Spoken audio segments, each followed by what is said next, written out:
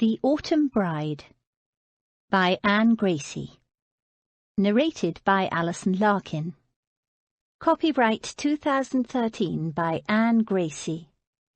This unabridged audiobook is recorded by arrangement with the Berkeley Publishing Group, a member of Penguin Group USA Incorporated, and was produced in the year 2013 by Tantor Media Incorporated, which holds the copyright thereto. Prologue. And what am I to do on the occasion? It seems an hopeless business. Jane Austen, Pride and Prejudice. London, 1805. I'm sorry, my lord, but there's nothing left. My lord. Max Davenham still couldn't get used to being called that. Lord Davenham was his big, hearty, larger-than-life uncle. But his uncle was dead, and Max, the heir, was now Lord Davenham. Then the import of what Harcourt and Denton, his uncle's lawyer and man of affairs, were telling him filtered through. What do you mean, nothing? His uncle was a rich man, everybody knew that. Harcourt spread his hands in a rueful gesture. Nothing.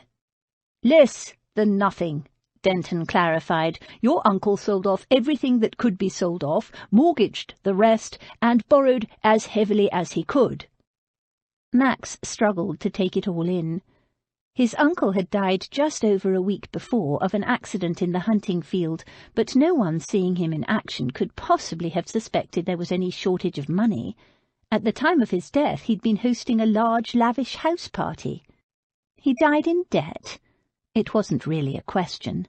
Since the news of the death, Max, who'd been finishing his final year at school, had been approached by an endless stream of tradesmen demanding payment, dunning him for what his uncle had owed.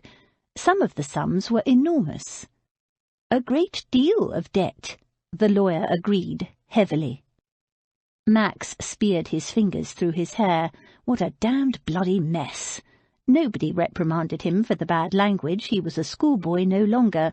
He was Lord Davenham, and he was entitled to swear, to take his seat in the House of Lords, and to bear the responsibility for the huge financial mess his uncle had left behind.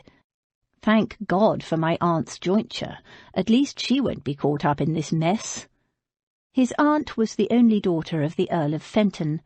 The late Earl hadn't much liked her marrying a mere baron, and on her marriage had set up a generous trust to provide for her in widowhood. There was a short silence. Harcourt gazed fixedly at his fingers. Denton fiddled with the documents that lay before him. Neither one met Max's eye. "That's gone too," Max said incredulously. He didn't understand much about trusts, but he'd always believed, in fact, he'd overheard his uncle say once, that it was damned well unbreakable. Obviously he'd found a way. He looked at the two men in front of him. "So, what must I do?" "Everything that remains must be sold off." "Everything?" Both men nodded. "Everything," Denton confirmed. "Davenham Hall." "The home estate?" "Everything," Denton repeated. He consulted the list in front of him. Davenham Hall, the Cornish mines, the hunting box in Leicestershire, the Sussex properties, the manor in Norfolk, the London house. "The London house? But that's my aunt's home." Aunt Bea hated the country. The loss of the country houses wouldn't bother her in the least, but... Max's brain was spinning. How had nobody seen this coming, taken steps to prevent it? He shook his head. "I don't mind selling off the other properties, though I'd rather we tried to keep the home estate if we possibly can, but I won't allow the London house to be sold." "I'm afraid you have no choice, my lord." Max frowned. "But where would my aunt live?" Harcourt said apologetically, "Perhaps with relatives?" Max was appalled. Aunt Bea, his magnificent, outrageous aunt, a leader of the ton, living on her relative's charity as a poor relation. He couldn't imagine it. It would kill her. "Impossible. There are only a few distant cousins left," he heard himself saying. Denton leaned forward and said firmly, in a voice not untinged with sympathy, "You haven't understood, my lord. Everything must be sold, and even then there will be debts, big ones. Max slumped back in his chair. You mean I'm ruined? Utterly. There was a short silence. Did my uncle not realize? From all Max could see, his uncle had been spending money like water up to and including the day he died. No, not spending money, running up debts. The silence thickened and became awkward. Denton broke it. He knew he was ruined, all right, he'd known for years. We tried again and again to make him understand, but... He shook his head. Harcourt, the lawyer, hesitated, then said delicately, Your uncle did, however, ensure he had paid all his gambling debts before he died. He died a gentleman. Max stared at him, realizing what the man was telling him, what nobody had told him before now. The reason for the wild, lavish house party, the last drunken, reckless, out-of-season hunt, where his uncle, always a noted horseman, had taken greater and greater risks, putting his horse at any barrier, heedless of any danger, until he'd come off at the last fence, slamming headfirst into a stone wall and breaking his neck. The bastard had known. He'd gone out on a drunken spree, escaping the mess he'd made, paying only his gambling debts, his so-called debts of honour. Honour? Max snorted, leaving the mess to his wife and his 18-year-old heir. He forced his fists to unclench. Does my aunt know? Harcourt shook his head. She knows nothing of this. Her jewels might secure a... Paste, my lord, Denton said sorrowfully. Paste? She'd brought a fortune in jewels to the marriage. Lord Davenham had them copied, all but a couple of her rings, the ones she never takes off. Does she know her jewels are paste? I doubt it. So we are ruined indeed. There was a long silence. Max's brain was reeling. Only a few weeks before, his biggest problem was whether he'd passed the Latin exam and whether his cricket team would win the cup. Now... He rose and paced about the room, trying to make up his mind what to do. He didn't seem to have much choice, but he wasn't going to take the advice of Harcourt and Denton, not completely. He squared his shoulders and resumed his seat. Very well, sell off everything except the home estate and my aunt's house in London. But, he held up his hand, I won't allow my aunt to be rendered homeless and dependent on the charity of relatives. Retaining her London home and securing her an income is my first priority. But, and if I can possibly hang on to Davenham Hall, I will. If you can, rent it out to someone. If not, close up the house and rent out the land to local farmers. But, my lord, I do understand the gravity of the situation, he assured them. But the home estate in Devon has been the heart of my family for generations, and I'm going to do my damnedest to hold on to it. Sell off everything else. Make sure you get the best price you can. Be discreet. Once the vultures scent blood, they'll peck the carcass to bits, and part pay the noisiest of the creditors first. It might give us some breathing time.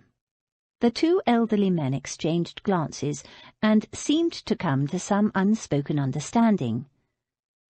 Very well, my lord, but the sale of the properties won't begin to cover all of the debts. How will you— I'll borrow, Denton said in an exasperated voice. My lord, the banks won't lend you a penny, don't you understand? You're ruined.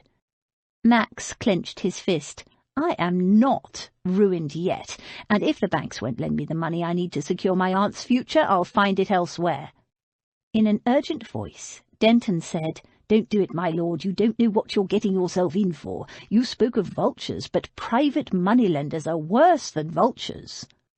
Harcourt added, He's right. Remember your Shakespeare. They might lend you the money, but they'll demand their pound of flesh. Max stood. Then, if that's what it takes, so be it.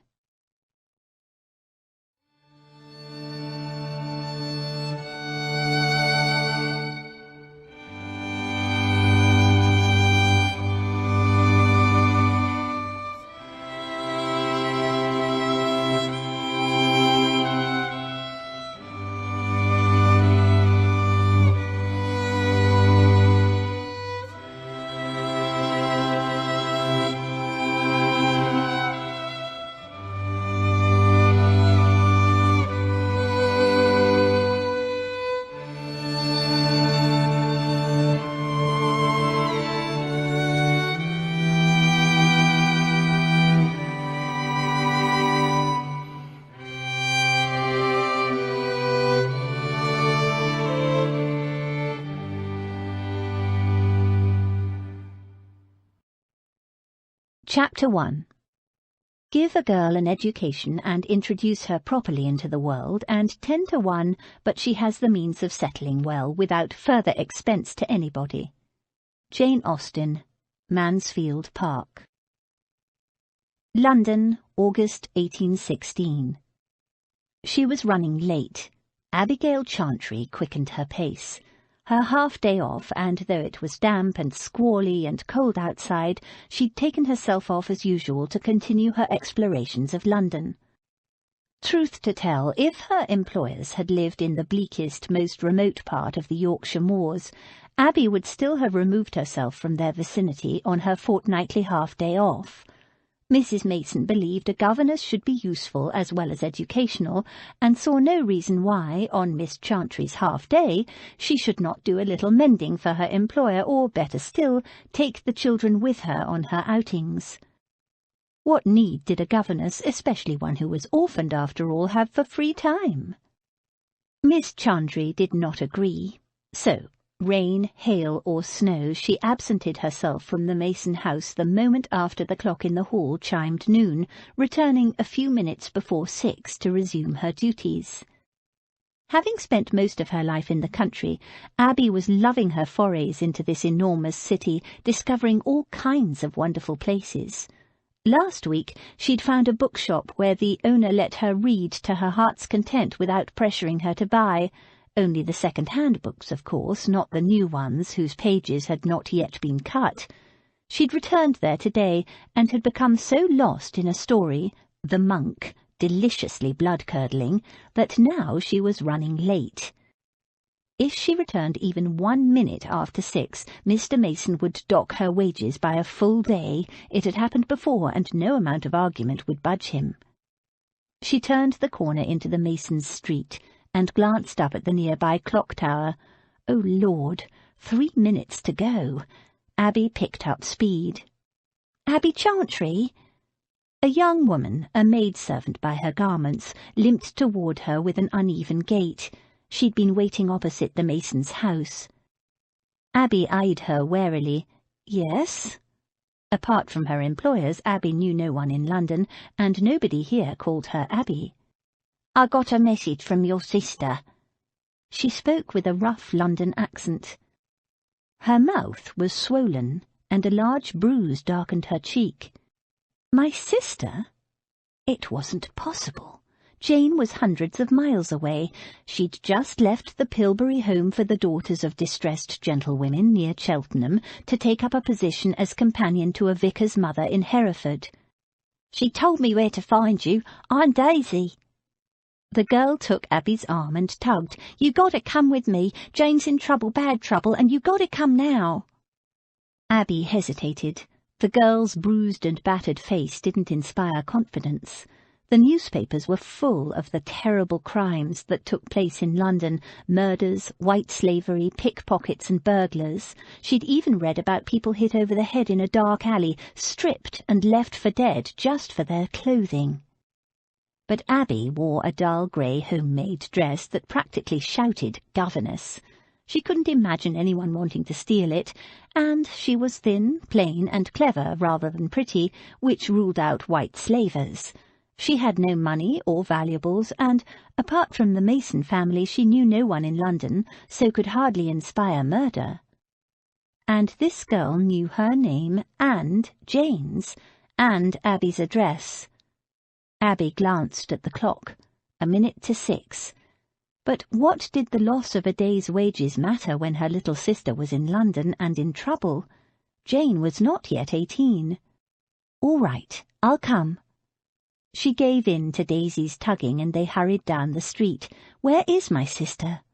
In a bad place, Daisy said cryptically, stumping rapidly along with an ungainly gait.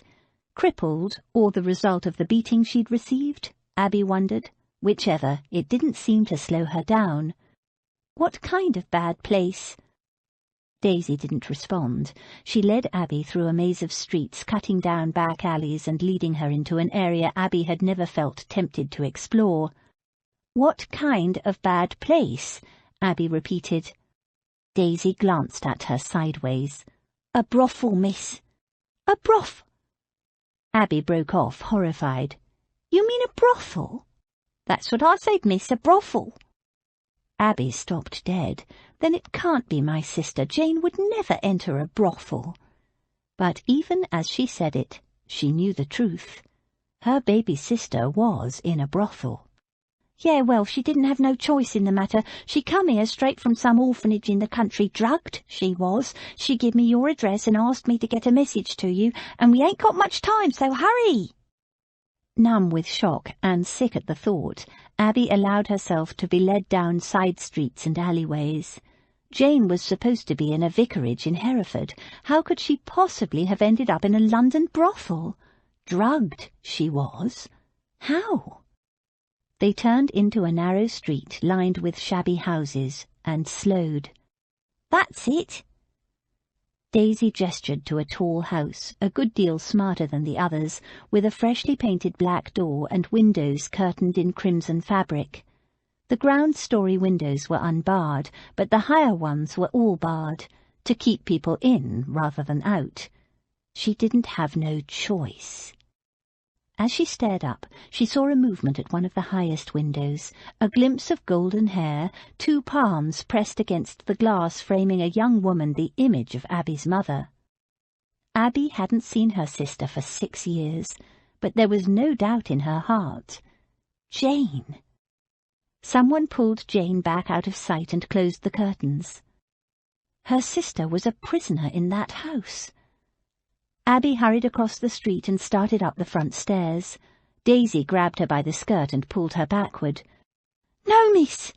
Her voice held so much urgency it stopped Abby dead. "If you go in there asking questions now, it'll only make things worse. You might never see your sister again." "Then I'll fetch a constable or a magistrate to sort out this matter." "Do that, and for certain sure you'll never see your sister again.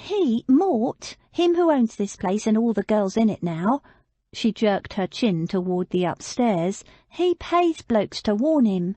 Before any constable can get here, your sister will be long gone." Abby felt sick. "But what can I do? I must get her out of there." "I told you, miss, we got a plan." The sound of carriage wheels rattling down the street made Daisy look around. She paled. "Oh, my God, that's Mort coming! Go quick. If he catches me talking to anyone outside, he'll give me another thrashing. I'll meet you in the alley behind the house. 6th house along, big spiked gate. Go!" She gave Abby a shove and fled down the side steps to the basement area. Abby, still in shock, Jane in a brothel, hurried away down the street, forcing herself not to look back even when she heard the carriage draw to a halt outside the house with the black door. She turned the corner and found the alley Daisy had described running behind the houses.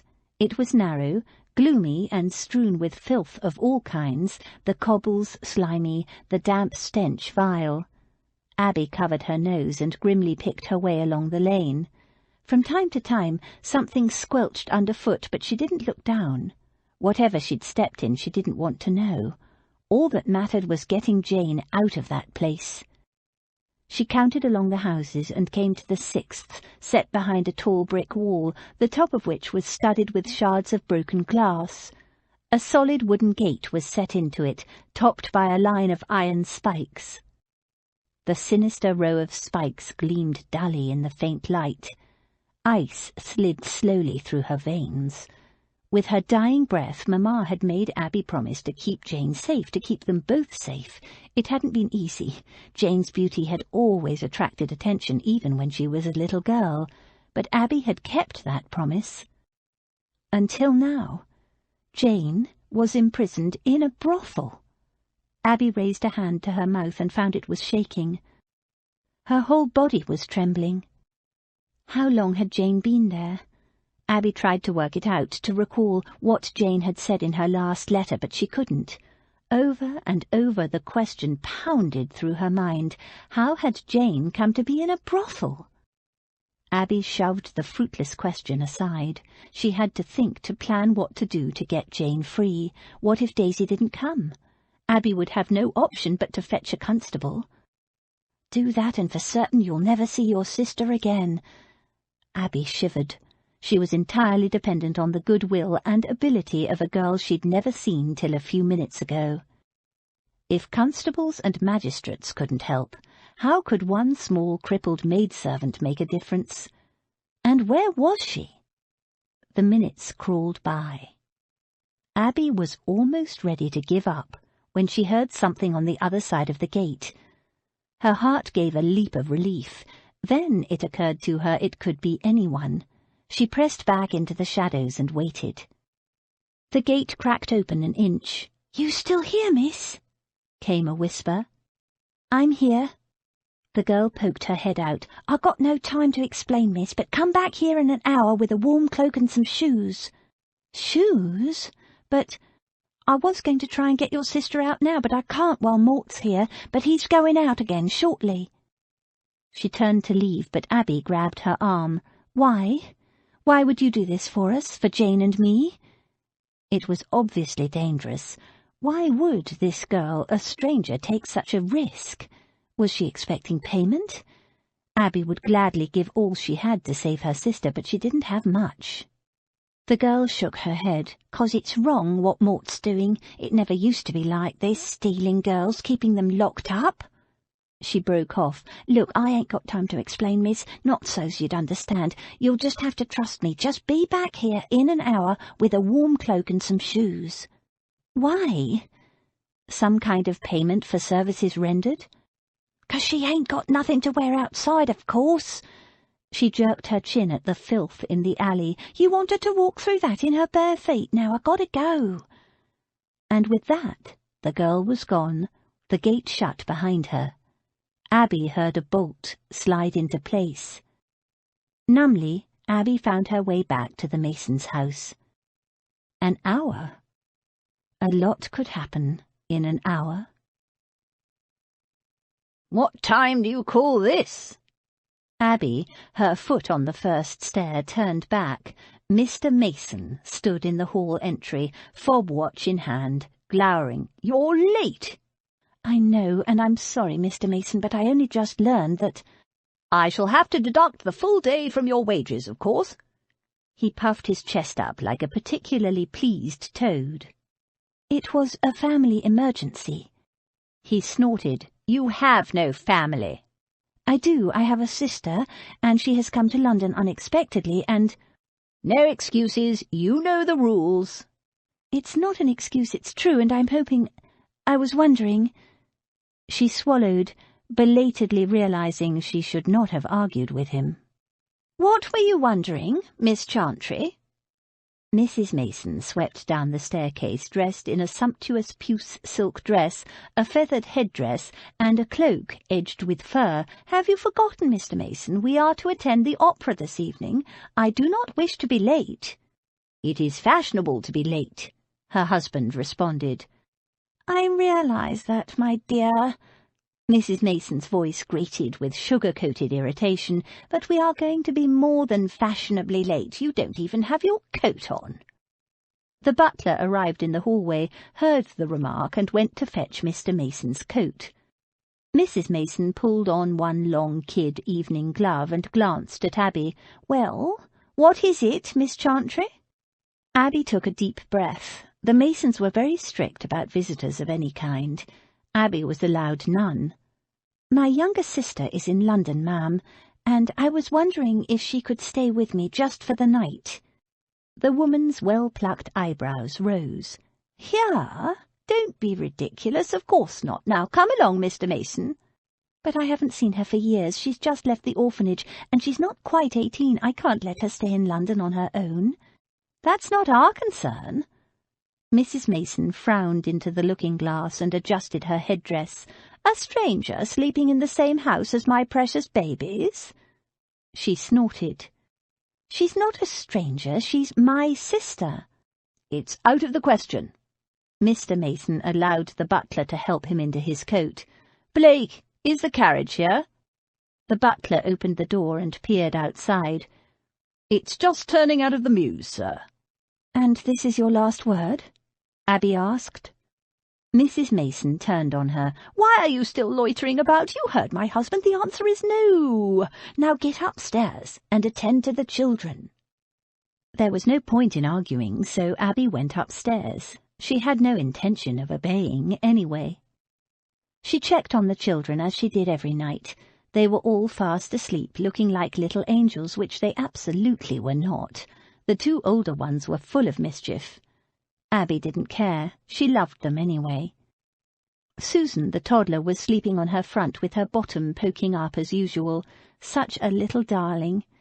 Abby gently turned her on her side, and the little girl snuggled down, smiling to herself, still fast asleep.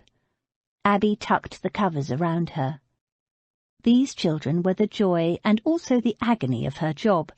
Abby loved them as if they were her own. She couldn't help herself. She knew it was foolish and that one day they'd break her heart. She knew they'd be taken away from her, or she'd be sent away from them, as if they'd outgrown her like a pair of old shoes. It was heartbreak waiting to happen, loving other people's children. She'd learned that hard lesson from the Taylors, her first position. 2 years she'd been with them, loving the little ones with all her hungry heart, not thinking ahead, never even considering that one day she'd be dismissed and never see the children again. They lived in Jamaica now. She would lose the Mason children now too, but she would not, could not, leave her sister alone in a London hotel, not after what she'd been through. Even if she hadn't, if Jane had arrived in London unexpectedly, as she'd told the Masons, they had 6 years to catch up on. Jane had been a child of 12 when Abby saw her last. Jane. She bent and kissed each sleeping child, and hurried out to collect the cloak and shoes for her sister, adding a shawl to the bundle just in case. Gaslight had not yet reached the more sordid parts of the city. In the evening gloom the alleyway seemed more noisome and full of sinister shadows. Abby trod warily, counting the houses until she reached the high brick wall with the spiked wooden gate. She stationed herself opposite the gate and waited, watching the windows like a hawk, noting every passing flicker of light, every shadow of movement. Was that Jane? Was that? The time passed slowly. A distant clock chimed the hour. It was taking much longer than she'd expected. Had something gone wrong? Something ran over her foot, a flicker of tiny damp claws and a slithery tail. She jumped, stifling a scream. She loathed rats. She was concentrating so hard on the windows above that the scrape of the bolt on the gate opposite took her unawares, and she jumped in fright. The gate creaked open. A head peered out. "Abby?" A low whisper. "Jane?" A pale, wraith-like shape slipped through the gap, and then her sister was in her arms, clinging tightly, trembling, weeping and laughing. "Abby! Oh, Abby! Janey!" Tears blurred Abby's vision as she hugged her little sister. Not so little any more, she realized. Jane was as tall as Abby now. She hugged her tighter. "Jane, dearest, are you all right? How did you come to be in London? I thought Hereford." A hard little finger poked her in the ribs. "Oi! We're not out of danger yet, you know. Escape now, happy reunion later." It was Daisy. "Now quick, where's them shoes?" "Of course." Abby released Jane, and as she stepped back her jaw dropped. Her sister was naked but for a thin chemise. "Good God, Jane, where are your clothes?" She pulled the cloak out and threw it around her shivering sister. "It's to stop us leaving," Jane said between chattering teeth. "We can't go into the streets dressed like this." Abby crouched to slip the shoes on Jane's cold feet, which were filthy from the alley. She wiped them clean as best she could with a handkerchief, her hands shaking with rage and distress. For her sister to be kept in such an indecent state, without even clothes to keep her covered, and in such cold weather. "Put this on as well." She passed the shawl to Jane. "No, Damaris can use it." "Damaris?" Abby glanced up and saw another girl hovering uncertainly outside the gate, shivering, her arms wrapped around herself. She too was scantily clothed, but, unlike Jane, this girl looked exactly like a woman out of a brothel. She wore a thin red and gold gauzy wrapper that barely reached past her thighs. Her dark hair was piled high, spiked into place with 2 sticks.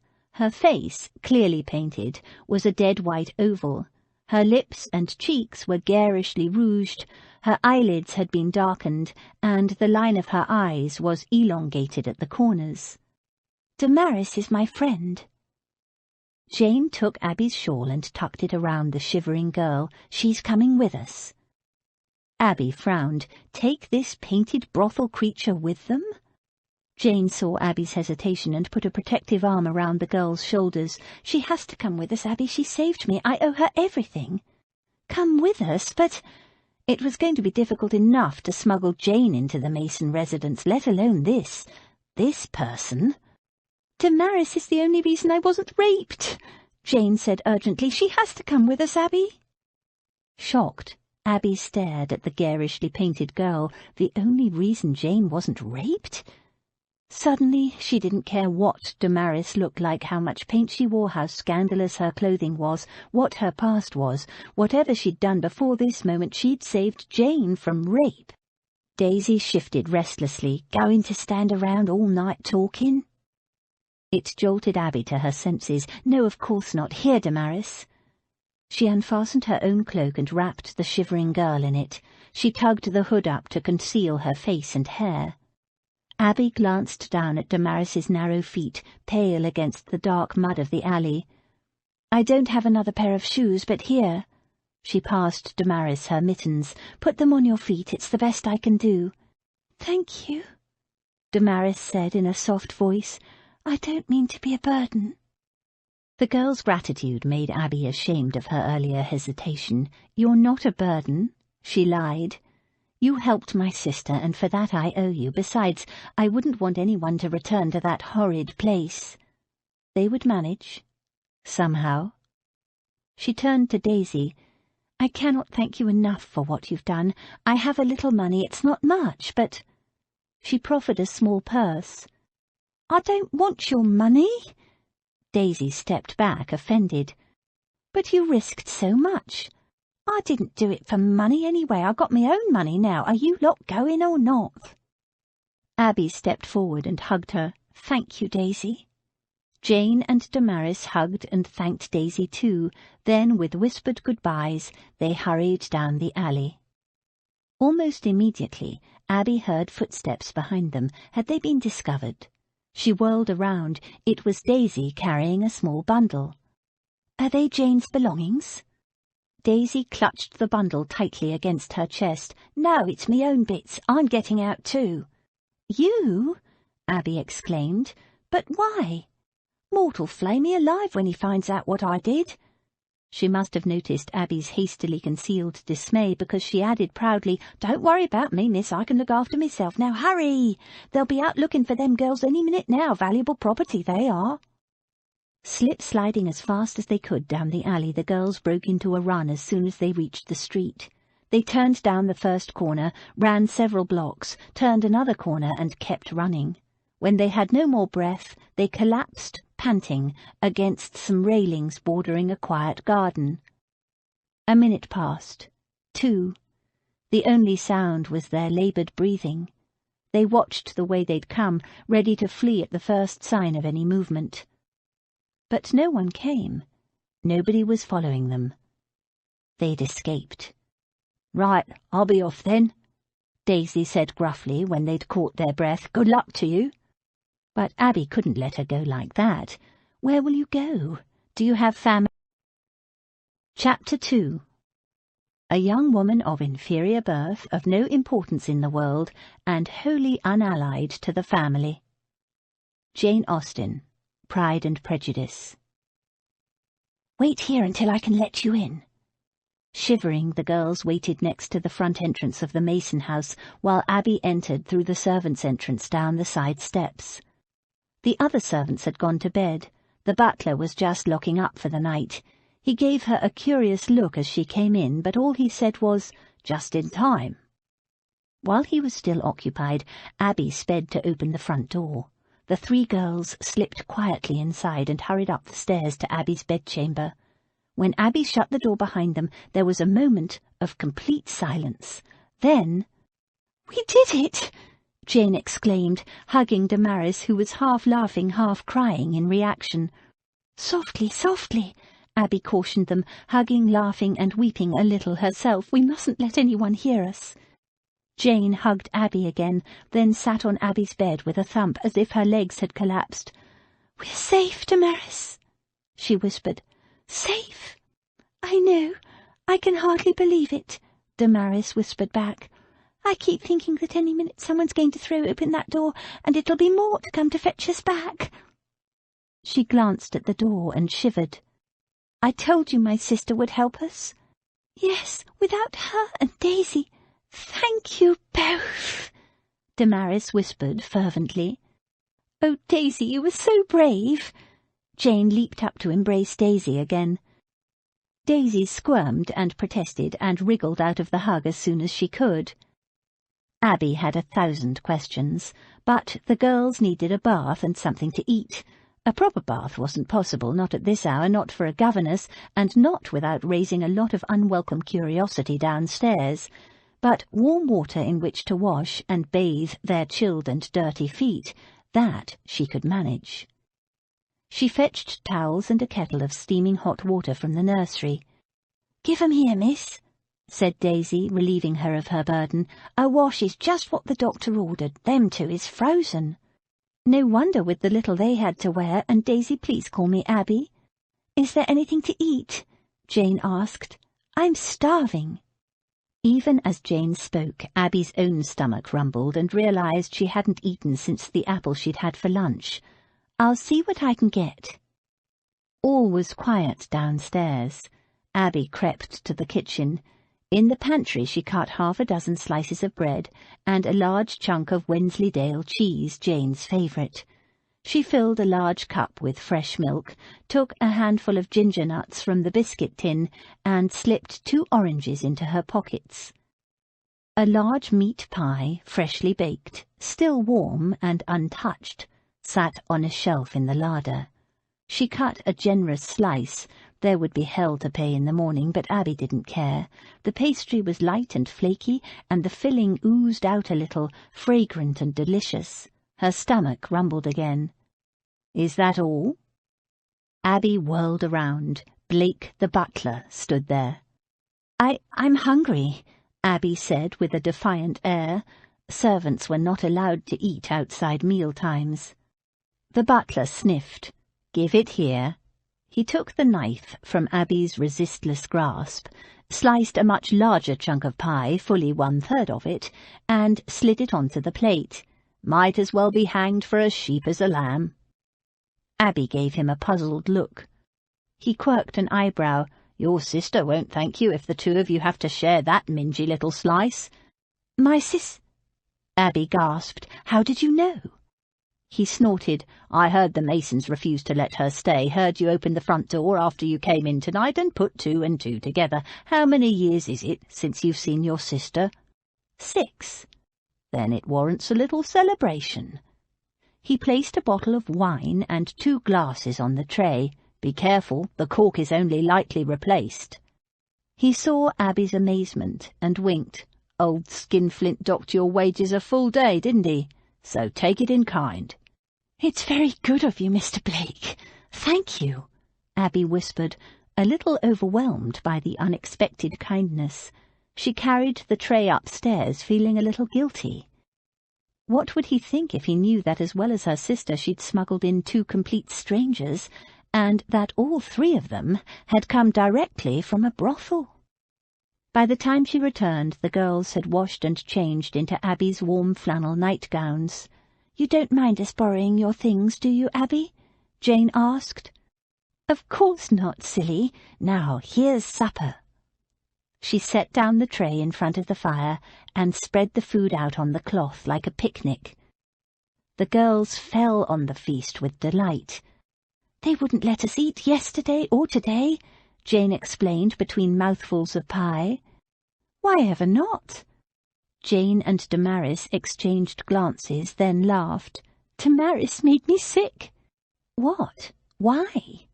Abby glanced at Damaris.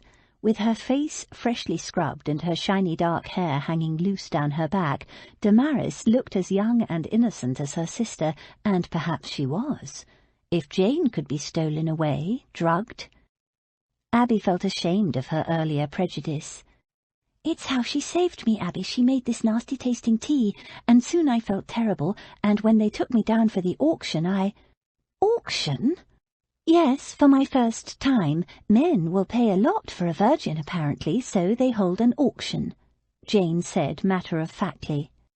Sick outrage filled Abby's throat. "What happened?" Jane shuddered. "It was horrible.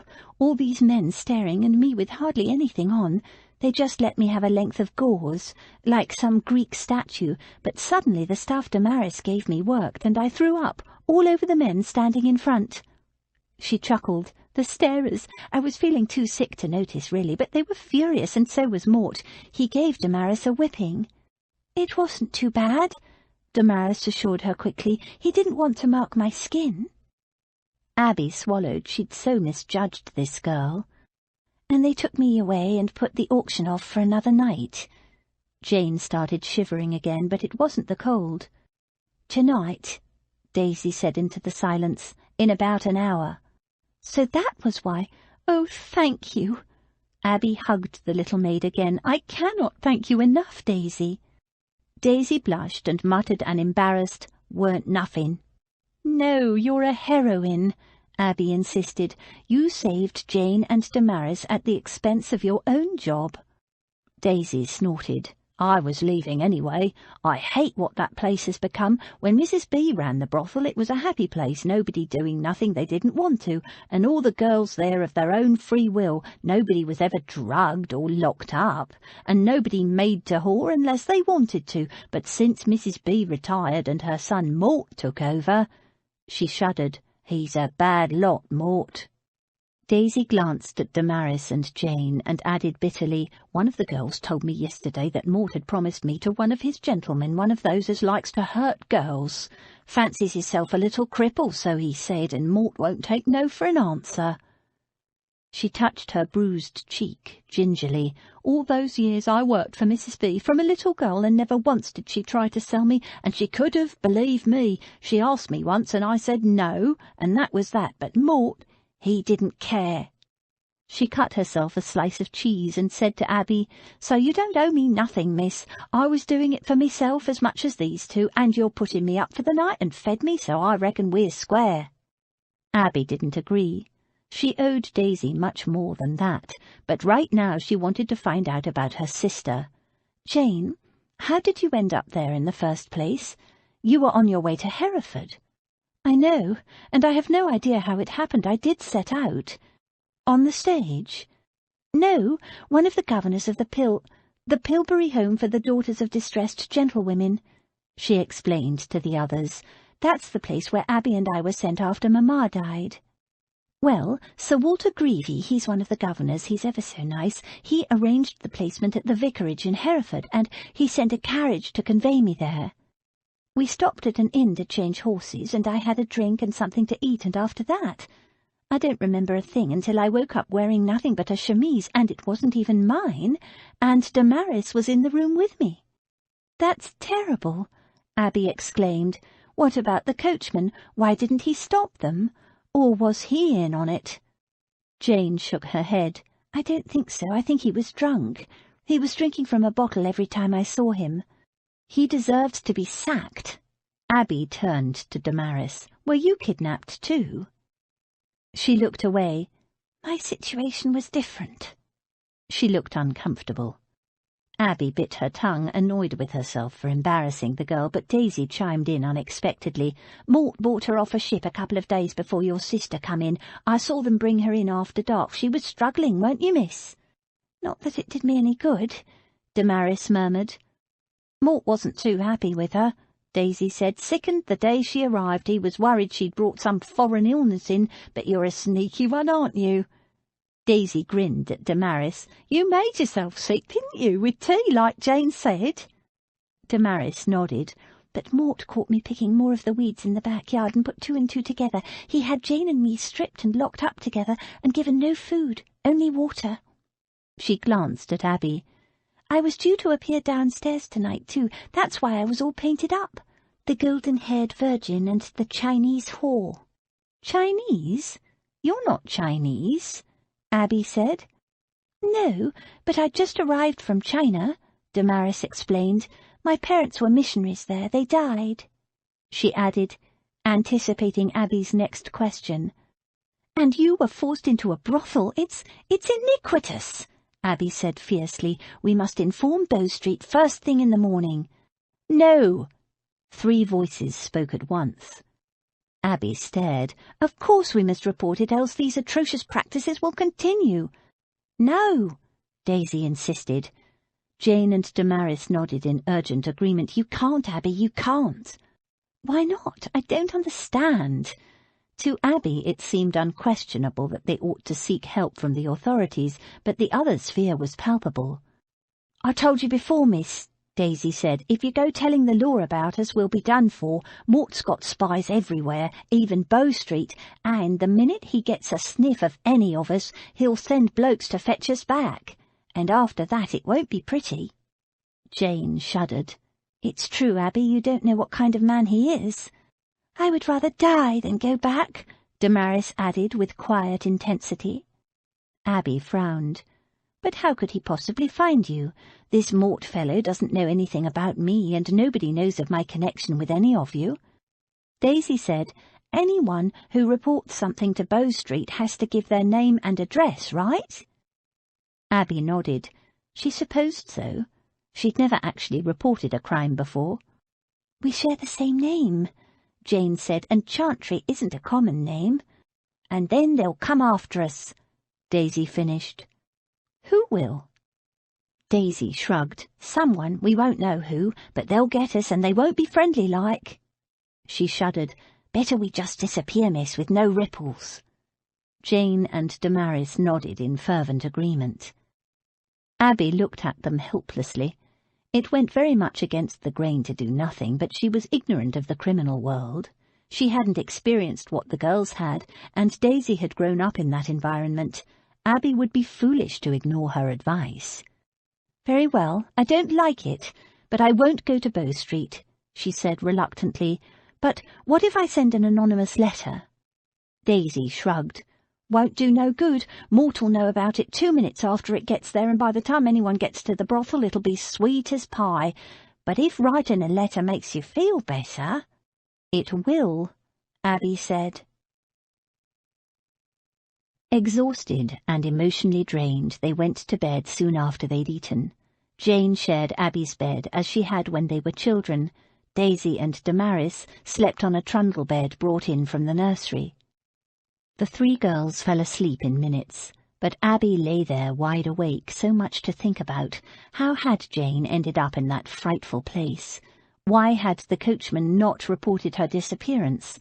Why hadn't the vicar reported Jane's non-arrival at the vicarage? Or Mrs. Bodkin at the Pill?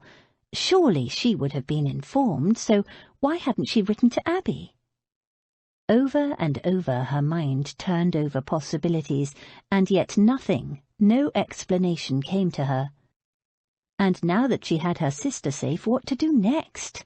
Jane couldn't stay here, that was certain, and yet Abby didn't want to send her sister away. She ought to.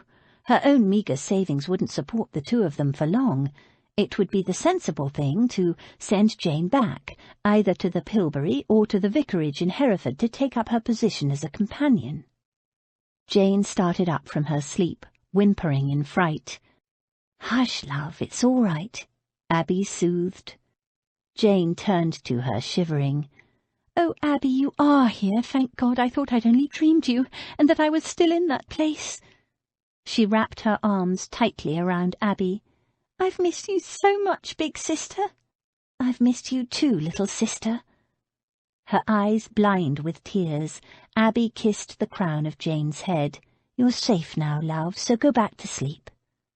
She stroked her sister's hair as she had when Jane was a little girl, until Jane's breathing slowed and she was asleep. One thing was settled, Abby thought as she finally drifted off to sleep in the wee small hours of the morning. There was no question of sending Jane anywhere. They'd stay together as a family. Somehow Abby would manage it. My sister and her companion and maid were set upon and robbed.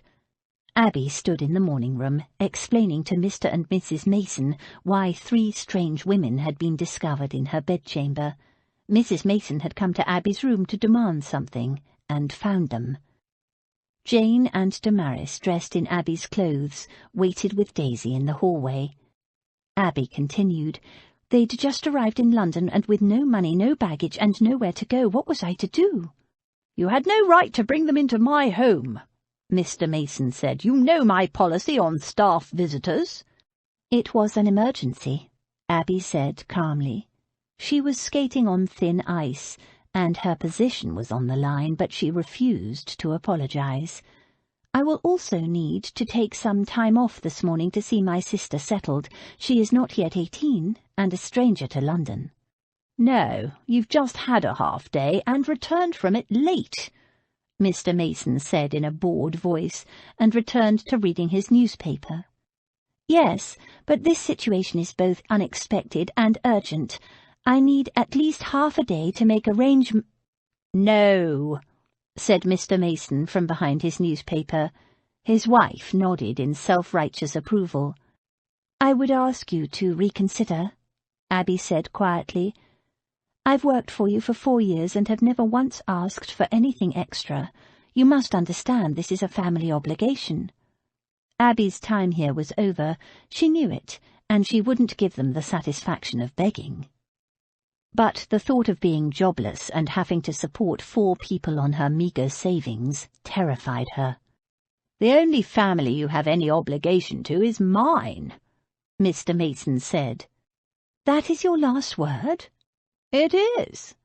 "Then I hereby tender my resignation to take effect immediately." "What?" Mrs. Mason gasped. Mr. Mason lowered his paper. "You cannot." "You've left me no choice," Abby said, amazed at how calm she sounded. "I will leave this morning as soon as I have packed my things." "Leave? But what about the children? Who will take care of them?" Mrs. Mason demanded. "They're your children. You look after them. You might even get to know them, poor little things."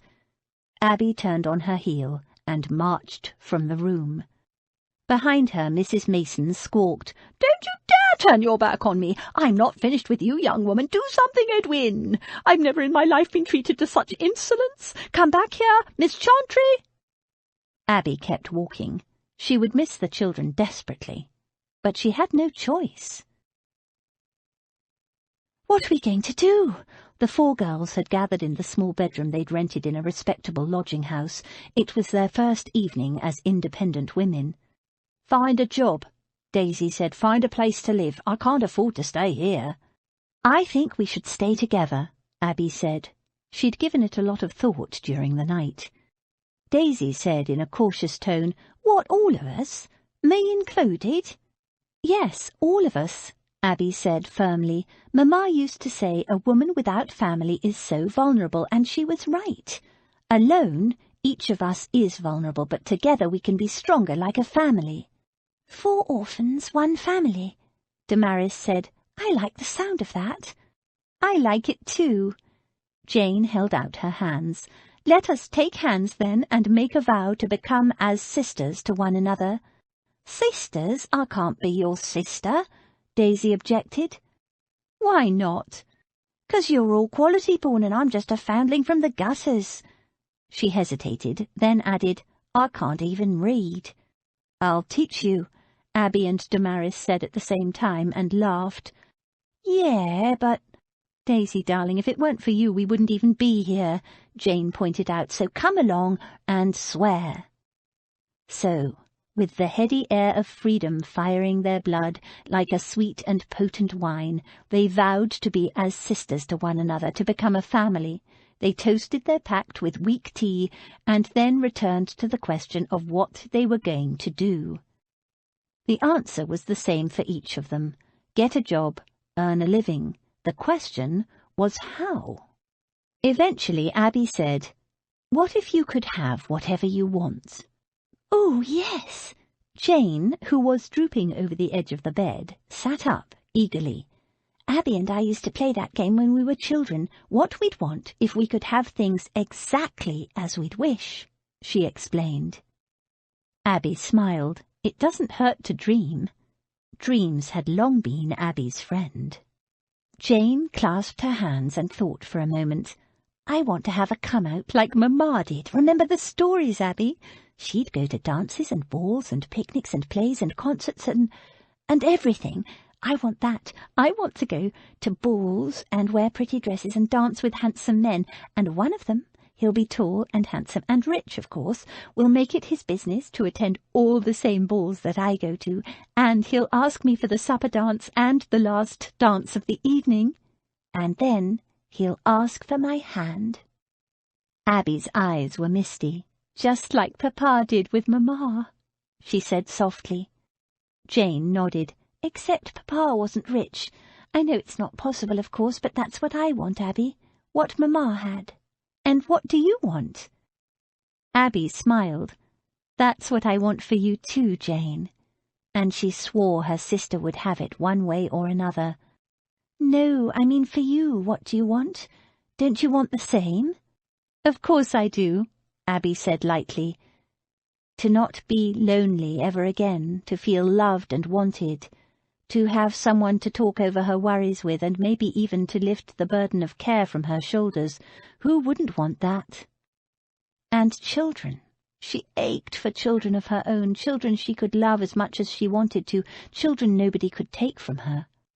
But these days Abby had few illusions about her marriageability. Lawrence had seen to that. She turned to Damaris. What do you want? Damaris didn't even pause to think about it. I want a home of my own, a place where I belong, truly belong, a small cottage, a cat, a dog, some chickens. Do you want to get married? Jane asked. No man would want me now. You don't know that, Jane said, and anyway, how would he know? You don't have to tell him. You don't have to tell anyone. It wasn't your fault. Abby frowned. Damaris was acting as if, I thought you hadn't been. No, not at the brothel, but... A blush rose to her cheeks and she looked away and said in a hard little voice, I'm not a virgin. Her face in the candlelight glowed, framed by her long dark hair falling straight as rain to her waist. If I ever gave myself to a man again, and I doubt I ever would, I'd wish to give myself wholly, without reservation, with nothing between us, not even secrets. But that won't happen, so... She shrugged. There was a long silence. Then Jane turned to Daisy. And you, Daisy, what's your dream? Me? Daisy swallowed. Girls like me don't have no dreams. But a blush slowly rose on her face. Yes, you do, Daisy. Go on, Abby prompted her. Yes, tell us, Daisy. Nah, you'll think it's stupid. No, we won't. Daisy's pale, freckled face was almost beet red by now. Promise you won't laugh? We promise.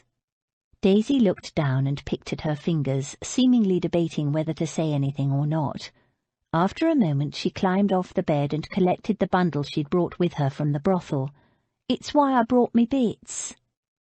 She unknotted the outer cloth and onto the bed, spilled a tangled glory of ribbons, braids, old lace, sequins, strings of buttons, offcuts of satin and velvet, taffeta and other fabrics, even a few strips of fur.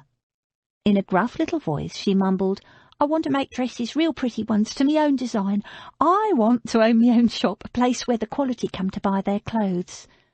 She darted them a quick glance and scowled at her boots. See, I told you it was stupid. It's not stupid at all, Abby said quietly. Jane nodded. Yes, it's a lovely dream, Daisy, and those pieces are beautiful. Daisy is a talented seamstress, Damaris told them. Daisy looked up in surprise. Damaris went on. I saw some of the garments she made for the girls in the brothel, and she has an eye for style and something of an original flair. She looked at Daisy. I'd be happy to work with you to help your dream come true.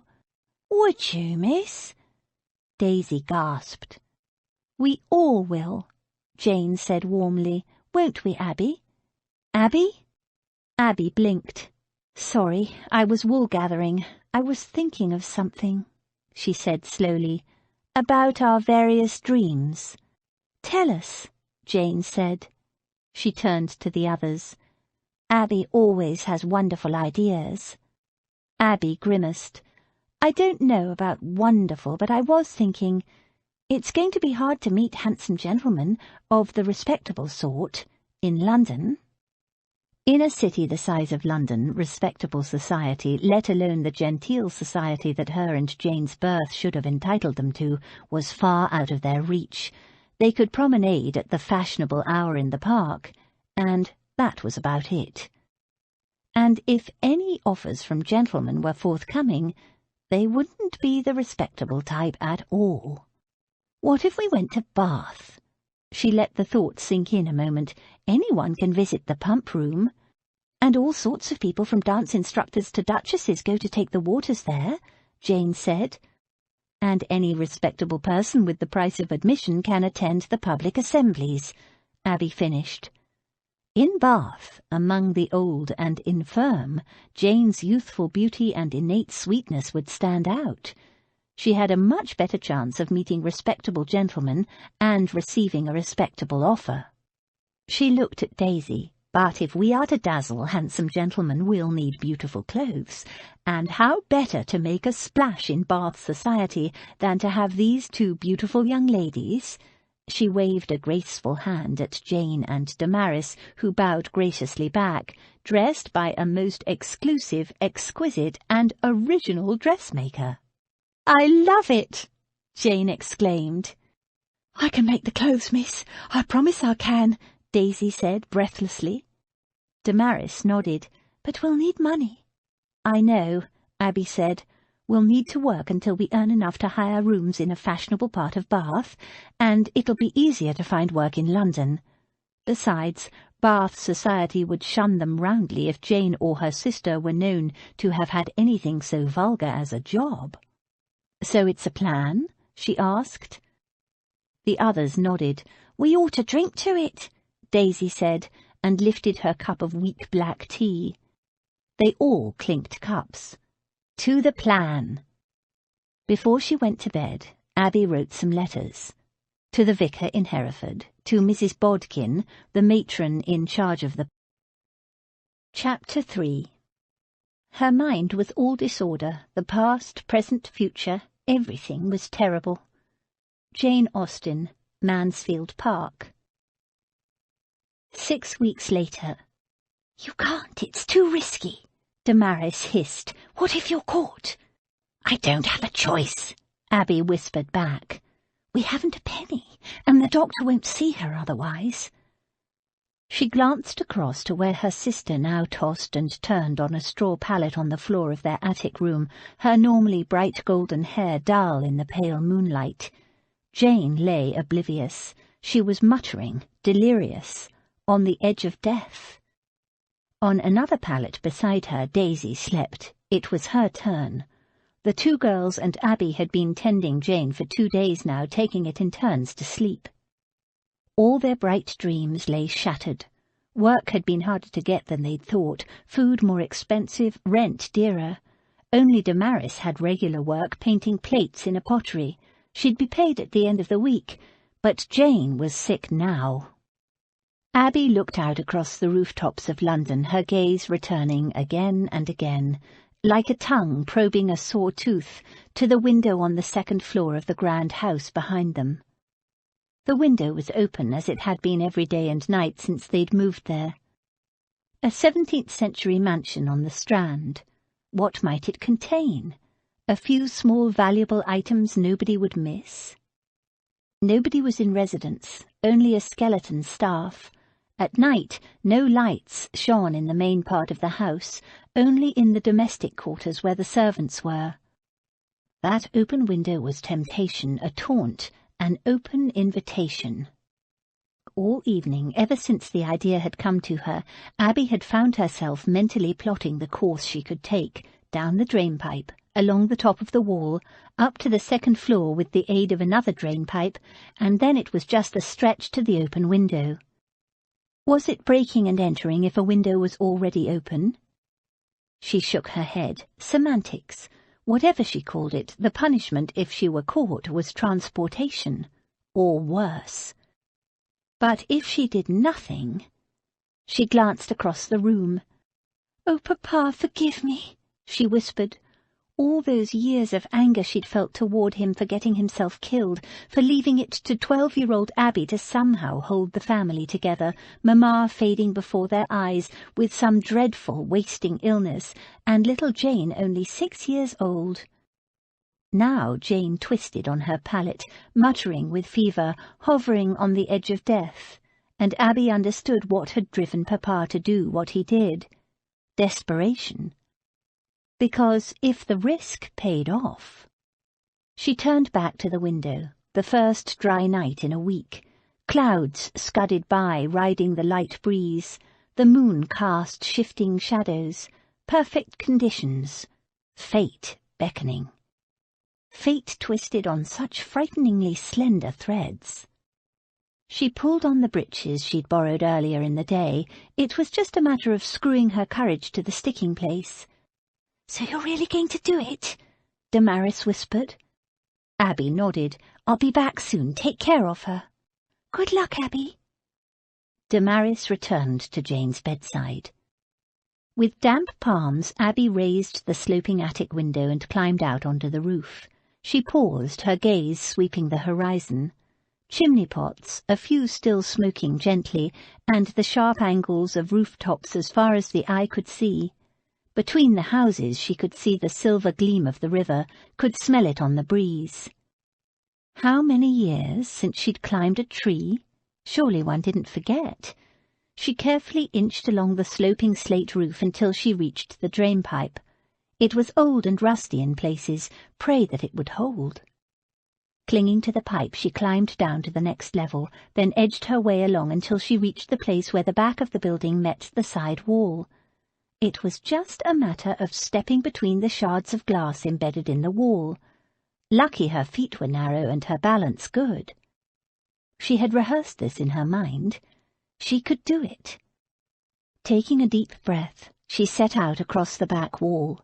The brisk night wind sliced through her thin garments. It was supposed to be summer, but it was cold, so cold. She ignored it. Steady, stay steady, 1 foot after the other, watch out for the glass, don't look down. Pounding heart, shallow breaths, don't think about the height, the broken glass. Balance was all. It was no different from walking on a line drawn in chalk. Nearly there, 3 more steps, 2, and then she was on the other side. Just 1 small jump to reach the other house now. She jumped, teetered, and clung to the wall, her fingernails scrabbling at the stone in desperation. Steady now. Deep breaths. See, it was easy. Now 1 last climb, the pipe that ran up right beside the open window on the 2nd floor. The sash window was stiff, but she managed to push it up some more. She leaned in, listened, checked. Not a sound. A bedchamber. She could see the heavy hangings of the bed, an ornate wardrobe, a dressing table, no sign of life. She swung 1 leg over the sill, heaved, and she was in. She crouched a moment in the darkness, waiting for her eyes to adjust to the gloom, breathing deeply until her racing heart slowed. Now to seek what she had come for. She crept toward the dressing table. "Have you come to kill me?" The hoarse whisper coming out of the darkness almost stopped Abby's heart.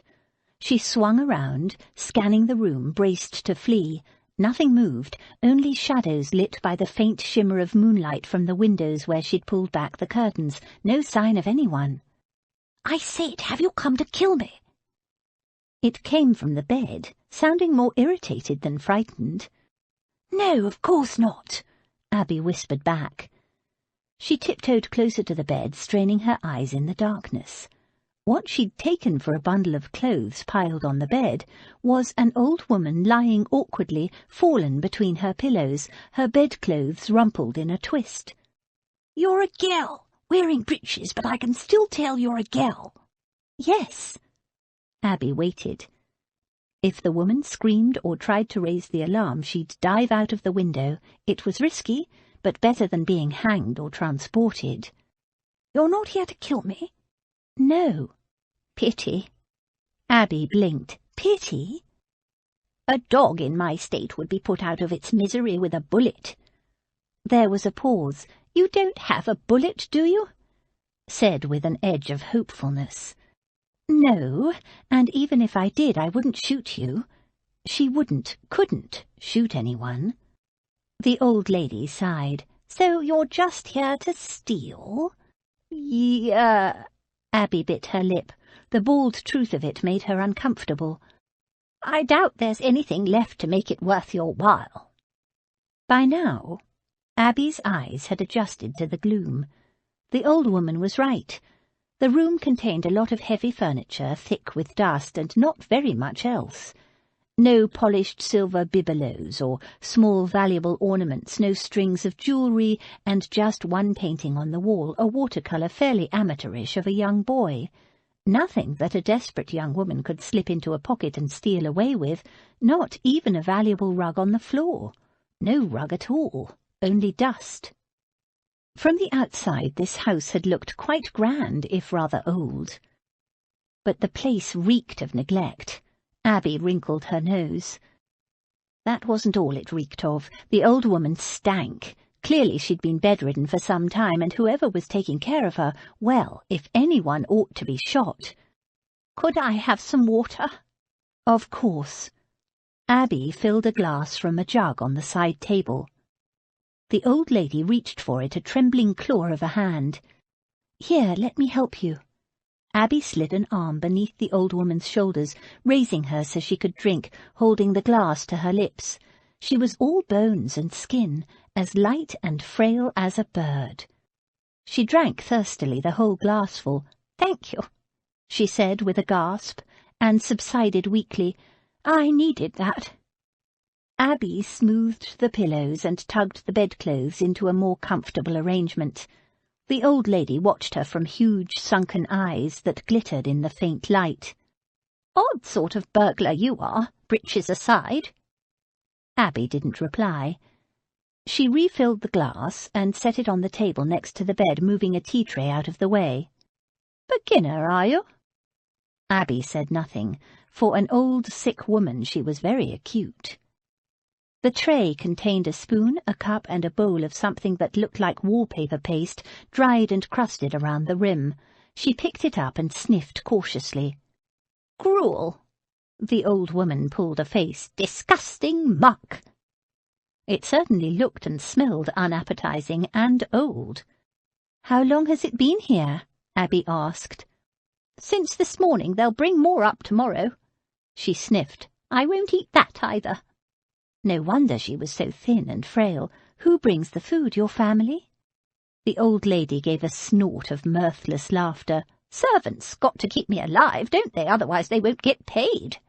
"You have servants?" Abby wasn't sure she believed her. What kind of servants would leave their employer in this state? She tiptoed to the door, opened it, and peered out into the corridor. The chill night air hung still and silent, no sign of life. The floor was thick with dust here, too. She crept down the corridor and looked into the next room. It smelled musty and unused. The furniture sat shrouded in dusty Holland covers. She checked every room along the corridor until she came to the stairs. All were the same, neglected, dusty, unused. There couldn't be servants. Nobody had cleaned here in months. She returned to the old woman's bedchamber. "Is there anything else I can get you before I leave, Mrs.?" The old lady held out her hand in a courtly gesture. "Davenham, Lady Beatrice Davenham, my dear, how do you do?" Abby took the old lady's hand, started to introduce herself. "Miss," and just in time recalled her circumstances. "How do you do? I'm sorry, Lady Beatrice, but I can't tell you my name." "Perfectly understandable, given your current profession. So, what are you going to do?" "Do?" For a moment Abby couldn't think what she meant. "Well, you didn't climb in my window just to bring me a glass of water, did you, Miss Burglar?" "Oh, that, I don't know." Despair filled her throat. What was she going to do? "Jane." "You weren't born to this life. You've got the accent of a lady." Abby bit her lip. So why take such a risk? You must be desperate. Abby shrugged. She wasn't going to admit or explain anything. Lady Beatrice might be physically incapacitated, but she was very sharp, and Abby, even though she hadn't yet stolen a thing, had committed a serious crime. All for nothing. There was nothing here to take. Sick dread washed over her. If she couldn't get the money for the doctor, she had to get back to Jane. Lady Beatrice, I have to go now, she whispered, for all the world as if she were taking leave after paying a morning call. A 3 a.m. morning call. She hesitated. Is there anyone I could contact for you? The doctor, perhaps? How long since he was here? A doctor would surely come for a titled old lady, even if she had no money. Surely. Lady Beatrice shrugged thin shoulders. Weeks? Months? Don't remember. What about family? Is there someone I could contact on your behalf? No family left, just my nephew Max in India or the Spice Islands or some such foreign place. I could write to him if you had an address. She dismissed Max with a wave of her hand. It wouldn't make any difference. He's been gone for years. He hasn't even written in I don't know how long. Friends, then? You must have friends you could call on for help? Lady Beatrice snorted. I haven't had a caller in, I don't remember, months. Everyone's forgotten me. A sliver of pale moonlight caught the gleam of a tear as it slid slowly down the withered cheek. She scrubbed it fiercely away. But I don't need anyone. I'm all right as I am. Abby didn't bother to contradict her. It was obvious to both of them that Lady Beatrice was far from all right, but a person's pride was to be respected. Surely there's someone I could write to. There's no one. I'll die soon enough, and then I'll be no trouble to anyone. A sigh wheezed out of her. I'm sorry your visit was in vain, Miss Burglar. She lifted a wizened claw, held it up against the faint light from outside, and looked at her fingers as if puzzled. Don't know where my rings went. You would have been welcome to them. Thank you, Abby whispered, patting the old lady's hand. Now I really must leave. Goodbye, Lady Beatrice. Take care. Goodbye, my dear. Thank you for calling on me. As gracious as if Abby had indeed made a morning call. Morning. It was almost dawn. Birds were waking, chittering noisily in the half-dark. They said people often died just before the dawn. Mamma had. Her throat tight with dread, Abby rapidly made her way down the drain-pipe and back across the wall. She raised the attic window and wriggled back inside. Damaris, wrapped in a shawl against the chill, crouched beside Jane's pallet.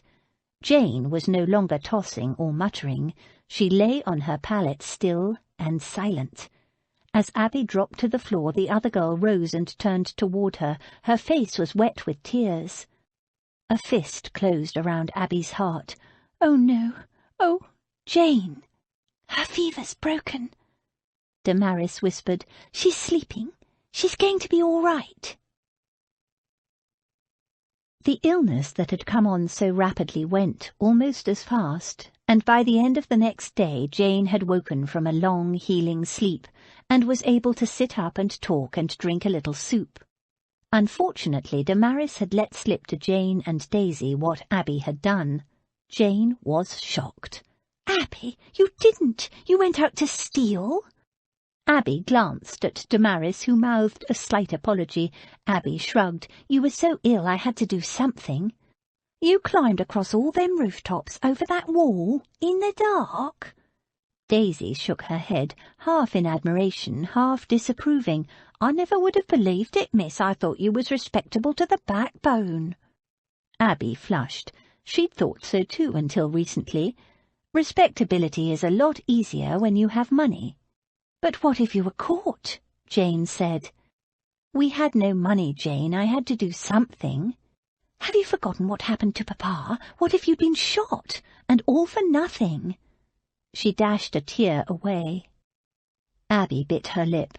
There was no way to explain how desperate she'd felt. Jane had only a hazy memory of her illness, and now, even for Abby, with her sister's eyes bright and clear instead of clouded with fever, that desperation felt almost like a bad dream.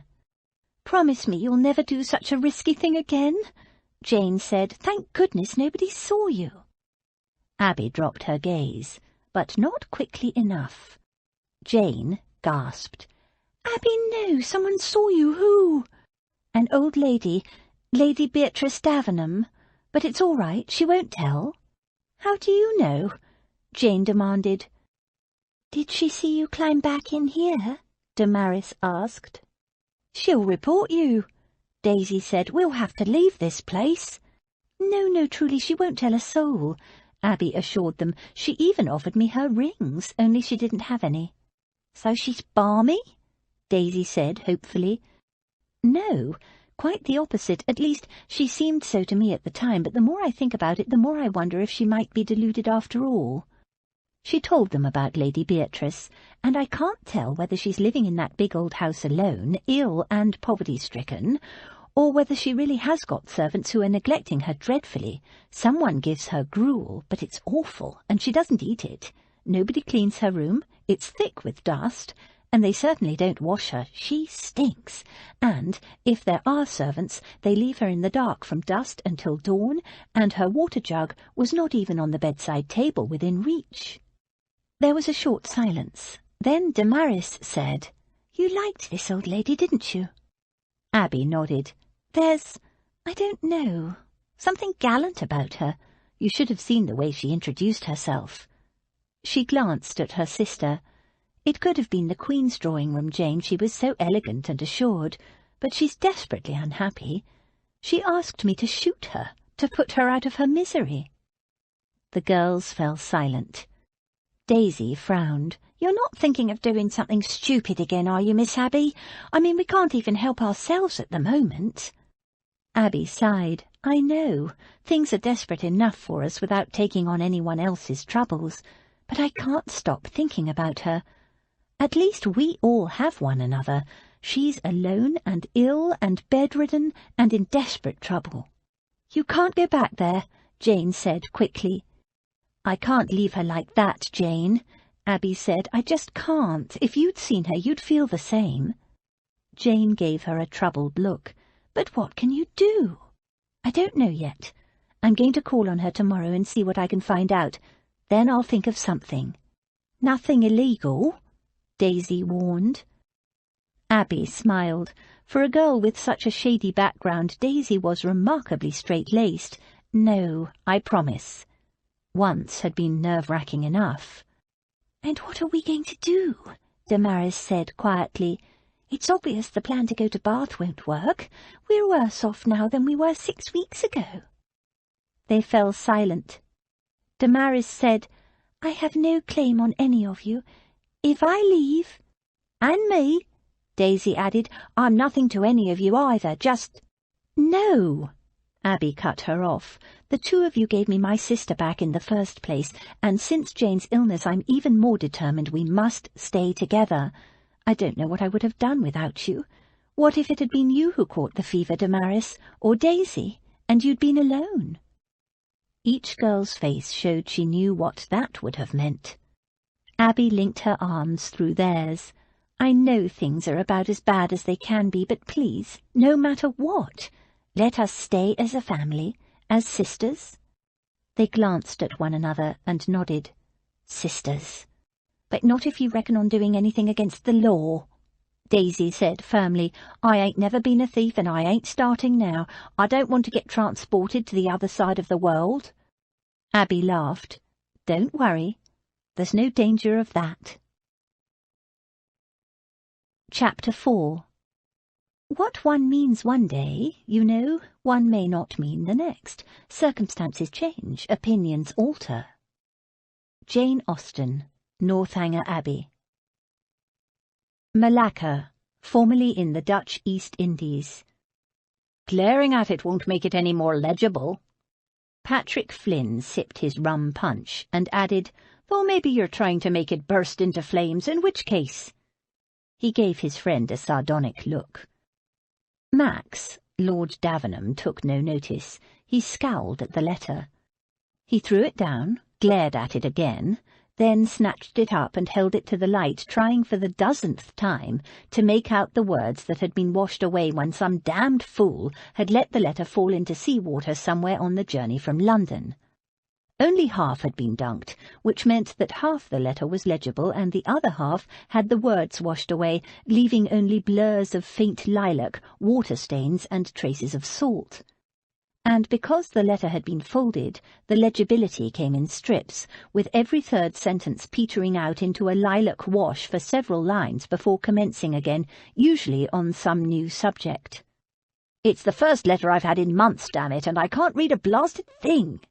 If it's business." "It isn't." "Ah." Flynn leaned forward and pushed his friend's glass, so far untouched, toward him. "Damn, but it's sticky today."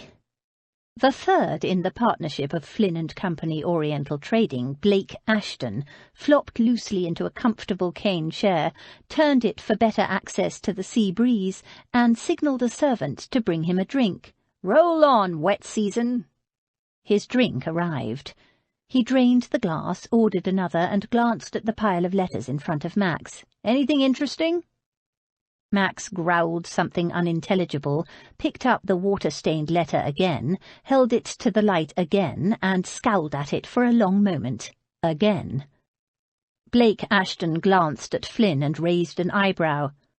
"From London," Flynn said, "from a lady, but someone dropped it in water, and though it's dry now, all the interesting bits have been washed away, or so I gather."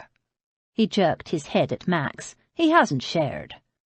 Blake's brows rose further. "A lady, eh, you dark horse, Max?"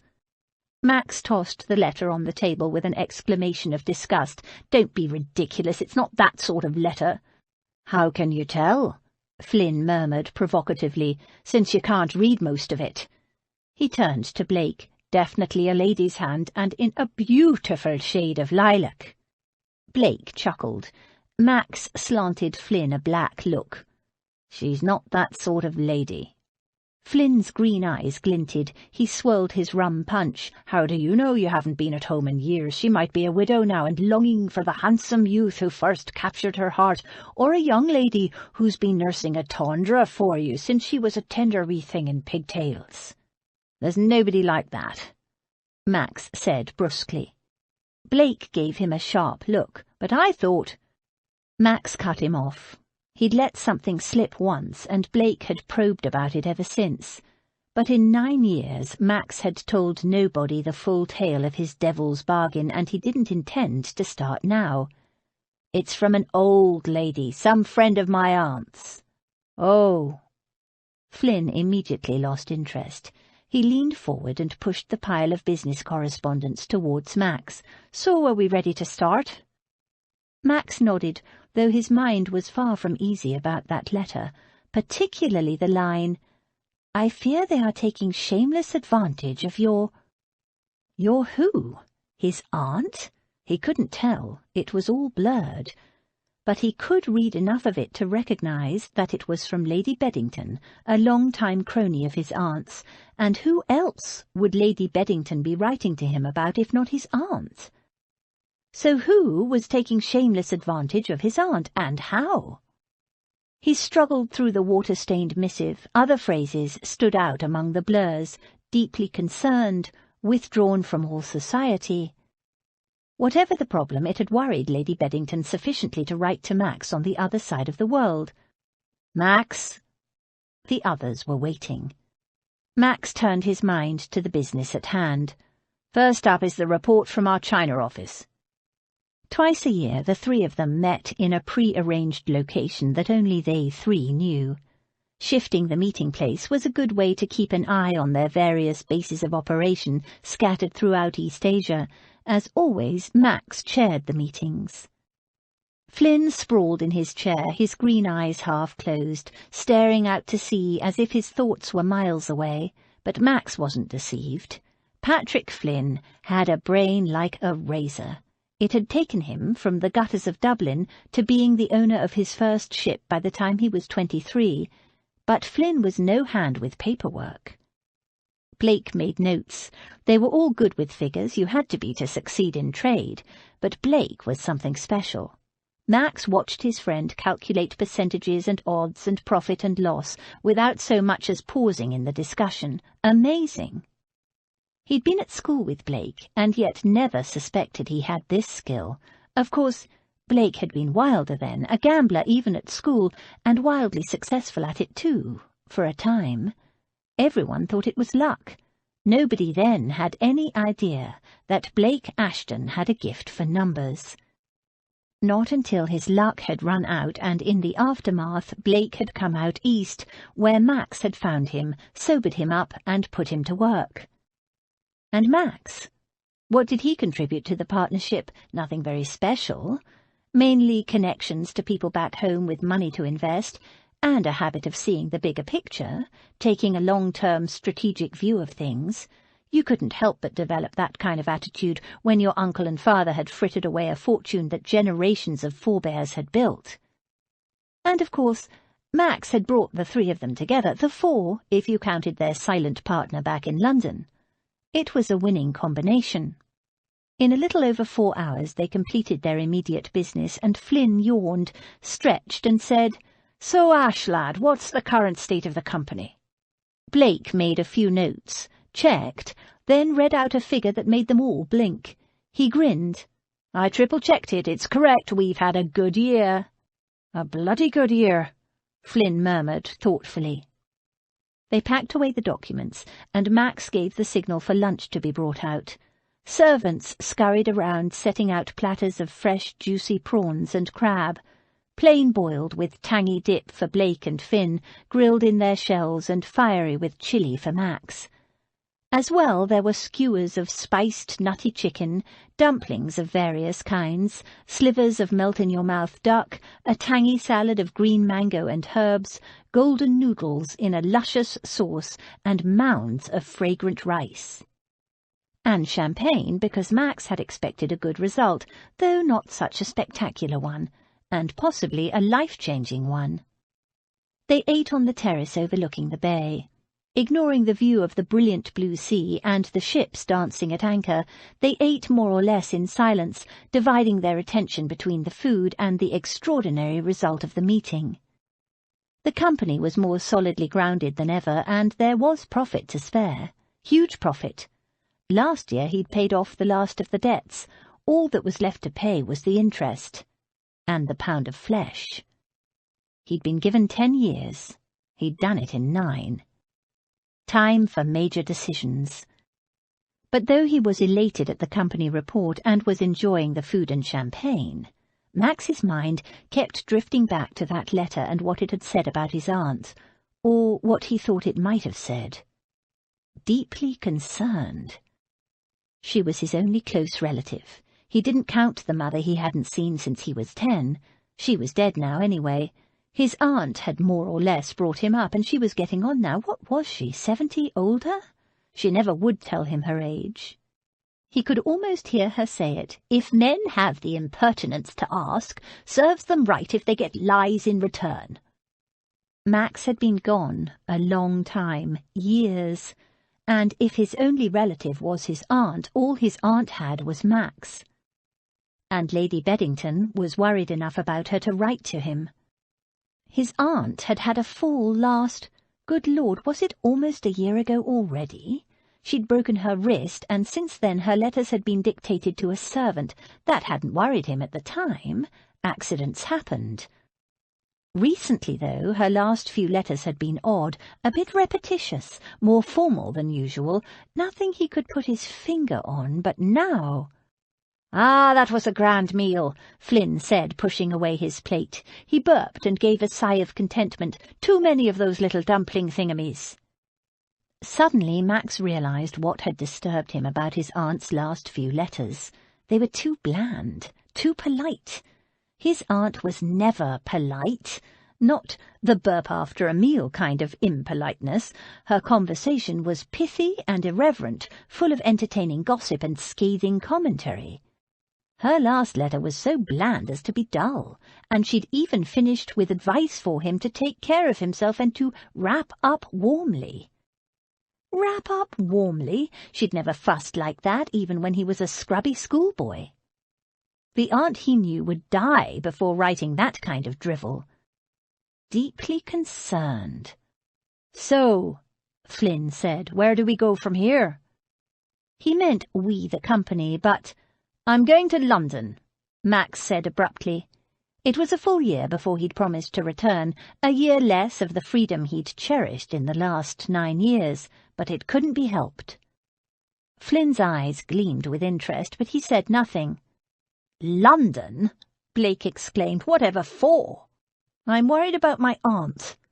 "Why? What's the matter?" "Her letters are too polite."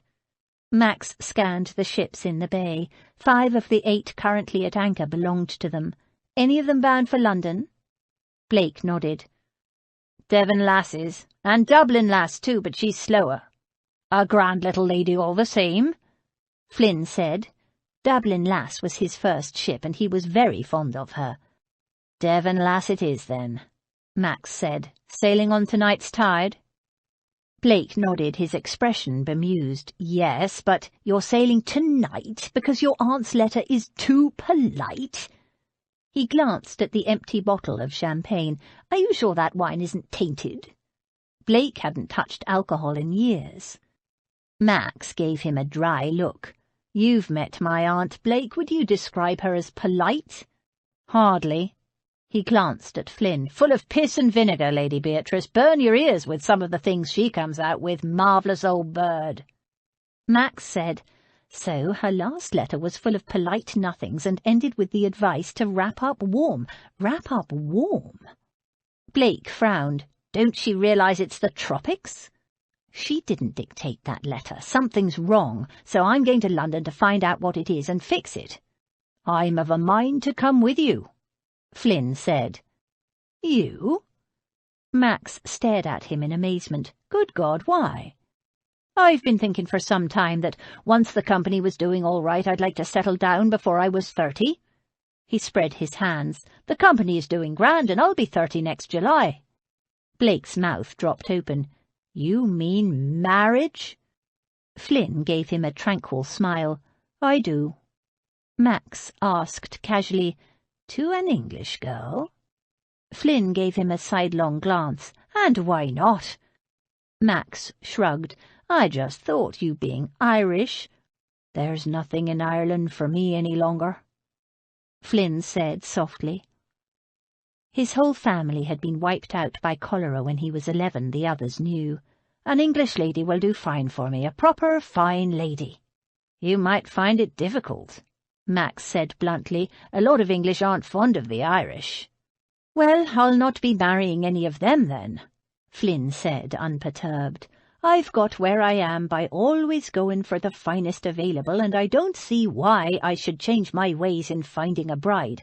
I want the finest lady available, an English lass, a blue blood, with a title, or a daddy with a title." He glanced at the others. "You don't think I can afford it? Didn't young Ashton just tell us all we're rich?" Max shrugged. "You have the blunt, I know, but English aristocrats don't take kindly to rich men of no particular background sniffing around their delicately raised daughters, let alone rich Irishmen." "You don't think I'm good enough, is that what you're saying?" An edge of belligerence entered the conversation. Max snorted. "Don't be stupid. If I had a sister, I'd give her to you gladly. You'd make any woman any lady. A fine husband, I know, but I know what kind of man you are. Nobody in England does. How do you imagine you're going to meet any fine ladies?" Flynn chuckled. "I'm thinking I'd get my good friend Lord Davenham to introduce me around, and then there's our silent partner. What's his name? The Honourable Freddie —— Monckton Coombs. Another friend of Max's from school." "Aye, a fine gentleman of ancient family, you said, so that's 2 of you. Of course you might need to give me the odd tip on how to go on like a gentleman, dress and such." Max regarded his friend with what he hoped was a grave expression. Flynn was a quite good-looking fellow when he was cleaned up.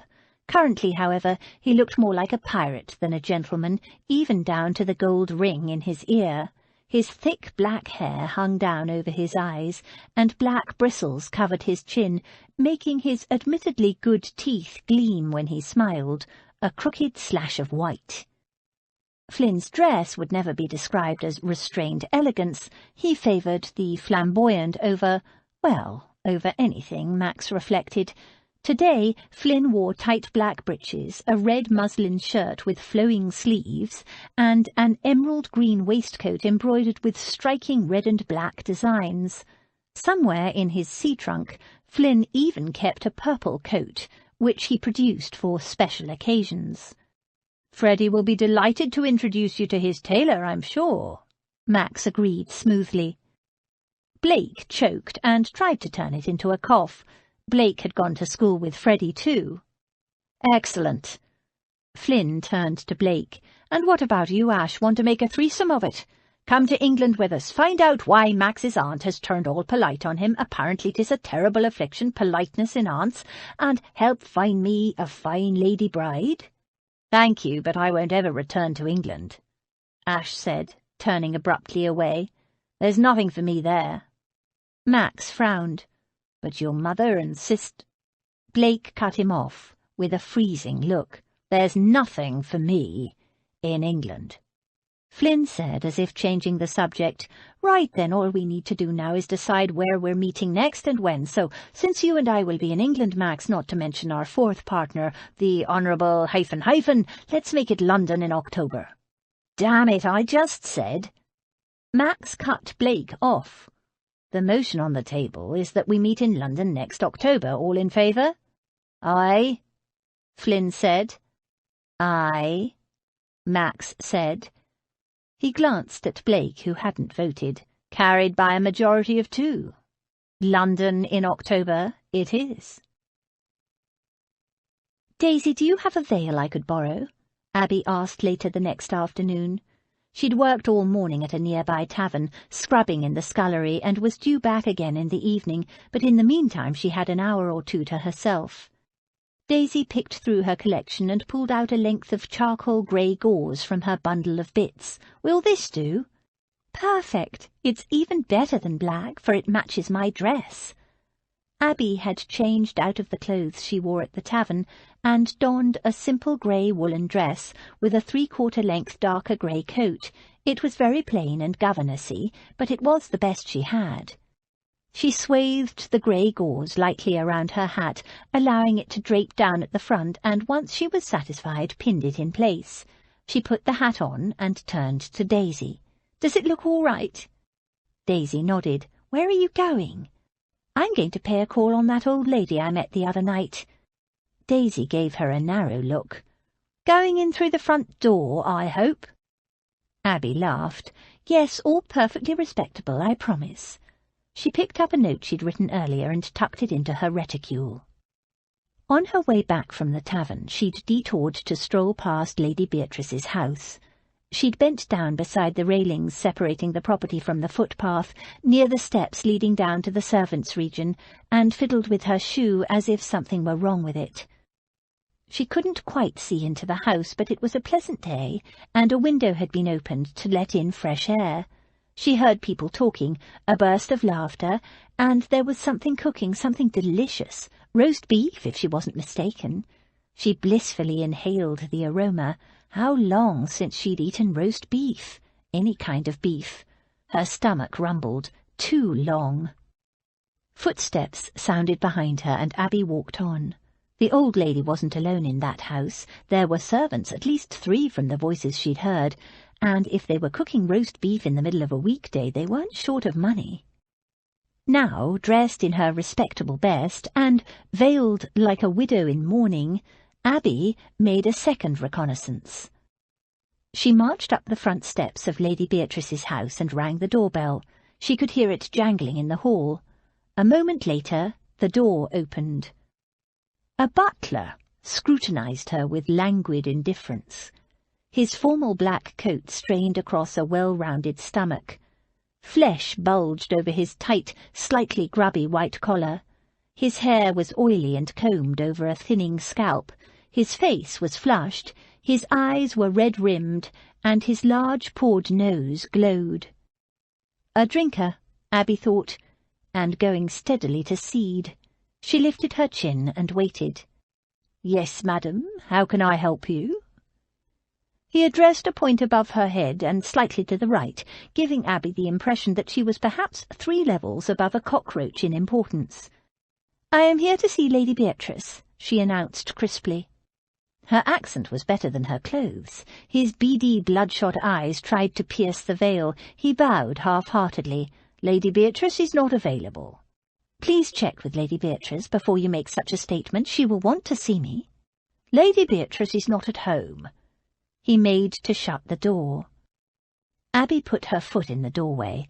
"Then, when she returns, will you please give her this note?" The butler made no move to take it. He smelled of unwashed linen and unwashed butler.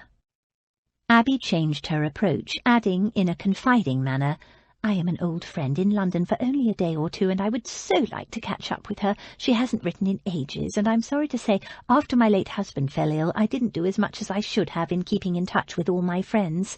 But Lady Beatrice will be glad to know I am thinking of her." She handed him the note. He took it disdainfully, between a gloved thumb and finger, a soiled glove that had once been white. "When her ladyship returns, I shall see that she gets it, though I cannot say when that might be." He bowed again, then shut the door. "I'm going back to that house over the back," Abby said, donning the breeches she'd worn 2 nights before. "No, you mustn't, it's too dangerous," Jane exclaimed. "I have to, Jane. I'm sure that old lady is in desperate trouble." Abby explained how she'd tried to pay a call on Lady Beatrice, but the butler had denied she was home.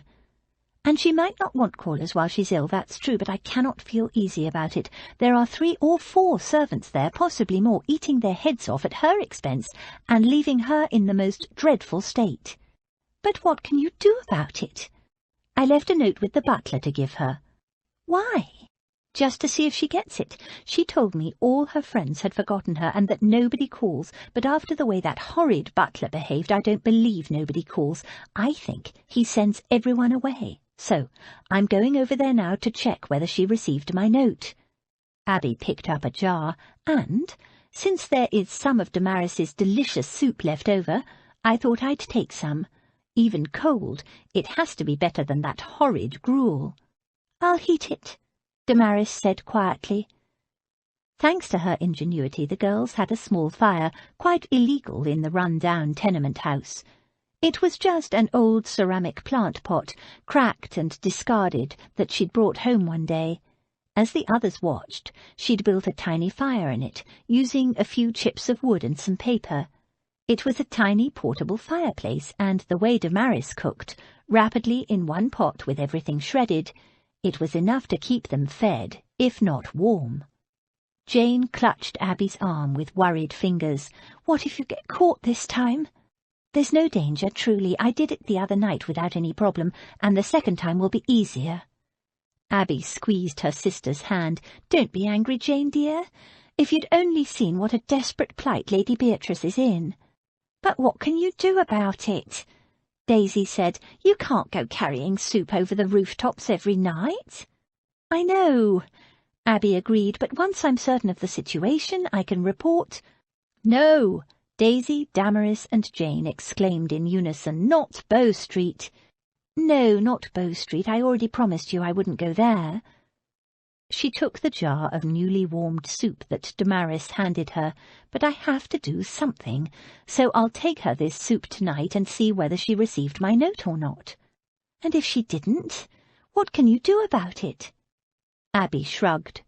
"I don't know, but there must be someone, some friend or distant relative we can contact on her behalf. She says she has a nephew in India or somewhere, but there must be someone less distant and more useful." Jane gave her an unhappy look. Abby shrugged. "Do you have any better idea?" "No, but you will take care, Abby, won't you?" "Of course I will." She gave Jane a quick hug. "And I'll be back in a trice." "Back again, Miss Burglar, are you?" The voice rasped from the dusty shadows of the bed. "Bring a bullet for me this time?" "No," "Soup," Abby said. "Soup? I thought it might make a nice change from gruel." Lady Beatrice snorted. "Wouldn't be hard." The supper tray sat in the same place on the dresser. The bowl of gruel, as before, was untouched, congealed, and unappetizing. Its surface was crusted and dry. A spoon and cup sat beside the bowl of gruel, unused. Did nobody care whether the old lady ate or not? Abby unwrapped the jar of soup and set it on the bedside table. "It's not very hot, I'm afraid, but it's quite tasty. We had it for supper." "We? Who are we?" "My sisters and I." "Sisters? Tell me about them." "Let me help you to sit up." Abby slid an arm under the old lady's shoulders and slipped a couple of pillows behind her back. "There, that's better." "Matter of opinion," Lady Beatrice grumbled. "How long have you been here? In bed, I mean?" "Weeks, months, I don't know. What does it matter?" the old lady said pettishly. Abby unstoppered the jar and poured some soup into the cup. Lady Beatrice looked at it with suspicion. "What's in it?" "Vegetables, mainly. They couldn't afford meat. Damaris made it. It's delicious and nourishing, and it will do you good." "Damaris? Is she your cook?" The old lady's hand was shaking violently. "No, my sister." Abby held the cup to the woman's mouth. "She's a friend, really, but we've sworn to be sisters." "I don't like vegetables." Lady Beatrice pressed her lips together like a child. Abby drew the cup back thoughtfully. Perhaps Jane was right. "Jane? Jane who?" "My sister, my real sister. She said I shouldn't risk my neck to bring soup to a stranger." "Stranger? I'm not a stranger. We were introduced last night, at least I was," the old lady added pointedly, "and I'm not the one who has pretend sisters." "Then drink the soup, and I'll tell you my name, my real name, and how Damaris became Jane's and my sister." Not for nothing had Abby been a governess for the last 6 years. The old lady gave her a sour look, and, with every evidence of reluctance, took a mouthful. She rolled it cautiously around in her mouth, then swallowed. "Humph! Not bad for vegetables. Now, your name, miss?" "It's Abigail Chantry." Abby fed the old lady another mouthful. "Of the Hertfordshire Chantrys?" "I don't know much about Papa's side of the family," Abby said evasively, and continued feeding the old lady. "Where is your father? Does he know his daughter gads about in men's breeches at night and breaks into houses?" "Papa's dead. He died when I was 12. Mamma died the following year," she added, anticipating the next question. "Jane and I are alone in the world." "Except for this Damaris person who makes soup, the pretend sister?"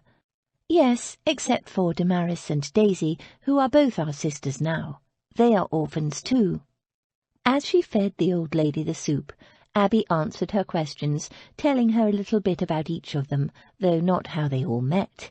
"There, that's the last of the soup. Don't you feel better for it?" "I do, thank you, my dear, but the company was as much a tonic as the soup. I like the sound of those girls. Wouldn't mind meeting them." "That brings me to the other reason for my visit. Did you have any callers this afternoon?" Lady Beatrice said wearily, "I told you, nobody comes to call any more." "Did you not even receive a note?" "A note? No, of course not. Who would send me a note?" "I would," Abby said. "I did." The old lady frowned. "When?"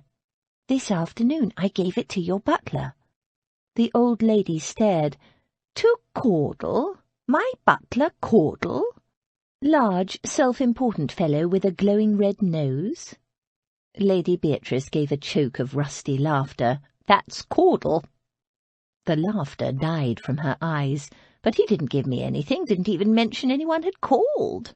No one ever calls." "Does he have instructions to refuse all callers?" "No, of course not." Lady Beatrice glanced down at herself, seeming to take in the grubby nightgown, the rumpled bedclothes. "I couldn't receive callers in this condition, but with a little warning I could make myself presentable, and as for a note, I could always accept a note." "I thought as much," Abby murmured. That's why I made the call this afternoon to check.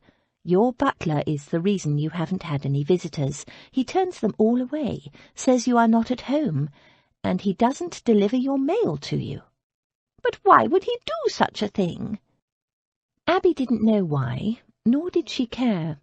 As far as she was concerned, all of Lady Beatrice's servants gave atrocious service, and it clearly started with the butler. A butler set the tone for a house.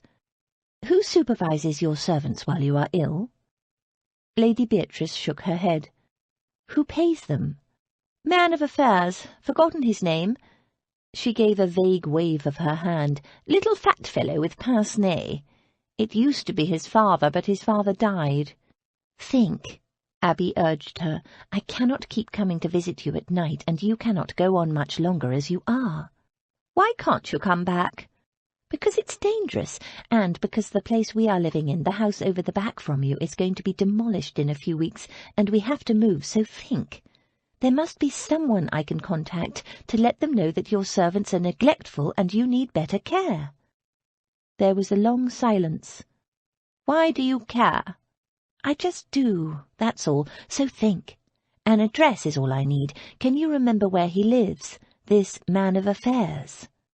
Lady Beatrice prodded her gently. "Seems to me you have plenty to be worried about on your own account without fretting about a stranger." "You're not a stranger," Abby corrected her with a smile. "We've been introduced, remember?" Lady Beatrice gave another rusty laugh. "Minx." "Your man of affairs, the fat fellow with the pince-nez?" Abby prompted after another long silence. "Have you thought of his name yet? Or where his office is?" "No." The old lady gave her a long, thoughtful look. "You could always come and live with me. You and your sister and those 2 others. Plenty of rooms here." Abby blinked. "Live with you?" She struggled to take it in. Lady Beatrice nodded. "Why not? This house is empty." "But—" Lady Beatrice waved a bony hand. "Pish-tush to your butt, silly gal. Damned good idea. You need a home. I always wanted daughters." She sighed. "Never was blessed with children." "But you don't know anything about us." The old lady snorted. "Aiming to take advantage of me, are you?" Abby gave the old lady a troubled look. "Well, yes. If we are to come and live here, it would indeed be taking advantage." Lady Beatrice snorted. "Aiming to do me harm, I should have said." "No, of course not." Abby gave the dirty room a scornful glance. "We'd take a lot better care of you than those servants for a start." "I know it, and this arrangement will suit both our needs. So, will you come?" "Do you really mean it?" It was the answer to all her prayers. "Never say anything I don't mean," said Lady Beatrice. Abby took a deep breath and closed her eyes. She wrestled with her conscience for a moment, but it was no good. She couldn't possibly accept this miraculous offer under false pretenses. She sat back down on the bed. "I can't accept your offer." "Nonsense." "Without explaining exactly how I met Damaris and Daisy, and where they and Jane were before I was reunited with my sister." "Pshaw! Do you think it makes any difference to me where they were?" "I think it will," Abby said. Lady Beatrice regarded her thoughtfully. "Then if you must, Miss Burglar, go ahead. Tell me your tale." The old lady listened carefully as Abby told her the whole story, from her mother's death onward. Abby left nothing out. Pilbury Home for the daughters of distressed gentlewomen, becoming a governess, meeting Daisy in the street, the escape from the brothel, the plan to go to Bath, the struggle to make ends meet, and Jane's illness, which had prompted her desperate attempt at burglary. The old lady peppered her with questions as she went, and at the end said, "So you and your sister don't have a penny between you, but even so, you took in the—" Chapter 5. It isn't what we say or think that defines us, but what we do. Jane Austen, Sense and Sensibility. "The carriage will be here at 2. "Carriage? 3 shillings to take us around the block? We've only just been paid and you want to spend it on carriages? Squandering money, if you ask me. We could walk there in 5 minutes." Daisy grumbled. Not to mention the waste of hiring trunks and bandboxes when we've got nothing to put in them.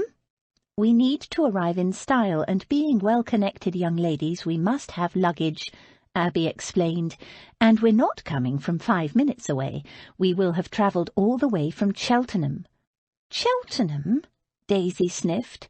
I've never been out of London in me life. She'd been carping and grumbling ever since Abby had explained the plan to everyone that morning. It wasn't like Daisy. "Whatever is the matter with you, Daisy?" said Abby, deciding to take the bull by the horns. "Aren't you happy about this plan? I promise you Lady Beatrice did invite us. It's not illegal, what we're doing. I know it's not completely honest, but it's only her servants we'll deceive, not Lady Beatrice. And it will give us the chance for a new life, and you know how much we need that." Daisy hunched a shoulder and went on tacking the sleeve into the spencer she was sewing for Jane.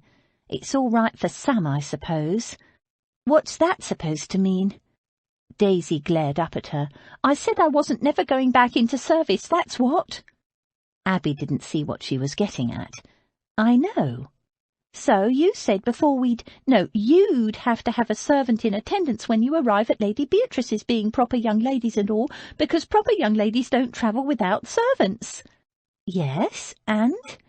"So no guesses at who gets to be the servant," Daisy snapped. "And how long's that going to last? Forever, that's what. And here am I with no savings left, and having spent weeks making all these clothes for you young ladies. And now I've got to be a servant again." Abby put her arms around the girl. "Oh, Daisy, why didn't you say something sooner?" Daisy shrugged her off. "I said it now, didn't I? You're not going to be a servant. We vowed to be as sisters, and I meant it." Daisy gave Abby a sceptical look. "Then who's going to be the servant? One of you toffs who can't speak Cockney to save your lives?" She snorted. Abby smiled. "No, Mr. Featherby." Daisy stared. "Mr. Featherby? Hewitt Featherby? The poncy old bloke who lives on the second floor, lives with his friend the boxer?" Abby nodded. "That's the one. He used to be in service as a butler, I think, so this morning I talked to him and he's agreed to do it." "Be the servant?" "Yes. He's a very dignified man and will lend us exactly the air of respectability we need." Mr. Featherby, too, had worried about what they were doing. Abby had assured him it wasn't illegal, since Lady Beatrice had invited them, but had admitted it would involve a certain level of deception, and that she feared Lady Beatrice's butler would deny them entrance. Mr. Featherby had seemed to think that amusing. Daisy considered that for a moment. "Then what do I do?" Abby gave her a puzzled look. "The same as the rest of us, of course. Be one of Lady Beatrice's nieces." Daisy's brows shot up. "Me? Be the niece of a proper titled lady? I can't do that." "Of course you can." Daisy shook her head. "No one will believe we're sisters, miss." "They won't if you keep calling me miss," Abby told her. "Now stop worrying and finish Jane's sleeve. Lady Beatrice's niece cannot arrive from Cheltenham wearing a spencer with only one sleeve."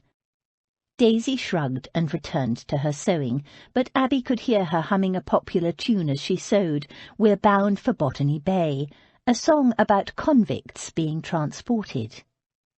At 1:45, just as Abby had finished ticking off the list of things that had to be done, there was a knock on the door. It was Mr. Featherby. "I've brought my friend William to help," he said. "I presume there is luggage to be carried." "Oh, thank you, Mr. Featherby." "Just call me Featherby, Miss Abby," he said firmly. "Servants are not granted honorifics. And call William, William." William nodded at Abby.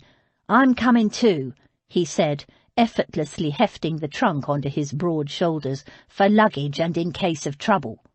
"Oh, there won't be any trouble, naturally not," Featherby assured her smoothly. "But for some reason, William's mere presence seems to bring out people's cooperative tendencies." Abby could well believe it. Featherby was a man of medium height, smooth, dapper, and smartly dressed, if you didn't look too closely at the not-quite-frayed cuffs, and the suit, beautifully pressed, but worn and shiny from use. William, a former boxer, was huge, with shoulders as wide as an axe handle and a thuggish-looking face shaped by years of being battered in the ring, but he had a sweet smile. The two men had helped the girls out several times, and Abby had no hesitation in trusting them. William winked at her. "No trouble, miss. Them days is behind me now." He glanced at Featherby. "Did you tell her, Hewitt?" "Tell me what?" "There was someone asking about you last night," Featherby said. Abby frowned. "Asking about me?" William nodded. "Asked for you by name, he did. Asked me if a Miss Chantry lived here, and did she have a blonde sister with her." Ice trickled down Abby's spine. "And what did you say?" "I told him no, of course," William said. "I hope that was right, Miss Abby." Abby breathed again. "Perfect, thank you, William." "But I don't know who else he might have asked, miss. Not everyone is discreet. And he was offering an incentive." And William rubbed his thumb and fingers together, making the universal sign for money. Abby took a shaky breath. "Well, we'll be gone in a few minutes, and I hope you won't tell anyone where we've gone." "We wouldn't dream of it," Featherby assured her with a slight bow. The other girls arrived, carrying their things. "Now, Miss Jane, may I relieve you of this? You're still looking a trifle pale and wan. And this, Miss Damaris?" He lifted the covered basket from Jane's arm, took a bandbox from Damaris, and followed William downstairs. "Thank you," Abby said, blinking. Featherby had taken charge, just like a real butler. Below, the wheels of the carriage sounded on the cobbles. "Ready?" she said to the others. They nodded. "Then let's go." She could do this. She could. "What if it goes wrong, Abby?" Jane sat in the corner seat of the chaise, hugging her basket nervously. She'd recovered rapidly from the fever, but still tired very easily, and when she was tired, she tended to become a little emotional. Abby hugged her and said soothingly, "It won't. Just follow my lead." All day, Abby had maintained an outward air of calm and confidence, but now the butterflies in her stomach felt like birds trying to escape. The news that there was someone looking for them hadn't helped. Could it be that man Mort? And if so, how had he traced them here? Jane's basket emitted a long, unhappy yowl, followed by a series of mews. "Oh, Jane, you didn't bring that wretched stray and her kittens, did you? I told you." Jane clutched the basket tighter. "I couldn't leave them behind, Abby. They'll pull down this building any day now, and what will happen to Puss and the kittens? The kittens are not yet big enough to fend for themselves." Damaris added, "And from the situation you described at Lady Beatrice's, there's bound to be mice in the house, Abby." Abby sighed. Even as a toddler, Jane had brought home stray animals. Very well. The mother cat will probably run off anyway. Cats never do what they're told. Just keep them in that basket until we find out whether Lady Beatrice likes cats or not. The chaise turned the corner and rumbled to a halt at the front of Davenham House. William jumped down from the back of the chaise and let down the steps. Then Featherby alighted and, with immense dignity, handed Abby and the three girls down. Abby took a deep breath and rang the doorbell. After a moment or two, the door opened, and the butler stood there. His chin was greasy, and a spot of gravy quivered on his waistcoat, as if he'd been interrupted in the middle of a meal. "I wish to see Lady Beatrice Davenham," she said crisply. Thank goodness she'd worn a veil last time. He glanced at her, at the girls standing behind her, and at Featherby standing impassively by her side. "And you would be—" "Miss Abigail Chance," she amended, deciding on the spot that another name would be safer. Someone was looking for a Miss Chantry and her sister. "I am Lady Beatrice's niece, and these are my sisters, Miss Jane Chance, Miss Damaris Chance, and Miss Daisy Chance." She stepped forward, removing her gloves, hoping he didn't notice how her hands were shaking, acting as if being granted entry were a matter of course. The butler stood squat and large in the entrance and bowed in an oily manner. "Lady Beatrice is not at home." "Nonsense, she's expecting us. Now step aside. Caudle, is it not?" He looked rather taken aback that she knew his name.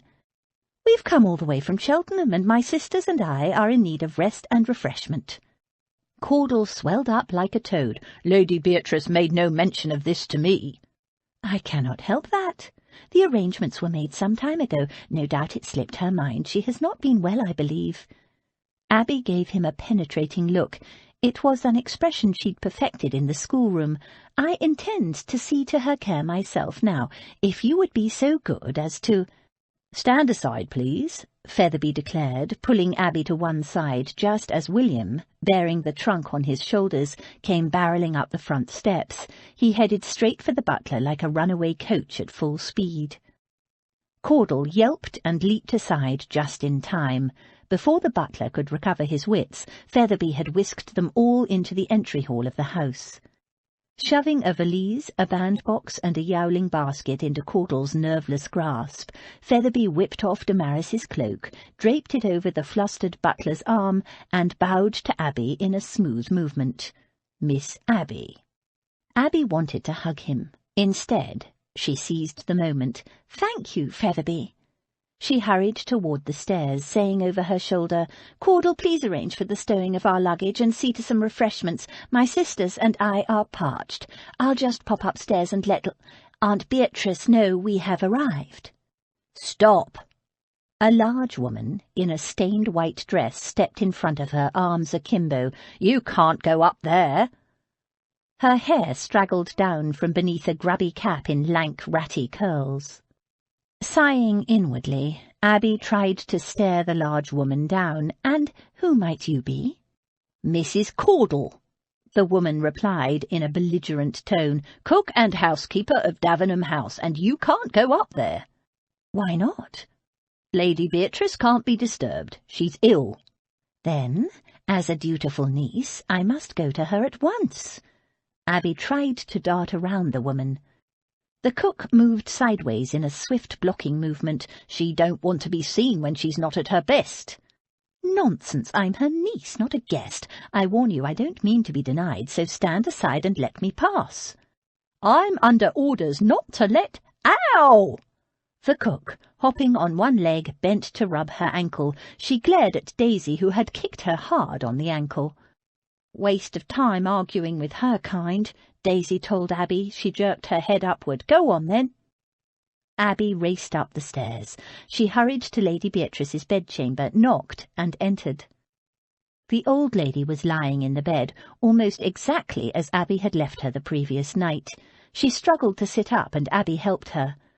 "So, you came after all, Miss Burglar. I wasn't sure you would."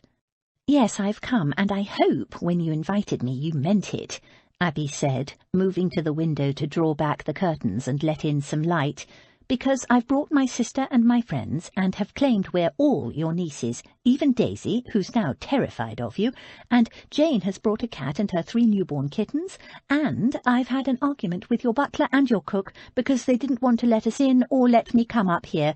Only Daisy kicked your cook, so here we are." She dusted off her hands. The curtains were filthy, turned and faced the bed. Lady Beatrice was smiling. "Nieces, you said? That's good, because the whole world knows I have no daughters but nieces now. They can spring from all sorts of places." "I suppose you have plenty of nieces already," Abby said hopefully. "No, I never had any brothers or sisters, and my husband's only brother had just one son, Max." "Oh dear." Lady Beatrice waved an imperious hand. "Don't worry about it. If I want nieces, I'll have 'em." "And I told the butler our name was Chance." "Why?" "Someone came looking for us yesterday. Someone bad, we think, meaning harm to my sister," she said. "I thought a false name might be better just for a while, until we know what's happening, and when I was introducing myself to Caudle I started to say Chantry, and out popped Chance. I'll tell you all about it, I promise. I did not mean to deceive you, and if you're unhappy, of course we'll leave. But since we've already arrived, shall we sort things out here first?" Yes, of course, but why Chance?" Lady Beatrice asked, apparently more interested in her choice of name than that her unknown guests were using a false name. "It was the only name I could think of that started with the same letters as Chantry, And the instant chance came to me, I thought, well, we'd been talking about this being our chance to make something of our lives, and also we were taking a chance, so it seemed as if it were meant to be. But if you don't like it— No, I like it very much. The Chance Sisters. My chance for a better life, too. Perhaps I should change my name to Chance as well. Abby opened her mouth to try to convince Lady Beatrice that it was a bad idea, then noticed the old lady's eyes twinkling. "Oh, you're funning me," she said in relief. "Do you mind, my dear? It's been so long since I've been so entertained." "I don't mind at all," Abby said warmly. She glanced around the room. It really was a disgrace. A tray with a bowl of gruel stood in the same place as it had last night. Abby paused and looked again more closely. It was in exactly the same place. She examined the contents. Gruel, even more dried up than before, and a cup, with a film of dried soup in the bottom. Those evil creatures! It was afternoon, and nobody had tended to their mistress since the day before. She clenched her fists. Any faint thought she might have had of working with these servants suddenly went up in flames. "Lady Beatrice." "Aunt Beatrice, you're my niece, remember?" "I'm afraid I'm going to have to sack your servants. They're not only slovenly, dishonest, and neglectful, which I knew already, but they're also mean." "I know. Go ahead and sack them by all means, my dear." "You don't mind? You're very trusting of a complete stranger who climbed in your window one dark night." The old lady gave her a shrewd look. "I like you. Besides, I could hardly be any worse off than I was, can I?" "No, indeed, in fact, you'll be a great deal better off," Abby vowed. "I'll take the very best care of you, as if you were indeed my beloved aunt. We all will." "I believe you, child. You've already done me a power of good." Abby was puzzled. In what way? "I was so bored before you came along. Now I have girls in breeches climbing through my window at all hours of the night, bringing me soup and conversation and plotting to sack my butler, and girls kicking my cook. I want to meet this Daisy who's terrified of me and yet can kick my cook. She's a sizable grim wench, Mrs. Caudle, and girls bringing me cats and kittens and who knows what else. For the first time in forever, I want to see what the next day brings." Abby looked at her in astonishment, then found herself grinning. "It's going to be an adventure for all of us, isn't it?"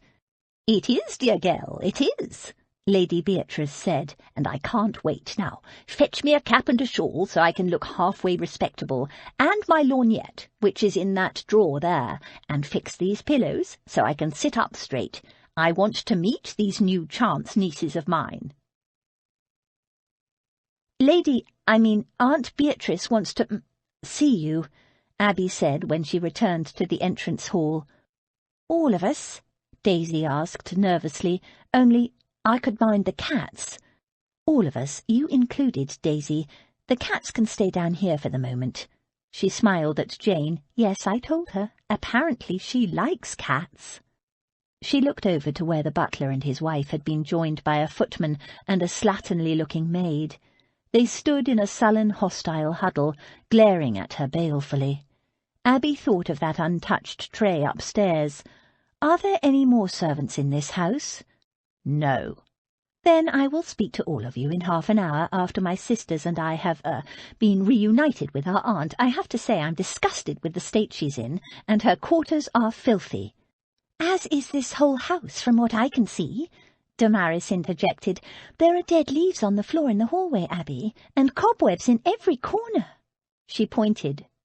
"There's not enough staff here, that's the Mrs. Caudle began. Abby turned on her in a rage. "How dare you try to justify yourself to me? I have seen with my own eyes your appalling neglect of your mistress. You've taken advantage of her illness in the most iniquitous way, and you ought to be—" Her gaze took in all four of them. "You all ought to be flogged for the way you've treated her. I have no doubt you've cheated her out of money as well as care, and I'm going to see that you get what you deserve." She took a deep breath and tried to calm herself. "But first, my sisters are wanted upstairs." Featherby and William stood quietly to one side of the hall, observing the procedures. "Mr. Featherby," Abby said, stressing the honorific deliberately, "may I leave you in charge here?" He bowed. "Of course, Miss Chance." "Come, girls," she said, and stalked upstairs. They followed in shocked silence. When they were out of sight of those below in the hall, Jane whispered, "Abby, I've never seen you so angry." Abby took a shaky breath and gave Jane a rueful smile. "Wait until you've met Lady Beatrice. You'll understand why."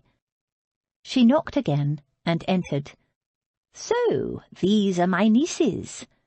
Lady Beatrice scrutinized the girls lined up at the end of her bed. "This is Jane, the one you said was a beauty. Been ill, have you, young lady?" She glanced at Abby. "I thought you might be exaggerating, but you're right. She is a beauty, even if she's still a mite peaky from the sickness." To Jane, she said, "We'll have all the gentlemen making cakes of themselves over you, missy. Will you enjoy that, eh? Will you?" "Yes, Lady Beatrice," Jane answered promptly. "It sounds delightful." The old lady chuckled and turned her attention to Damaris.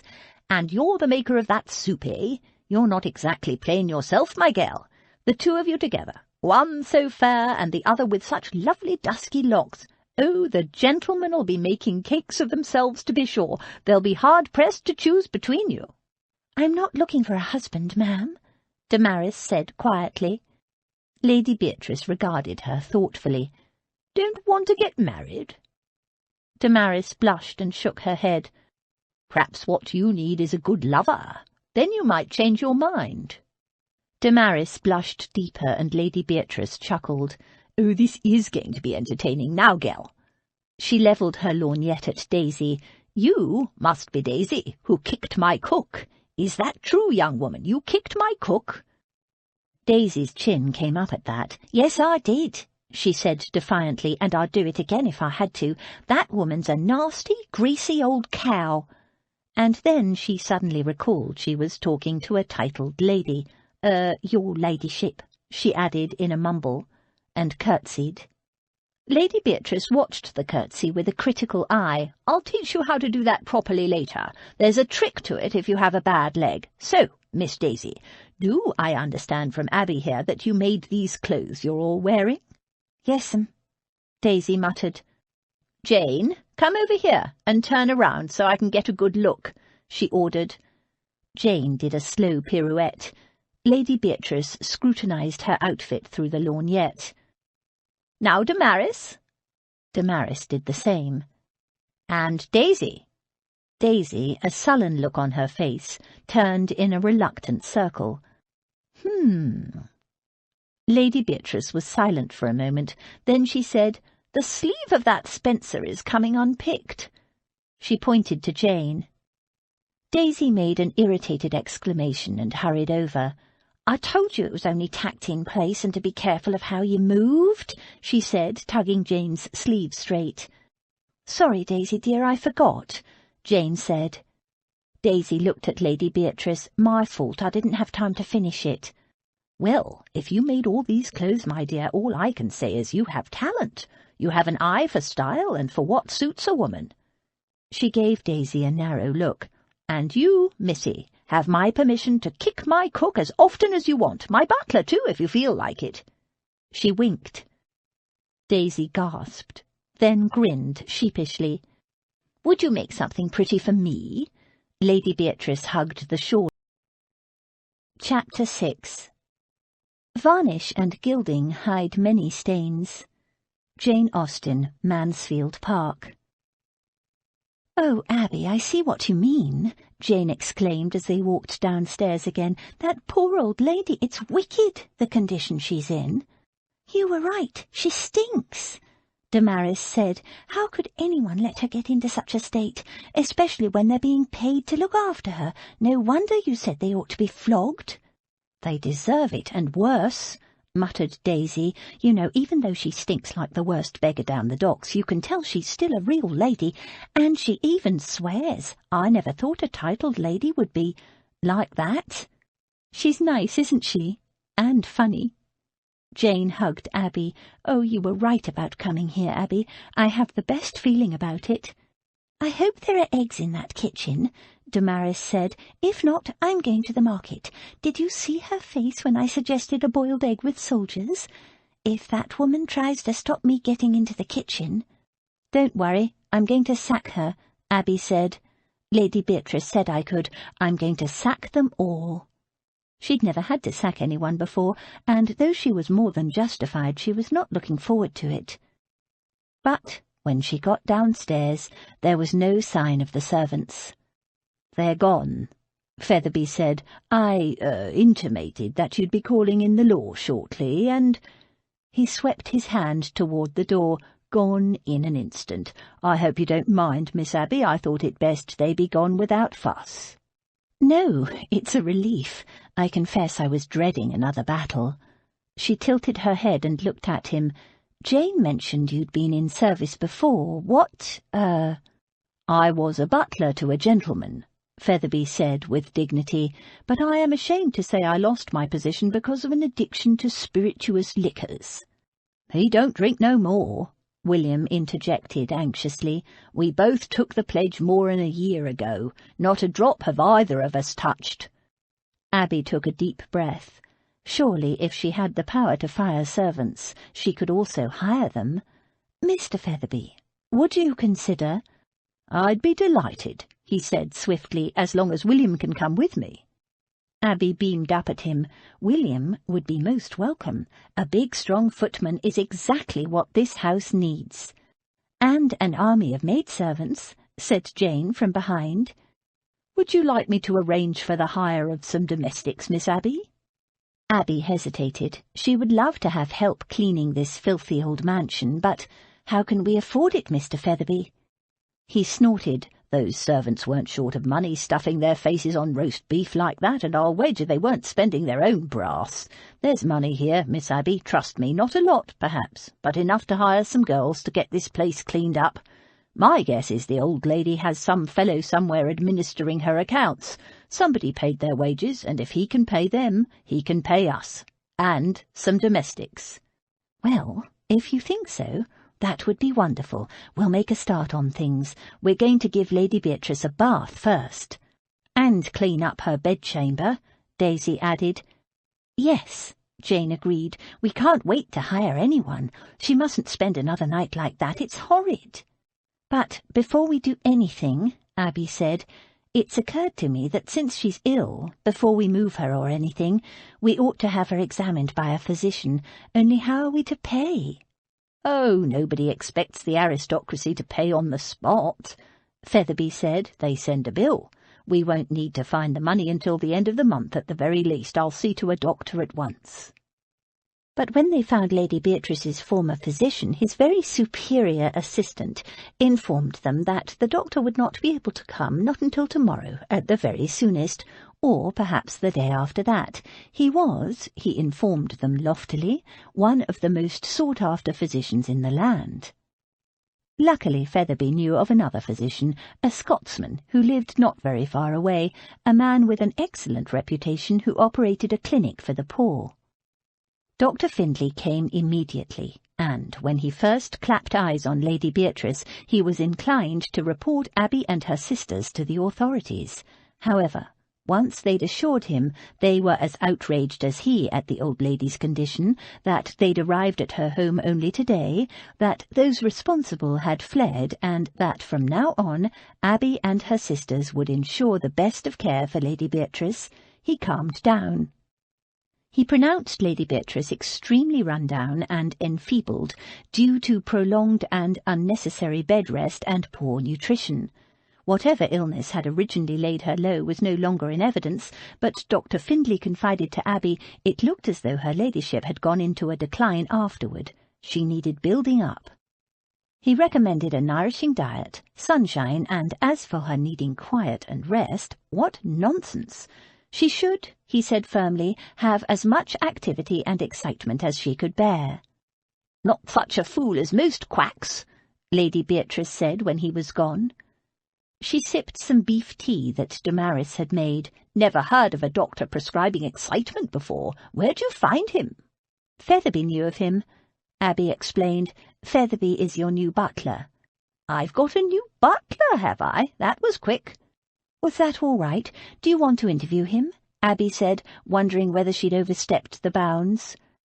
She wearily waved the notion away. No, I have no interest in butlers. Well, you should, Abby told her. Look what a mess you got into because of a bad butler. Lady Beatrice sniffed. I didn't hire him. My man of affairs did, Perkins. So you remembered his name at last. Good. I shall make a note of it and inform him of the staff changes. Now drink your tea. We're going to give you a bath. The old lady sighed. I'm tired. I know, Abby said softly, laying a hand on the old lady's hand. A great deal has happened today, and you must be feeling exhausted, but you'll feel a lot better after a nice hot bath, I promise you. Just then there was a knock on the door, and Featherby entered, carrying a large hip bath. He was followed by William, carrying 2 large cans of steaming water. Abby introduced them. They put down their burdens, bowed, and waited for their new employer to speak. Featherby's expression was wooden. William looked like an anxious bull-mastiff. Despite her expressed disinterest in butlers, Lady Beatrice gave both men a long, leisurely scrutiny. Abby felt certain the old lady missed nothing about them, not Featherby's beautifully pressed but slightly shiny suit, not the cuffs that were worn, but not quite at the point of being frayed, nor did she miss the restrained anxiety in both men's posture. Abby hoped she also noticed the immaculate linen, the clean fingernails, and the highly polished shoes. She and the other girls were not the only ones desperately needing a second chance. So, you're my new butler, are you? She said at long last. Featherby bowed again. There was a long silence. Then she sniffed. Well, go on then. I suppose that's my bath. Don't want the water getting cold. William let out the breath he'd been holding. A quiver of emotion passed so swiftly across Featherby's face that if Abby hadn't been looking for it, she would have missed it. He picked up the bath, hesitated, then said, in a low, heartfelt voice, "Thank you, Lady Beatrice. You won't regret it. I promise you." They set up the bath in the small dressing-room that adjoined the old lady's bedchamber. William hurried off to fetch more hot water and returned with Daisy, bearing a sponge and towels. "And I found this soap and some bath salts. Smell lovely, they do," she told Lady Beatrice cheerily. Abby looked at her in surprise. Was Daisy actually volunteering to act the maid? Daisy must have read her thoughts. "Thought you might need me help," she said in a low voice. "It's going to take 2 of us to get her in that bath. I don't reckon she can walk without help, do you? Besides," she added with a wink, "I reckon I've seen more naked bodies than you've had hot dinners." Lady Beatrice could barely stand unaided. She'd been too long bedridden, the doctor had told them, but there was nothing physically wrong with her limbs. They struggled to hold her upright until, "Here, let me," William said, and gently scooped up the surprised old lady and carried her into the dressing-room. Before she could utter a word, he'd set her carefully on a chair and left the room. "While you're taking your bath, we'll tidy up out here, my lady, make it nice and comfortable for you," Featherby said, and shut the dressing-room door. Almost immediately, thumps and bumping sounds started coming from the other side of the door. "Whatever are they doing out there?" the old lady muttered. "Just tidying up," Abby murmured soothingly as she undid the grimy grey nightgown. She'd been dreading this procedure. It was necessary, but thank goodness for Daisy, so matter-of-fact and unembarrassed. They peeled the old lady's soiled garments off her and gently lowered her into the warm water. She was like a shriveled, plucked chicken, so thin and frail Abby was shocked anew. "This is going to make you feel so good," Daisy murmured, soaping up the sponge. "I'll give you a good scrub from this end, and Abby will wash your back and shampoo your hair." From outside came more bumping noises. "What the deuce is that? Tidying up? More like a herd of elephants stampeding around out there," the old lady said irritably, but under Abby's gentle pressure she leaned back in the hot water, closed her eyes, and gave herself up to their ministrations. Abby tried to untangle the strings of long iron-grey hair. It was horribly matted. She glanced at Daisy with dismay. "Lady Beatrice, I think we're going to have to cut your hair," Abby said. The eyes flew open. "Cut my hair? I've never cut my hair in my life." "Time you tried something new." Daisy was up to her elbows in water, scrubbing unmentionable old lady parts without turning a hair. Abby tried to soften the blow. "Short hair is very fashionable at the moment, and it will be so much easier to look after." "Most ladies can't carry it off," Daisy declared. "Short hair only suits women with good bone structure." She squinted critically at Lady Beatrice. "You got good bones." Lady Beatrice gave her a shrewd look. "Don't try to butter me up, young woman. I never trust the word of people with their hands on my privates. Just do what you have to do." Abby fetched some scissors. "I'll just trim it, and later on Jane will cut it properly for you. She's very good at cutting hair." She snipped and snipped. Matted clumps of wet grey hair fell to the floor. Lady Beatrice observed them sadly. "I used to have beautiful hair. Russet, like autumn leaves at sunset, my crowning glory as a girl." "Red, eh? You could go red again if you wanted," said Daisy, scrubbing energetically. "You mean dye? Ouch! Must you scrub so vigorously, young woman? I'm not a horse, you know. You mean dye my hair?" "Dye? Nay, I mean restore your natural colour." Abby grinned to herself. Daisy was showing signs of a born saleswoman, a useful skill in a budding modiste. "The girls in the—" She glanced at Abby. "Some girls I used to know used this stuff. Henna, it's called. You can get it down the docks, and it brings out the natural red highlights in your hair. Stinks like a sailor's armpit, but the smell don't stay and the colour comes up lovely, and it makes your hair real soft and shiny. Now, there you are, my lady, all done now. Just a rinse off and you'll be lovely and clean and smelling like a rose." They helped the old lady to stand, and Abby poured the last of the clean water over her. Then they wrapped her in bath towels and sat her on the chair while they dried her and dressed her in a clean nightgown. Abby combed out her wet hair, fluffed it dry with a towel, and then trimmed it a little more, just to neaten it. Then she and Daisy trimmed her nails. "You got nice feet," Daisy commented. "Most old ladies don't. You ought to paint your toenails." "What am I, a whore?" muttered Lady Beatrice. Daisy shrugged. "Who'd see?" Lady Beatrice snorted, but peered critically down, watching Daisy's ministrations. Finally, they were finished. "There now, don't you feel better?" Abby said. "I feel tired," Lady Beatrice grumbled, but she patted Abby's hand. "You're good girls, both of you. Not many would have done that for a stranger." "Stranger?" Daisy had been tidying up the towels. "Who are you calling a stranger? I've had me hands on your privates, remember?" Lady Beatrice choked, then laughed until the tears ran down her cheeks. "Now that," she gasped, when the laughter had run out, "has done me a power of good. But now I need my bed." Hoping everything was ready, Abby opened the dressing-room door, peered out, and beckoned to William. Perfect, she thought, as she glanced around the room. William came in, carefully picked up Lady Beatrice and carried her to her bed. Her new butler held the bedclothes ready for her to be put into her bed, but when she was comfortable he and William stepped back.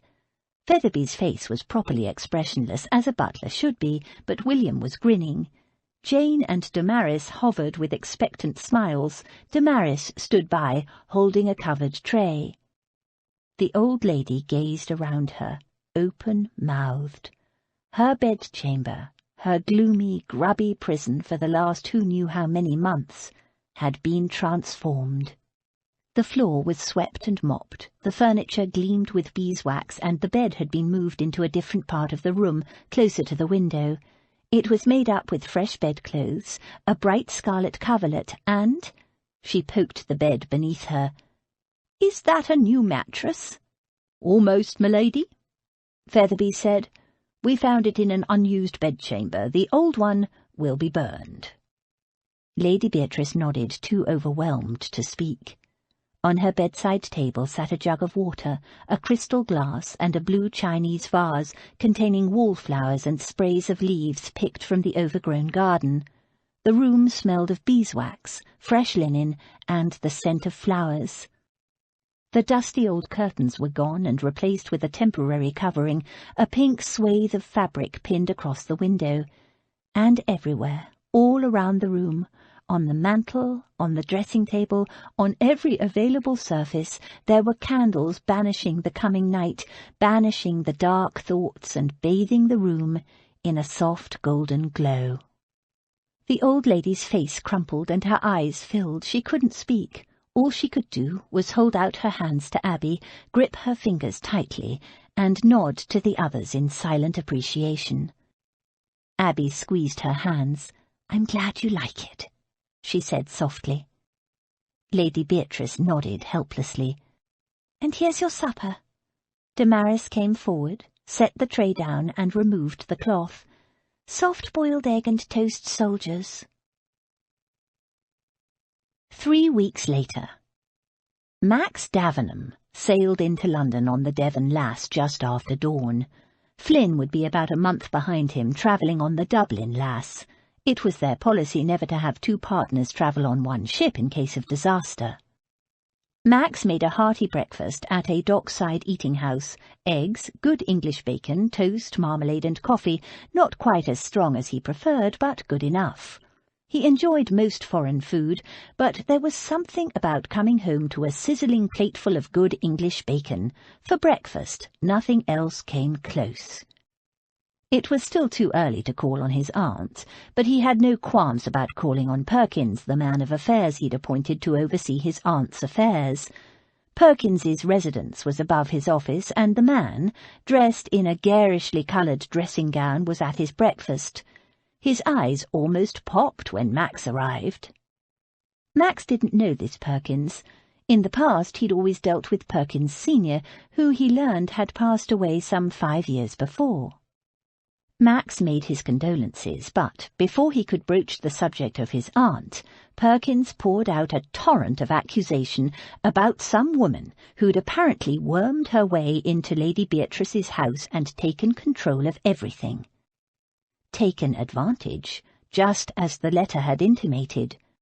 "You say she sacked the entire staff?" "Every last one of them, my lord, from the butler down, sent them all packing." "A woman you've never seen before?" "Yes, my lord." "Without so much as consulting you?" "She did, speak to me about it, but it was after the event. She had already sacked the staff." Perkins bristled with indignation, and when I queried the propriety of her doing that, the lady expressed some rather strong opinions about the quality of staff I'd hired in the first place, and I assure you, my lord, they had the finest references."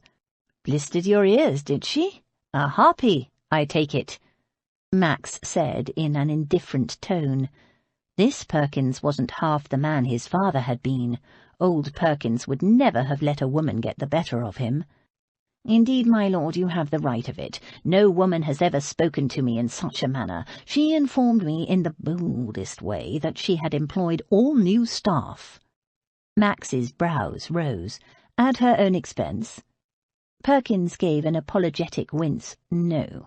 She came here to ensure they were paid from the same source as the previous staff, out of Lady Beatrice's allowance. She also made arrangements for payment for herself and her sisters." "Oh, she did she? How much?" Perkins named a sum that made Max narrow his eyes. "Is that all?"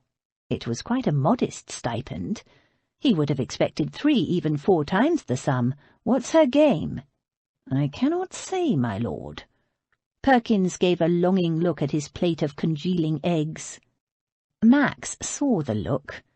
He wanted to rub the man's fat face in his blasted eggs. "You say she claims to be some kind of relative of my aunt?" "Lady Beatrice's niece, yes." Max snorted. "My aunt has no nieces. I'm her only relative." "I know that, sir." The man's eager fawning set Max's teeth on edge. Yet you did nothing to prevent this impostor from taking over my aunt's home, sacking her staff and replacing them with who knows what kind of servants." Perkins swallowed. "She bore a note from Lady Beatrice." "Show me this note." Perkins hurried out and returned with the note in a moment or two. Max scrutinized it. It was not the same writing as those other letters, the overly polite ones. This note did look like his aunt's hand, though a little spidery and uncertain. Max had never known his aunt to be uncertain about anything. "Did you ascertain from my aunt that she wrote this note, and that all was well with her?" Max said with an edge of steel. Perkins fiddled with his cutlery. "I confess when I called 3 weeks ago I was unable to gain entry to the house. That so-called butler she appointed had the cheek to tell me Lady Beatrice was indisposed and not receiving visitors when I called, and he was supported by a veritable Goliath of a footman. Well, naturally I had no intention of starting a vulgar brangle on her ladyship's doorstep." "And this was what, 3 weeks ago? And you haven't called since?" Max inquired coldly. Perkins twitched and began to mumble some feeble excuse. Max cut him off. "So you left my elderly and possibly ill aunt in the hands of what you are certain is an impostor and her hired minions?" Perkins shifted uncomfortably. "Well, what could I do? I have not the authority." "The authority? Damn it, man, in my absence you had complete authority over the staff of Davenham House." Max thumped the table with his fist, making the crockery and Perkins jump.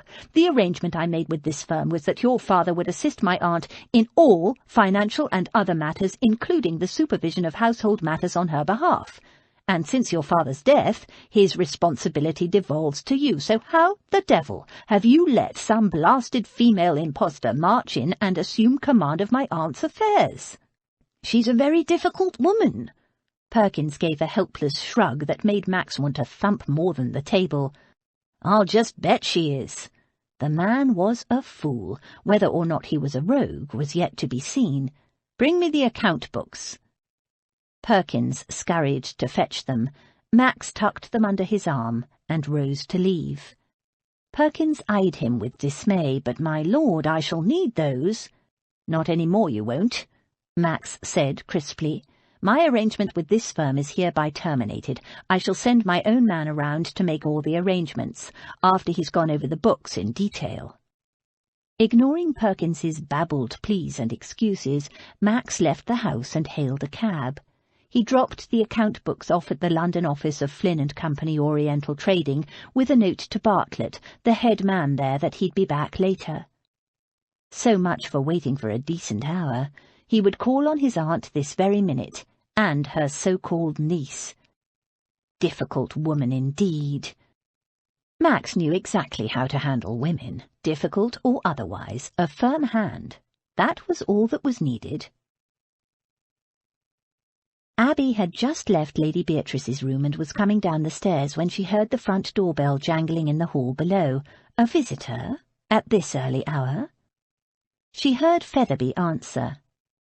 A deep voice said, "I wish to see Lady Beatrice Davenham." Abby peered over the balcony, but she couldn't make out more than a tall, dark shape in the doorway. Featherby said something, presumably a denial. It really was too ridiculously early for a morning call, but then the visitor snapped, "No, I don't care to return at a more convenient hour, damn it."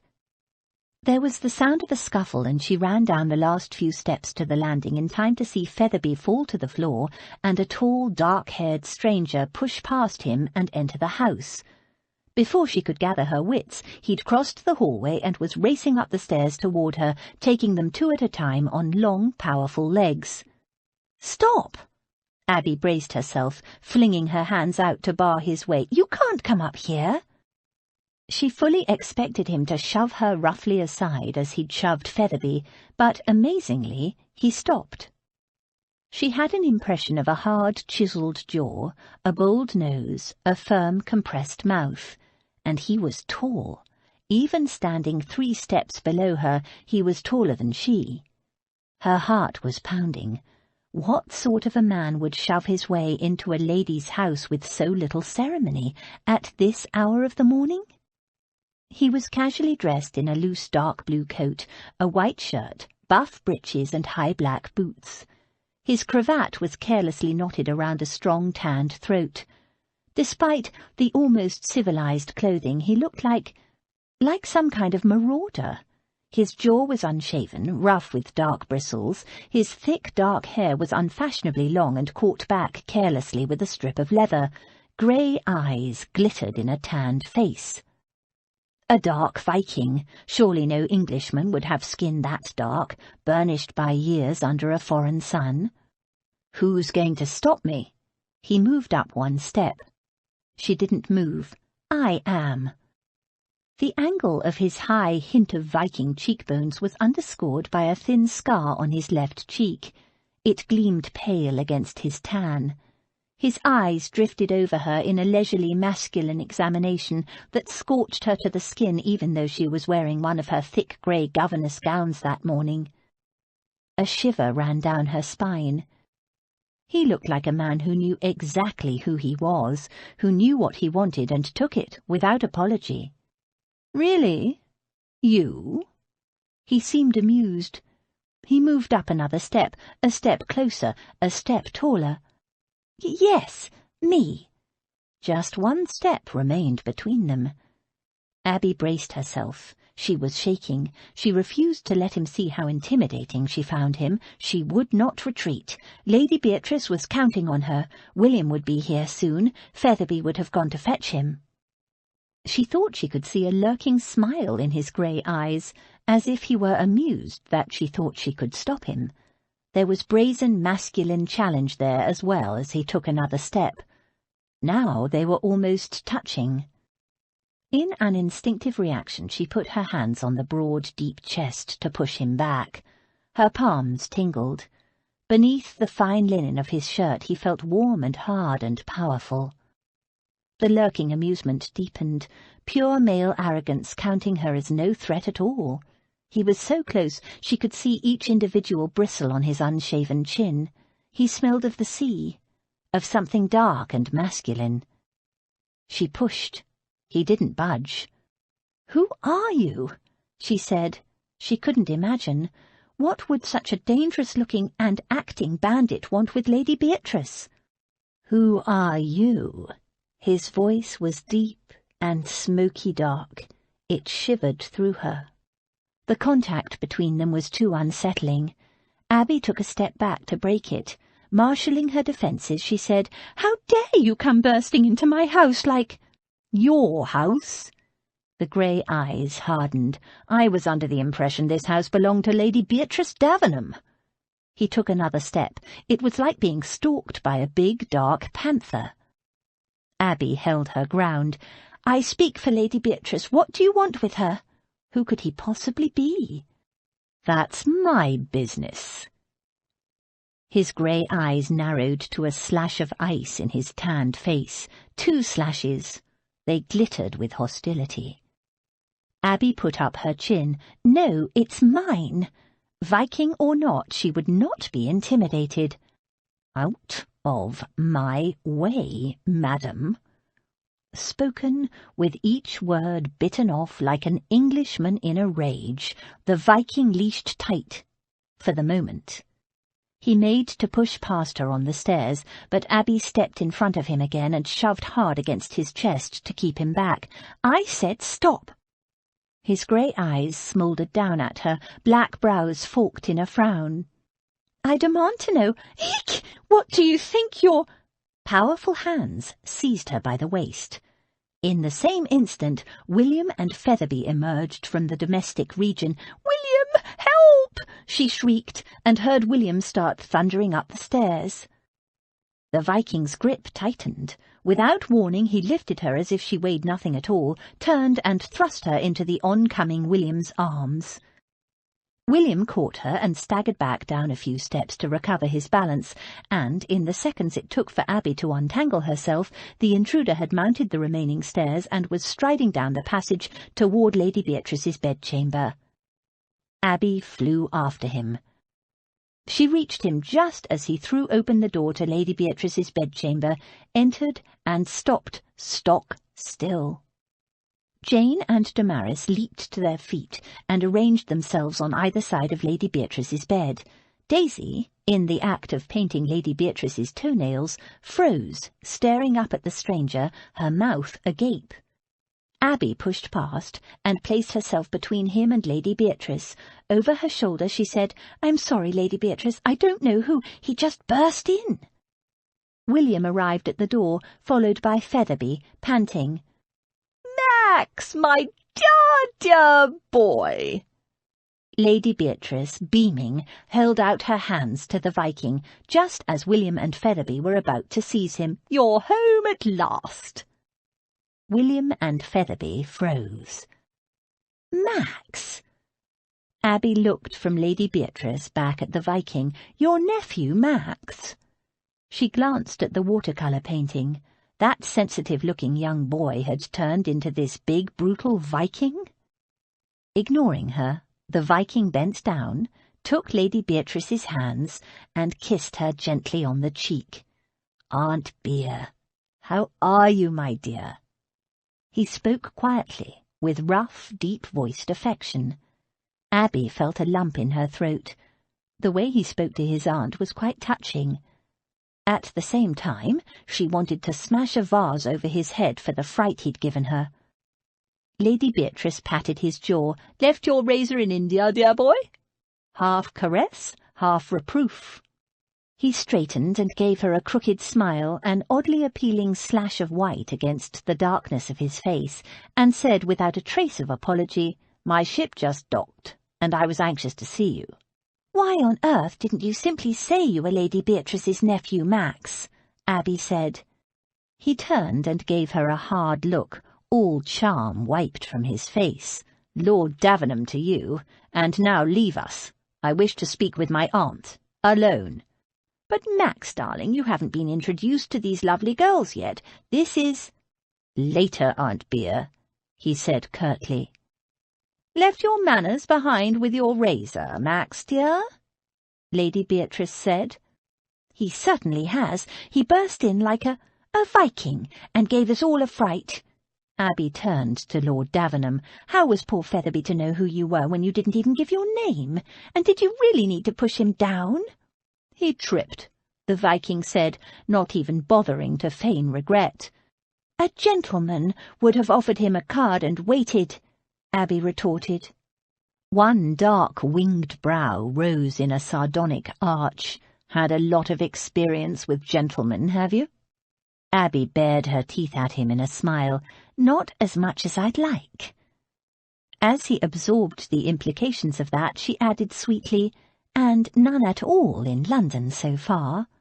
"Vixen," Max said under his breath. Aunt Beatrice watched the exchange with interest. Now, children, behave. Max, Abby is quite right. You should have given your card to dear Featherby." Max could have sworn the butler didn't move a muscle. Still, he managed to convey to Max a look of deep reproach, with a faint suggestion of smugness. Impudence. Her servants were in need of a firm hand, too. His aunt snapped her fingers. "Max, pay attention. I want to introduce you to these charming girls. This is Miss Abigail Chantry." He knew who she was, with her wide, innocent eyes and bold, pretty mouth, the woman who'd taken advantage of his aunt. She was younger than he'd expected from the description Perkins had given, prettier too, but then harpies came in all shapes and sizes. Slender as a willow, but stubborn from the jutting of that chin, well, he knew that from the way she'd confronted him on the stairs, stood up to him in a manner that had amused, even charmed him at first, until he realized who she was. In that drab gown he'd taken her for a maidservant or companion, not the manipulative little baggage he knew her to be. "Miss Chance." Max gave the woman a curt bow. He wanted to throttle her. She knew it, too, for those speaking grey-green eyes sparked with bright challenge as they met his. One glimpse at Aunt Bea had told him that for all the seeming luxury of her bedchamber she'd suffered badly, and not for a short time. She'd aged shockingly. Her face was thin and drawn, and bore an echo of suffering and malnourishment that he'd seen before in the beggars of Asia. The beggars of Asia. His magnificent, arrogant, beloved aunt? She was a ghost of her former self. And this pretty, composed young woman with her creamy, smooth skin and her clear grey-green eyes was the cause of it. Miss Chance. Miss Chance, more like it. She made him a curtsy, a study in insolence and indifference. Her sister, Miss Jane Chance. A girl just out of the schoolroom, a pretty blonde who blushed and smiled as she curtsied and said her how do you do. Max made her a curt bow. He had no interest in schoolgirls. Miss Damaris Chance, another sister. Max bowed. Miss Damaris curtsied and murmured a greeting, but did not meet his gaze. An oval face, dark eyes, and long sable hair. A secretive expression. Full sister to the blue-eyed blonde? He doubted it. And Miss Daisy Chance. The little one painting his aunt's toenails gold. She had an angular heart-shaped face, and the kind of pale skin that had never seen country air. She bobbed a crooked curtsy and said in a broad Cockney accent, "Pleased to meet you, my lord." Max didn't bother to hide his scepticism. The idea that this girl was a sister to the others was laughable. They at least sounded like ladies, even if they were harpies in disguise. He quirked a brow. "Sister?" "Wrong side of the blanket." Daisy gave him a cheeky look that dared him to deny it. Miss Chance put an arm around the girl's shoulders. "But she's still our sister." The blonde and the brunette stepped up too, glaring at him in a united front. "My nieces, Max," said Aunt Beatrice with a smile that had a lot in common with the look the little Cockney had given him, lying through her teeth and daring him to deny it. "But why? Damn it, Aunt Beat—" "Later, Max," she said airily. "Thank you, girls. My nephew and I have much to catch up on. Featherby, perhaps a cup of tea in half an hour." Max waited with folded arms as the girls bustled about gathering things. Magazines and bits of lace and fur and fabric lay scattered all over the counterpane, and examining him surreptitiously from beneath lowered eyelashes. No sidelong glances from Miss Chance. She met his gaze full on, with brazen confidence. Butter wouldn't melt in that soft little mouth. She'd be out on her ear by the end of the day, he vowed. She passed the tray that had been resting on his aunt's knees to the butler, the remains of her breakfast, sweet pastries and hot chocolate, his aunt's usual breakfast, something that hadn't changed, some small comfort in that. Guilt lashed at him. Aunt Bea looked so worn and old. Why hadn't he listened to those twinges of concern earlier? The butler passed the tray to the footman, who was like no footman Max had ever seen. He looked more like an aging prize-fighter, not a successful one either, by the damage done to his face. The kind of hoodlum you wouldn't want to meet down a dark alley, now working as a lady's footman, his aunt's footman, thanks to Miss Chance. A motley crew indeed. What hold did they have over his aunt? He glanced again at Miss Chance.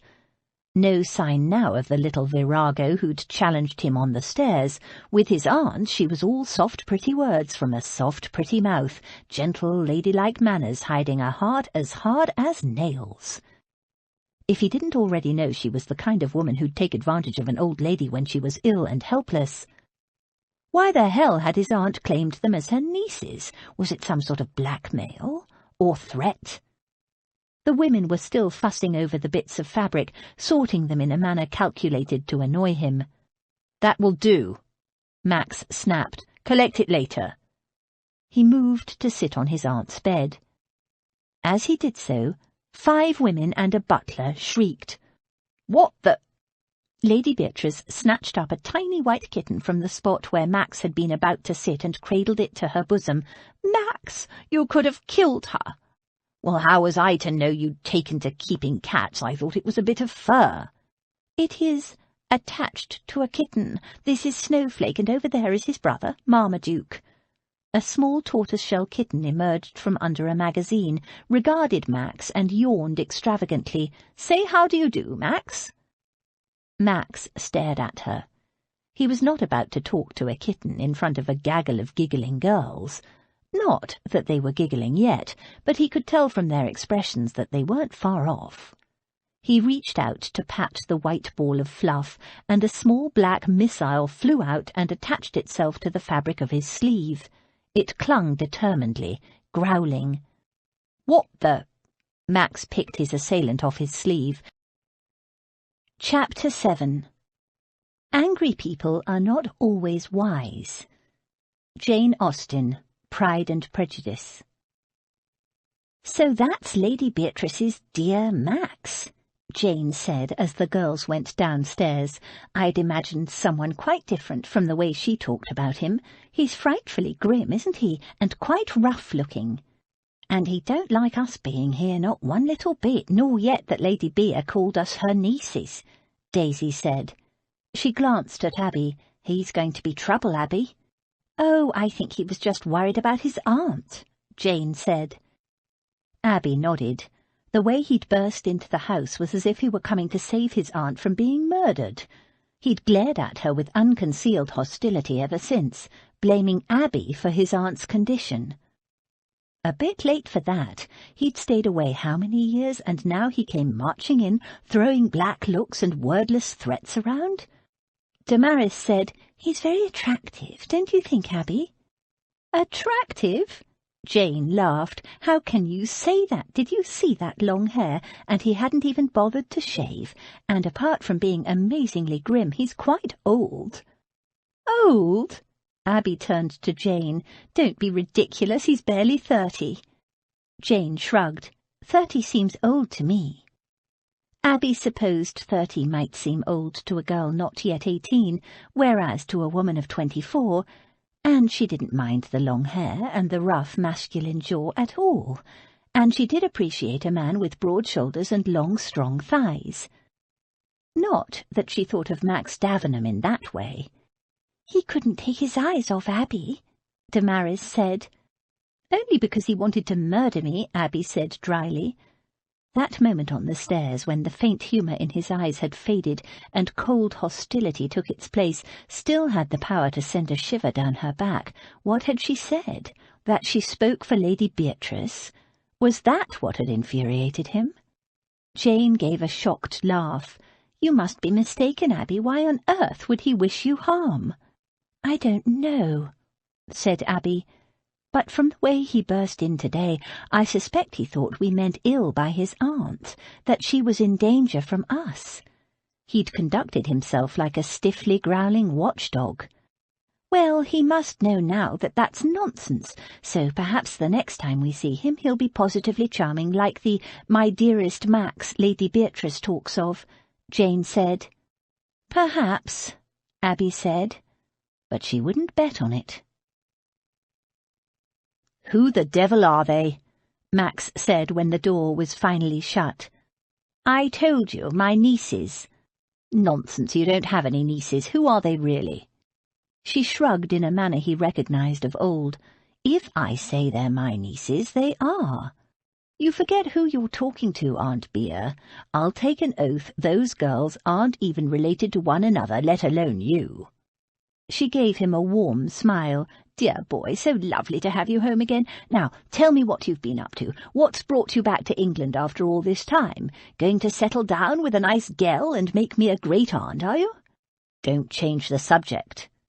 She smacked his hand. "Don't be dreary, Max. I've told you they're my nieces, and that's all you need to know. They're here as my guests. Guests don't take money from their hostess." She made a sound of annoyance. "The wretched Perkins boy told you that, I suppose?" "It's his job to keep me informed."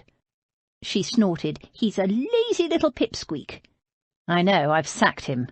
He put up his hand to halt the objections that came spilling out. I know, I've overreached myself again." She pulled a face. "Much you care about that."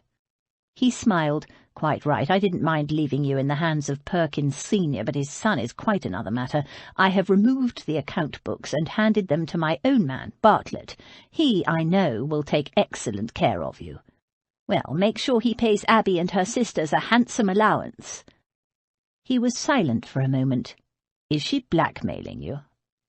He couldn't imagine what his aunt could possibly have done that could allow for blackmail, but everyone had secrets. His aunt gave a spurt of laughter.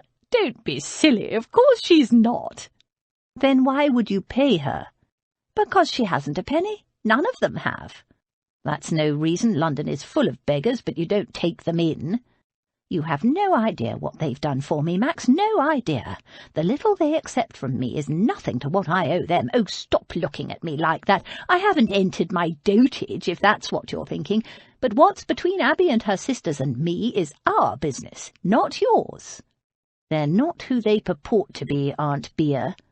I know that, but the girls are entitled to their secrets. I know who they are, and if I'm not worried, you have no cause to be concerned. He didn't respond. He just looked at her and waited, not taking his eyes off her. It was a trick he'd learned at school and honed abroad, and it rarely failed.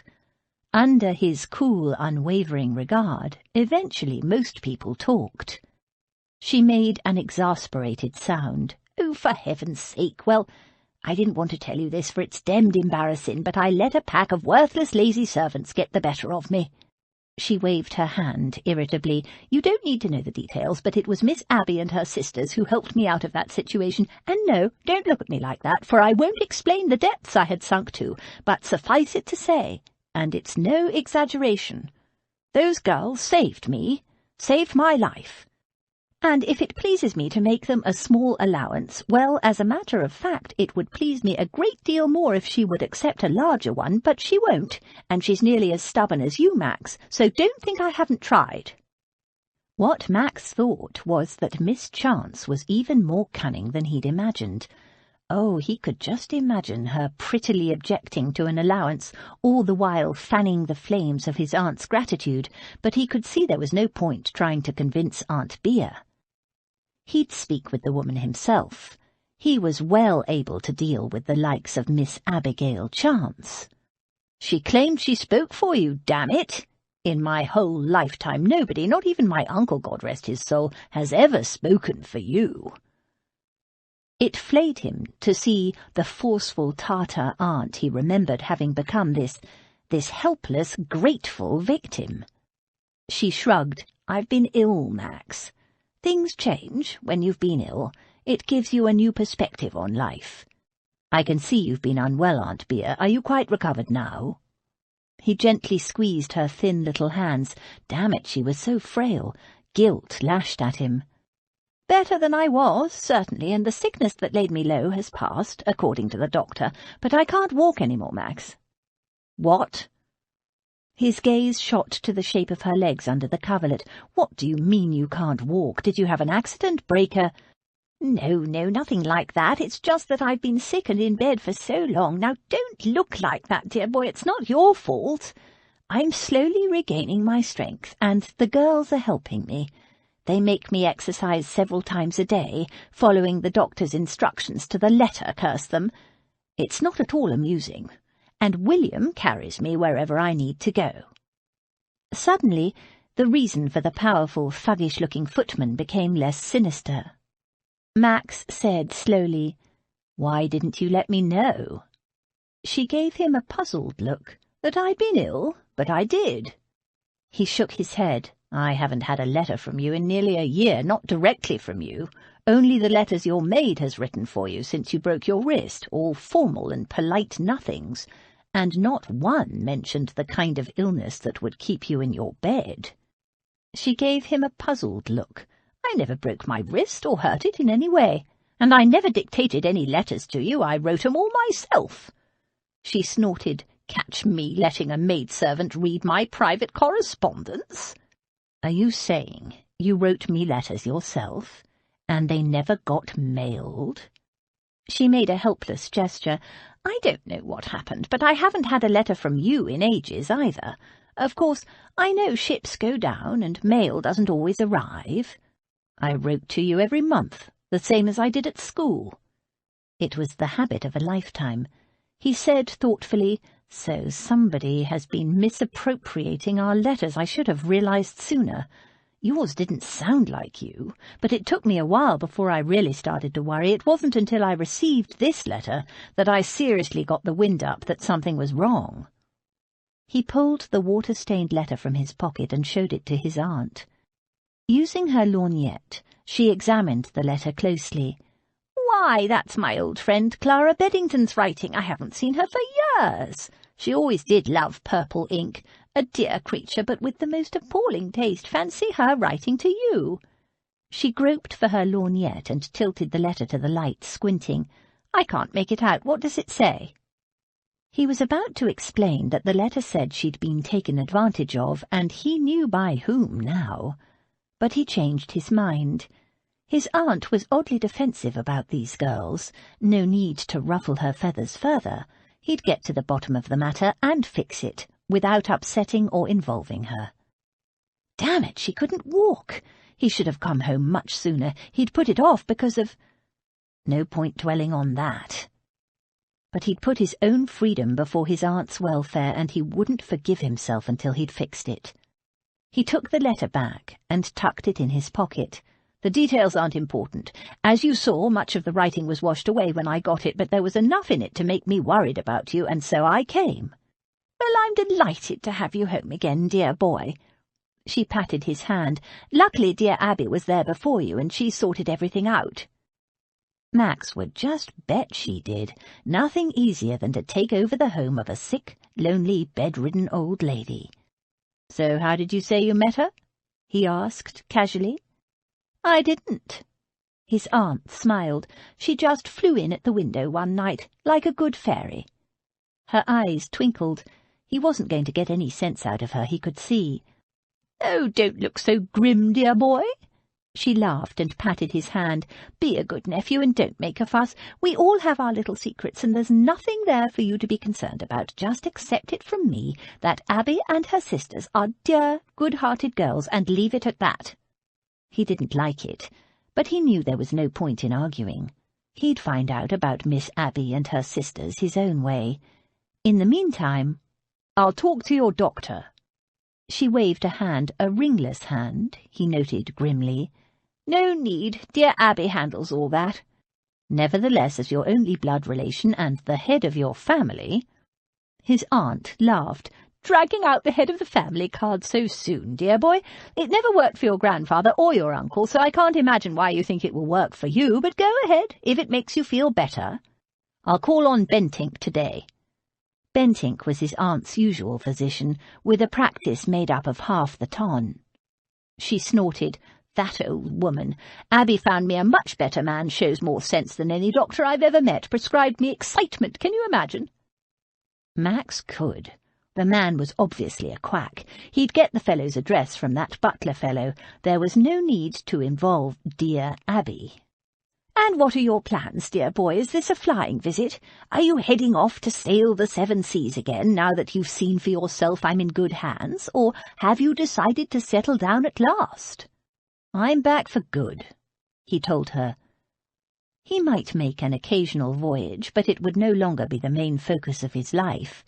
And she was not in good hands. Far from it. She cocked her head. "Marriage?" "Yes." She sat up, her eyes sparkling. "We'll give a ball. It will give you a chance to become acquainted with all the young, eligible girls, and—" "No need."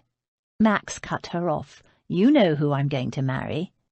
His aunt made a disgusted noise. "Oh, you're not still on about that Parsley girl?" "Parslow. Miss Henrietta Parslow, as you very well know." "A Cit's daughter. I thought you would have grown out of that nonsense." "Aunt Beer, you know very well I gave my word." "Yes, but it was 9 years ago. Surely it doesn't count. You were just a boy of 18, not even old enough to be legally held to your word." "Legality has nothing to do with it. My word is my bond," he reminded her gently, "and I have no intention of breaking it." She sat back against her pillows with a huff of irritation. "Have you even seen the girl in the last 9 years?" No. Written to her? Exchanged letters? Occasionally. How do you even know she's waited for you? 9 years is a long time for a young girl to wait. She'll have waited. She sniffed. She wants the title. You don't think I'm worth waiting for? Max asked, unruffled. He knew very well what his aunt thought. She gave him a severe look. Not for 9 years. It's not reasonable, and if you'd loved the girl, she wouldn't have had to wait. She wagged a finger at him. If I'd loved a man, I wouldn't have let him spend 9 years gadding about the globe. Max didn't doubt it. His situation, however, was different. I wasn't gadding, he pointed out. I was repairing the family fortunes. She flapped an impatient hand. The question is, do you love this girl? Does she love you? If you haven't seen her for 9 years, you can't possibly know if you still want to marry her. Want had nothing to do with it. Love is not the only basis for marriage. You mean it's for money? She demanded. I thought you'd repaired the family fortune. I have. Then if it's not love or money, what other reason is there to marry a Sit's daughter? I gave my word. Max stood up. Now I have business to attend to, but we'll talk more later. He kissed his aunt on the cheek and promised to look in on her again before dinner. He left her room in a thoughtful frame of mind. There was more here to be done than he'd expected. He made a swift examination of the other rooms on his aunt's floor and found faded wallpaper, worn and shabby carpets, cracks in the plaster and some evidence of rising damp in one corner, not to mention the faded squares like the ghosts of missing paintings. Of course, the really valuable paintings had been sold 9 years before. Still, he was sure the house had not been quite so denuded. He hadn't noticed it before. When he'd first arrived, he'd been concentrating on getting to his aunt, and while he was in her bedroom there was no sign of the shabby, run-down state of the rest of the house. The state of the place had been disguised, he realized, with beeswax polish and flowers and foliage arrangements scattered about and bright fabrics pinned on the wall in lieu of paintings. The house needed serious work. It galled him to think of his aunt living here, in what almost amounted to squalor. He should have insisted on an upkeep clause, he realized. Had he been here, he would have. No point in regretting the past. Max had long ago learned the futility of that. All regrets did was drain you of energy to make the future. Ah, well. The responsibility for the house wouldn't be his for much longer. His aunt was all he cared about, and now that he was home again it was time for a change. Past time. The neighbourhood was in a state of flux. In the 16th century, when his ancestor had built Davenham House, the Strand was a fashionable address, filled with palaces and mansions of the wealthy.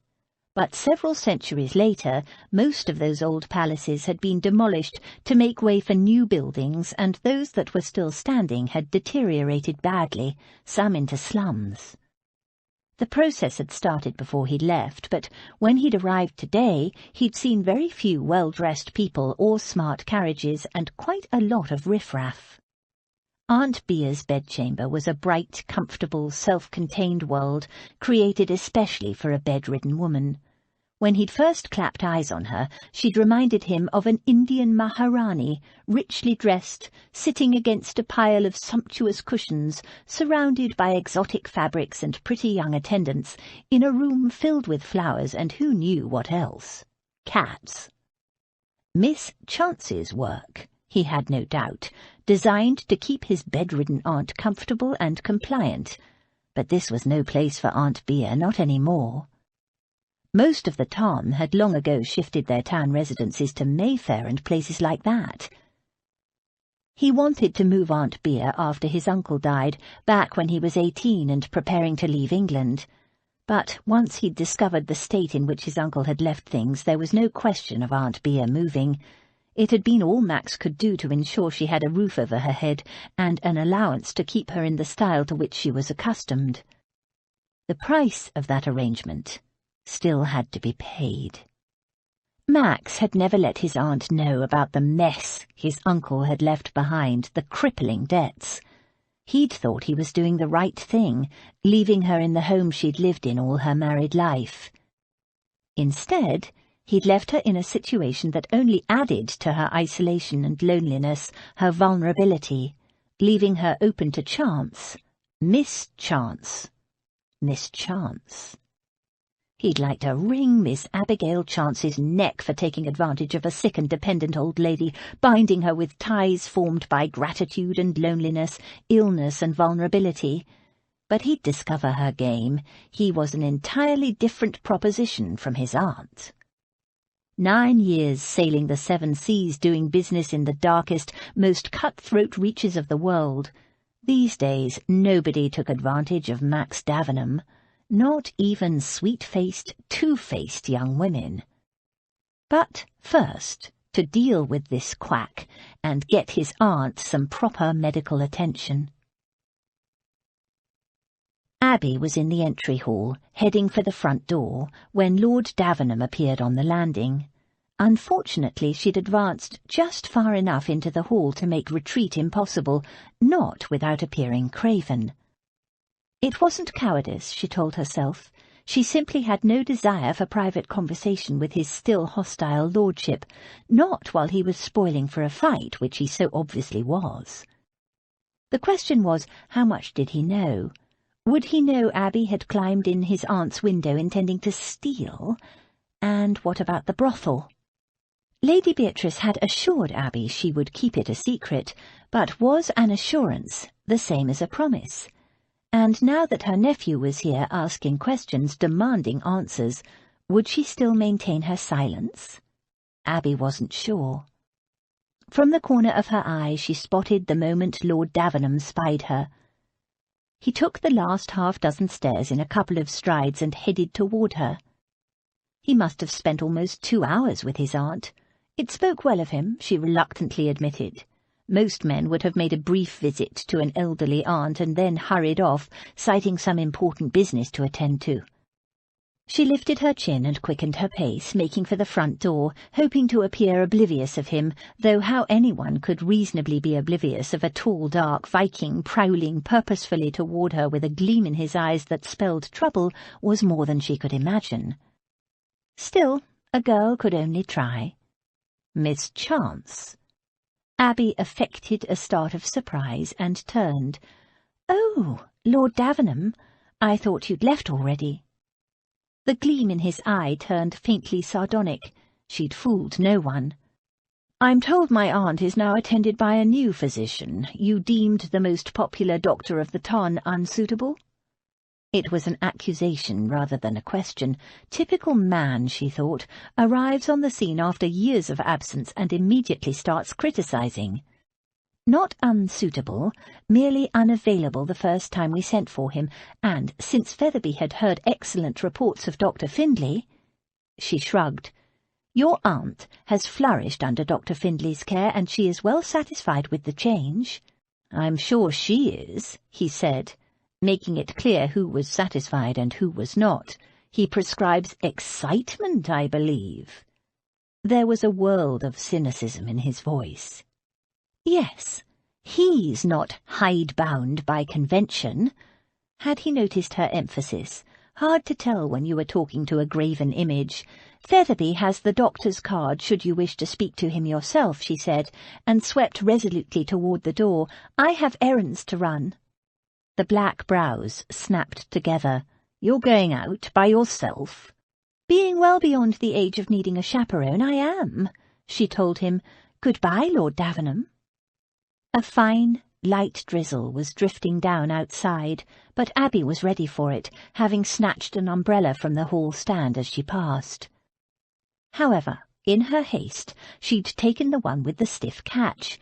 She stood on the front steps, wrestling with the wretched thing, cursing it under her breath. Of course, just when she wished most to disappear down the street while Lord Davenham was delayed getting the doctor's address from Featherby. "Having difficulty?" A large, tanned hand closed over hers where she held the umbrella.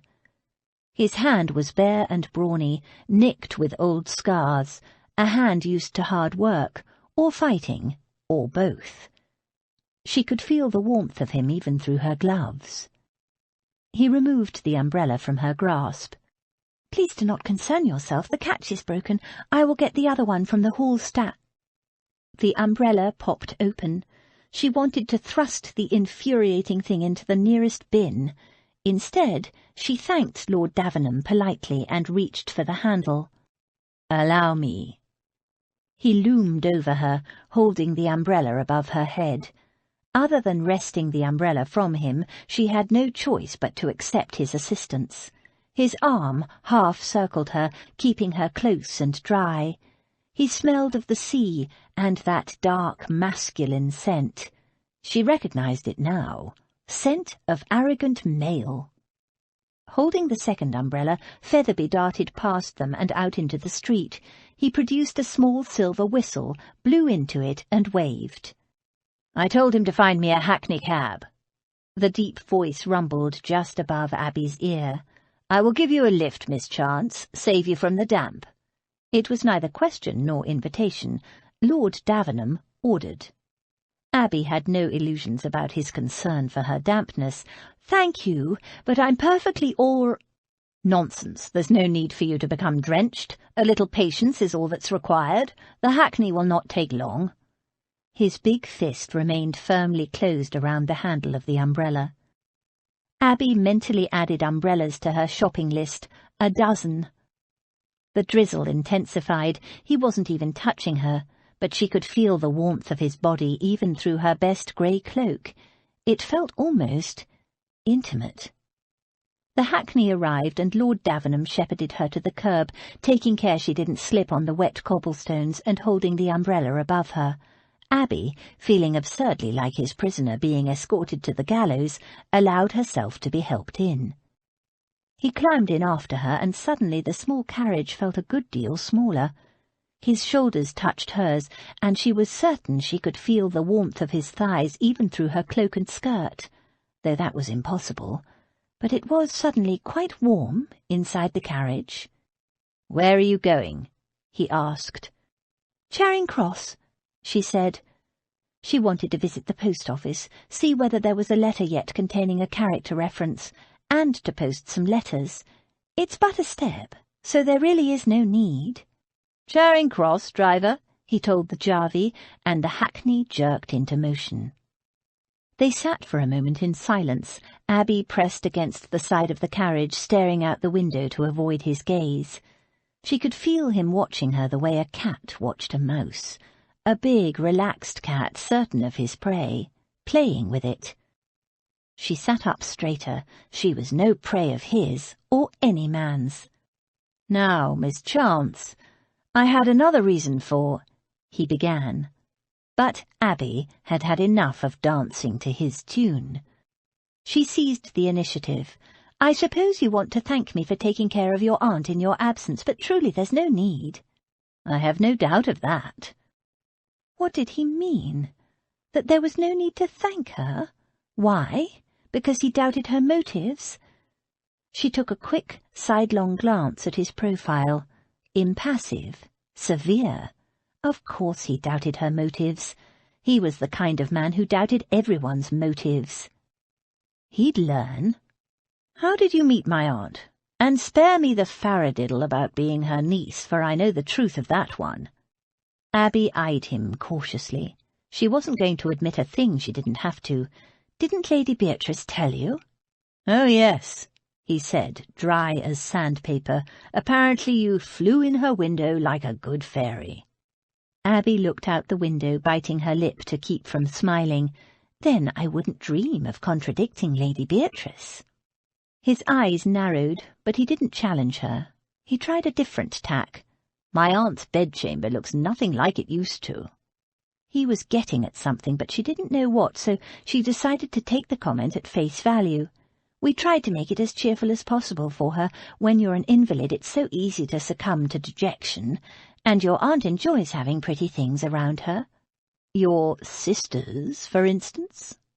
She inclined her head, acting as if he'd complimented them, even though she was sure he'd intended some subtle insult. "They are pretty, aren't they? And of course Jane is a beauty, but then I'm biased. And they do make very good company for your aunt. It's beneficial for a recovering invalid to have youth and high spirits around, and they enjoy her company too.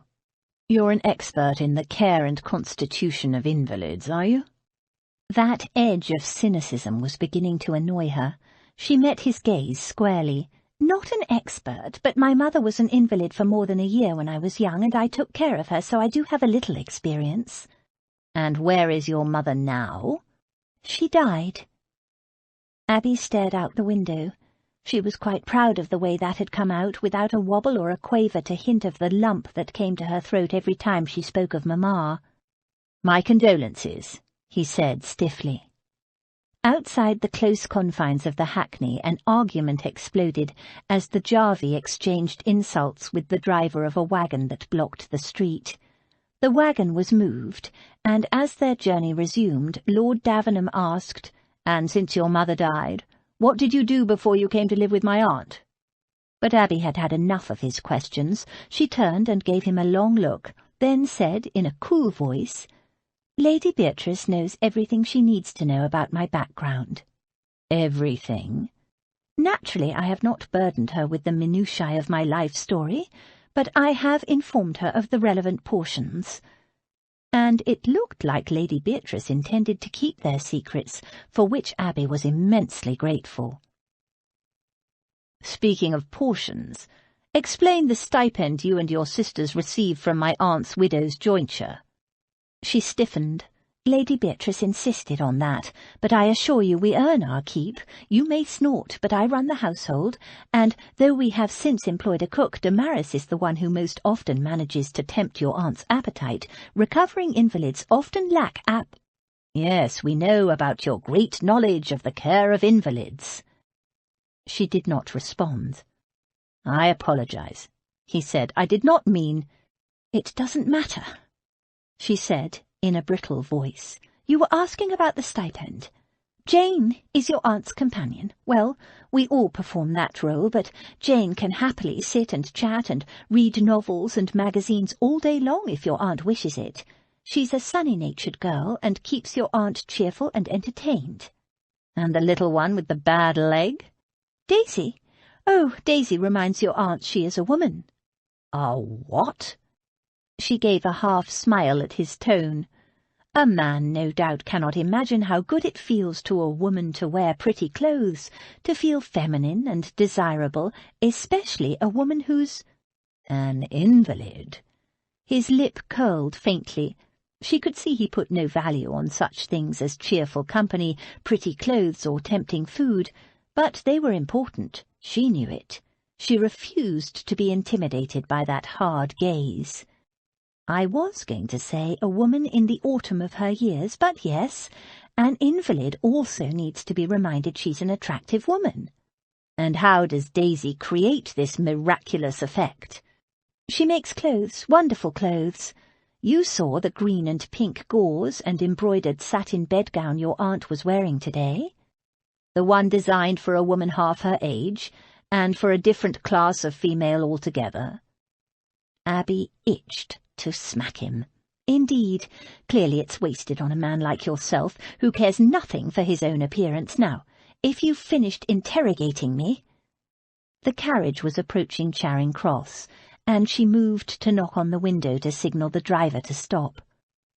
Max caught her wrist before she could do it. "Not yet. I haven't finished with you." She struggled and tried to pull away, but he held her effortlessly in a light, firm grip. The gloves were off now. "Let go of me," she said in a low, furious voice. She raised her other hand, but he caught that too, and then they were almost chest to chest. "I have no interest in what you have to say." "No, you wouldn't want to know what I think of the kind of harpy who takes advantage of a sick, lonely old woman. The truth is ugly, but hear it you will." His face was bare inches from her, his eyes slits of icy contempt. "Harpy!" She tried to pull free. "How dare you impugn my motives? Let me make this quite clear. Lady Beatrice invited my sisters and me to come and live with her, not the other way around. I never asked, but I was very glad to come. I don't deny it. We all were, but I don't have to justify myself to you." "You damned well do." Then put it this way, I won't. My arrangement was with your aunt, not you. She is in no fit state to make decisions. Rubbish! She might not be able to walk at the moment, but there's nothing wrong with her brain. You're a very high-handed young woman, aren't you? He shook her wrists. Worming your way into my aunt's life, taking over her home, sacking her servants, appointing your own in their place, dismissing the physician who'd attended her for the last 20 years, treating her home and possessions as your own, and don't think I haven't noticed all the things that are missing, even her rings, damn it. You can't pull the wool over my eyes, young woman. I'm not a feeble old lady ripe to be fleeced and hoodwinked. He loomed over her, his chest just touching her breasts, his storm-filled eyes dark with some kind of unknowable emotion. "You're hurting me," she said coldly. It wasn't true, but Abby didn't care. She was in a rage now. His gaze dropped to her mouth, and for a long, breathless, incredulous moment she thought he was going to kiss her, which his next utterance proved was ridiculous. "I'd like to strangle you," he growled, releasing his grip on her and moving back. "You deserve it, and more." She shook herself like an angry cat and rubbed her wrists, her eyes sparkling with anger. "I should haul you and those others off to the nearest magistrate, but that would distress my aunt. But what if I offered you a handsome sum to leave my aunt's home and never return?" "What, and leave her in your capable hands?" She made a contemptuous noise. "You're the one who hared off to India for nearly 10 years, leaving her to rot." "Leaving her to rot?" The grey eyes were flinty with rage. "I did nothing of the sort. When I left her she was as fit as a flea, a leader of the ton, with a dozen servants to take care of her, a man of business to oversee her domestic affairs, and a horde of friends." "Oh, that's all right then. I'm glad your conscience is clear. It doesn't matter, I suppose, that the servants were appalling, robbing a sick old lady blind, keeping her in the most atrocious conditions, and denying her friends admission until they drifted away, leaving her even more helpless. Or that your so-called man of business never came near her from one end of the year to another, allowing the servants even more freedom to abuse her trust. And what about the fashionable doctor, who never bothered to inquire after his patient of 20 years, even though she'd been terribly ill the last time he saw her?" He stared at her, his face unreadable, his eyes chips of ice. Abby stormed on. "You all left her to rot, every single one of you, and that's why you can't bear to have me and my sisters there, because we didn't. Well, don't think you'll chase me away, Lord Davenham, because I didn't come at your invitation, and I won't leave at your command. I'll go when Lady Beatrice asks me to go, and it won't take a bribe to do it. And don't you dare take that as an invitation to hound her until she does your bidding. She's not nearly as strong yet as she likes to think." She dashed a hand across her eyes and said with a voice that trembled on the edge of tears, angry tears, she told herself, furious tears, "Now, Lord Davenham, if you don't mind, I wish to get down." "No, I need to—" "I don't care what you need. I wish to get down now." She knocked on the window, and the cab immediately slowed. "You will find Dr. Findlay, Lady Beatrice's physician, in the white building on the corner over there." She opened the door before the hackney had come to a complete halt, and jumped lightly down. Behind her, Lord Davenham shouted something, but Abby ignored him, hurrying away without a backward look. Hateful, horrible man. Max watched her thread her way through the traffic with a straight back and a swish of indignant skirts. She'd left her umbrella behind. He twisted the umbrella handle in his hands, damned if he knew what to think. He'd planned to force her to admit to the fraudulent deception of his aunt. Instead, she'd ripped into him like a little shrew, blasting him for his neglect of Aunt Bea, as if she had a right to, when they both knew she was no more her niece than the butler was. Did she think to bamboozle him with her righteous little tirade? He frowned. There had been genuine emotion in that outburst, as if she truly did care about Aunt Bea. And for a girl without a penny, she hadn't even tried to discover his terms. The moment he'd hinted at a bribe, she'd ripped into him, flinging it back in his teeth without a moment's hesitation. He'd never had a woman stand up to him in quite that way, spitting defiance at him without a shred of fear, dressing him down like a feisty little governess, even when he had her pressed back against the carriage seats, her wrists imprisoned in his hands. He was twice her size, but had she let it intimidate her? Not for a moment. He found her perplexing, annoying, frustrating, and damnably arousing, curse her. Chapter 8. How hard it is in some cases to be believed, and how impossible in others. Jane Austen, Pride and Prejudice. Of course, when that young woman first conducted me to your aunt's bedchamber, I was of a mind to report her to the nearest magistrate. A few minutes in Dr. Findlay's presence had convinced Max that the physician wasn't the plausible rogue he'd expected. A snowy-haired, blunt-spoken Scotsman with a degree from one of the finest medical schools in the world, Findlay had made it clear he was a busy man and could spare Lord Davenham 10 minutes only. His manner implied he had more interest in treating the poor than pandering to the whims of aristocrats. And yet you didn't. No, not when I realised they'd only just arrived and found her like that. The doctor shook his head. The state that poor woman was in. Max's gut clenched. Please elucidate. Filthy, emaciated, dehydrated. I've seen street beggars in better condition than your aunt. Guilt lashed at Max. He should have come home sooner. How long ago was this? 3 weeks. He frowned. Only 3 weeks. It didn't add up. You say the Mrs. Chance had only recently arrived at my aunt's? Aye, but no recently. They'd arrived that very day. Their first act was to fetch me to attend her. They wanted to bathe and feed her, but they feared to move her before getting a medical opinion. Quite right, too. Very frail the old lady was. And still is. Oh, she's coming along nicely now. Those nieces of hers are devoted to her care. Your sisters, are they? No. Max was about to deny all relationship either to himself or Aunt Bea, but prudence won out. They're not from my side of the family at all. Again he wondered who they were and where they had come from. How had they met an ill, bedridden old lady? People didn't simply arrive in a city, find an old lady in need, and move in with her. And what if the doctor said was true, and he had no reason to doubt the man? Why had they taken it upon themselves to save her? What was their connection to his aunt? What had Miss Chance said? Lazy and neglectful servants? Was that how she'd come to meet Aunt Bea, through some connection with the servants? But if that were the case, why would she have sacked them? Perkins said she'd sacked the entire staff.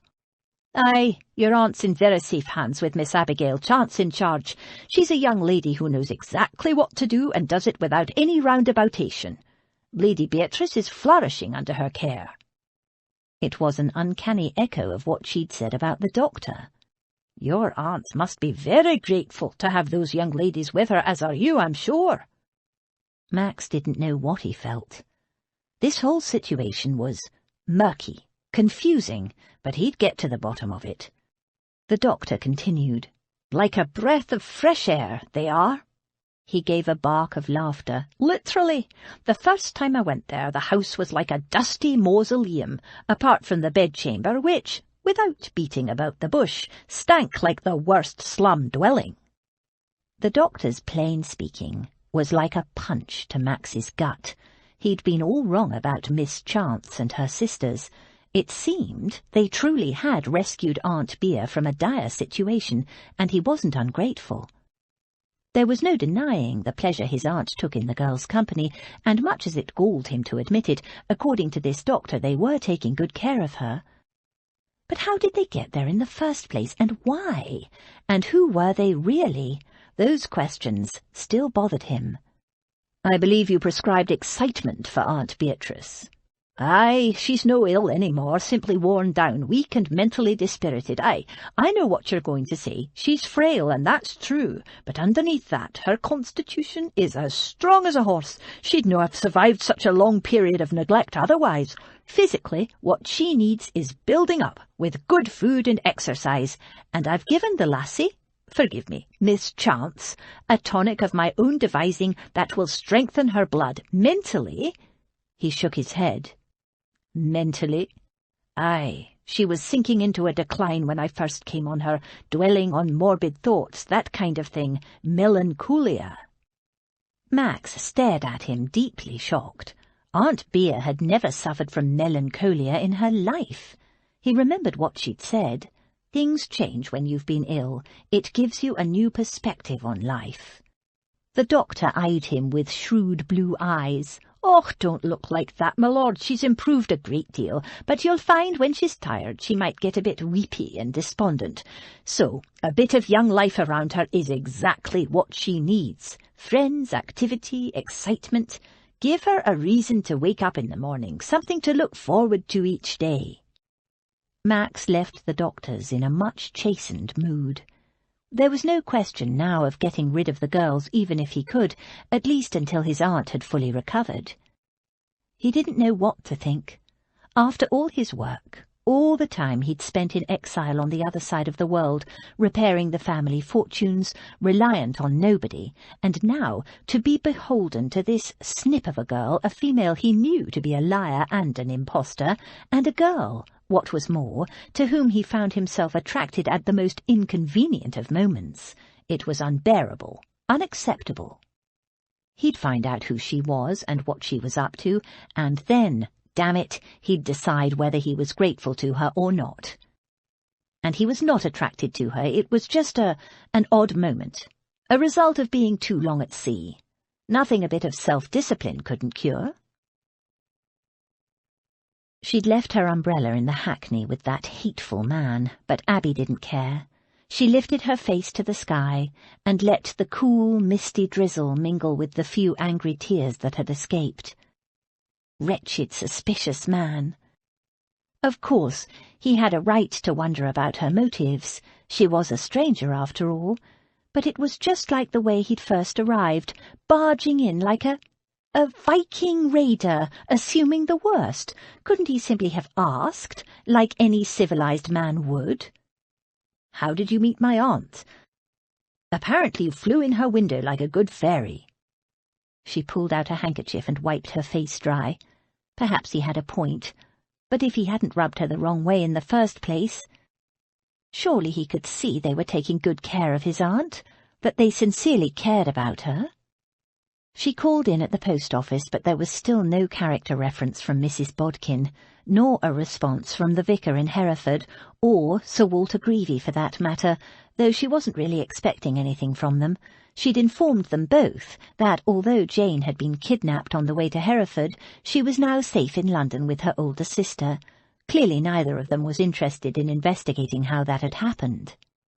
She hadn't mentioned where she'd found Jane. The fewer people who knew that, the better. After the post office, she did her shopping and walked home via the river bank. She always found it a soothing walk, watching the ripples on the water and the traffic on the Thames. Even when the stench of the river was at its worst, she still found it fascinating. It was another world. This time, however, she found herself stomping along the pathway, taking little notice of her surroundings. Her mind kept spitting up bits of conversation. Well, you could hardly call it a conversation, more like a tirade. You wouldn't want to know what I think of the kind of harpy who takes advantage of a sick, lonely old woman, worming your way into my aunt's life, treating her home and possessions as your own. I'd like to strangle you. I should haul you and those others off to the nearest magistrate. Wretched man. Yes, she'd pretended to be his aunt's niece, but only to get admitted to the house that first time. It was Lady Beatrice who'd continued the falsehood, and he knew it to be a falsehood. They all did, so it wasn't truly a deception. Who was harmed by it? Nobody. She'd cared for his aunt when nobody else did. She was also using a false name, her conscience reminded her, but he didn't know that, and it was for a very good reason, the protection of her sisters.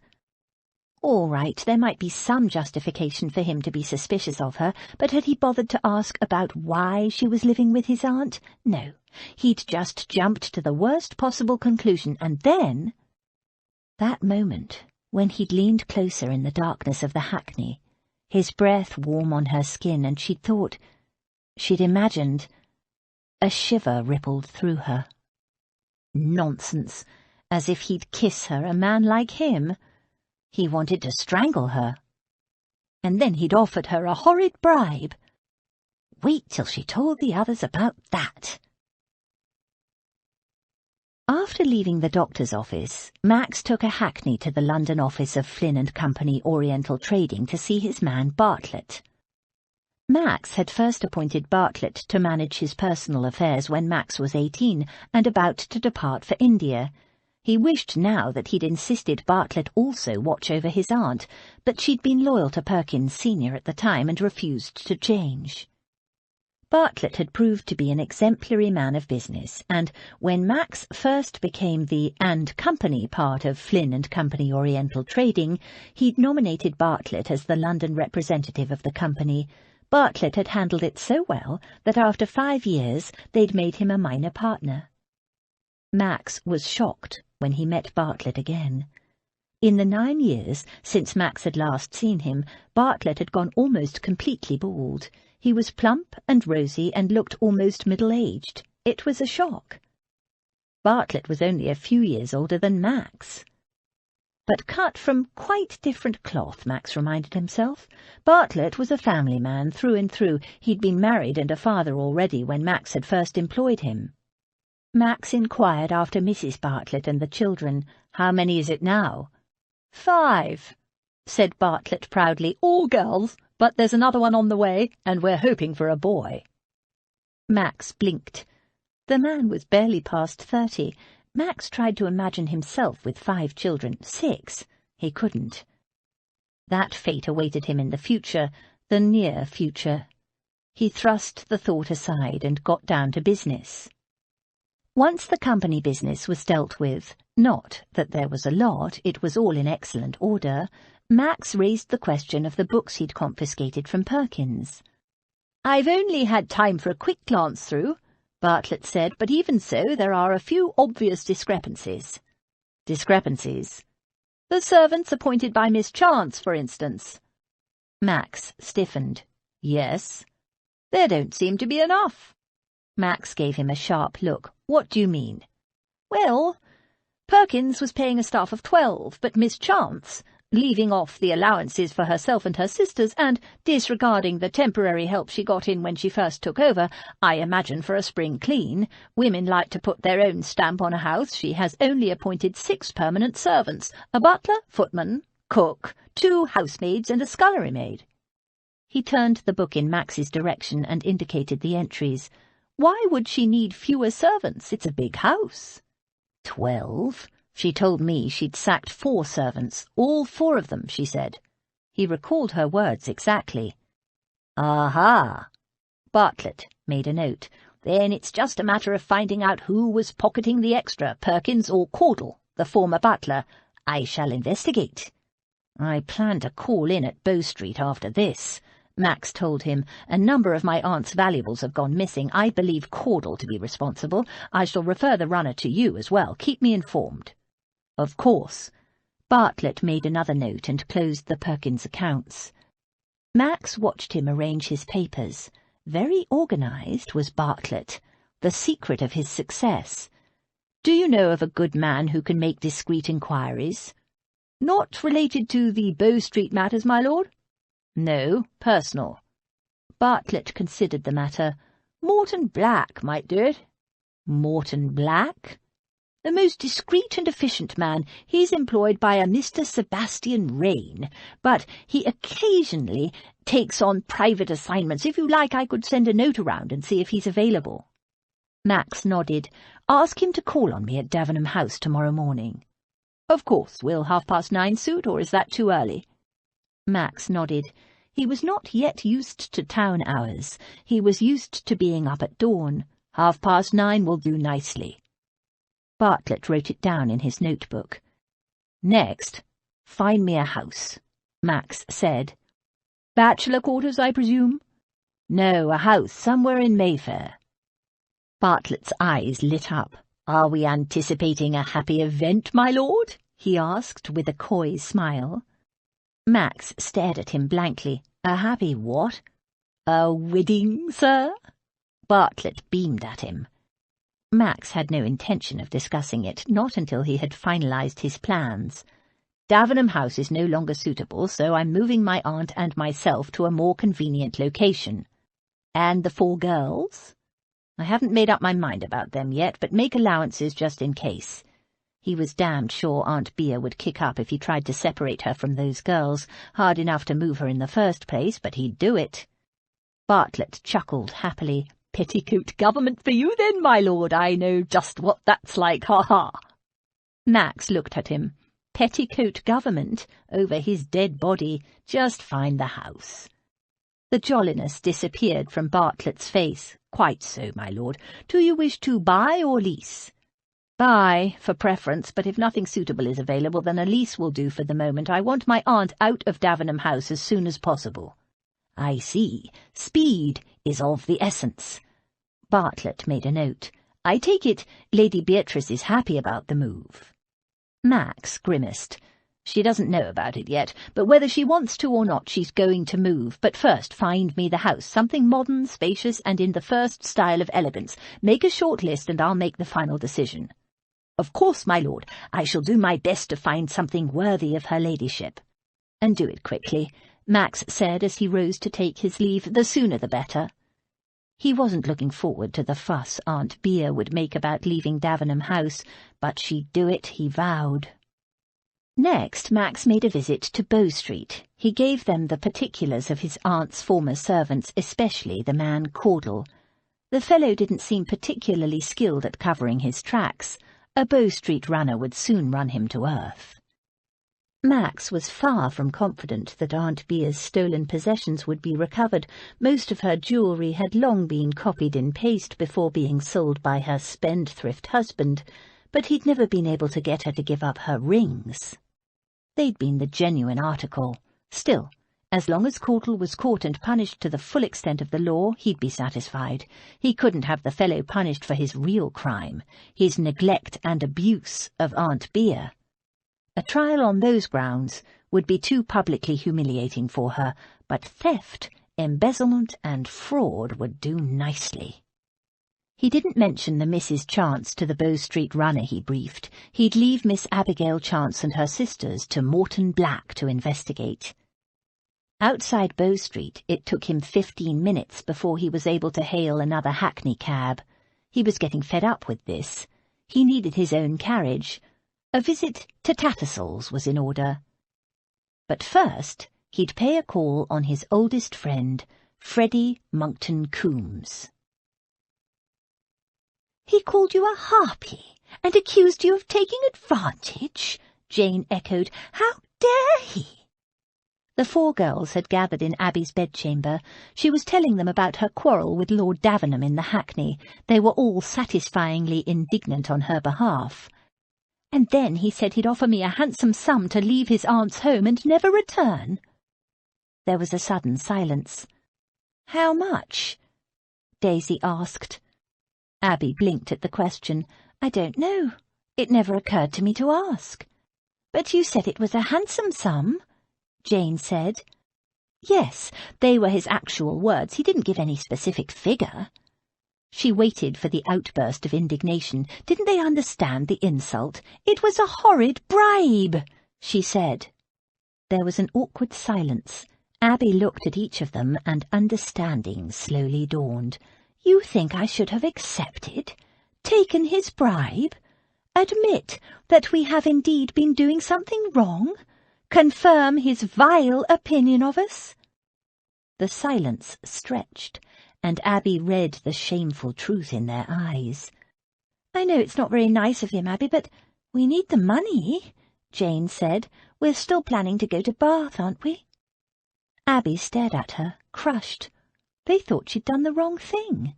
They thought she should have swallowed the insult and taken the money.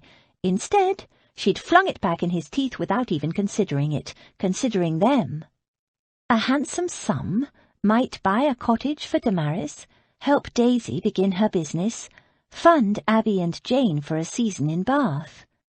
After all, Lady Beatrice won't need us now that her nephew is here to look after her, Damaris said, And if he doesn't want us here, it is his house. And it's not as if Lady Bea can introduce us to society," Jane added. "Everyone knows she has no nieces." "And we're using a false name," Daisy reminded them. She'd never approved of the false name, even though she accepted its necessity. "So we'll probably have to leave soon anyway," Jane finished. "And a handsome sum would have helped. You needn't think of it as a bribe, Abby. Why not look at it as a farewell gift, a thank you for helping Lady Beatrice?" Because it was a bribe, Abby thought, but she didn't say it. Her sister's disloyalty shattered her. No, not disloyalty, she decided. Thoughtlessness. They were young and eager to get on with their lives. Jane, in particular, was desperate to meet young men and fall in love, and Abby couldn't blame her for that in the least. In fact, she rejoiced in the knowledge that Jane had emerged from that vile place unscathed. None of them cared what Lord Davenham thought of them. All they were thinking of was their future, and they'd lived so close to disaster for so long that they were willing to snatch at any chance, just as she'd risked everything to burgle this house. "Well, it's too late now," she said. "I rejected it in no uncertain terms," and left him stinging with insult into the bargain. The lowering thought occurred to her that if he tried to bribe her a second time, she'd fling it in his teeth just as hard, harder, regardless of what her sisters wanted. Because, she realized slowly, she did care what Lord Davenham thought of her. And that was the most lowering thought of all. She had no reason to care. He was nothing but a rude, insulting, arrogant Viking. "Good God, it's a pirate!" Freddie Monckton Coombs declared by way of greeting. He grinned as he wrung Max's hand hard and thumped him on the back. Max did a bit of grinning and thumping of his own. "If you think I look like a pirate, you won't know what's hit you when you meet Flynn. He's arriving in London in a month or so, weather permitting." Freddie snorted. "I care nothing for Flynn, but you." He eyed Max with a mock-critical expression and shook his head. "You've fallen to pieces in the last 10 years. Max raised his brows and glanced down at himself. Odd, and here I thought I was quite an impressive specimen. "Of piratehood, perhaps," Freddie said dismissively. "Don't they carry razors or scissors on ships any more? And is that a leather thong you've tied that mop back with?" He shuddered. Max pulled the thong off. His hair fell around his face. He inspected the thong. "Yes, it's leather. Well spotted." He tossed it to Freddie, who caught it deftly, then dropped it disdainfully on the floor. He eyed the length of Max's hair and said dryly, "Just in time. Any longer and you'd look more like a mermaid than a pirate." Max laughed. "It's no joking matter. You used to look almost elegant," Freddie informed him. "Almost. You never could come up to my standards." Max stood back and inspected Freddie's attire. "Is that what you're wearing? Standards?" It being a mere hour or two after the crack of noon, Freddie had only just woken. He was attired for his breakfast in a black silk dressing-gown embroidered with scarlet dragons. On his feet were a pair of red-leather Turkish slippers. "I am sitting a fashion," said Freddie with an air of great dignity. Max pulled out a chair and sat down. "You're dining alone where nobody can see you." "Well, good God, you don't think I'd wear this in public, do you? It was a gift from a lady. Besides, I'm not dining alone, you're here. What will you have? I can recommend the sausages. Pork with a hint of fennel and a touch of hot spice, made especially for me by an Italian butcher." "Don't mind if I do," Max said, sitting down in the place hastily set by Freddie's man. A lot had happened since his first breakfast, and he was ravenous. He poured himself an ale from the jug on the table. "Ah, good English ale, how I've missed it." "So, are you back in England for good?"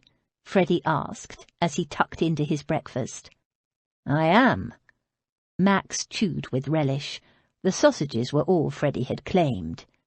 "And what brought you back early? You did say when you left you'd be away for 10 years, did you not? Or have I misremembered?" "No, I'm back nearly a year early. My aunt. She hasn't been well." I'm sorry to hear it. How is she now? Out of danger and improving. As they ate and drank, Max filled Freddie in on all that had happened. So she's being looked after now by this young woman and her sisters, pretending to be nieces, but they're no relation, you say? Odd, that. Yes, but I'll get to the bottom of that little mystery. Pretty? Max looked up. What? Any of them pretty? What's that got to do with it? Freddie shook his head mournfully. Max, Max, Max! What did they do to you out there in the wilds of foreign, apart from making you, both of us, delightfully rich, that you fail to see the importance of whether the girls your aunt has taken in are pretty or not? It's of the first importance. Why? Because I might want to meet them. Max thought about his handsome, charming and elegant friend meeting Miss Chance, and decided he didn't want Freddie anywhere near her or her sisters. You don't? Freddie's face fell. Dull? Very. It was for Freddie's own good, Max told himself. Ugly? Plain as a box of toads, Max said, warming to his theme, but kind-hearted, sweet-natured, very... He tried to think of something that would quench Freddie's interest once and for all. Very earnest. They read a lot. That was true. From what he could gather, they read lurid novels by the boxful aloud to his aunt. Freddie pulled a face. In that case, they're your problem. You don't intend to help me? Max feigned mild indignation. Not with a bunch of muffin-faced blue-stockings, Freddie said callously. I've met the type before. For some reason they always want to reform me. Through marriage. He shuddered. Horrible thought. He slathered a piece of toast with butter and marmalade, glanced at Max and said, The mater has started to harp.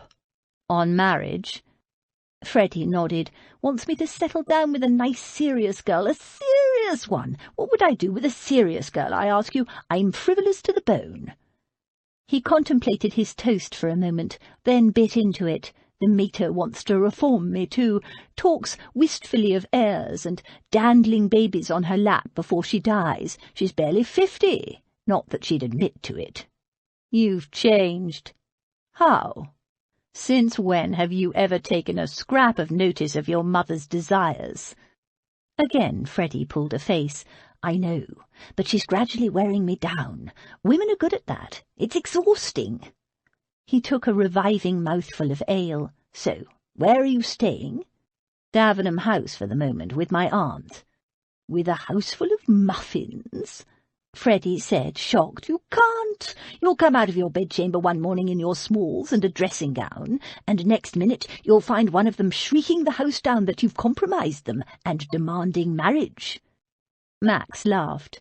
That sounds like the voice of experience. It is, Freddie assured him. House party last year. I'd spent a very pleasant evening in the arms of a lady who shall remain nameless, married, of course, and horribly neglected by her fool of a husband, and was returning to my room in the wee small hours when a dratted muffin saw me. Though what the devil a supposedly respectable spinster was doing creeping around the corridors at that hour, I'd like to know. He thought about it and grimaced. No, I wouldn't. Anyway, she set up such a screeching anyone would think I'd murdered her in her bed. And yet you escaped wedded bliss with this, muffin. Freddie grinned. Her father was one of those fire and brimstone types, was horrified at the prospect of a notorious rake, did you know, I'm notorious apparently, marrying his precious virgin daughter, gave me a blistering lecture about my morals and told me to be gone at once. Well, I didn't need to be told twice, did I? I damned well went as fast as my curricle would take me, had just taken possession of my greys. Beautiful movers they are, and fast. You'll be green with envy, 16 miles an hour. Max threw back his head and laughed. It was so good to see Freddie again. That reminds me, I'm in need of a carriage and pair. I've no transport. Want to come with me to Tattersall's tomorrow? Delighted to, but if it's a pair you want. Simpson is selling his matched bays. Poor fellow is rolled up. Lovely goers, nearly as good as my greys. Certainly better than anything coming up at Tattersall's. I'll take you to see them tomorrow if you like. Make a day of it. They're at his place out at Richmond." "Excellent," Max said. "So, why aren't you putting up at the club?" "Can't. Haven't been a member for nearly 10 years. Freddie looked appalled. "Will you—" Chapter 9. A woman, especially if she have the misfortune of knowing anything, should conceal it as well as she can. Jane Austen, Northanger Abbey. "Jane tells me you're planning to go to Bath soon. You're not leaving me, are you, Abby?" Lady Beatrice demanded later that afternoon. Abby had brought her a cup of tea and some fresh-baked ratafia biscuits, and when she entered the room Jane had hurried out with a slightly guilty expression. Now Abby knew why. "That's not quite true," Abby began. "Jane is just—" "Frightful place, Bath. Went there once. People claim the water's a good-for-you pack of nonsense. Nothing that tastes so foul can possibly be good for you," the old lady declared. "Give me good red claret every time. In my youth, Bath used to be all the rage. The influence of Beau Nash, you know, even though he was dead by then. But these days I hear they let anybody in." Abby smiled. "Actually, that's why we thought of going there in the first place." Lady Beatrice raised her lorgnette. "To mingle with riffraff?" Abby had to laugh at her outraged expression. "Not quite, but we did think we'd have a better chance there. Bath society is limited enough that Jane can meet eligible gentlemen. The highest Bath sticklers probably would consider Abby and her sisters, if not precisely riffraff, certainly representative of the anyone they let in these days." "Make a splash, you mean? Get the girl a husband?" Abby nodded. "But we don't plan to go to Bath for a good while yet." The old lady snorted. "Don't need to go to Bath for a beautiful girl like that to meet gentlemen." "No, but I'd prefer her to have respectable offers," Abby said dryly. Lady Beatrice considered that thoughtfully. After a moment she said, "Don't blame the girl for getting restless then. Natural for a young girl to want a bit more excitement than sitting with old ladies reading novels and ladies' papers and sewing." "Jane enjoys your company." "Oh, I know that, my dear, and she's a dear, sweet girl, but it shouldn't be all she does. Not right, for pretty young girls to be cooped up all day. They should be out meeting other young things, young men in particular, going dancing, attending the theatre, having fun. I can't bring her out myself, of course, but—" "I wouldn't dream of asking it of you," Abby assured her. She knew it was out of the question. People sponsored only close relatives into society, and by doing so they vouched not only for the character and virtue of the girl, but the quality and lineage of her family. They did not sponsor girls they met when they climbed in a window, or girls who used false names, let alone girls with shady pasts and brothel connections. Lady Beatrice patted her hand. "I know, my dear, I know. You're a good girl, but I don't see why you need to go to Bath to find the girl a husband, unless you want one with one foot in the grave." She tilted her head in inquiry. "Is that what she wants? A rich old man who'll quickly pop his clogs and leave her a wealthy widow?" "No, ma'am, not at all." Abby laughed. "Jane's a romantic." "And what about you, Miss Burglar? Are you a romantic like your sister? Do you not dream of a husband and family of your own?" Abby felt her cheeks warming. "Well, of course I do, but I'm also practical. Poor, plain, and past my first youth. I'm hardly anyone's ideal bride," she said lightly. "Jane, on the other hand—" Yes, but I'm not talking about her. She'll do very well for herself. It's you I'm concerned about. I want to see you happy, my dear." Sudden tears pricked at the back of Abby's eyes. She blinked them away and hugged the old lady. "There's no need to worry about me, dear Lady Beatrice. Once Jane is safely married, I shall be free to look around for some worthy man, a widower, perhaps, with a tribe of children desperately in need of a mother." "Pfft! We can do better than that for you, I hope. You're not the least bit plain when you smile, you know, and your eyes are quite beautiful, and in those dresses young Daisy has made you look both elegant and desirable. No, don't screw up your nose like that, Miss Burglar. You're a dear, sweet girl, and you have a heart that any man would be lucky to win." Abby's eyes misted over again. She tamped down on the surge of unexpected emotion, saying, "Oh, you flatterer," as she straightened the old lady's cushions. There were other reasons, though she'd never told a soul. Lawrence had destroyed more than just her dreams. "Why would I marry you?" The old lady's shrewd gaze was on her, and Abby managed to laugh. "Very well, once Jane is married, I shall look around me, I promise." Lady Beatrice gave a brisk nod. "Very well, if that's what you want. We can do better than Bath for her here. Don't need a come-out to meet eligible gentlemen. Dear Max should be able to round up one or two for a start. They generally run in packs, bachelors. I'll mention it to him." Abby thought of the last exchange she'd had with the old lady's nephew. Dear Max was more likely to throw Jane and her sisters in Bridewell prison than help her to marry one of his friends. "Your nephew has changed quite a bit since that painting was done." She indicated the watercolour portrait that had hung on the wall of Lady Beatrice's bedchamber ever since Abby had known her. "Oh, that!" Lady Beatrice glanced at it. "It never was much good in the first place. I had that done just before he went away. I would have preferred something in oils, and from a better artist, but he was in a rush to leave, so it was the best I could manage in the time available. The artist made a few sketches, and Max left the next day. The fellow had to finish it from memory." She sniffed. "As you can see, the chin isn't right, and the eyes are blue, whereas Max has the most beautiful grey eyes." Beautiful wasn't the word Abby would have used. Chilling, flinty, even hard would suit, but beautiful, hardly. But she didn't say so. Lady Beatrice obviously doted on him. "He looks quite young there." "Just 18, still a boy, though he wouldn't have admitted it at the time. Too young to go off adventuring." She sighed, "and far too young to become betrothed." Betrothed?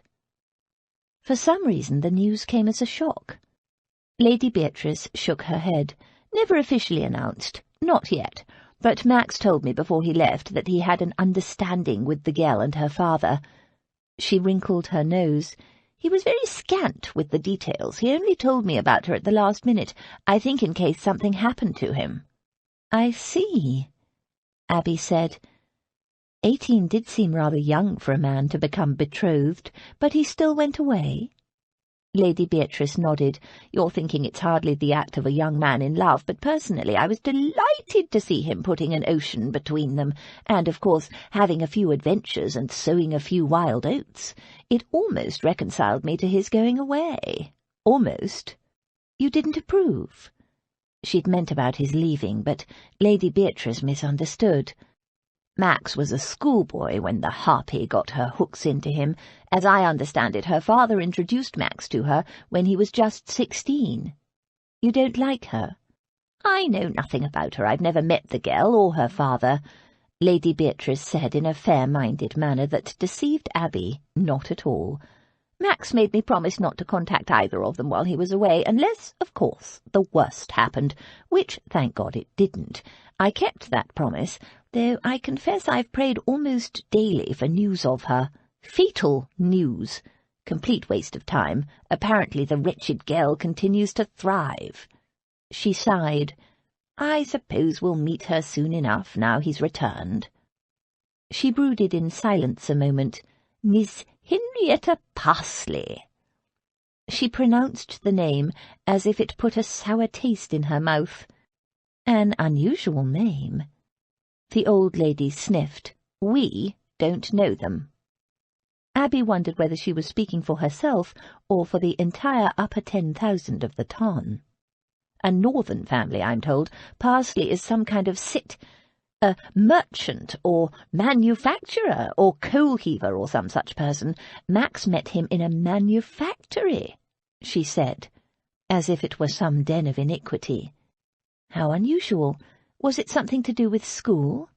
It was an odd place for a 16-year-old gently reared boy to be. Lady Beatrice shrugged. "It was some kind of exhibition, I believe, steam power or some such nonsense.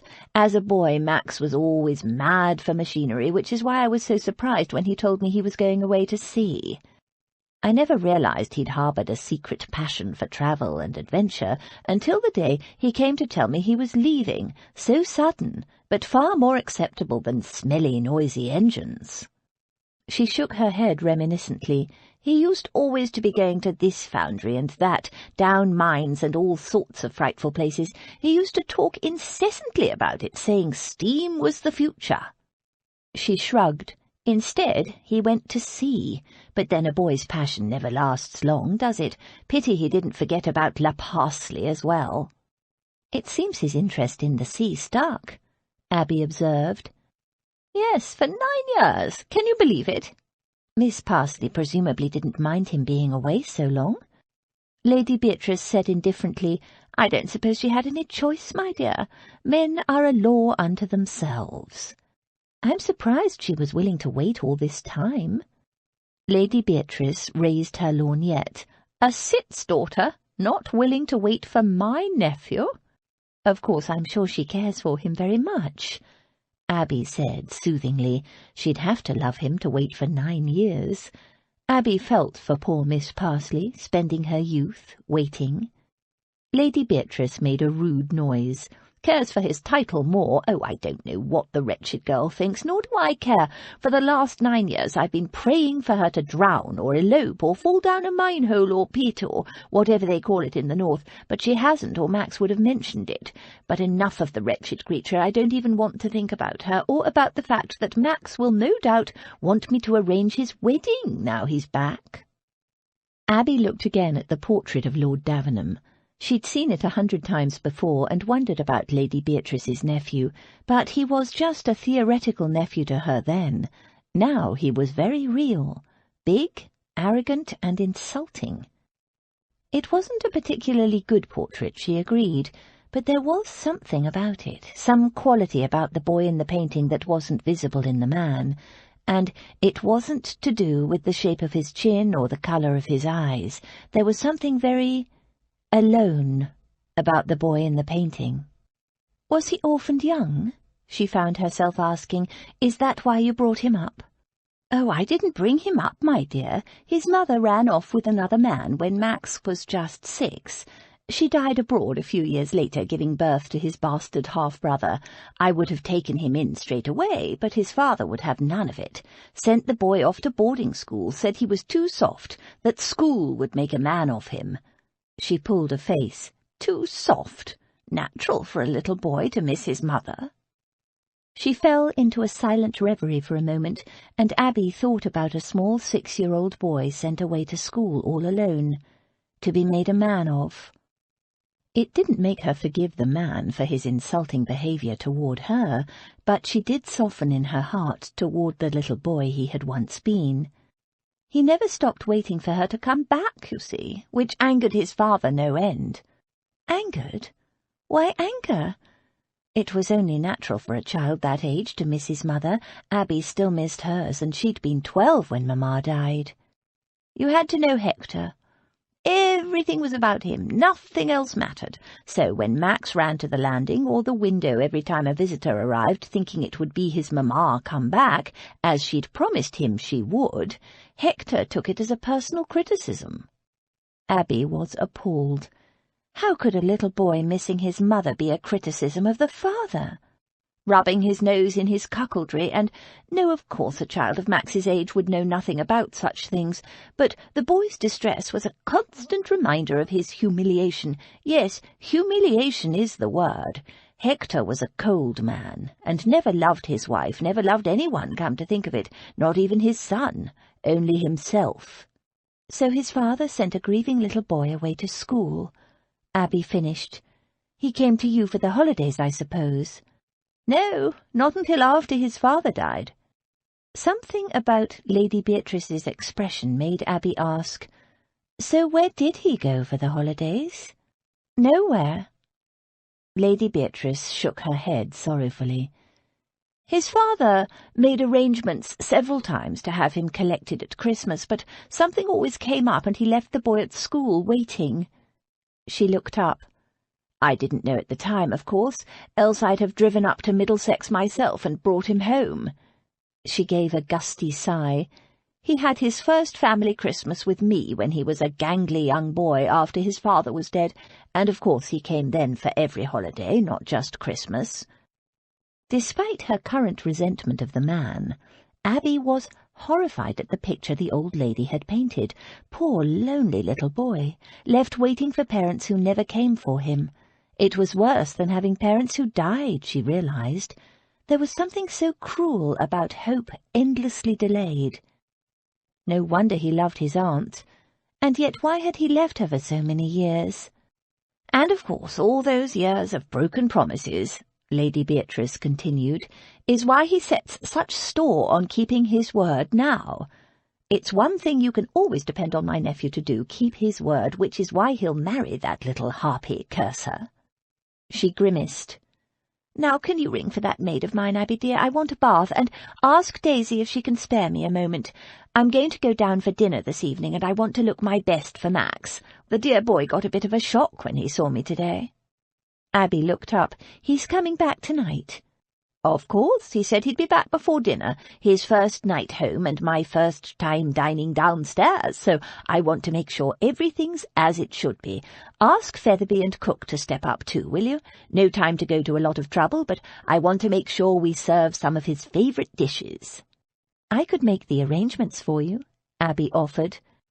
"I know, my dear, but this is something I want to do for him myself. For once you and your sisters can stop fretting about me and this house and go off and make yourselves pretty.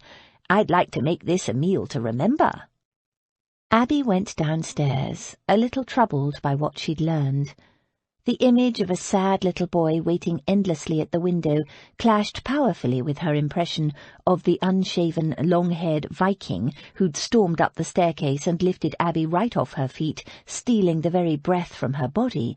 And then there was the cold, cutting accuser who'd torn her character to shreds in the carriage and offered to bribe her. Which one would she see at dinner? If he even came. "This is fun, isn't it?" Jane commented.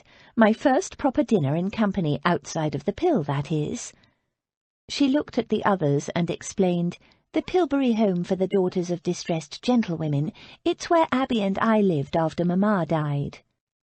They were all seated in the drawing-room, dressed in their best. Lady Beatrice looked frail but magnificent, in a startling purple satin gown that Daisy and her maid Sutton had taken in for her. Daisy sat beside her, clutching her sherry glass in a nervous fist. She'd never dined in formal company either, but unlike Jane, she wasn't at all looking forward to it. Maidservants, let alone maidservants who'd grown up in brothels, were not usually taught the manners expected at the tables of the ton. "All you have to do is copy me," Abby had assured her. Featherby, resplendent in a fine new suit, handed around sherry. He'd been handing around sherry for the last 20 minutes. Abby caught his eye, glanced at Jane and shook her head slightly.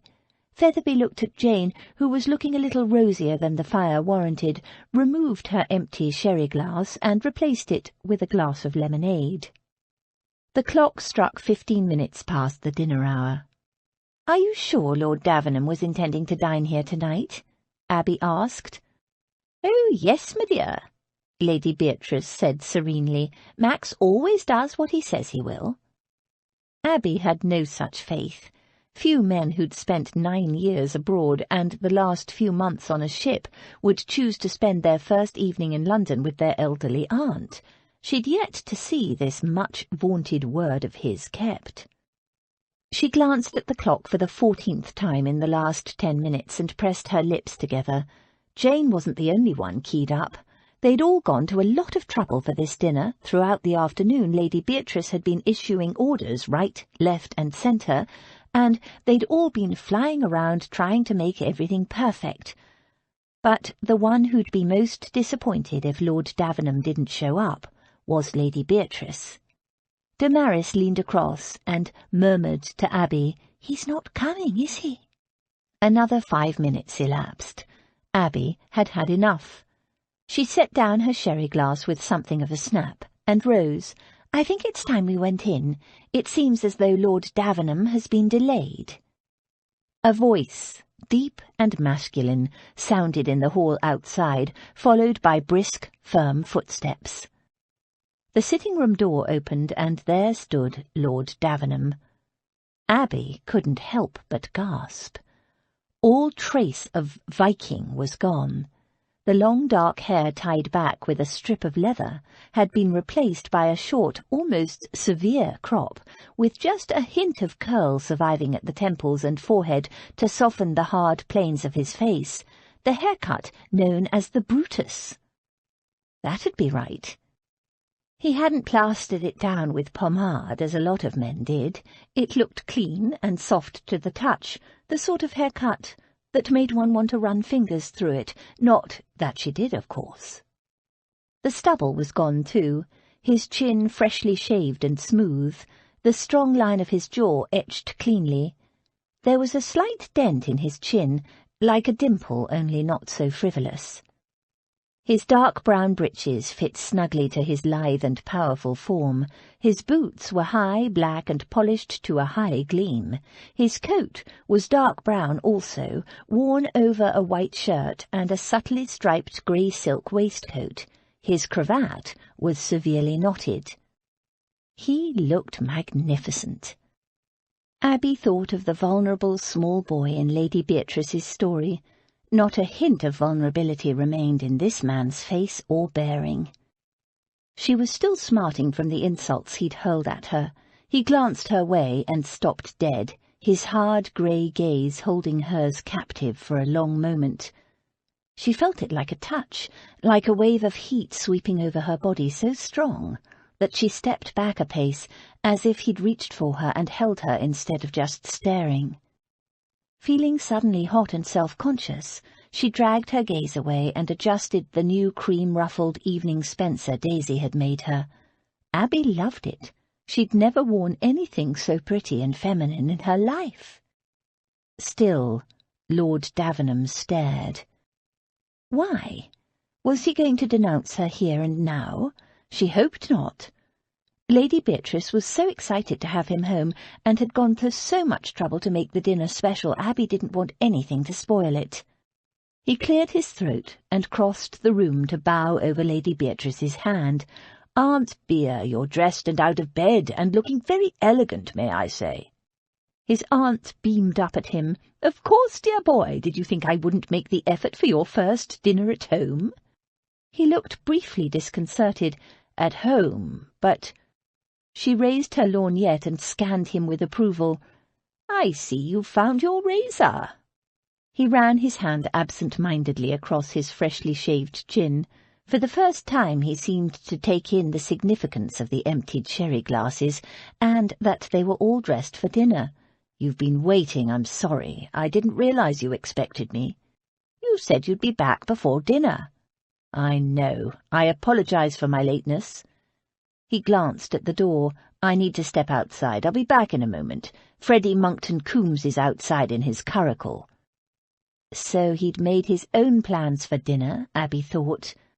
"Young Monckton Coombs, I remember him," Lady Beatrice said, giving Abby an arch glance. "Invite him in. Skinny young fellow, as I recall. Could do with a good feed, but eligible, very eligible." Lord Davenham frowned. He's already made arrangements to dine at his club. But his aunt had taken several glasses of sherry and was in no mind to be dissuaded. "Nonsense! He can go to his club later. We have plenty here. William, set another place. Max, go and bring Freddie in. I haven't seen the boy for years, but I was always very fond of his mother and could do with a good catch-up.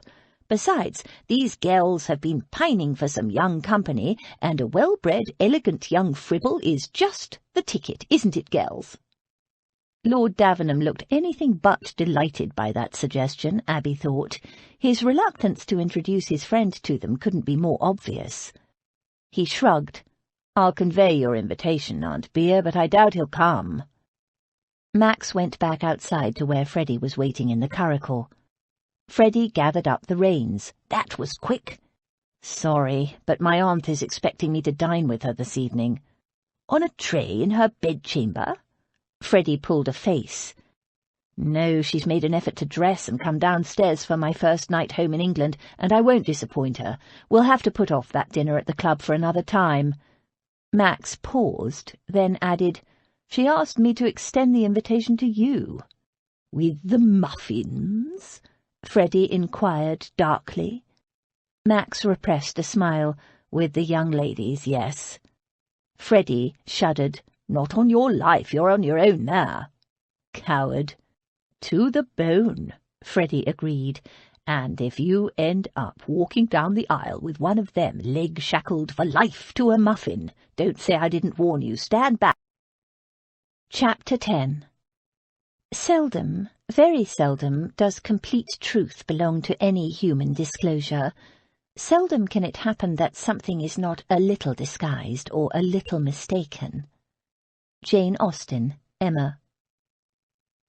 The table was heavy, ornate, and outmoded, and even with all its leaves removed, it was still too large for 6 people, unless they wanted to shout and wave instead of converse, a sign of the more social, more formal past of the house. The butler had solved the problem by placing them all at one end, with Aunt Bea at the head, Max on her right, and beside him Miss Jane and Miss Damaris. Miss Chance sat opposite him on Aunt Bea's left, with Miss Daisy beside her. "As many of your favourite dishes as we could arrange at such short notice," Aunt Bea told Max as he seated her. She'd insisted on walking the dozen or so steps into the dining room, though she'd had to be supported by Max on one side of her and dear Abby on the other. Her frailty still shocked him. "Roast beef with Yorkshire pudding, I'm sure you never got good English beef while you were away, and steak and kidney pie, recall how you used to love that, and potatoes baked in butter and cream and green beans, oh, and Westphalian ham, you know you enjoy that," she added, as the servants placed a giant ham on the table, followed by a dish of chicken in some kind of creamy sauce, a tureen of soup, a bowl of fresh green peas, and a jelly. "It's wonderful, Aunt Bea, thank you." He hadn't actually noticed the food. Now, as he looked at the array of dishes being set out on the table, he couldn't help but be touched that she'd remembered. These had been his favourite dishes when he was a schoolboy and came to Aunt Bea for the holidays. His tastes had changed somewhat since then. These days he preferred spicier food, but the dishes before him evoked a nostalgia in him that he couldn't help but enjoy. "And wait till you see what we have for pudding. Bread and butter pudding, a lemon tart, another fruit jelly, and a syllabub." She turned to the girls. "My nephew always was a sweet tooth." Max smiled. That hadn't changed all that much. Aunt Bea turned to Miss Chance, who'd hardly said a word. "I told you, didn't I, Abby, that I knew what would please my nephew best?" "You did indeed." Miss Chance smiled warmly at his aunt, but didn't so much as glance in Max's direction. She was still angry with him for what he'd said in the carriage. Max couldn't entirely blame her. He didn't know her motives, or why she was posing as Aunt Bea's niece, but he now accepted that she'd intervened in a dreadful situation and saved the old lady, and for that he owed her, and he always paid his debts. "The dear girl wanted to save me the trouble, but I enjoyed it." "Ah, potage Gracie," said his aunt, as the footman entered with a large soup tureen. "Potatoes, leeks, carrots, celery, and cream. I know it's a winter soup, but this ridiculous weather is cold enough to justify it, and you always used to enjoy it." "Aren't you having any?" Max asked, as the footman went to serve him. His aunt should be served first. "No." She pulled a face as the butler placed a bowl of creamy greenish liquid in front of her. "Apparently I have to have potage crème de compost." Max frowned. "Crème de what?" "Compost." She shrugged. "Well, that's what I call it, and it's perfectly apt, I assure you. It's full of weeds, some witch's brew of Damaris's. Oh, I grant you she puts in butter and cream and does her best to make the vile stuff palatable, but it's still just weeds." Max turned to Miss Damaris. "Weeds?" "It's the same as our soup, only with a lot of extra herbs, including nettles and young dandelion leaves," she said, quite composed. They help cleanse the system, strengthen the blood, and stimulate the appetite. It's very good for you, Miss Chance said, clearly aiming to draw his fire. He glanced at his aunt's bowl of soup. May I try some? Be my guest. She pushed the bowl toward him. Max tasted it. It wasn't bad. There was a slightly bitter aftertaste, but it was perfectly palatable. But if his aunt didn't like it— Do you have to eat it? Not if she doesn't want to get better, Miss Chance said brightly. Oh, well, if I must, Aunt Bea said in a long-suffering tone, and reached for her soup. Since dear Damaris has made it for me herself. The girl can cook, she told Max. The very day the girls arrived, she made me my first decent meal in months, boiled egg with toast soldiers, and that's not all. She cooked for the entire household for nearly a week until Featherby found cook for us. Indeed, Miss Damaris, that's an unusual skill for a lady, Max said. Aunt Bea was drinking her soup quite happily, he saw, encouraged by Miss Chance, who broke open a warm bread roll and buttered it for her. She was, he saw, very attentive to his aunt, almost protective. He just wished he knew why. Abigail Chance wasn't the person referred to in Lady Beddington's letter. The Scottish doctor had sung her praises, and Max could see she took good care of his aunt, and Aunt Bea was clearly very fond of her and the other girls. But why someone like Miss Chance should interest herself in the affairs of an aristocratic old lady who Max was sure had no connection to her, and how she'd met his aunt in the first place, was still a source of unease. Max didn't believe in altruism. In his experience, people usually had secret, less than admirable motives. My father gave me a very broad-ranging education, Miss Damaris said. And Miss Jane, do you cook too? Max asked her. Heavens, no, the girl laughed. We never learned anything useful at the Pill, did we, Abby? Her sister looked daggers at her across the table, but Miss Jane was oblivious. The Pill? Max prompted. The Pilbury— She gasped and turned to Damaris in surprise. Max guessed it was a sharp elbow to the ribs, then looked at Abby. Oh. Blushing, she started drinking her soup. The Pilbury house? Home? Whatever it was, Miss Chance didn't want her sister to speak of it, which meant Max was very interested indeed. He turned back to Miss Damaris. So you two must have had different fathers. She blushed and mumbled something in the affirmative. And yet you are both called Chance. He let that dangle in the silence for a long moment, then added, How very singular. Isn't it just? Miss Abby said with a glittering affability that fooled no one. But then life is singular, isn't it?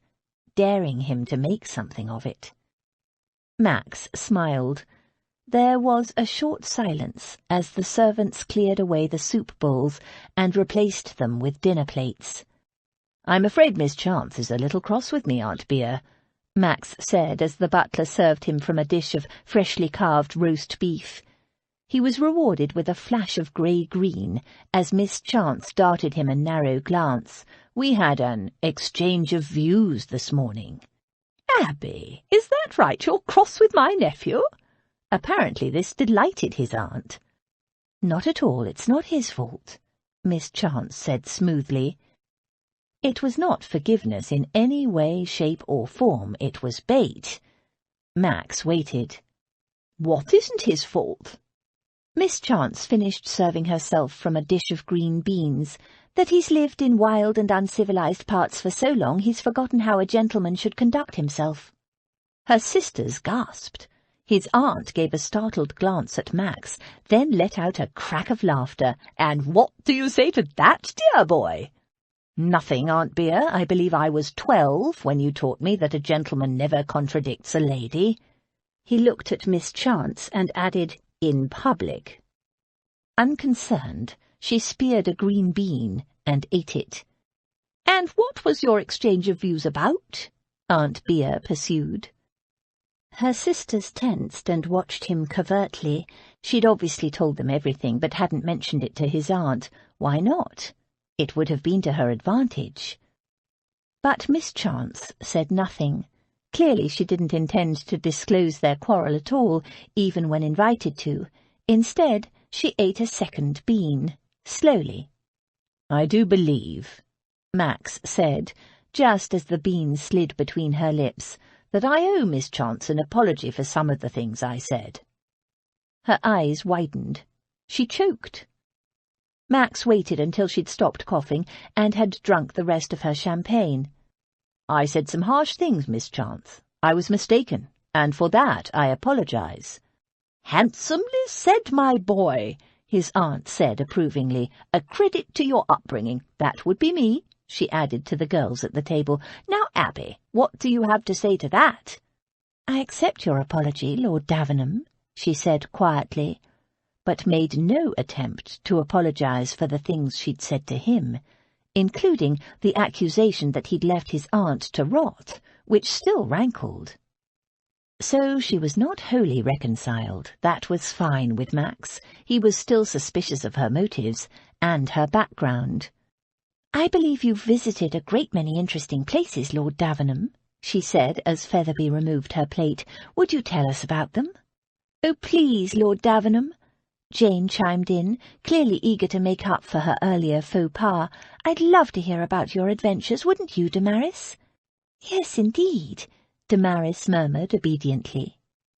He glanced at Daisy and waited for her to express her passionate desire for a traveller's tale, but perhaps nobody had nudged or kicked her, for she continued to concentrate wholly on her dinner.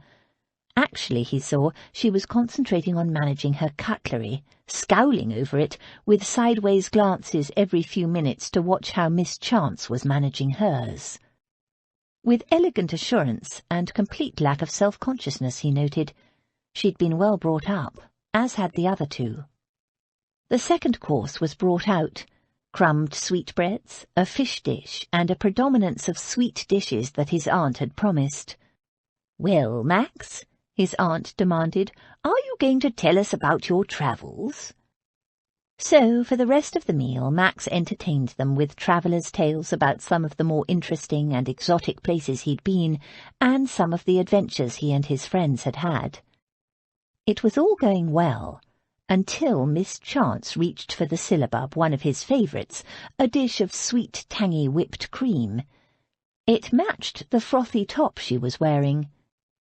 She dipped a spoon into the creamy confection and transferred it to her mouth. Max swallowed. His narrative faltered. Her eyes half closed in bliss as her lips closed over the spoon, and she let the sweet mixture slide over her tongue and down her throat. Max forced himself to resume his story. There was nothing at all unusual about the way she was eating. It was all perfectly comme il faut. So why could he not take his eyes off her? She spooned up another mouthful. This time, when the spoon was slowly withdrawn, a tiny, gleaming morsel of syllabub remained, quivering in the corner of her upper lip. Unhurriedly, she licked it off.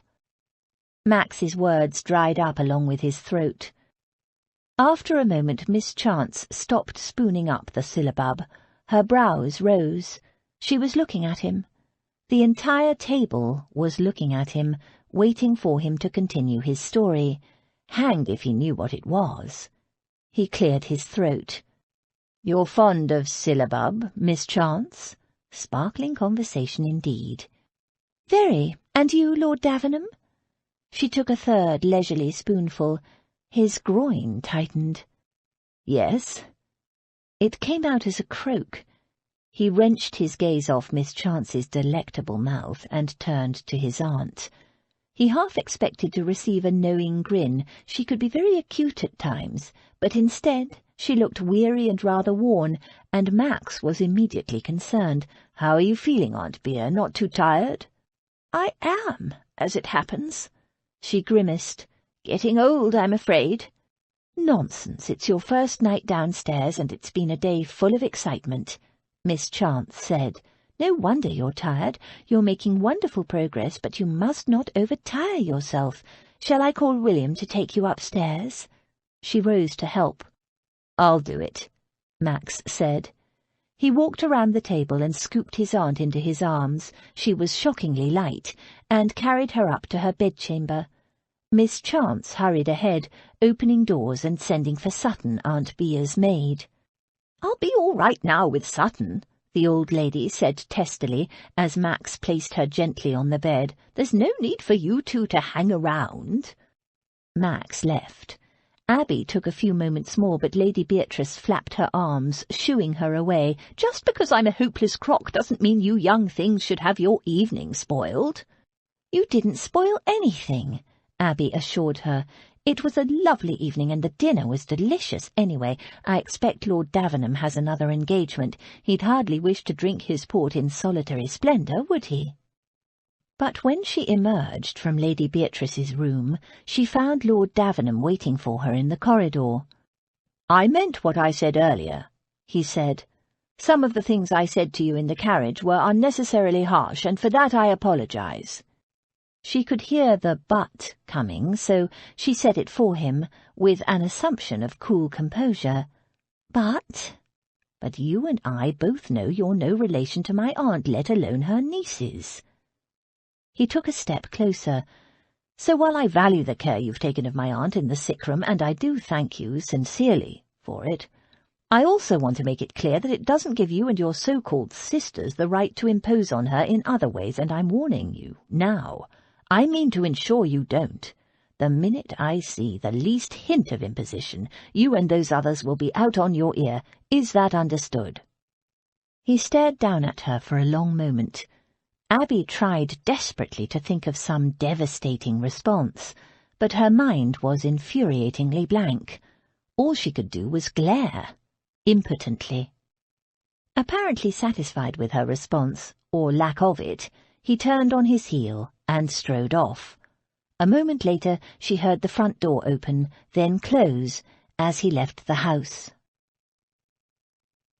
"I can't work out what she's up to," Max told Freddie. He'd tracked him down at the club, accompanied him to another club, and finally wandered back to Freddie's lodgings for a quiet drink. "I'm sure she has some scheme in mind, but what the devil is it?" "Probably marriage. It's what muffins usually want."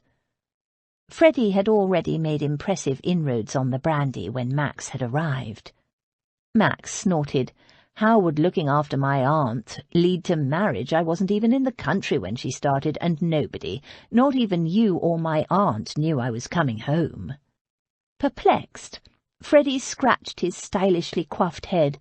"It's an exceptionally cunning plot, I grant you, but you should never underestimate the tortuous subtleties of a muffin's mind." "She's not a muffin." Not that Max knew precisely what a muffin in Freddie's terminology was, but he was certain Abigail Chance wasn't one.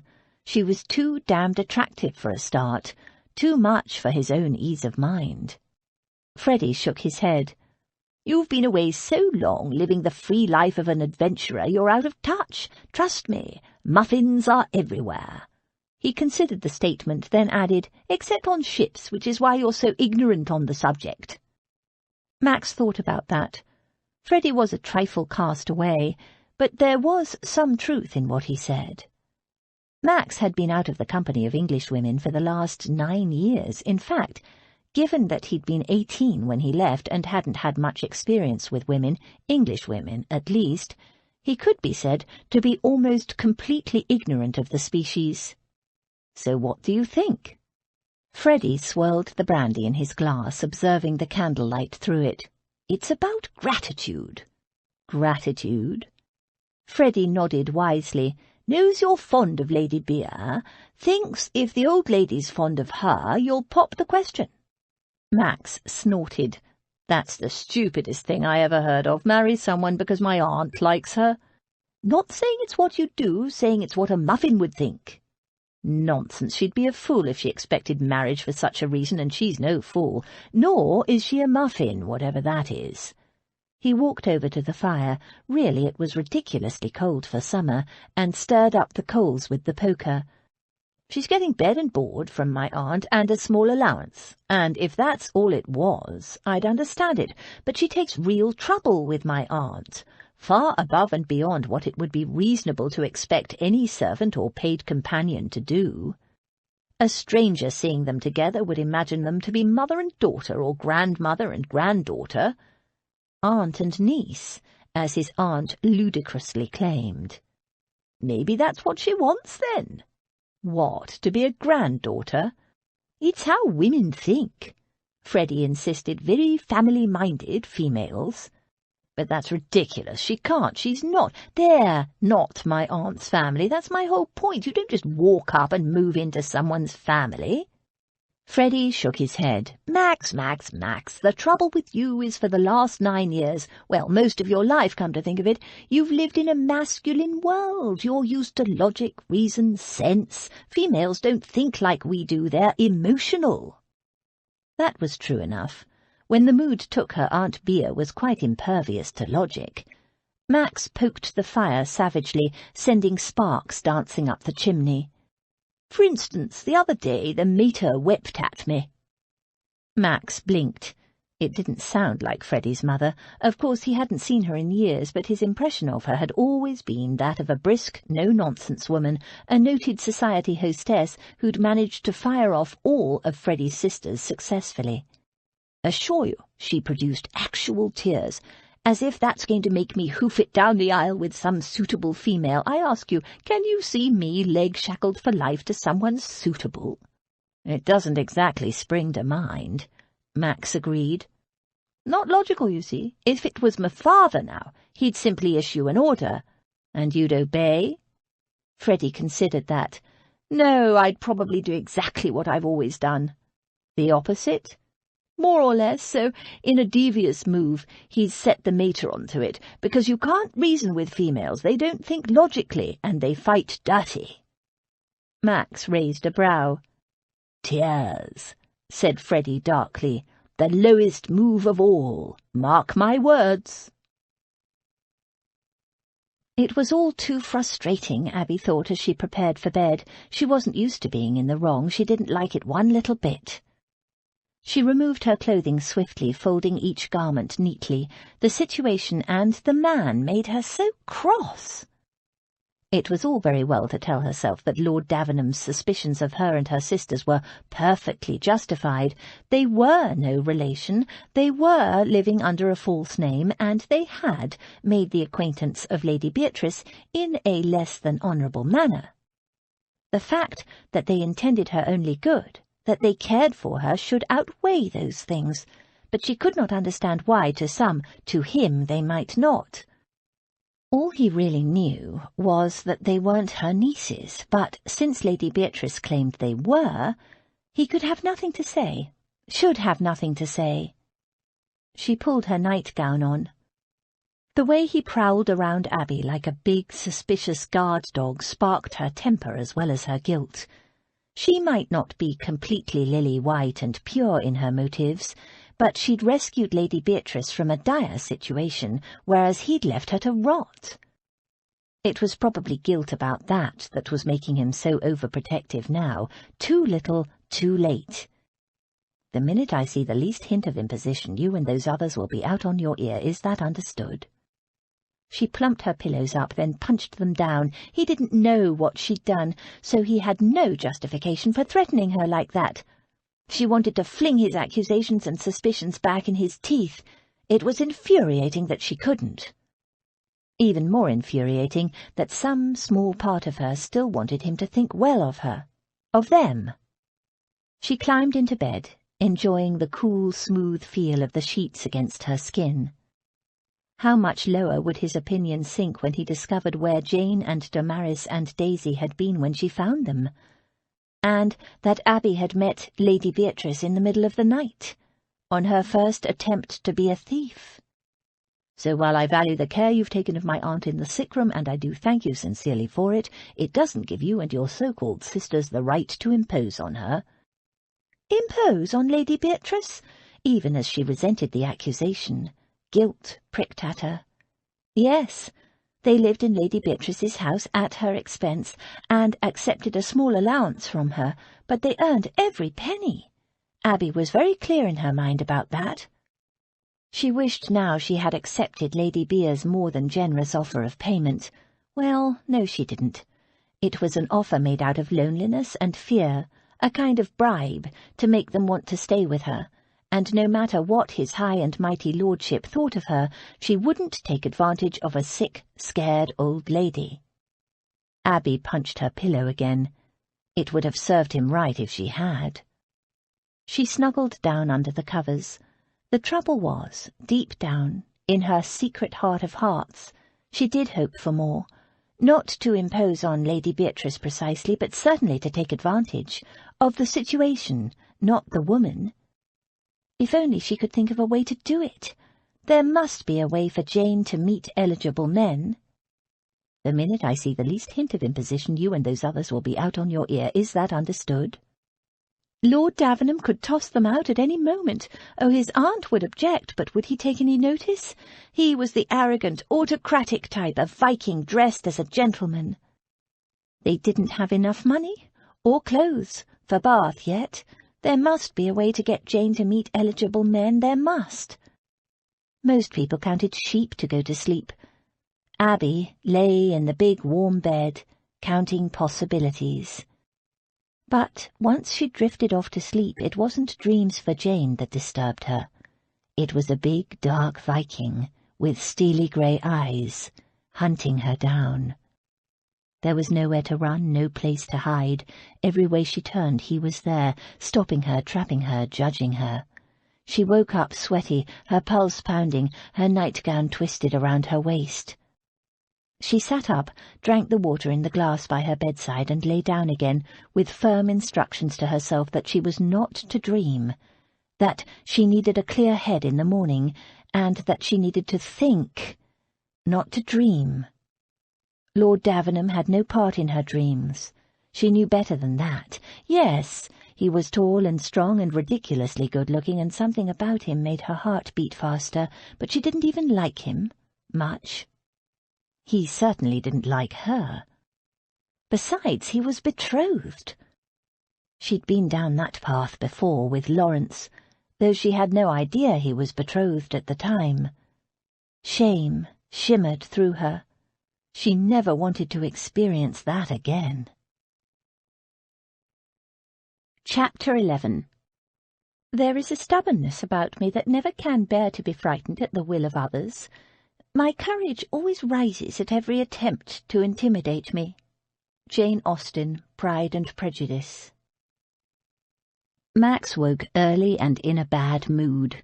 He was randy as hell, having passed a restless night full of erotic dreams, most of which involved him licking syllabub from a pair of delectable little breasts, and then progressing downward.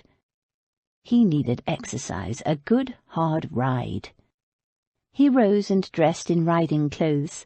He'd hire a horse from the livery stables around the corner and ride off his frustration that way. Damn the wench. A couple of hours later he returned, feeling slightly less tense, though not enough to banish the memory of those damned dreams. Consequently, he was still irritable. The livery stable hack was a slug. He'd have to buy a decent horse. He hurried upstairs to wash, shave, and change. He could smell bacon and toast cooking.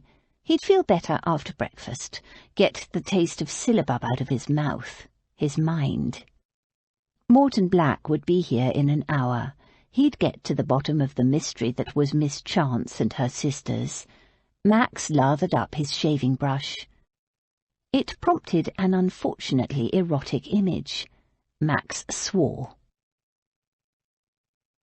Morton Black was a grave-faced man with a wooden leg, the latter a legacy of Napoleon and his minions, Max assumed. After a few questions about the people Black had worked for before, and the kind of tasks he'd carried out, Max was satisfied that the man was discreet and capable. "It's a delicate matter," he told Black. "My aunt has taken into her home 4 young women of unknown background, Miss Abigail Chance and Mrs. Jane Damaris and Daisy Chance. My aunt is claiming, for some peculiar and irrational reason of her own, that they are her nieces, but she has no nieces. No close relatives at all, in fact, other than myself." "I see," Black murmured, writing down the names. "I wish to learn who these young women are, where they have come from, what they were doing before they came to my aunt, and, of course this would be purely speculative, what they intend." Black nodded. "The oldest one, Miss Abigail Chance, is their leader. The others all look to her. If Chance is her surname, and I cannot be sure of that, it is not, I believe, the surname of them all. Miss Damaris let it slip that she had a different father, yet they claim her as a sister, not a cousin, and Miss Daisy proclaims without embarrassment that she was born a bastard, yet she too goes by Chance." Black made a note. "Any other information, my lord?" "At dinner last night, Miss Jane Chance let slip that she and Miss Abigail once lived in a place she called the Pill, the Pilbury something. She didn't complete the name, but it occurred to me it could be some kind of institution.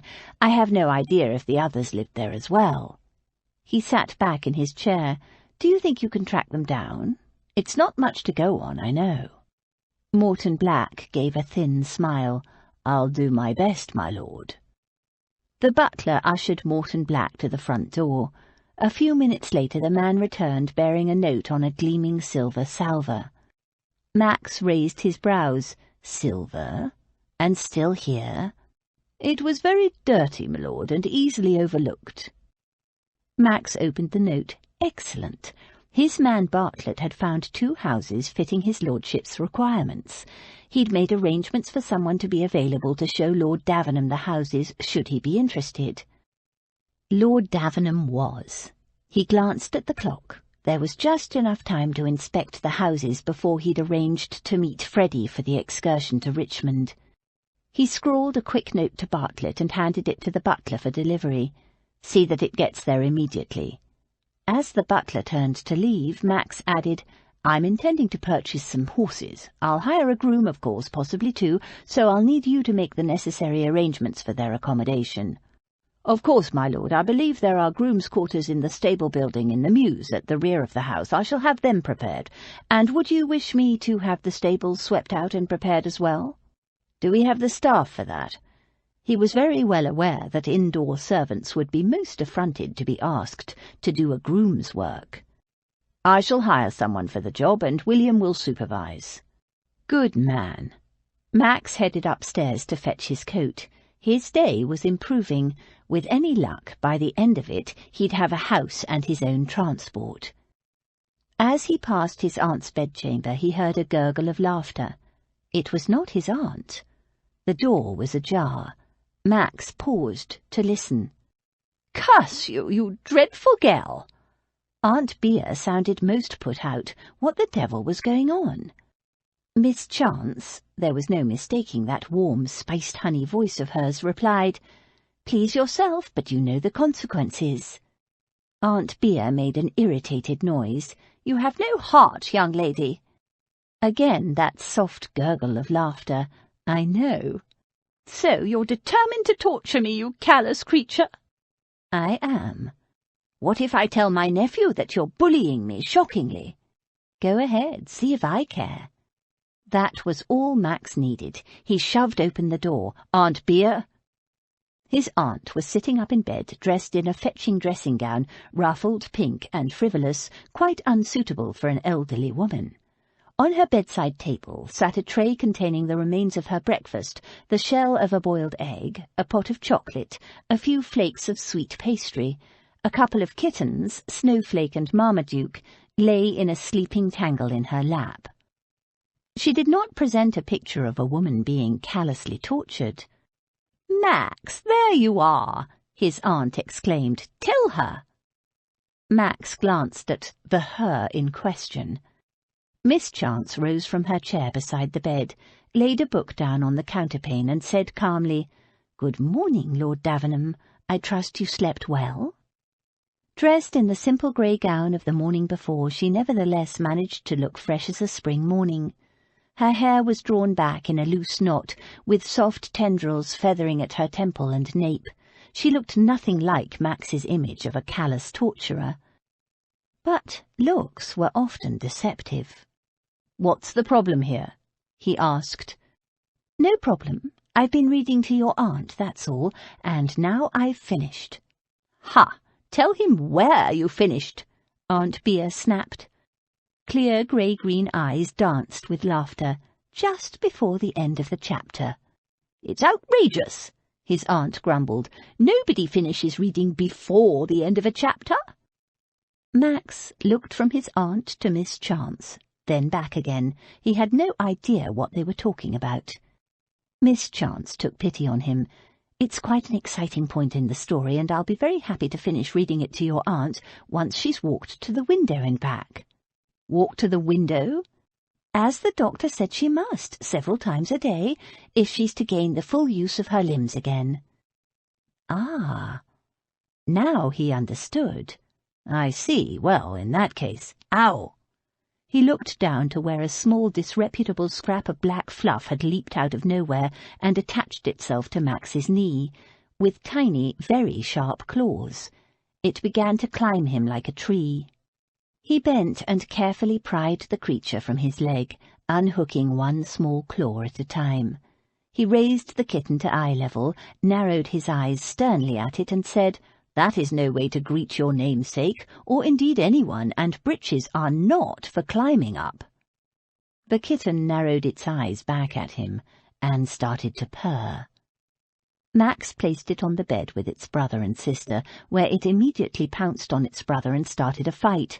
"Atrocious manners," Max informed it, and turned back to the matter at hand.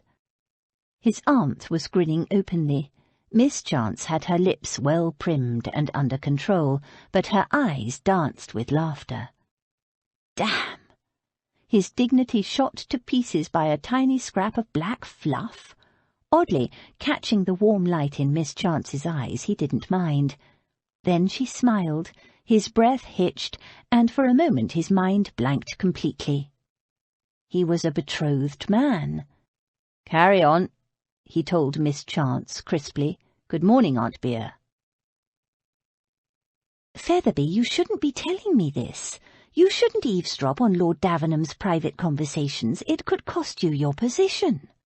Featherby looked unconcerned. "A good butler knows everything that goes on in a house, Miss Abby, so don't you fret about me. Besides, William and I owe you everything." "It's very kind of you, truly, and I appreciate the good intentions, but please don't risk your job on my behalf again." "Don't you want to know what he wanted Morton Black to do?" Abby sighed. "You know I do." He drew her aside. When he finished relating what he'd overheard, Abby looked at him in dismay. "It won't take Mr. Black long to find the Pilbury home, and then our names will come out, Jane's and mine, that is." "Is that such a bad thing?" She frowned. "Not really, I suppose. It's the rest I worry about. The worst. But I doubt Mr. Black can discover that." "Does the old lady know about the brothel, I mean?" Abby stared at Featherby in shock. "You knew?" He smiled. "I told you, a good butler knows everything. William told me about it before we left the other place. One of the girls, young Daisy, I think, let it slip. But don't worry, Miss Abby. Wild horses couldn't drag it out of us. But have you told the old lady?" "Yes, before we moved in here. I couldn't accept her invitation and leave her in ignorance of the worst." Featherby gave her a benevolent smile. "I wouldn't expect anything else of you, Miss Abby, such a true lady you are. Well, as long as Lady Beatrice knows, you're all right then. It's her house, and she's not going to let Lord Davenham kick you out. You can be sure of that." Abby swallowed. "I hope not." She paused. "Speaking of our previous residence, have you or William ever been back there?" "You mean, have we heard whether anyone has come looking for a Miss Chantry and her sister again?" Featherby shook his head. "William says not. He keeps his ear to the ground, does William, and nobody's come asking questions since that time I told you about the day we left." "Does anyone there know where you and William live?" No, William's very discreet. In any case, most of the former tenants have moved. It's mostly vagrants who live there now. The demolition is imminent. Everyone assumed that's why you girls left too. William put it about weeks ago that you'd gone to live with relatives in the country. That travelling chaise was remarked on by a few people. The tension in Abby unravelled a little. So nobody is looking for us? Nobody, Featherby assured her. Only Morton Black. What are you doing? Lady Beatrice interrupted Abby's reading. She raised her lorgnette and peered in the direction of Daisy, Jane, and Damaris. They were seated around the window to get the best light for their task. The return of Lord Davenham had made them all aware of the precariousness of their situation, and the first priority was to sew the dresses to be worn at Jane's season in Bath. "What do you mean?" Jane asked. "I thought you girls were sewing, but looks to me like you're unpicking. Seen Abby doing it often enough." Abby was the worst seamstress, which was why she mostly read aloud. "But all three of you, making a mistake at the same time?" "Oh, that," Jane laughed. "We're unpicking a dress." "I can see that, Miguel, but why?" "To use the material, of course," Daisy said. Lady Beatrice tilted her head as if she'd misheard. "To what?" "It's how we get the fabric for all our clothes," Damaris explained. "We buy, well, it's usually Daisy who does the buying. She knows all the best places and has the best eye for what she can use or not." "You buy what?" "Old clothes." "You mean you make your dresses from old clothes?" Lady Beatrice exclaimed. "We can't afford to buy material new," Daisy said. "The fabric is the most expensive part of any dress. I can get half a dozen old dresses for the price of one length of new material, and depending on what they are, I might get as many as 3 or 4 new dresses out of them, or a dress and a pelisse." "But you can't wear other people's old clothes." "Where do you think I got the material for that?" Daisy pointed to Lady Beatrice's pink and green dressing gown and said proudly, "2 dresses I got down Petticoat Lane and some of me bits and pieces." "My dressing gown, made from rags cast off by strangers?" The old lady recoiled, casting a horrified glance down at herself, as if her favourite garment had suddenly turned into a pile of old rags, reeking and crawling with vermin. Abby laughed at her expression. "Everything is perfectly clean." "Rags? They're not rags," Daisy said, clearly offended by the slur on her shopping abilities. "I only buy the best, me. I'm very choosy." Unconvinced, the old lady sniffed. "It's true," Daisy insisted. "Some people get rid of a dress after 1 or 2 wears. 1 sometimes, if they've spilled something and their maid is too stupid or too lazy to get the stain out." "Old clothes worn by complete strangers," Lady Beatrice muttered crossly, smoothing her hand over her dressing gown. She was obviously torn. "No choice, me lady," Daisy said. "Beggars can't be choosers." Lady Beatrice drew herself up in her bed. "I," she said in the voice of outrage, "am not a beggar." She narrowed her eyes at Daisy. "And neither are you, Miguel. Abby, ring the bell for Featherby. It's time for my luncheon." Featherby arrived and set out a light luncheon of soup, poached fish, cucumber salad and bread and butter on a table by the fire. It might be summer, but it was still a chilly grey day. After their luncheon, Lady Beatrice had a nap, and the girls went for a walk by the river. When they returned, a large, elaborately carved wooden trunk was sitting in the middle of the bedchamber. The kittens, Marmaduke and Snowflake, were sniffing cautiously around it. Max, the kitten, sat on top of it, ready to pounce. The girls eyed the trunk curiously. "What's in the trunk?" Abby asked, picking up the small black kitten. A small, rusty-sounding purr was her instant reward. "I believe we have a chapter to finish," Lady Beatrice said austerely. Abby hid a smile, passed her the kitten, picked up the book, and continued from where she'd left off before luncheon. The others eyed the trunk curiously, but continued work on their garments. While she was reading, Featherby and William carried in 2 more large trunks and placed them with the first. These were leather, well worn, and embossed with the Davenham coat of arms. "Will that be all, m'lady?" Featherby asked. "Yes, yes." She waved them off imperiously and gestured to Abby to keep reading. Abby did, but nobody's attention was on the story. What was in the trunks? Lady Beatrice was being very mysterious. Finally, Abby reached the end of the chapter and closed the book firmly. "Time for your exercises." The old lady eyed her speculatively. "Don't you want to know what's in the trunks?" She did, of course, but after you've done your exercises. Lady Beatrice snorted. "You're a hard woman, Abigail Chantry." But she handed the kittens to Abby, pushed back the bedclothes, and swung her legs over the side of the bed. Jane and Damaris put her slippers on, then helped her to stand. She waved them off. "I can do it." She walked to the window and back 3 times, a little wobbly, it was true, and the last was more of an exhausted totter to the bed, but her progress was noticeable. "Getting better, aren't I?" "You'll be waltzing by Christmas," Abby said warmly. The girls tucked her back into bed, and when she'd caught her breath, the old lady said, "Go on, then, open them. The carved cedar one first, and put everything on the bed so I can see." Jane opened the cedar chest. It contained dozens of parcels wrapped in tissue. She unwrapped the first one and gasped in wonderment as a length of brilliant blue and silver silk slithered from her fingers. "Oh, my God!" Daisy murmured as she unwrapped another length, this one of ruby silk as fine and delicate as anything any of them had ever seen. Damaris said nothing as she unwrapped a length of heavy cream silk, embroidered on the border with fine knots of roses, but her eyes widened. She stroked it with lingering fingers. "Here." Lady Beatrice passed a parcel to Abby. Opening it, she found a cashmere shawl of scarlet and blue and green and gold. "Put it on," Lady Beatrice ordered. Abby swung it around her shoulders. It was so light and soft and fine. It settled around her body like warm snow.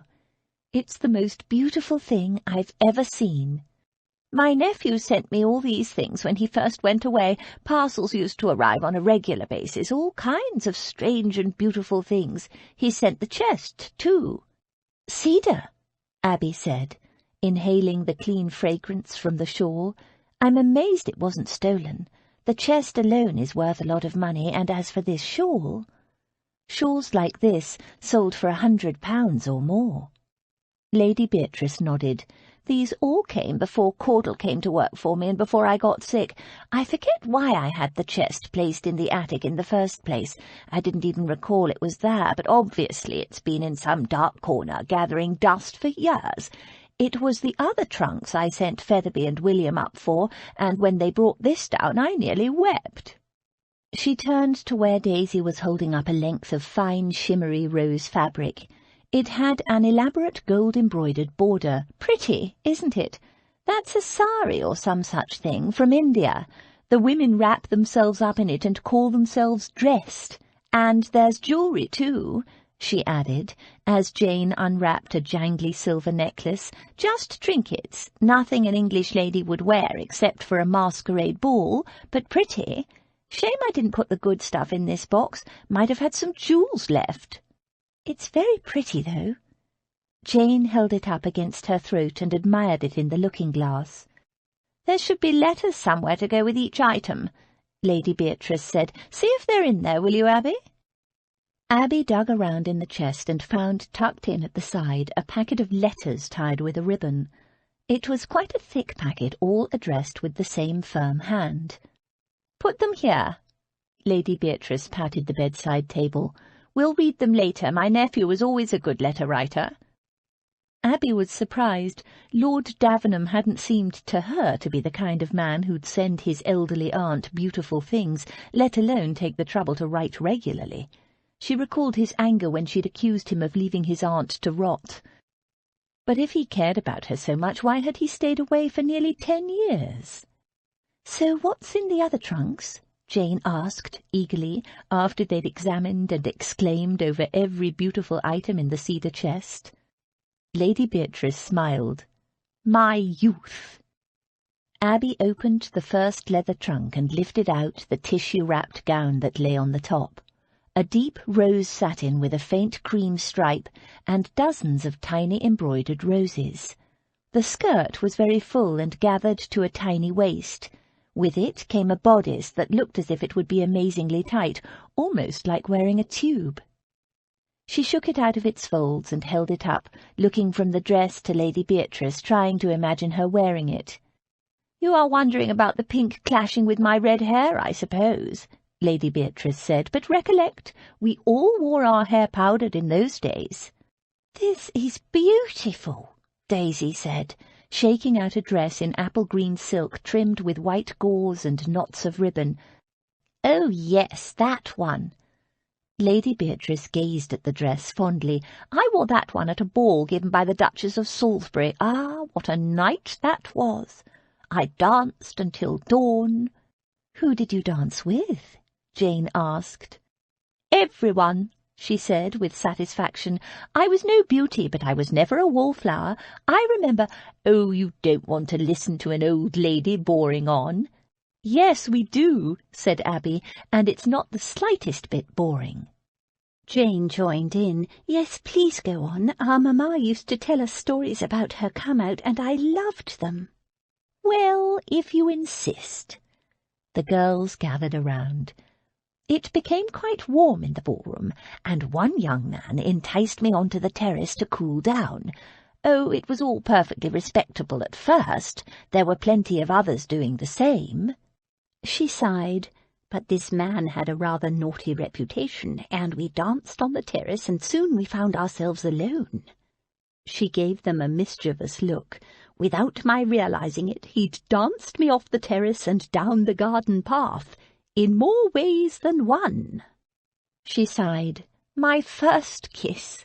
My mother scolded me roundly for disappearing, of course, but oh, it was worth it. She stroked the green dress. That man kissed like a dream. She sat up. And I wore the most divine pair of shoes, green silk with pearls and diamond buckles. "Diamond?" Daisy gasped. "They were paste, of course, but the pearls were real. They should be in the trunk, too. See if you can find them." Daisy felt around and came up with several odd-shaped cloth bags. She pulled them open, and a pair of shoes fell out. She opened bag after bag, and soon nearly a dozen pairs of shoes lay tumbled on the bed. The girls exclaimed over the old-fashioned shoes. "Look at those heels!" Jane exclaimed. "They're so high. However did you manage to dance in them?" Lady Beatrice laughed. "Try them on and see for yourself." Jane eagerly pulled off her own low slippers.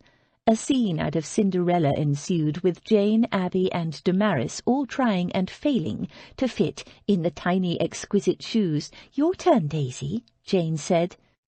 No point in me trying," Daisy said, pulling a face. "Look stupid I would, clumping along all lopsided in them things." But she looked longingly at the pretty shoes. "Nobody here would think any such thing, young woman," said Lady Beatrice sternly, "and if you don't try them on you'll always wonder if they would fit. So you have a limp. What does that matter? All women are entitled to pretty shoes. Do not let fear or embarrassment make you less than you are." Daisy shrugged and pulled off one of the heavy boots she habitually wore. She picked up a pair of dark rose-pink embroidered satin shoes with high heels and diamond buckles, and slipped one on, and stared. "A perfect fit," Abby breathed, and handed her the other shoe. Daisy put it on. "Let me see," the old lady demanded, and Daisy stepped back, raising her skirts to show the shoes. "Beautiful," Lady Beatrice said, and Abby had to agree. "Yeah, until I walk," Daisy said. "Pish-tush, those shoes weren't made for walking," Lady Beatrice said. "They're for dancing." "I can't do that, neither," Daisy said. Lady Beatrice gave her a thoughtful look, but all she said was, "Keep the shoes, Daisy girl. Put them on whenever you need to remind yourself that you have beautiful feet." She glanced at the others. "Unlike Cinderella's big-footed stepsisters." She cut off their laughing protests. "Now, let's see what else is in those trunks." They pulled out gown after gown, and for each one there was an event: a ball, a soirée, a night at the opera, at Ranelagh, at a fireworks display, a picnic, and a story: a stolen kiss, a magical dance, a particular young man. As Lady Beatrice reminisced, those long-ago nights came to life in their minds, and they pictured the gentlemen in their powdered wigs and the ladies in their full-skirted dresses and high-piled white-powdered hair teetering along on high-heeled shoes.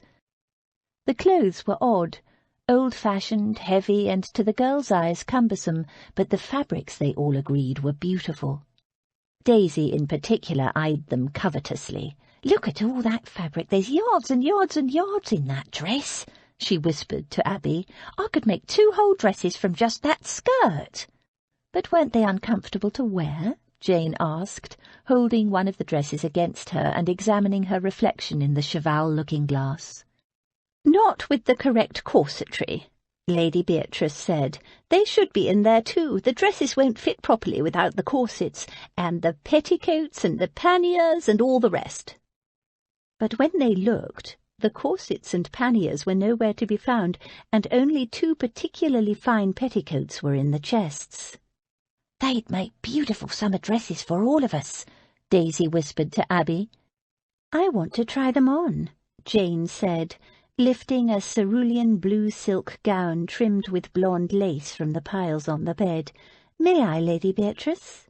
"Go ahead, my dear, but they won't look right without the underpinnings." Jane passed a rose-pink gown to Damaris. "Come on." The 2 girls disappeared behind the Chinese screen in the corner of the room, and soon giggles and rustles came from behind the screen, and a call for Daisy to come and help them. Abby tried not to feel a small pang at the giggles and murmurs. These days Jane turned more often to Damaris than to her sister. Abby supposed it was natural. For a start, they were closer in age. Abby had left the Pilbury when Jane was only 12, and in the 6 years since, Jane had learned to do without her big sister.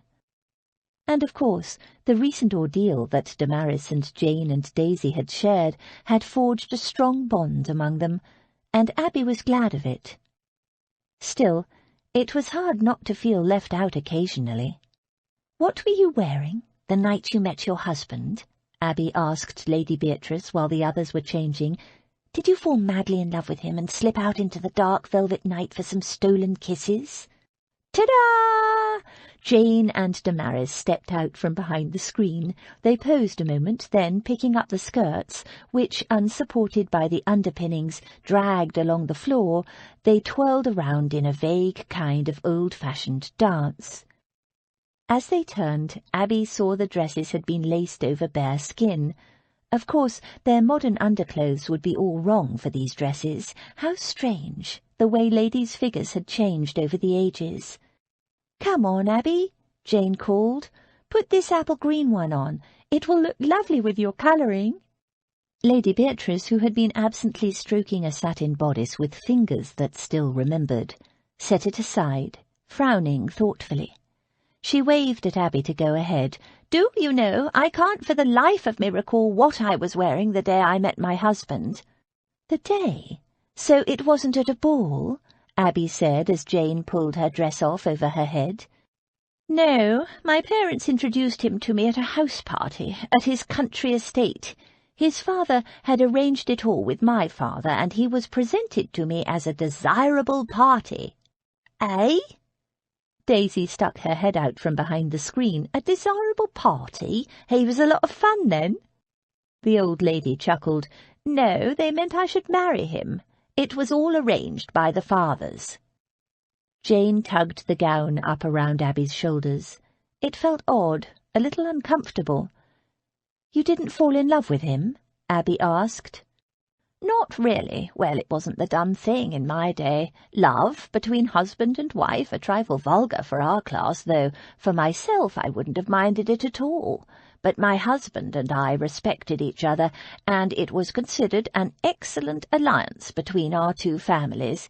It's how they did it then, and still how people do it today, for all this modern talk of love. Marriage is about property and family, not love. Our parents married for love, Abby told her. And look where it got them, Jane said as she laced Abby into the gown. Abby swiveled around to stare at her sister in shock. She'd always thought Jane felt the same as she did about their parents' marriage, that despite all the hardships, the poverty and the pain, their love had made it all worthwhile. But it seemed she was wrong. Our parents both had good marriages, all but arranged, Jane explained, stepping out from behind the screen. But they fell in love with each other and eloped instead. It was all very romantic, I suppose, but they died in poverty, and Abby and I ended up in an orphanage, and after that—" She shrugged. "Abby became a governess working for the meanest people. The children were lovely, but the last lot of parents were horrid. You wrote to me, recollect, so don't defend them, I know," Jane said, "and I—" Chapter 12. Where so many hours have been spent in convincing myself that I am right, is there not some reason to fear I may be wrong? Jane Austen, Sense and Sensibility. Max had had a good day. The second of the two houses Bartlett had found in Mayfair was most suitable, and Max had instructed Bartlett to buy it. The trip to Richmond had been delightful, the road good, the weather chilly but dry, and the inn where they'd stopped for lunch excellent. It was everything he'd missed about England. To top off the day, Freddie's friend was indeed selling up, and Max had purchased a phaeton and a beautiful pair of high steppers that would give Freddie's 16-mile-an-hour pair a run for their money, as well as a pair of matched bays that he thought would suit his aunt's barouche very well. They would all arrive tomorrow. He'd planned to round off the day with dinner at the club with Freddie and some old acquaintances, and had just dropped past to change his clothes and inform his aunt. Her door was open. He glanced in. What on earth? The bedchamber was an explosion of colour and fabric and garments, a feminine Aladdin's cave, even more so than usual. "What are you doing?" he asked, eyeing the pile of fabrics cautiously. Presumably there were kittens buried under it somewhere. "Max, my dear." His aunt's eyes were a little red-rimmed, as though she'd been weeping. In 2 strides Max reached her. He took her hands in his. "Aunt Bea, what is it? What's the matter?" "Nothing, nothing. We're going through all my old gowns, and oh, the memories." She waved a crumpled wisp of lace. "A few sentimental tears, that's all, but mostly tears of laughter." "I see."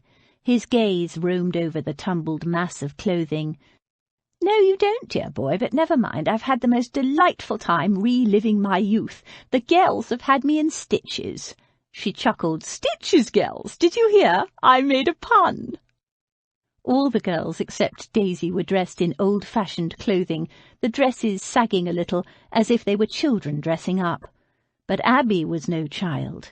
She was dressed, half-dressed, he saw with a leap of his pulse, in an 18th-century brocade gown with panniers. She moved slightly defensively. Her back was to the free-standing cheval looking-glass, and he saw at once that the dress was not properly laced. She was naked from the nape of her neck to just below the small of her back. His breath caught in his chest as his gaze traced the graceful line of her spine. Unaware of what the looking-glass revealed, she faced him calmly, secure in the belief that the gown she held to her chest protected her modesty. Her shoulders and arms, as well as her back, were completely bare. She was wearing no chemise. If she dropped the gown... A delicate wild rose colour flushed her just-concealed breasts and slowly spread to her cheeks. She'd noticed him staring. With an effort, he dragged his gaze off her image in the looking-glass. These clever gals are going to make new dresses from my old clothes. We're checking to see what is suitable." "Everything," Daisy sighed. "It's all beautiful." His aunt's words finally penetrated Max's fogged brain. "From old clothes? Good God, why?" His aunt shrugged. "Exactly what I said myself, but they insist, so I'm giving them all of these." She gestured to the welter of clothing that covered the room. The girls gasped. Miss Chance gasped too, and then had to hitch her gown higher. As he watched, she stole an arm around behind her. Had she felt a draught? She gasped again and stepped behind the screen, blocking his view of her slender, creamy back and shoulders. From behind the screen he could hear rustling noises, and in his mind's eye he saw the green silk dress ripple down her body and settle in a puddle at her feet. He imagined her like a Botticelli Venus, rising naked from a green pool. He swallowed to get rid of the hard lump in his throat and forced his mind off the image, telling himself the sounds he heard were nothing but that grey woolen dress being dragged over her body. "Oh, clothes, for God's sake! I have a silk warehouse, Aunt Beer," Max said irritably. "Anything you need you can take from there." That got another series of gasps and a whole lot of excited exclamations, in the midst of which Miss Chance stepped out from behind the screen with heightened colour, as he'd expected, thoroughly swaddled in the grey dress. She glanced at him, bent down and picked up the ginger kitten. Max couldn't see her expression. He decided to drop his bombshell now, while his aunt was in a good mood. "It's no bad thing you're sorting through your old possessions, Aunt Beer. We're moving house." "Moving house?" Aunt Beer repeated. She groped around in the tumble of clothing on her bed and found her lorgnette. She raised it and peered at him with a beady expression. "Not Davenham Hall? Not the country? Because I'll tell you now, Max, you won't get me—" "To Mayfair." "Mayfair?" "I purchased a house on Berkeley Square this morning. We move into it next week, so you can start the servants packing, Aunt Beer." There was a stunned silence. Finally, Aunt Beer said, "You bought a house?" "I did." "And we're moving? And just when did you think to tell me?" Max smiled. "Just now, and there's no point arguing, Aunt Beer. We move in at the beginning of next week." His aunt stared at him through her lorgnette. "And what if I say I don't want to move?" He just looked at her. "As I said, you have to the end of the week, and now, if you'll excuse me, ladies, I have a dinner engagement at the club. I bid you all good evening." And before anyone could say a word, he left. There was a short silence. The girls looked at Lady Beatrice, concerned for her feelings. Lady Beatrice looked back. "Well," she said after a moment, "I do like a masterful man." "You what?" Jane gasped. "As long as he does exactly what I want, that is." "And if not?" Abby asked. "Oh, then he's impossibly arrogant and interfering." Abby smiled. "And in this case?" "In this case I'm delighted, though I won't tell my nephew that, of course, not for a week at least," Lady Beatrice confided. "It really doesn't do to let men think they can have their way just like that." "You really won't mind leaving this house?" "Not at all. I'm fed up with it, if you want to know the truth. I've lived here since I was a young bride, more years than I care to count.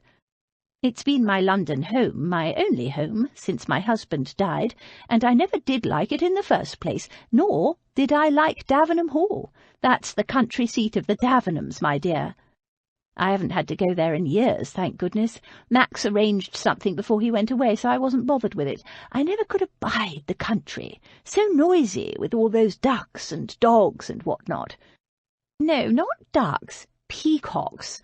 My late mother-in-law adored the creatures and kept a dozen of them. Have you ever heard the cry of a peacock?" She shuddered. "Disembodied shrieks from the grave, enough to curdle your blood." Abby laughed. "So you don't mind moving to Mayfair?" "Not at all, my dear. High time I had a change, and Mayfair is where everyone lives these days. Of course, it's bound to be a little poky." "Poky on Berkeley Square?" Exactly, all those modern houses are. I dare say it will have only half a dozen bedrooms, but that's to be expected. Nobody in the city builds houses on a decent scale any more. We'll squeeze in, I suppose." Abby smiled, but didn't respond. She was too busy wondering whether Lord Davenham's plans included the Chance sisters or not. "He said he was moving his aunt to Mayfair, and himself. He didn't say anything about us going with them," Damaris said, later that evening. So Abby wasn't the only one who'd noticed the omission. Lady Beatrice had retired for the night, and the girls had gathered in the small, cosy downstairs parlour. "You think he's going to leave us behind?" Jane said. "Lady Bea won't let him," Daisy said. They all looked at Abby. "Daisy's right. Lady Beatrice won't let us go without a fight, but it does change everything." "I don't see why," Jane said. "It will be his house, and what he says goes if he wants us gone." There was a long silence, broken only by the sound of the fire crackling in the grate. "Do we have enough saved to go to Bath yet?" Damaris asked. Abby shook her head. "With the dresses Lady Bea gave us, we'll have enough material for the clothes we need," Daisy said, "but it'll take a lot more than a week to make them." "Did you hear what he said about the silk warehouse?" Jane said. "Don't get your hopes up. That was for his aunt, not us," Abby said. "New silk. I wonder what that'd be like," Daisy murmured. "I've never made nothing from new, never cut into anything that hasn't been worn before." "You'll just have to talk him round, Abby," Jane said. "Me? What makes you think he'd listen to me?" "He likes you." "Nonsense." Jane shrugged. "You don't see the way he looks at you when he thinks you're not looking." "It's true, Abby," Damaris said. "I believe he desires you." "Desire is even better. When a man desires you, you have him on a string." "Jane, where did you pick up such notions?" As if she didn't know. Jane gave her a knowing look. "You don't need to look at me like that. I knew that much even back at the Pilbury." "Well, I wouldn't have the first idea how to influence Lord Davenham, even if he did desire me, which I very much doubt. He is betrothed, recall. And if he did desire her, well, Abby knew where that path led. It was playing with fire she knew to her cost. For all Jane's worldly talk of desire and leading men about on strings, she was still basically innocent and heart-whole. Jane hadn't a clue of the dangers involved, of the pain that could result. Abby might be attracted to Lord Davenham, but she'd never act on it. A man's desire was not anything Abby wanted to evoke again. She'd been badly burned once, and never wanted to feel such pain again. But talk, reason, argument, that she could do. "I'll talk to him tomorrow," she promised. Later, as they were preparing for bed, Abby sought her sister out. She was still a little disturbed about what Jane had revealed when they'd been discussing marriage earlier. "I thought you remembered Mamma and Papa being happy together." "Well, I think I do, but mainly I remember you telling me how happy they were." "Because they were happy, and they loved us both very much." Jane nodded. "I know." "Then why wouldn't you want that for yourself?" Jane gave her a rueful look. "Because they're just stories, Abby. All I really remember about Papa is being lifted up by him and feeling so safe and tall in his arms, and his smile. But I remember Mamma's stories about her come out and the balls and everything, because you used to tell them to me when we were in the pill. What I mainly remember of Mamma is her being sick and coughing all the time." Abby looked at her in dismay. "Don't you remember anything else about them? Anything good?" Jane shrugged.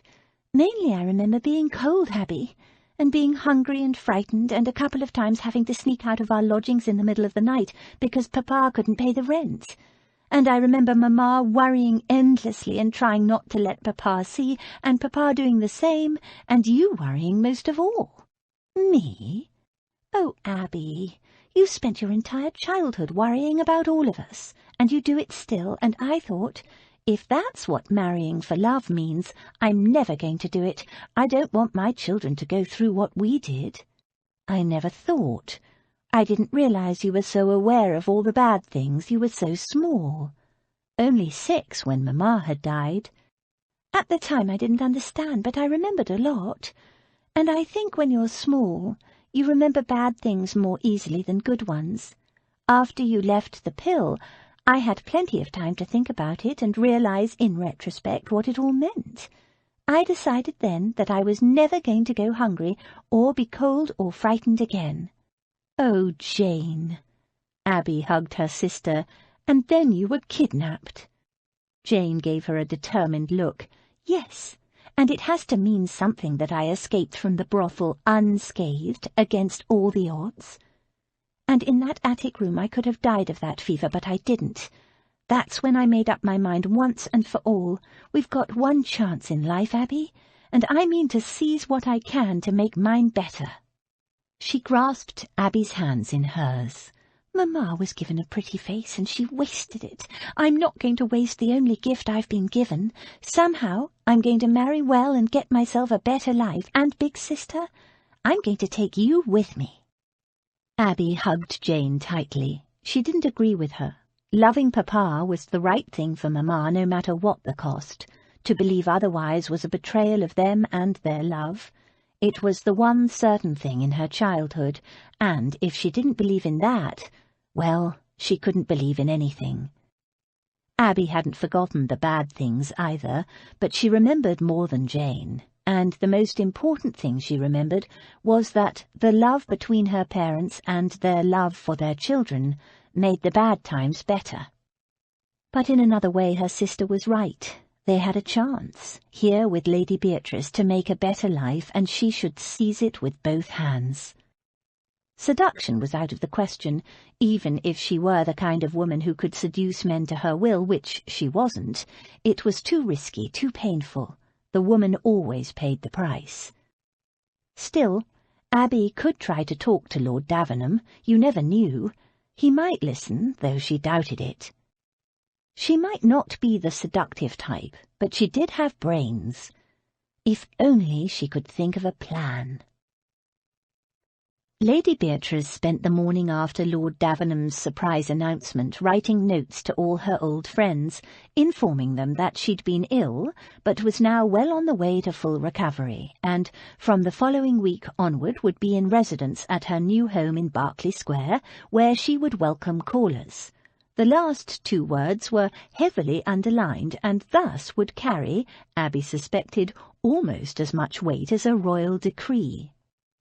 The first batch of notes had barely been delivered when late that afternoon the front doorbell rang. A few moments later, Featherby carried in a calling card on a silver salver. Lady Beatrice inspected it through her lorgnette. "Clara Beddington!" she exclaimed with delight. "One of my oldest friends. Show her in, Featherby." To the girls she said, "Good thing I decided to dress and come down this afternoon. Wouldn't do to have Clara see me lolling about in bed. Terrible gossip, Clara." She tidied her hair, straightened her beautiful cashmere shawl, and sat up straight. Featherby announced the visitor. "Lady Beddington, m'lady." A small, plump woman, trailing several shawls and a sumptuous fur, entered excitedly. She hurried across the room, and the 2 women embraced. "My dear Bea, when I received your note I simply couldn't wait. Do you know, I cannot recall how many times I called on you in the last year, only to be told by that horrid butler that you weren't at home, not even to moi. I'm so glad you got rid of him, the disagreeable creature. This new fellow is so much better." She bestowed a gracious smile, 2 shawls, and a frilled purple oiled silk parasol on Featherby, who received them all with unruffled composure. "Do you know, I was so worried about you that I wrote to your nephew, and I can see you've been ill. Not surprising, given the truly appalling weather we've been having. Can you believe this is supposed to be summer?" "Summer! It's absolutely freezing." She retrieved one of the shawls from Featherby and flung it around her neck in a dramatic movement that caused Max the kitten to pounce on the tempting fringe. "Good God, is that a kitten? How amusing! I dislike cats. This illness of yours, it's nothing infectious, is it? I should have asked that first, shouldn't I? Never mind. I'm sure you wouldn't pass it on. And how are you, my dear?" "I'm well, Clara, thank you, and you're looking the same as ever. It's nothing anyone can catch, and thanks to these dear girls, my nieces, you know, I'm getting stronger every day." She introduced the 4 girls to Lady Beddington and then said, "Now, I know it's atrociously ill-mannered of me, but would you mind terribly, Clara, if we let Abby finish the chapter she was reading me when you arrived? She's only just started chapter 2, and it's at a very interesting point. It won't take more than about 10 minutes. She glanced at Featherby and added, "And in the meantime my butler can bring us tea and cakes." "You're reading books now, Bear? Good heavens! Well, of course I don't mind if that's what you want." But though she allowed herself to be seated in a comfortable chair by the fire, it was clear she thought the request a peculiar one. However, as Abby read on, Lady Beddington edged forward in her chair, twisting her shawl into a rope, listening eagerly, until, by the end of the chapter, she was perched right on the edge of her chair, hanging on every word. When Abby finished the chapter, Lady Beddington fell back in her chair, exclaiming, "Bless my soul! I never knew a book could be so entertaining."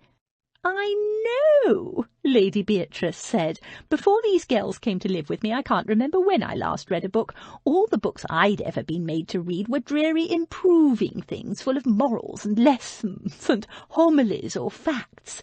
And that's when I could understand the dratted things. But Abby and the girls always find the most thrilling tales, and the only thing that's improved when we're finished is my mood."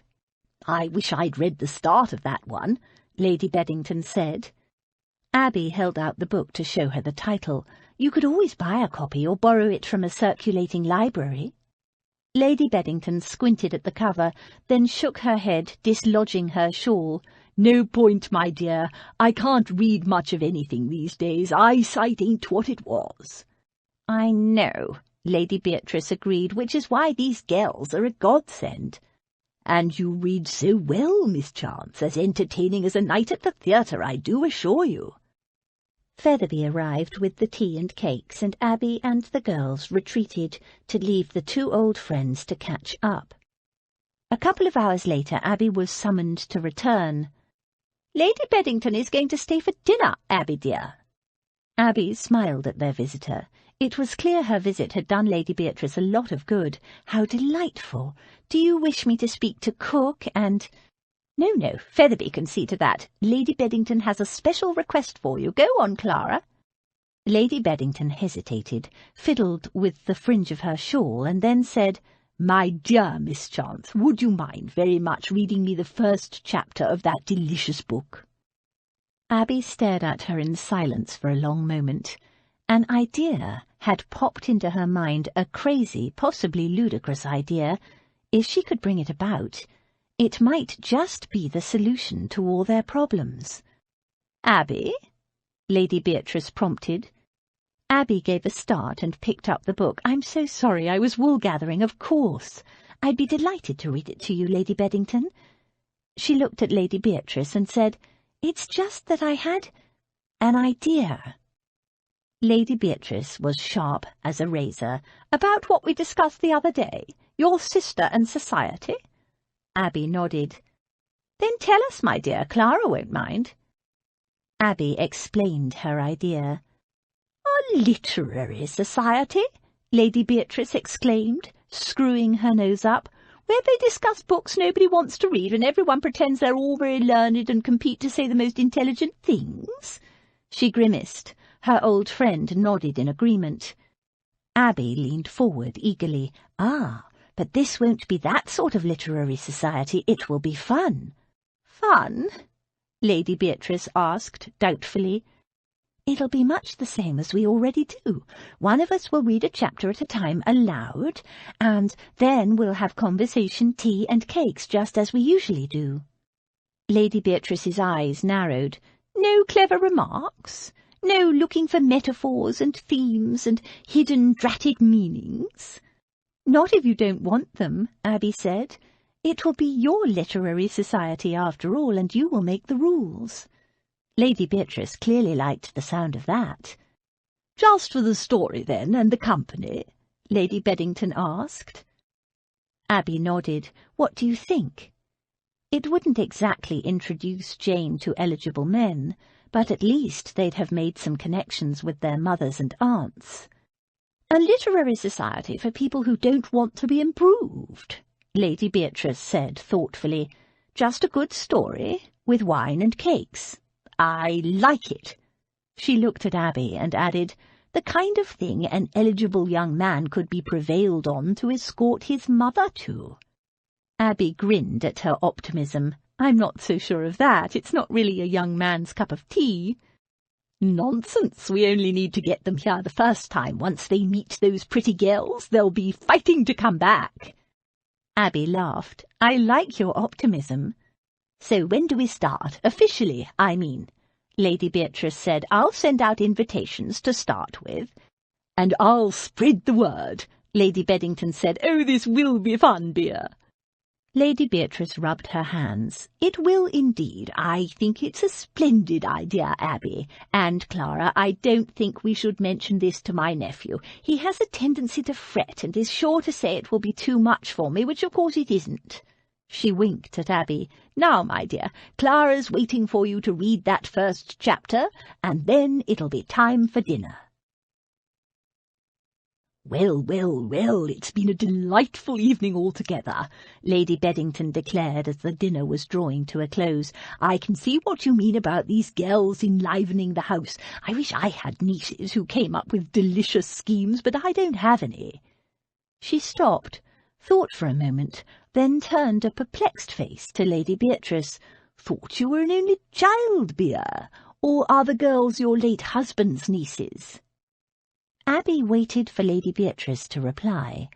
A courtesy aunt was how she and the others had decided to deal with Lady Beatrice's continuing assertion that they were her nieces, the kind of aunt who was a dear friend of the family and called aunt for affection, not blood. Abby glanced at Lord Davenham. He leaned back in his chair and regarded his aunt with a sardonic, "Let's see you explain this" expression.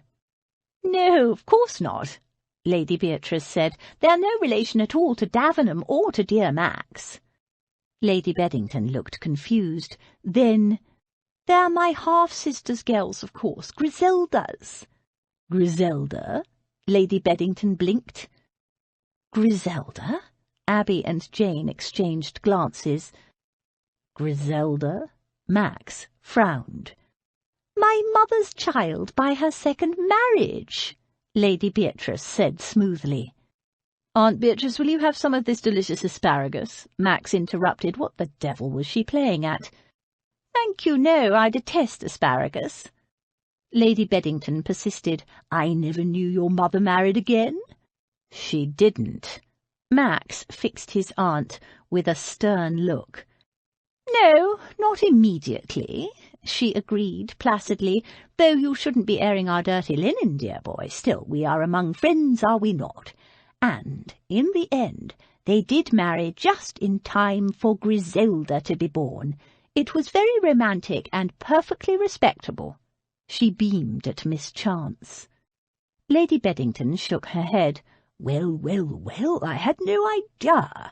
I always thought she died shortly after you married Davenham." "She did." Max leaned forward. "Have you attended the opera recently, Lady Beddington? I believe the current Mozart is held to be very good." He had no idea what was playing at Covent Garden. He didn't care, as long as the subject was changed. "No, Max, dear, it's no use trying to conceal the facts any longer.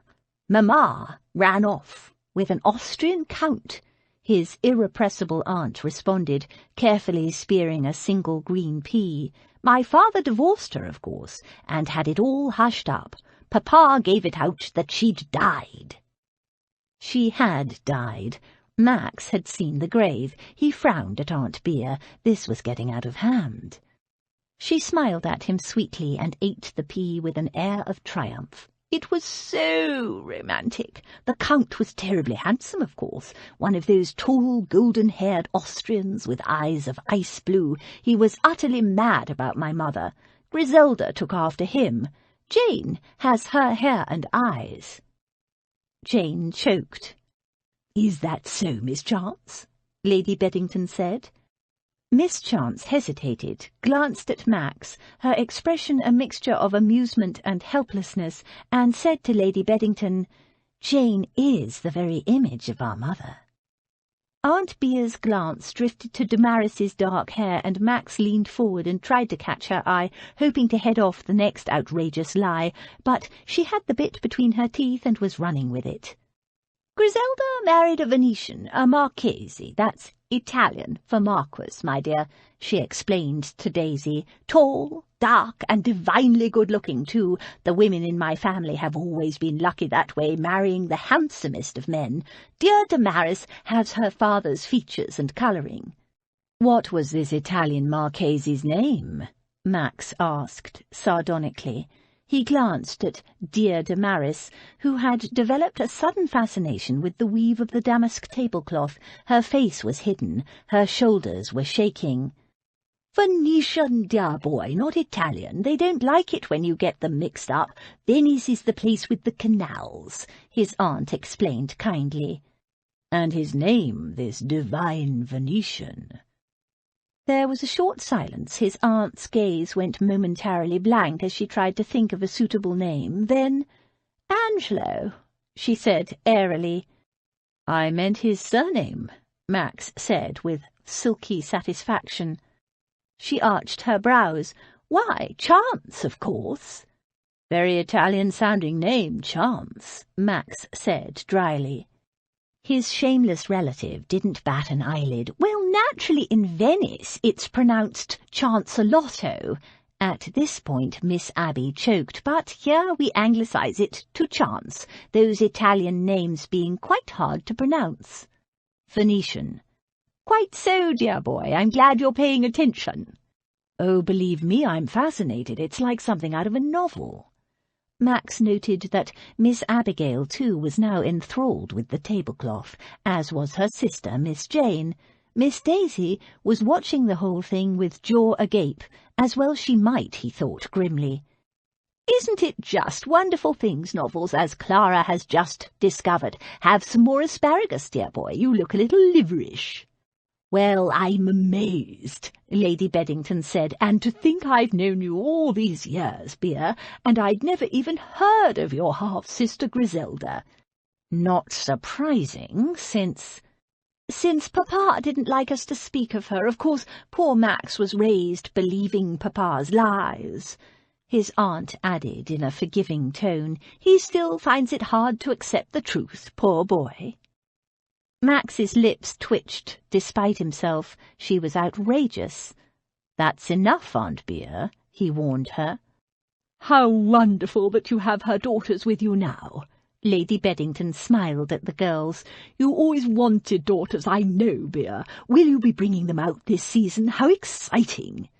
"No," Max said firmly. This was one piece of nonsense he was going to quash once and for all. There are no plans of that sort whatsoever. "We'll see," Aunt Bea said sweetly. "No, we won't." Max had had enough. He hadn't wanted to embarrass Aunt Bea in front of her old friend, but she'd pushed things to the limit. "Lady Beddington, I must apologise for my aunt. She's been playing a joke on us all. Funning with her made-up nonsense, but I think we've all had enough. Her mother never did remarry. She died, as you thought, and was buried in England.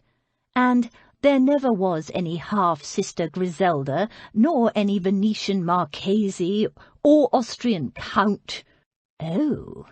Lady Beddington looked uncertainly at Aunt Bea. Aunt Bea rolled her eyes and shrugged as if to say, "Don't believe a word." "I assure you it's the truth," Max said. "These young ladies are my aunt's guests, but they are no relation to her or to me." He looked at Miss Chance, a silent order for her to confirm his version of events, but to his annoyance she and the others all still seemed inordinately interested in the blasted tablecloth. "And she will not be bringing them out next season or any other season," Max added as his aunt opened her mouth. He rose. "Now, Lady Beddington, it's been a delightful evening, but my aunt is still under the care of her physician and needs her sleep. May I escort you to your carriage?" Lady Beddington took her leave of them all. vowed to return the following day for the next reading of the book. She added with a mischievous glance at Abby, "And I might bring a friend." While Lord Davenham was putting Lady Beddington into her carriage, Lady Beatrice called for William to be fetched quickly so he could carry her upstairs, Abby assumed to escape her nephew's wrath. The old lady could walk short distances now without assistance, but she still couldn't manage stairs. But before William could lift her, Lord Davenham marched in and scooped her up without warning, saying grimly, "I'll take her, William. I need a word with this aunt of mine." She laughed and patted his smooth-shaven cheek. "So delightfully masterful you are, dear boy, but all this masculinity is wasted on an aunt. You should be carrying a pretty young thing up to bed, not an old woman." "I should strangle you," he told her. She laughed again. "Wasn't it fun? You should have seen your face when I told Clara my mother wasn't in her grave after all, and Griselda, and her Italian Marchese." "Venetian," he growled. "Venice is the place with the canals, remember?" Abby and the girls could hear her merry laughter as nephew and aunt disappeared up the stairs. "He's not going to hurt her, is he?" Daisy asked worriedly. Daisy's experience of men wasn't exactly conducive of trust. "No," Abby said softly. "He loves her." "You can see she's not worried one little bit," Damaris pointed out. Daisy shook her head. "I never would have thought that a proper lady like that would tell such bare-faced whoppers in company." "Yes, I must say he took it very well," Jane said, "don't you think?" "Very well," Abby agreed, her voice trembling a little. She met Jane's gaze. "But really, Chancelotto!" She started laughing. Jane giggled. "You can talk. You said I was the living image of Griselda." "I did not. I said you take after our mother, and that's perfectly true." "Yes, our mother, Griselda Chancelotto." "Our mother, Griselda, the Marchesa Chancelotto," Damaris corrected her, and then the three of them were laughing. "I don't see what's so funny," Daisy said. "It's just more lies, that's what it is, digging us into a deeper hole." "Don't worry, Daisy," Abby told her. "Only Lady Beddington believed it at the time, and she knows now it's not true." "And if everyone knows it's not true, it's not really a lie, is it, Signorina Chancelotto?" said Jane. And that set them off again. Daisy scowled and shook her head gloomily. "I still don't like it." As she undressed that night for bed, Abby smiled to herself about the old lady's fantastical fabrications. She climbed into bed, thinking about the literary society and hoping some eligible young men might be prevailed on to attend. Even if they didn't, at least if Jane had met the mothers, aunts, and sisters of eligible young men, they might introduce her to them at the park or somewhere. But as she blew out her candle and snuggled down in her bed, she thought of Lord Davenham carrying his aunt upstairs, still able to maintain his humour and his patience despite her outrageous behaviour. She thought of the story Lady Beatrice had told her, of that little boy waiting loyally, grieving silently and alone. She could not rid herself of that image either. Her heart had gone out to that child, and now she saw echoes of the boy in the man, his obvious love of his aunt, his care for her, his protectiveness. Even the hostility he'd directed at Abby and her sisters was born of the need to protect his aunt. It was a powerfully attractive quality in a man. Miss Parsley was a lucky woman. Chapter 13. Facts are such horrid things. Jane Austen, Lady Susan. When Max went down to breakfast the next morning, he found 3 of the Mrs. Chants waiting for him. Of course they were pretending to eat breakfast, but they'd long since finished, he saw. They faced him with apprehensive faces. "I presume Miss Chance is with my aunt," he said after they'd exchanged polite good mornings. "It wasn't her fault," Miss Jane said as soon as Featherby had served Max some bacon and eggs. "Abby's, I mean." "I know." Max addressed himself to his breakfast, As he ate, he felt a mild kinship with the beasts in the Royal Exchange, his every mouthful observed by nervous spectators who any moment expected an attack. "We didn't tell your aunt any of that tale," Miss Damaris assured him, "or ask her to pretend we were her nieces." Max knew that. He looked at Miss Daisy to see whether she wanted to add anything. "It was all a lie," she said, "but we never asked your aunt to tell it, I promise. You mustn't blame Abby." "I don't," he said, and buttered a slice of toast. "And Lady Bea didn't mean nothing bad by it," Daisy persisted. "She was just... "Having fun," Max said. "I know. Now where is Miss Chance? I'd like to speak with her." The girls exchanged worried glances. They really were very young. "I said speak with, not strangle," he said dryly. "She's gone out," Jane said after a moment. "To the post office, I think." "Thank you, Featherby. Have my phaeton brought around to the front, if you please." After a few moments of indecision and an exchange of silent grimaces and head-jerking that they imagined he hadn't noticed, the girls excused themselves and hurried from the breakfast-room. Max finished his coffee and headed for the front door. The letter he'd left on the hall table the previous evening had gone, presumably posted. Good. When he'd first arrived in England, he'd written to inform Henry Parslow he'd returned and would call on him at his home in Manchester at his earliest convenience. Last night he'd written a quick note to Parslow to postpone his visit. With the situation with Aunt Bea and the Chance sisters, he'd have to delay his trip north, at least until after Aunt Bea was settled in the new house. Whether or not the Chance sisters would be coming with them, he still hadn't decided. That Aunt Bea doted on the girls and wanted them with her was undeniable. She was, he suspected, a little unbalanced about them. Witness the ridiculous Griselda fabrication last night. Thank goodness he'd been there to scotch that piece of nonsense. That the Chance sisters sincerely cared for Aunt Bea was also quite apparent to him now, and that was a problem. It seemed they had not a penny between them other than the allowance from his aunt. They were as dependent on her as she was, in a different way, on them. Impostors or not, he couldn't just throw them out. Whether it was wise to allow them to continue living in her house, in Max's house, was far from clear.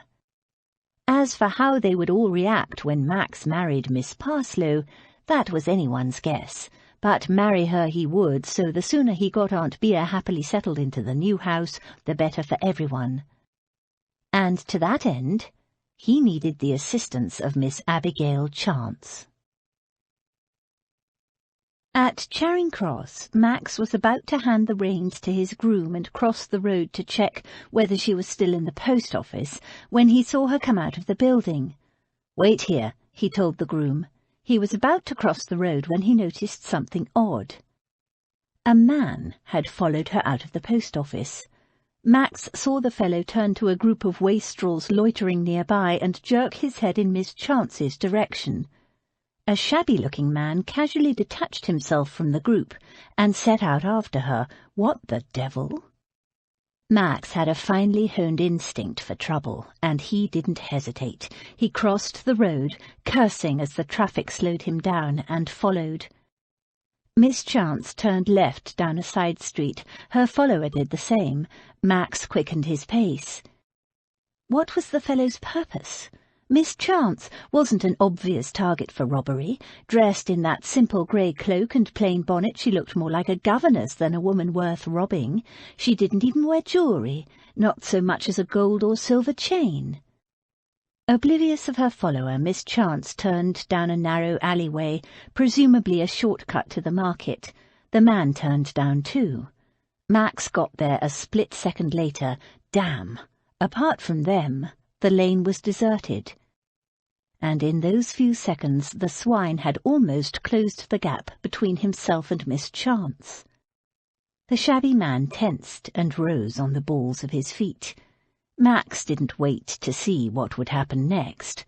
With a shout, he flung himself forward and grabbed the man's coat. Miss Chance whirled. "Hey!" The man swung around, a knife in his hand, and slashed out at Max without warning. Max tried to dodge it, but felt a glancing blow. "Run!" he shouted at Abby. He didn't see her go. He couldn't take his eyes off the man with the knife. The man had a pasty, rat-like face. "Stay out of it, you bastard," he snarled. "'S nothing to do with you." The knife glittered in his hand. It was a long, wicked-looking blade with a carved bone handle. "The woman is with me," Max growled. Ratface gave a grunt and a philosophical shrug. "Fair enough, Governor."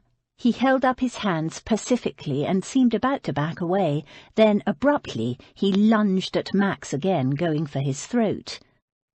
But Max was ready for it. As the knife flashed toward him, he dodged and at the same time chopped down on the man's wrist hard. The blade clattered to the cobblestones. Max followed through with a swift punch to the gut and another to the throat, and while the fellow was still gasping for breath, shoved him hard against a wall. "Why are you following her?" The man struggled and spat an obscenity. Max punched him again. "Look out!" Miss Chance screamed. Blast it, what was she still doing here? But he had no time to think. Another man threw himself at Max. Max whirled, dragging Ratface with him and thrusting him into the onrush of the second attacker, a thick-set brute in a cloth cap. They crashed. Ratface tripped and went sprawling on the cobbles.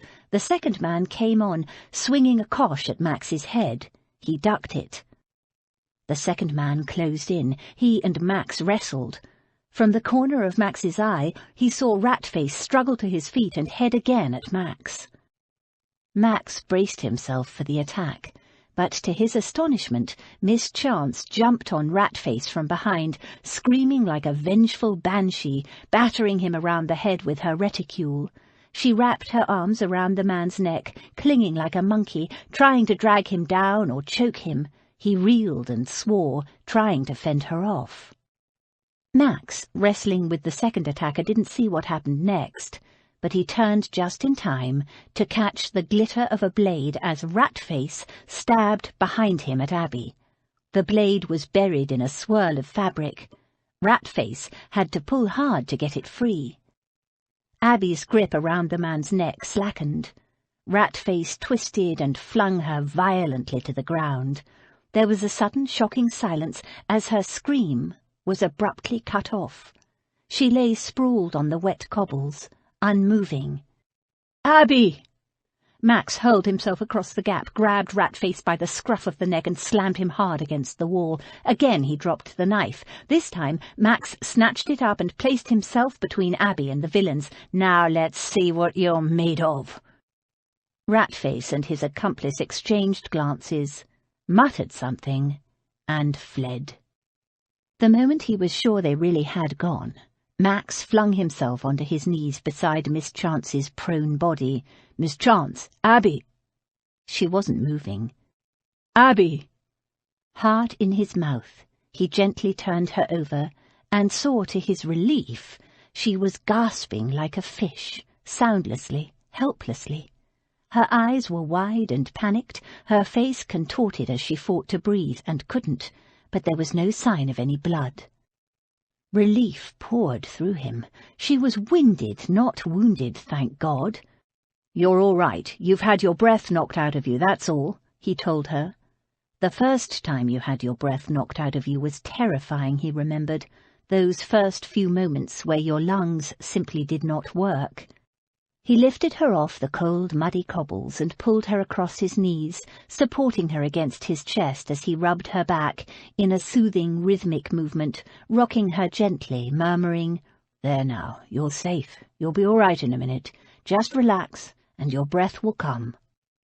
Her fingers clutched at his lapels, her gaze locked with his in agonized entreaty as she struggled fruitlessly to breathe. The effort seemed to last forever. But at last, a great, sobbing gasp sounded and her body shuddered against him as she gulped in her first blessed lungful of air.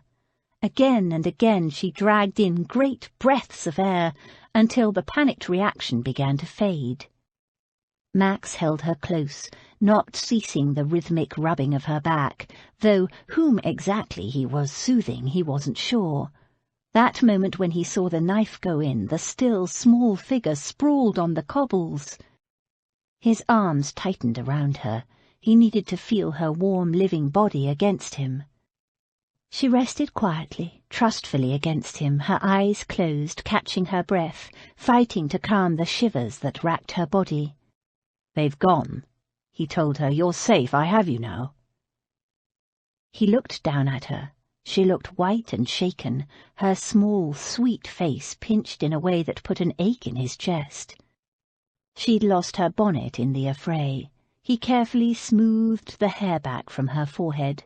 A bruise was darkening just above her eyebrow. There was a raw-looking scrape on her chin. But there was no blood. He'd checked as thoroughly as he could, but could find no sign of a wound. It was a puzzle. He was sure he'd seen the blade go in, and Ratface had definitely had to pull to get it out. But somehow, by some miracle, he'd missed her. Thank God. Abby knew she should make an effort to move. She really should. She could breathe again now, and the trembling had subsided to a manageable level, and her heartbeat... Oh, her heartbeat. There was no controlling that. He'd saved her, fought 2 men for her, stood over her with a knife, facing them, her Viking protector, and now, the way he held her. She didn't move. She couldn't even make herself want to move. Like a child who squeezed her eyes tighter shut, not wanting to wake from a dream, believing as children did that the dream could be made real if only she kept her eyes closed and just didn't move. The rhythmic soothing of the jangled nerves of her spine, tangible warmth, tangible reassurance, the deep, murmuring voice, a bedrock of security.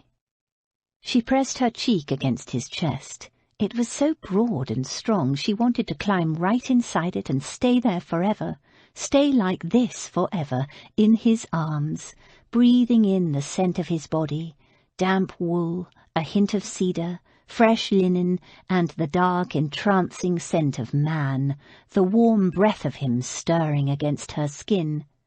"How are you feeling now?" he asked, and she wanted to weep, wanted to laugh, to cling to him in undignified desperation, to prolong the moment, the dream, the illusion. "Miss Chance?" He leaned back to look at her, his arms loosening their hold on her. The cold draughts of self-awareness slipped between them, chilling her body, and she was, once more, the spinster governess. "Your forehead is bruised, and you have..." Cupping her jaw in one hand, he gently tilted her face. "A scrape on your chin, but is that all?" A pulse throbbed in his cheek. It drew her gaze like a magnet. She couldn't look at him, not yet. "Abby?" "You saved me," she whispered, and glanced up, and found herself drowning in the smoky mystery of his gaze. His eyes darkened. He seemed to hesitate, then slowly, agonizingly, almost as if it were against his will, he lowered his mouth to hers. Their lips brushed. It was just the faintest breath of a touch, barely a caress, but she felt it clear to her toes. A deep shiver passed through her. He drew back with an arrested expression. He muttered something under his breath that she didn't catch, and then he was kissing her deeply, ravenously, pulling her hard against him, cradling her head in his hands, tilting her face the better to sear her soul. His mouth was hot, the taste of him dark and intense, addictive. She clung to his shoulders, kissing him back with everything in her, years of aching loneliness burning away under the assault of his passion, savouring the taste, the feel, the power of him, the hunger in him to match the hunger in her. His kisses were rough and tender at the same time, deep, as if he were taking her inside him the way she'd gulped in air a few moments before, as vital and necessary as life. She speared her fingers into the thick, cool darkness of his hair, still damp from the rain. She was afire, heat shimmering across her skin, coiling in hot shudders deep within her.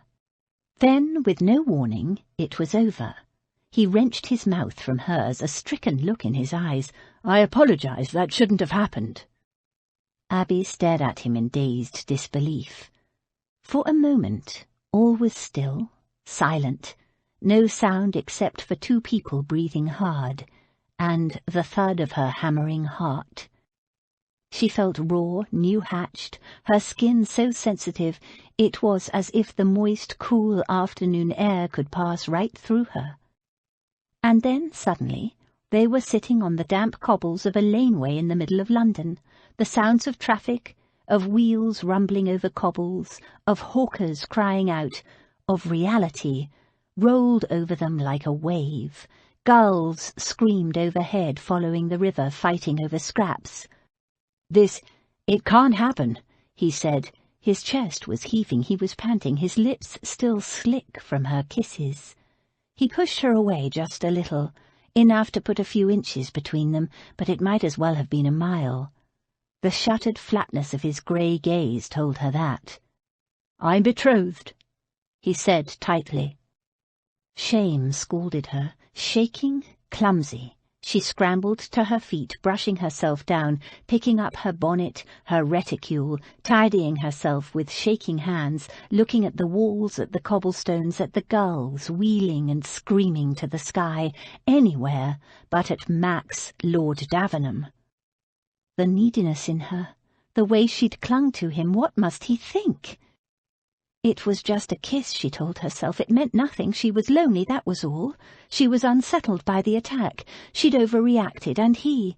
Well, men were like that, taking what was offered, even if you didn't mean to. "You're hurt." No, of course I'm not. It was just a kiss, I know," she managed to say with a fair attempt at worldliness. "No, I mean," he gestured, "there's blood on your back." She tried to look, found a smear or two of blood on her skirt at the back, but she didn't feel injured. Not unless mortification drew blood. "Let me see." He twisted her around. "There's blood on your back, but I can't see any wound." "I can." She carefully lifted his sleeve. "You're the one who's wounded, not me." "Me? Nonsense."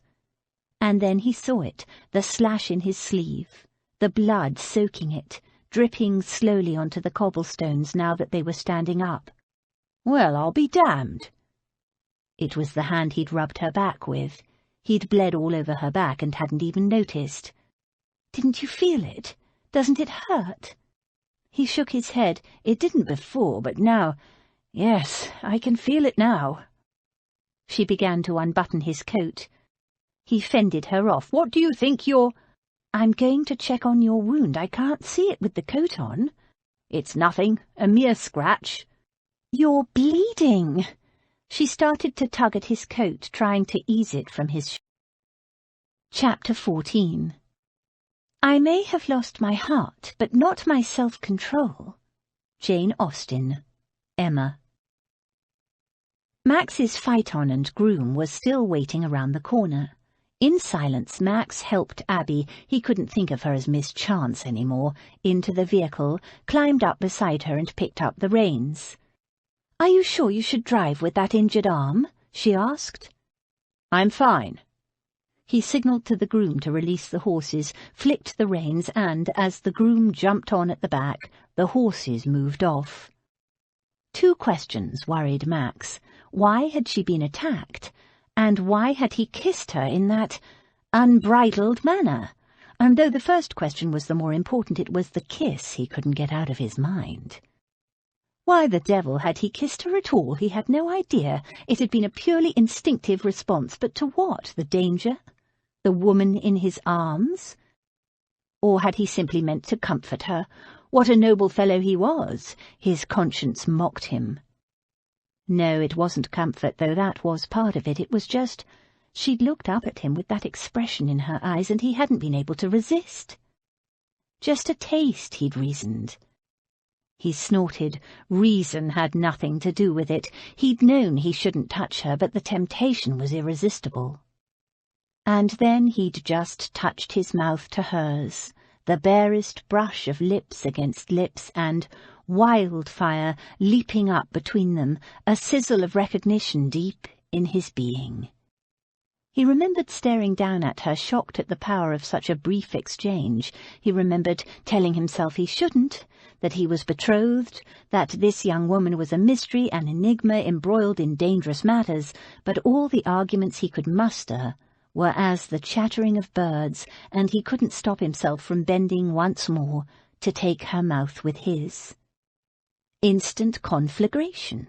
He'd never felt anything like it. The taste of her. Pure intoxication. A shudder passed through him now as he remembered. He slipped her a sideways glance. Had she noticed? Was she too remembering? Had she too felt the conflagration? She sat bolt upright on the seat beside him, looking ahead, her face pale and still, her reticule clutched firmly in her lap.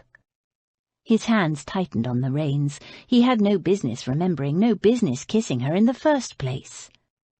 He was a betrothed man, and he took his promises seriously. Not once in his life, not even as a boy, had he ever gone back on his word, and he wasn't going to start now.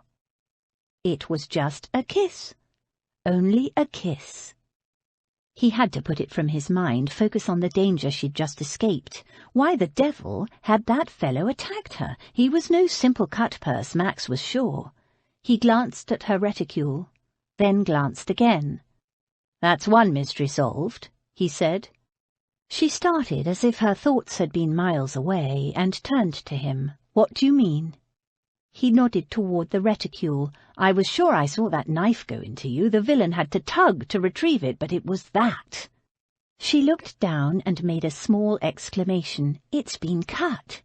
She opened the reticule, examined the contents, and took out a small leather-bound book. She held it up so he could see it. "My book was stabbed." He gave a curt nod.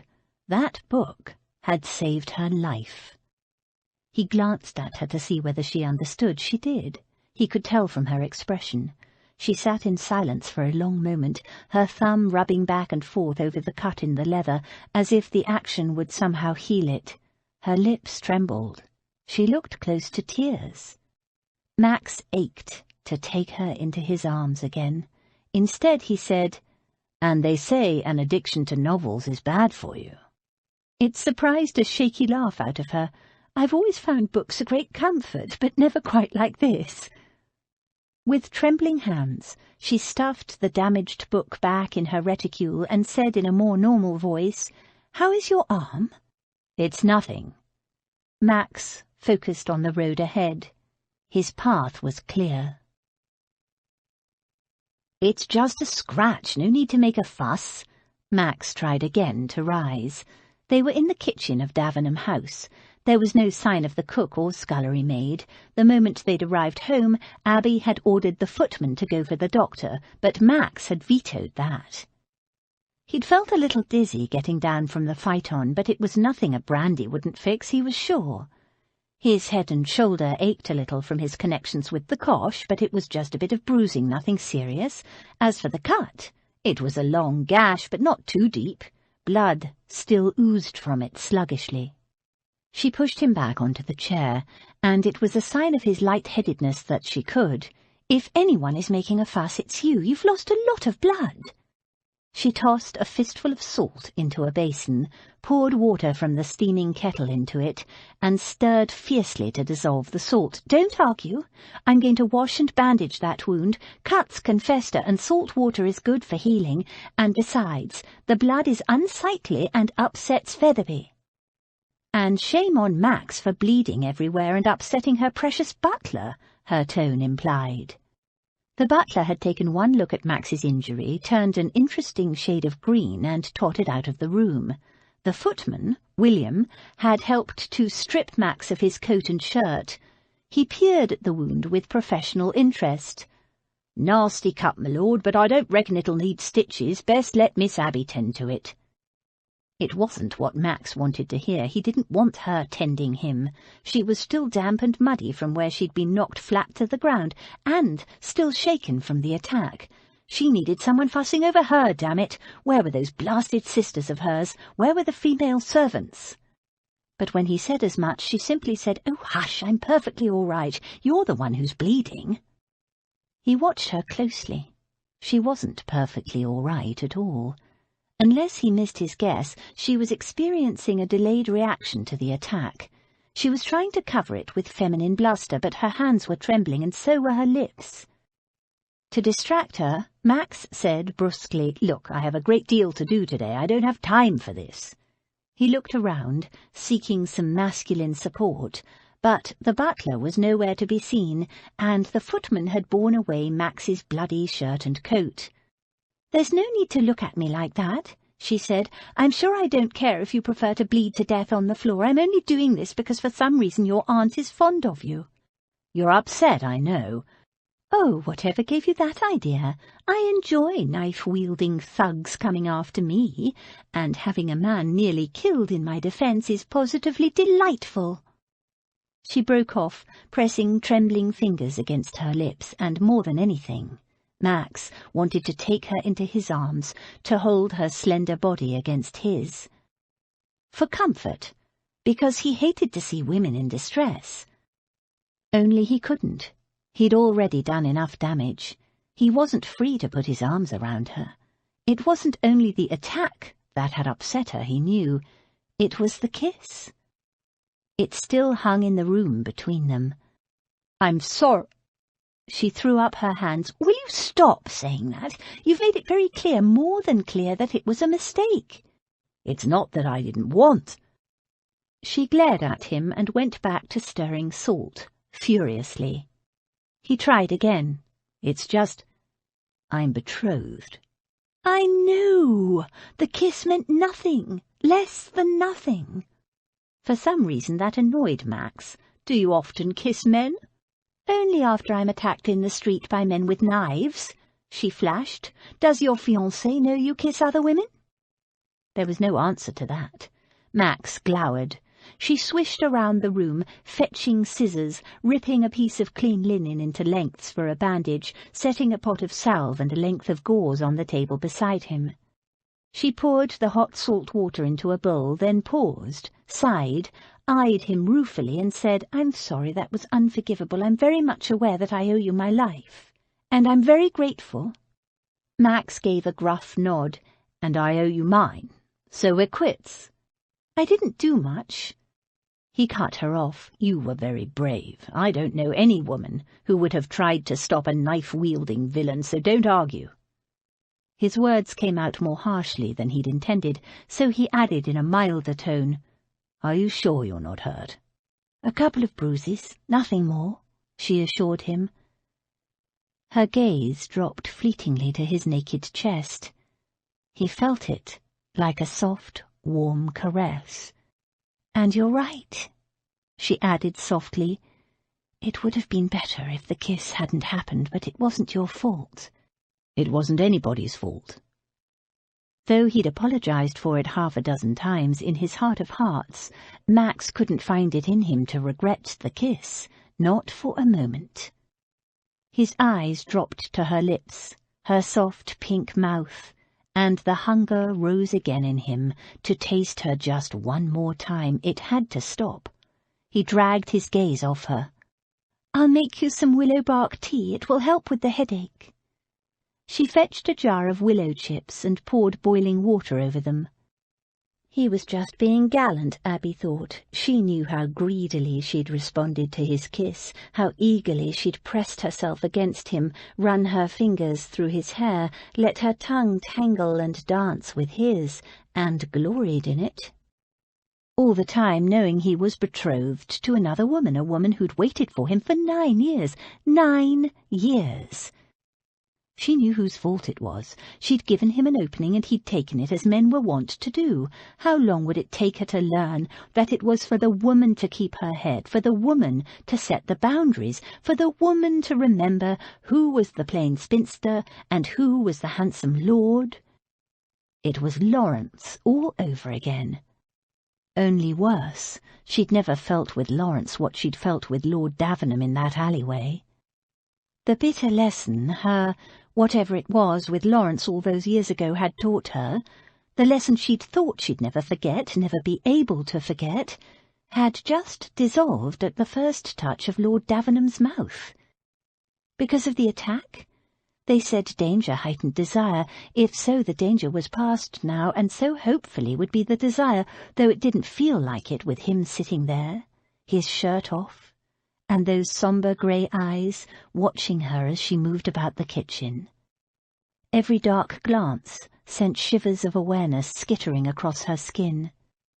It was all she could do not to stare, not to feast her eyes on that big, broad, beautiful, naked chest, not to run her hands over it, feeling the strength and power beneath her fingertips. He didn't even seem to notice how naked he was, or did he? Living temptation. The salt water had cooled enough, so she dipped a clean cloth into it and knelt down beside him. "This won't hurt," she assured him, "perhaps a little stinging, the salt, you know." He gave her a dark look. "I'm not a child." "I know." Her gaze flickered, again, to his bare chest, and she felt her cheeks warm. No, he wasn't a child. He was all man. She didn't look up.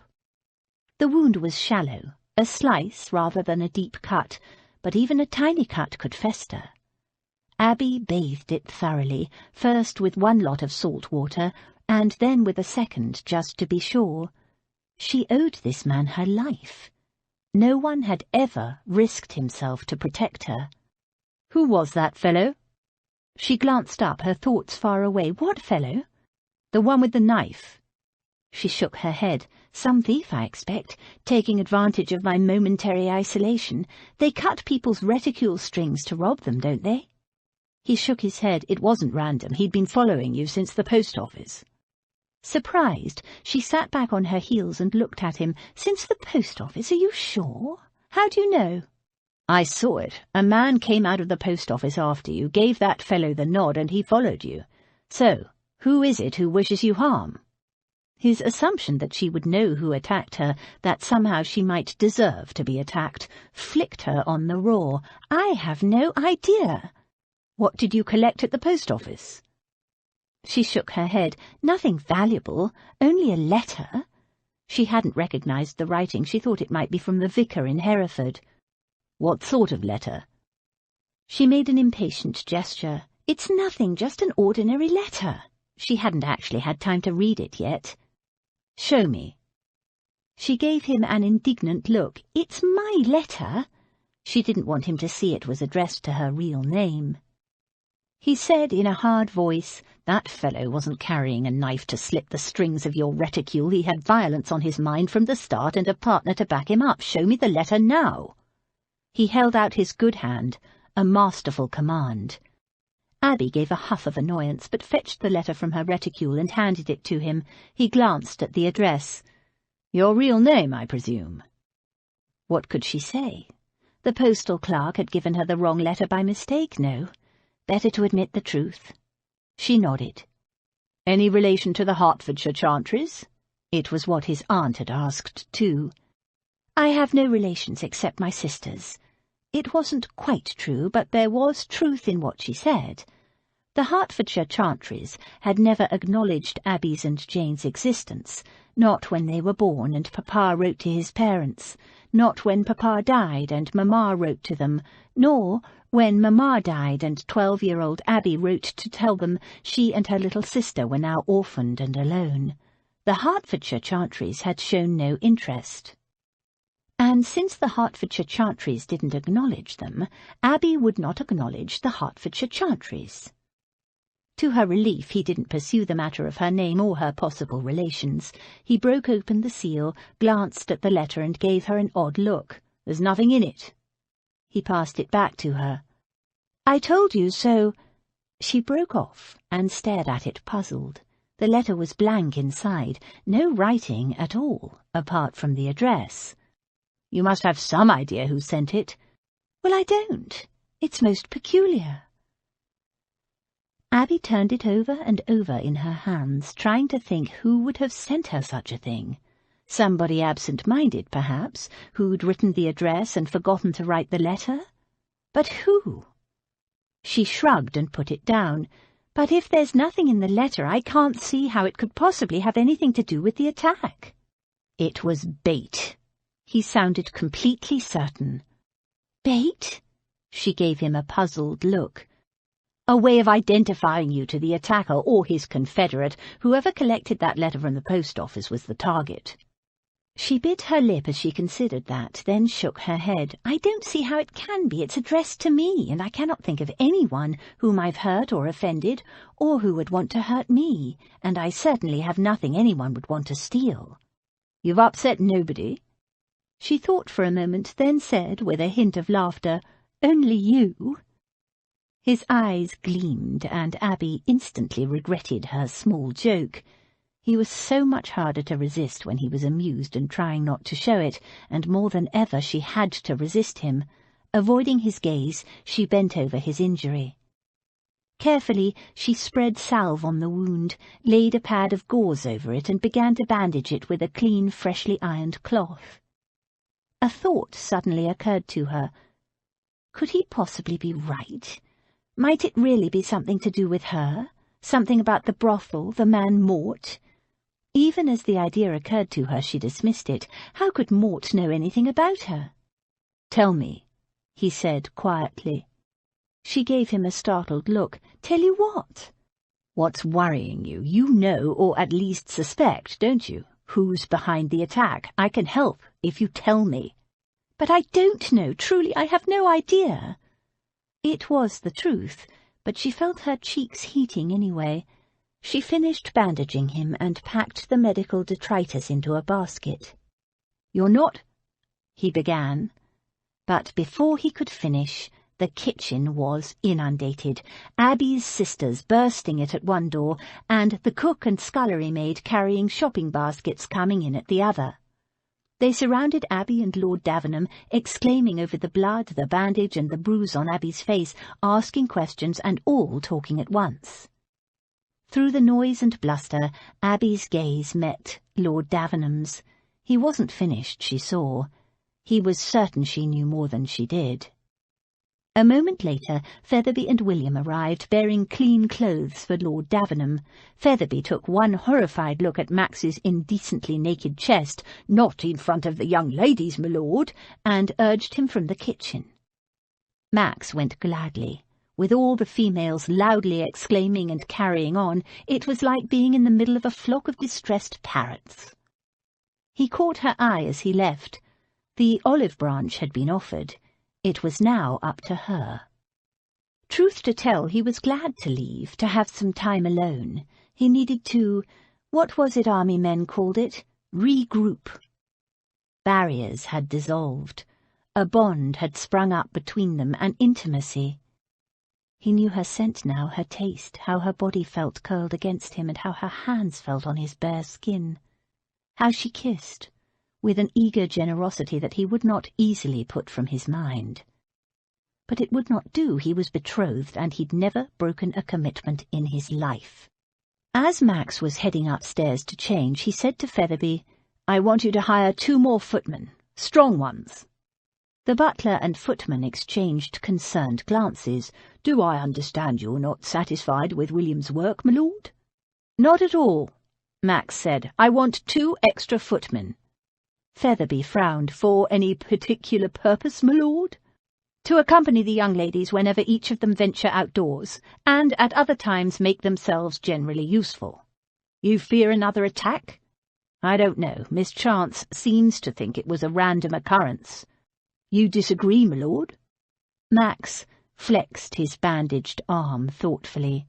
She was targeted. The butler looked concerned. Targeted? She was followed from the post office. Do you know anything? A reason why a man with a knife might come after Miss Chance? The butler gave him a troubled look. I can't think of any reason at all, my lord. Max didn't quite believe him. There was something the butler wasn't saying. Loyalty is all very well, Featherby, but those girls could be in danger. Featherby sighed. If I knew anything that would help, my lord, I would share it with you. I am immensely fond—" He caught himself up. It was not for butlers to express fondness.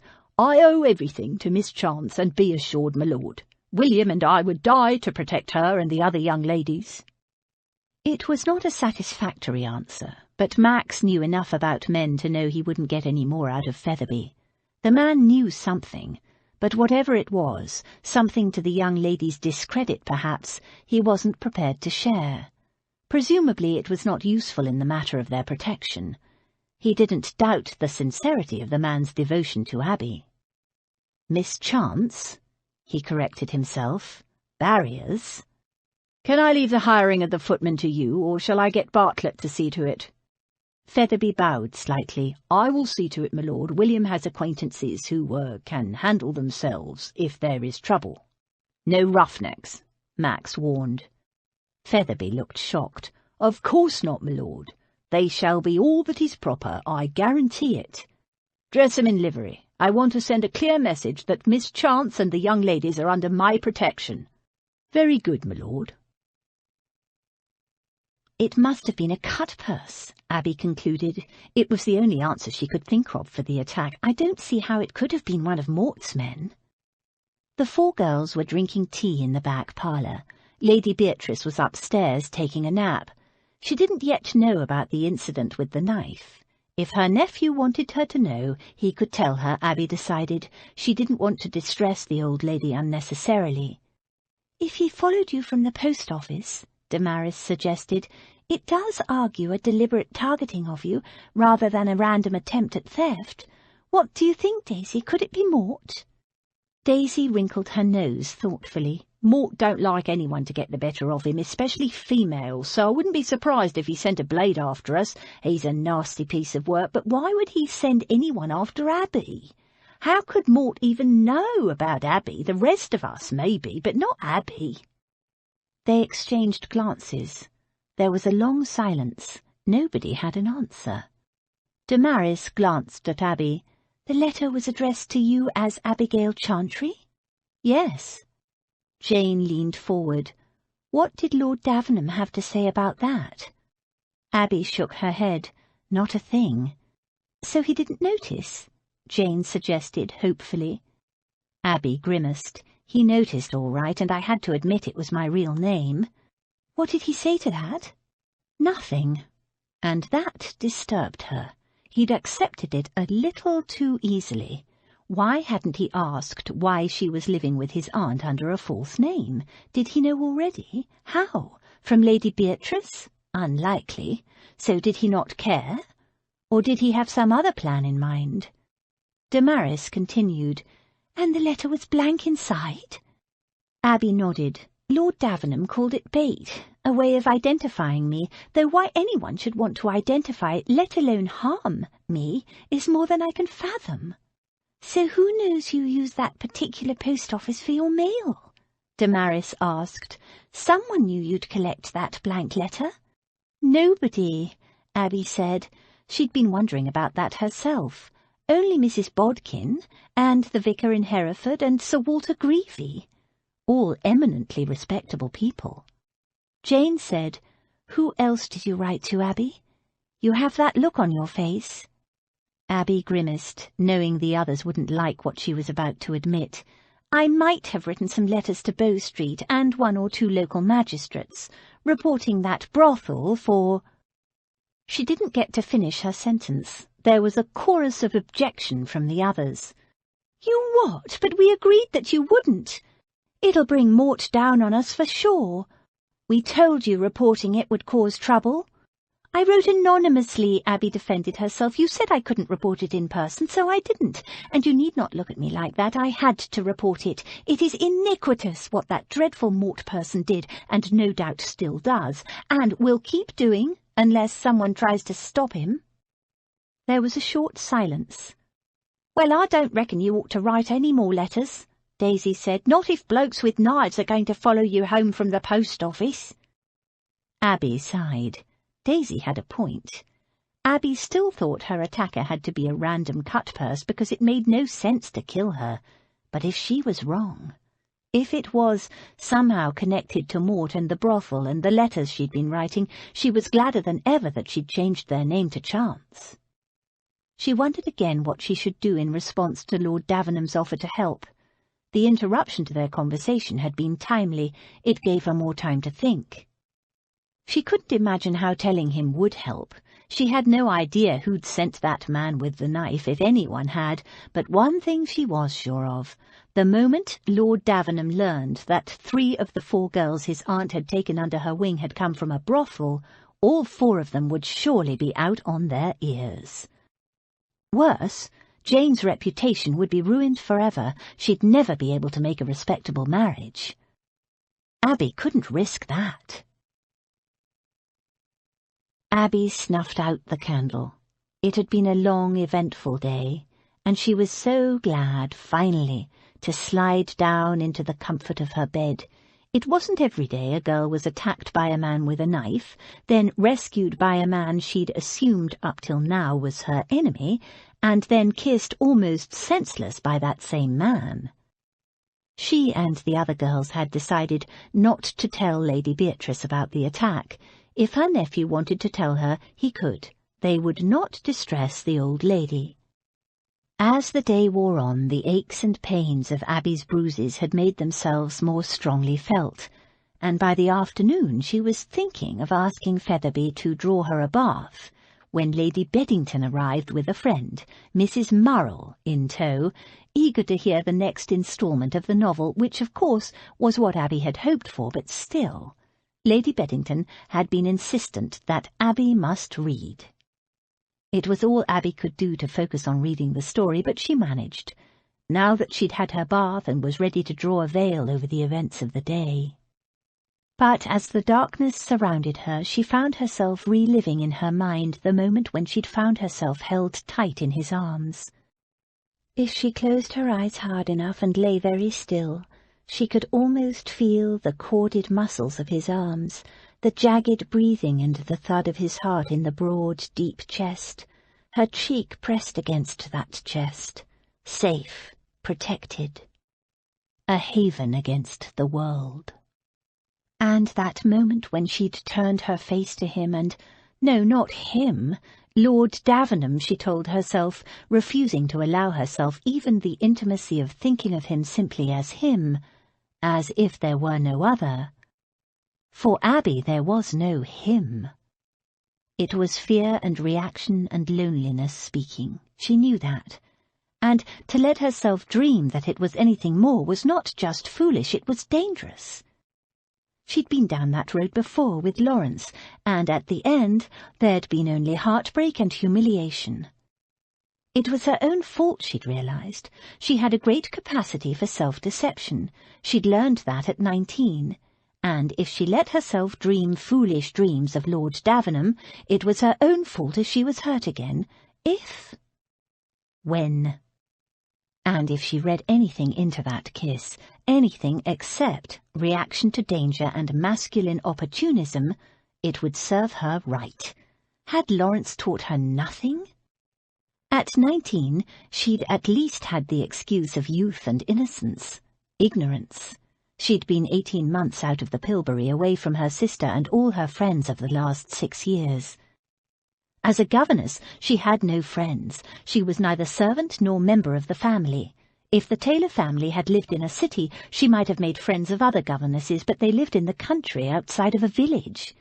The only adults she saw, apart from the household, were the people at church, and even so she was in charge of the children and had no time to talk. She ached with loneliness.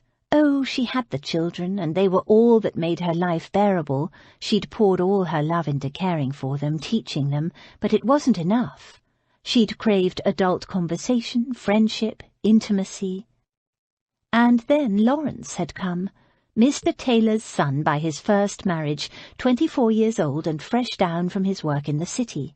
She'd heard him mentioned, of course, the oldest son, Mr. Taylor's heir, but somehow she hadn't expected him to be a man. Mr. Taylor's children by his second wife were all under 10. Lawrence had come up to the nursery that first afternoon to visit the children, he'd said, but his eyes were all for her from the very first. He'd made her laugh that first day, had entertained her with tales of his life in the city. She'd been absurdly flattered. He seemed so sophisticated, so worldly. On the second afternoon he'd coaxed her into taking the children for a walk, and once again they were away from the house, had tucked her arm through his like a gentleman did with a lady, not the governess, strolling and chatting, telling her about his life, his dreams. Like a ripe plum she'd fallen head over heels. On the third evening he'd come up to wish the children good night, to see them tucked up safe in bed, and he'd sat with her as she read them a story and watched till they drifted off to sleep. He'd kissed her then, in the hallway outside the children's rooms, her first kiss, and if it wasn't quite as she'd dreamed a kiss would be, the second and the third were better. He'd placed his hand on her breast that night, and she'd pushed him away, shyly, virtuously, a little alarmed by the speed with which the courtship was proceeding. Courtship? It was what she thought, of course. Over the next few days they'd walked and talked, and at every opportunity Lawrence had stolen kisses and secret caresses. Abby had tried her best to keep him in bounds, but he adored her, he said, and had no control where she was concerned, and when they were married, when they were married. One night, just as she was drifting off to sleep, her bedroom door had opened, and Lawrence slipped inside, dressed only in his nightshirt. "What are you doing? What do you think? No, we mustn't. You mustn't." "Oh, yes, my dear, we must. You've kept me waiting long enough." And he'd lain on top of her and started kissing her, pulling her nightgown up, ignoring her objections, touching her where nobody had ever touched. She'd struggled and tried to stop him, but only half-heartedly, because she loved him after all, and he wanted her so desperately, needed her, loved her. He told her so repeatedly as his hands groped and thrust. She must have cried out, for a moment later her bedroom door slammed open, and his father stood there shouting, pulling Lawrence off her, shoving him out into the corridor in his bare feet, calling Abby a slut and a whore. She was finished here. The next morning, as Abby was packing her few meagre possessions, Mrs. Taylor came to see her. Lawrence was betrothed, she'd explained, but young men had needs. The same thing had happened with the last governess, too. Mrs. Taylor was embarrassed, apologetic. The family would be moving to Jamaica soon. She would give Abby a reference and give the move as a reason for her dismissal. It was the best she could do. If Abby found herself with child, the family would deny it. At least it hadn't come to that, Abby thought. She'd escaped with her virginity intact. Just. Abby had seen Lawrence just once more before she left. "You said we were to be married." "Why would I marry you? You're poor, you're plain, and all I ever wanted from you was what I nearly got last night. But you had to go and screech, didn't you?" As those hateful words scalded her for the 1,000th time, Abby buried her hot face in the pillow. She'd been such a fool.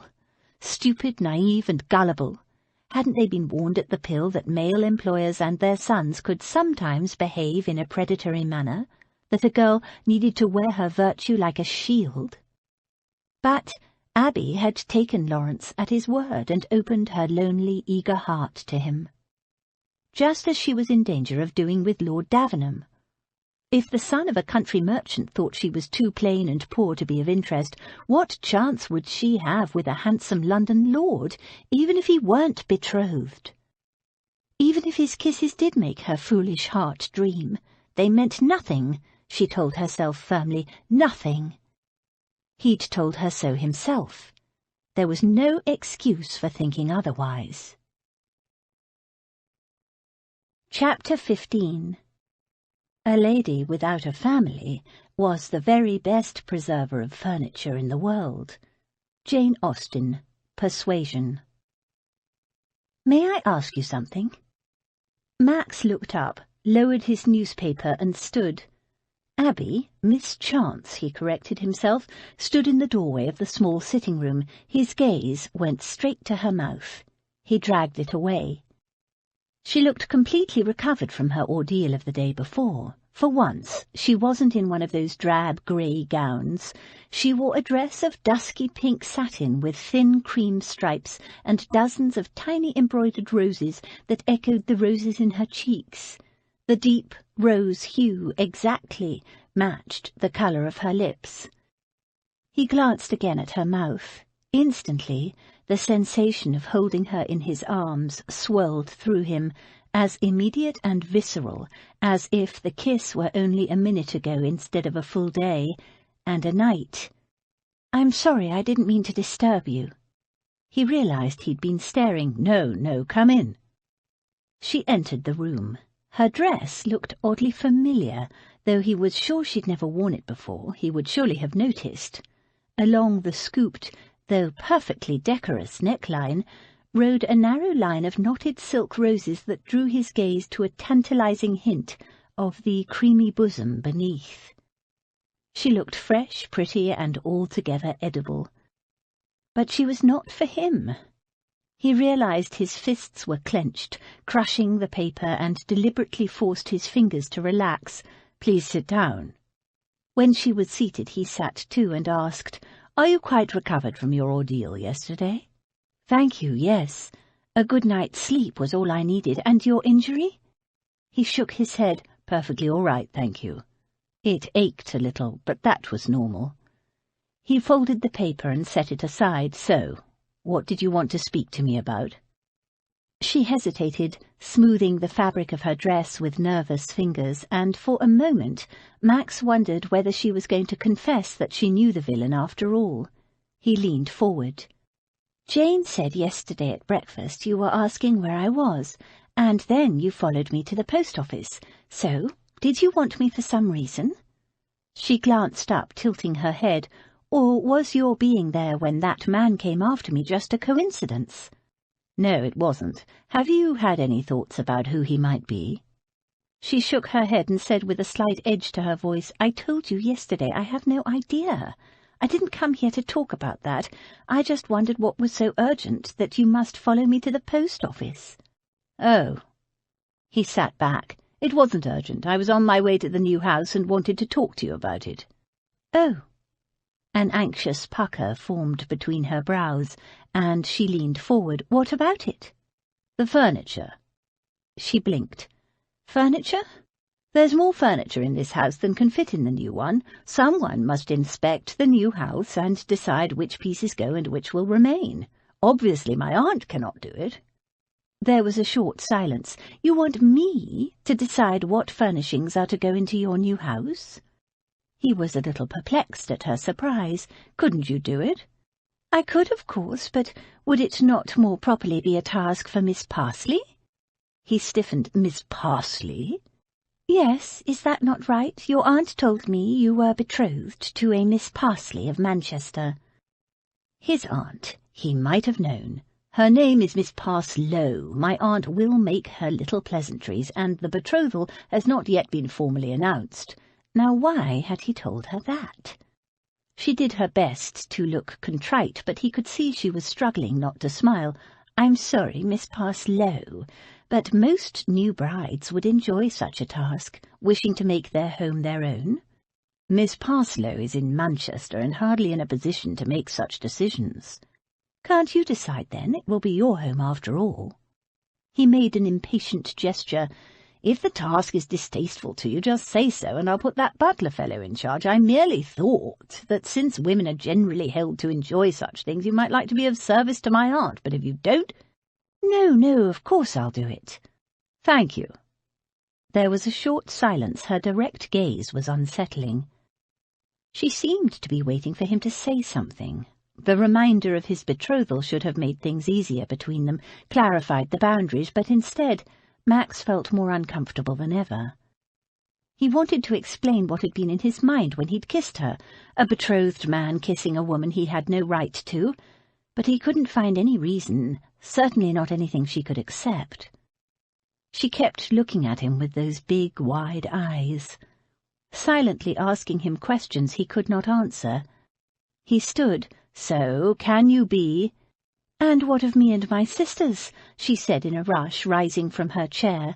Her fists were clutched in knots at her sides. "Do we move to Berkeley Square next week, or must we leave?" He frowned. For himself, he didn't give the snap of his fingers whether her sisters stayed or left. For him, she was the issue. He couldn't let her stay, not permanently. But equally, he didn't want her to leave. It wasn't like him to be so indecisive. His aunt would create a grand fuss if he tried to throw them out at the end of the week. To be honest, he couldn't care less if the sisters stayed indefinitely. They made the old lady happy and kept her entertained while she was so limited in her movements. It was only mischance who disturbed his peace of mind. And there was his bride to consider.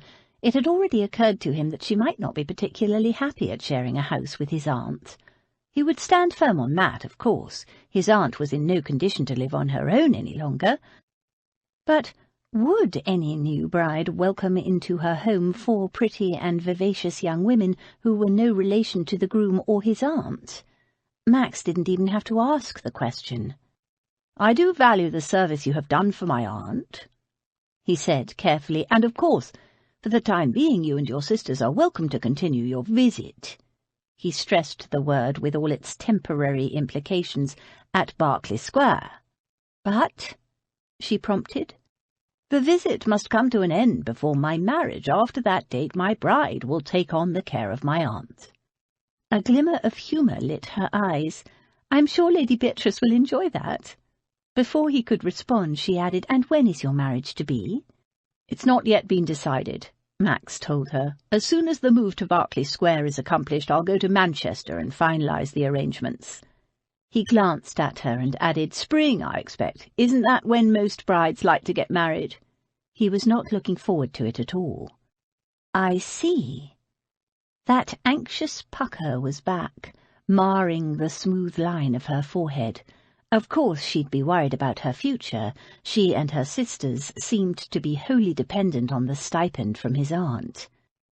When they left, he'd bestow on them a handsome sum, not a bribe, as he'd offered her that first day, but a reward for the care of his aunt. He didn't like to think of her, them, struggling or worrying about money, perhaps a cottage as well as a sum of money. Would she accept such a gift from him? He remembered her anger the last time he'd suggested such a thing. No, she was prickly with pride. When the time came, he'd make sure it would look like a gift from his aunt. In the meantime, he could ease the worst of her anxieties. "Naturally, you will be paid for your trouble in helping with the matter of the furniture." "There's no need for that," Abby began. "There's every need," he said in a clipped voice. "You are an employee of my aunt, and this is outside of your usual duties." "But I am not." "You accept a wage from her, do you not?" It wasn't a question. Lord Davenham was underlining her status as an employee, a servant. Any warm feelings Abby might have had for the man dissolved. She was not an employee, but there was no word for what she was. Friends didn't accept a stipend for their friendship. Neither did guests. Abby did what she did for Lady Beatrice because she cared about her and wanted to help, not for money. If she'd had any choice, she wouldn't have accepted any payment at all. But she had no choice. It was horrid being so poor. You couldn't even afford pride. "You're quite right," Abby said crisply, hoping her chagrin did not show.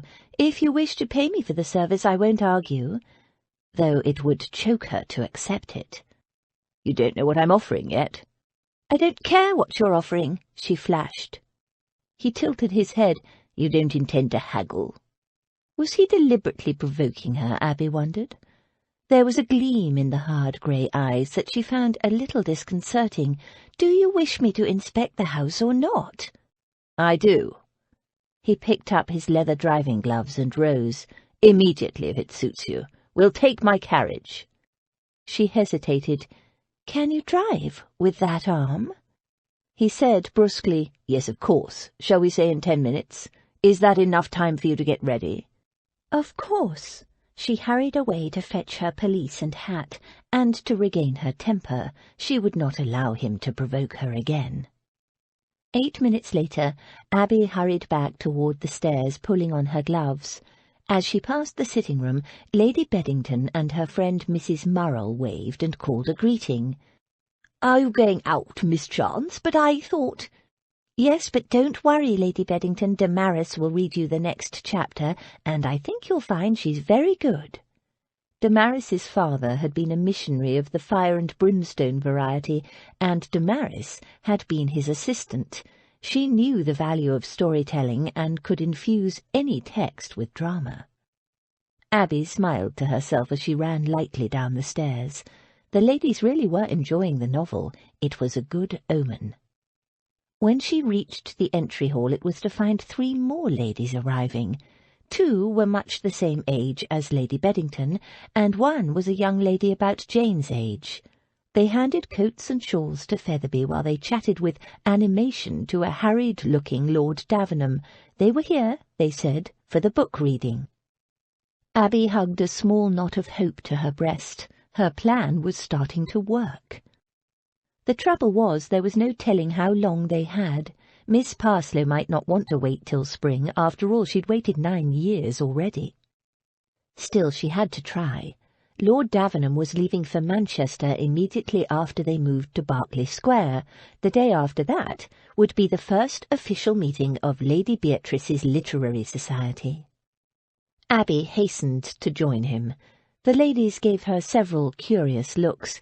Abby smiled at them, but Lord Davenham made no effort to introduce her, so she said nothing. "Well, we must get on. Clara said the reading starts at 2, the oldest lady, a hawk-faced dowager, declared. "Delightful to see you again after all these years, Davenham." She glanced at Abby again and gave her a brisk, not unfriendly nod. As the ladies followed Featherby up the stairs, the hawk-faced dowager's voice drifted back to them. "That'll be one of Griselda's girls. Seems Clara was quite right. Davenham don't acknowledge them. All hushed up at the time, and the boy never knew the truth." Lord Davenham's head snapped around, but the ladies had disappeared from sight. Abby stifled the urge to giggle. "Don't look at me," she said as he turned toward her. "I didn't say a word." In grim silence he handed her down the front steps to where his phaeton waited. He helped her into the carriage, his hand strong and warm even through his gloves. He climbed in after her, picked up the reins and gave her a sideways glance. "One of these days I'll strangle Aunt Bea." Abby laughed. "You won't. You know perfectly well she means no harm." He snorted. "You have to admit, life with her isn't the least bit dull." He snorted again, but his mouth quirked in rueful acknowledgment. He loved the old lady, she knew, and it seemed he'd even tolerate the eccentric invention of a half-sister and a handful of faux nieces, not that he had much choice. But what, Abby wondered, as the carriage moved off, would the unknown Miss Parslow make of Lady Beatrice and her eccentricities? The carriage threaded its way through the busy London streets at quite a smart pace. For all his years away in foreign places, Lord Davenham was a skilled driver.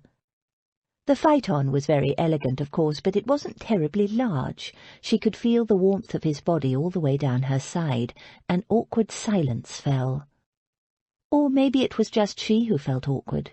No doubt he was concentrating on the traffic. How he managed, with horses, vehicles, barrow boys and pedestrians going in all directions, was beyond her. A dog shot out into the road and a boy after it. "Look out!" The carriage stopped with a jerk, catching Abby unprepared and throwing her forward. She might have fallen, except that Lord Davenham caught her with his left hand, pulling her hard against him, while with his right hand, his injured arm, he kept his startled horses under control. "Are you all right?" He glanced at her. Yes, thank you." The carriage moved on. He didn't release her. He could drive one-handed, it seemed.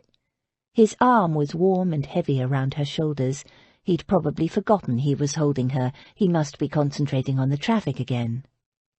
Abby knew she should move away, make some sign to him that he should release her. It was almost an embrace, and in public, so not at all seemly. But she couldn't bring herself to speak, or even move. It was like the day before when he'd held her after she'd been attacked. She wanted to close her eyes and lean into his solidity, breathe in the scent of him. Instead, she held herself rigidly erect and tried not to remember the way he'd kissed her, and the way she'd responded. Piccadilly Circus thronged with carriages. The phaeton slowed, and finally he lifted his arm from around her to better negotiate his way through the traffic, or perhaps he'd realized the impropriety of their position. Or was his arm aching? Her own bruises had certainly made themselves felt this morning, and his injuries were much more severe, but he showed no sign of it. He'd held her only a moment or two, she realized in retrospect. It just felt longer. After a few minutes they turned down a side street into a much quieter neighborhood. He cleared his throat. "About yesterday," he began, "Please, if you tell me you're sorry for kissing me one more time, I'll scream." There was a short silence. She turned her head for a quick glance at him. He seemed to be trying not to smile. "Actually, what I was going to say was that I'm certain you and your sisters are in some kind of trouble, and if you could only bring yourself to trust me, I'm sure I could help." "Oh." Abby felt herself blushing. Of course he hadn't intended to apologize for the kiss. He probably hadn't even given it a thought. "And while we're setting stories straight, I'm not sorry for kissing you at all." "What?"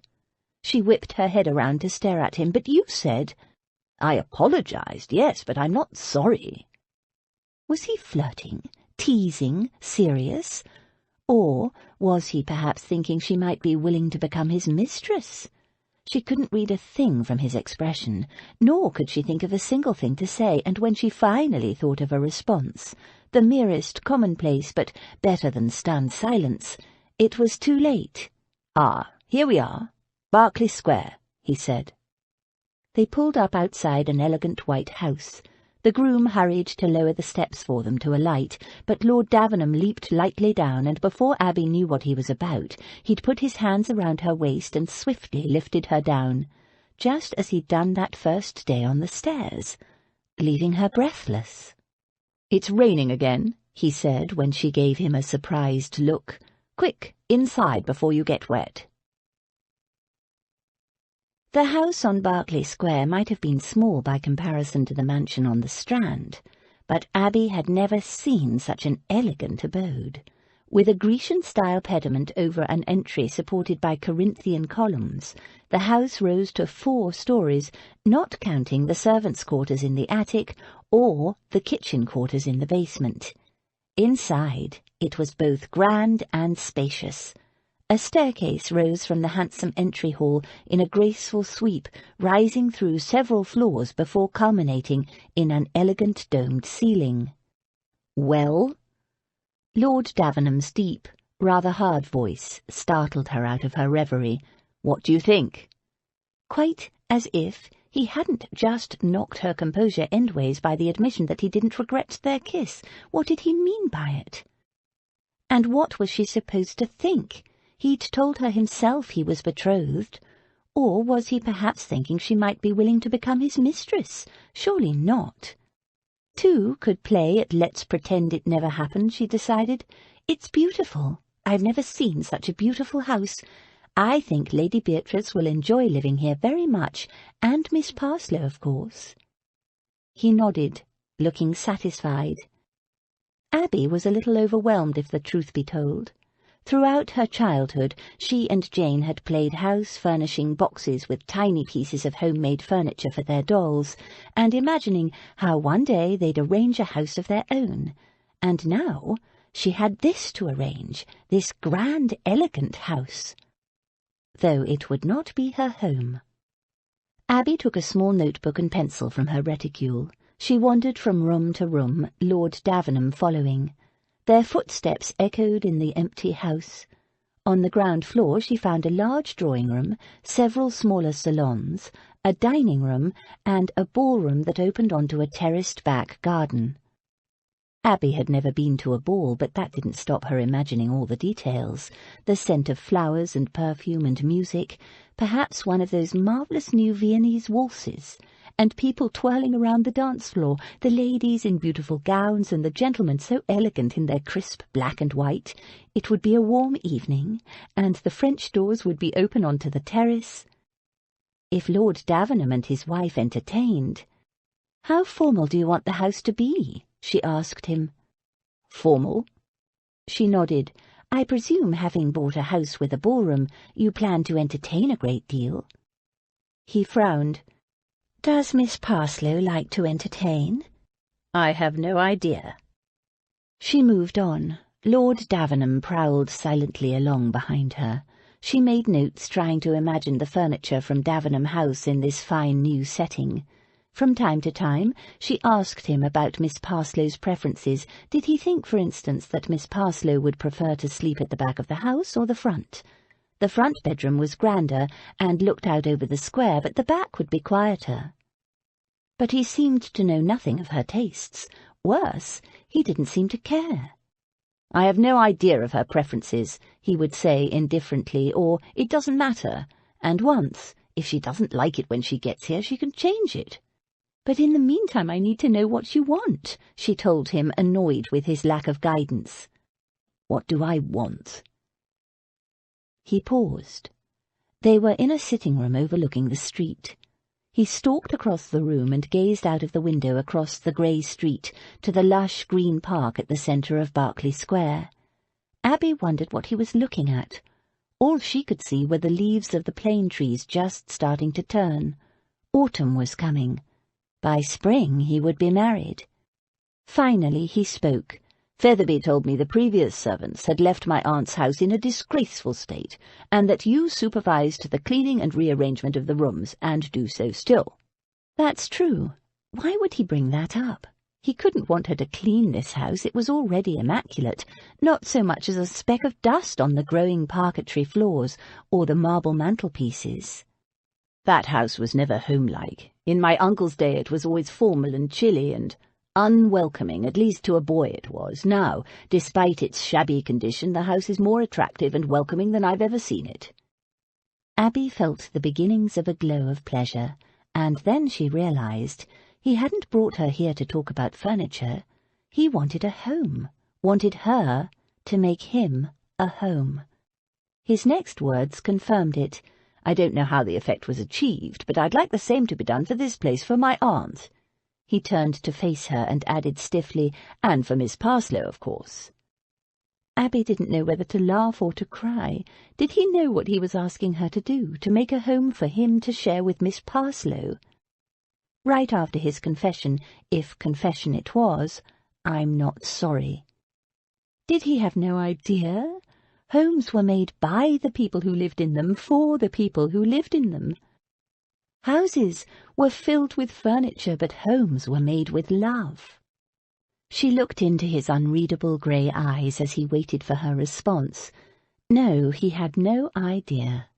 Somewhere inside this tall, grave man was the lonely small boy who'd waited, who'd been abandoned by his parents and left to grow up at school, and had then gone abroad from the age of 18. Like Abby, he hadn't even really had a home to call his own. "Yes, of course, Lord Davenham," she said softly. "I'll try to make it as homelike and welcoming as I can, for Lady Beatrice. And for him. And for herself. She'd probably never get the chance to make a home for anyone again, so she might as well enjoy this, even if it was only for a few weeks. And creating a home-like atmosphere in this gorgeous house was a lot better than playing with dolls and old boxes. But she wasn't going to do it with him watching her every move. She couldn't think straight. "Now, I'm better able to do this on my own, and I'm sure you have much more important things to attend to," she told him briskly. "Could you pick me up in, say, an hour?" He'd been dismissed, and Max was glad to go. It was hard enough imagining himself married to Henrietta Parslow. It was so long since he'd seen her, but planning the arrangement of his house with Miss Abigail Chance was proving rather unsettling. And what the devil had caused him to say he didn't regret their kiss? He didn't, but telling her had been a fool's act. It changed nothing. He was promised, and that was that, and the sooner he got himself married the better. That would put an end to these feelings.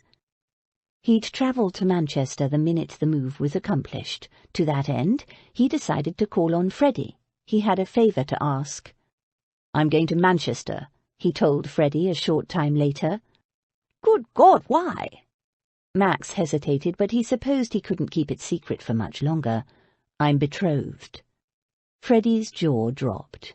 Then a grim expression settled over his face. "Blasted muffins! They'll get a man every time. Never mind. It's not over till the parson sounds. Manchester's an excellent notion. Scotland would be better, the continent better still. What about Paris, Italy?" Max stared at him. "What the devil are you talking about?"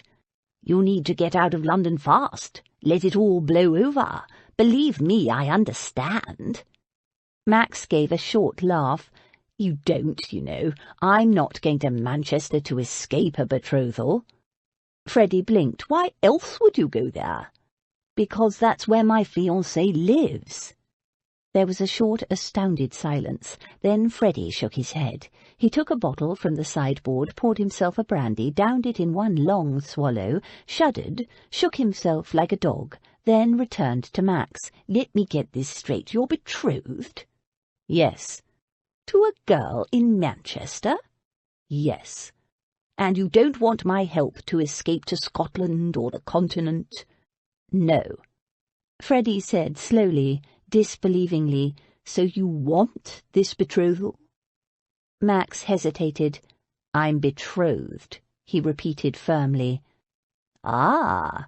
Freddie gave him a piercing look. "She's a muffin, isn't she?" "No, of course not. At least, I don't know what she's like. I haven't seen her for 9 years. 9 years? Good God!" Freddie returned to the brandy bottle and poured out 2 glasses. He handed one to Max. Max shook his head. "I don't want one, nor do I want to explain anything or escape anything. I came here to tell you I was going to Manchester for a short visit and to ask if, while I'm away, you'll keep an eye on my aunt and the Mrs. Chance." "The muffins?" Freddie eyed him balefully through the fumes emanating from the brandy glass. "Not a chance. Bad enough one of us has been caught in a parson's mousetrap. Miss Chance was attacked in the street yesterday by a villain with a knife." "Good God, is she all right?" "Yes, though rather bruised and shaken, but the only reason she wasn't badly hurt or worse is because I was there and stopped the fellow." He held up his arm. "The swine cut me, so while I'm away I need someone to keep an eye on them." Freddie considered the request briefly, then shook his head. "Sorry, but you can hire someone to look after them. It'll be less dangerous." Max frowned. "Dangerous for whom?" "For me." "No one's going to attack you.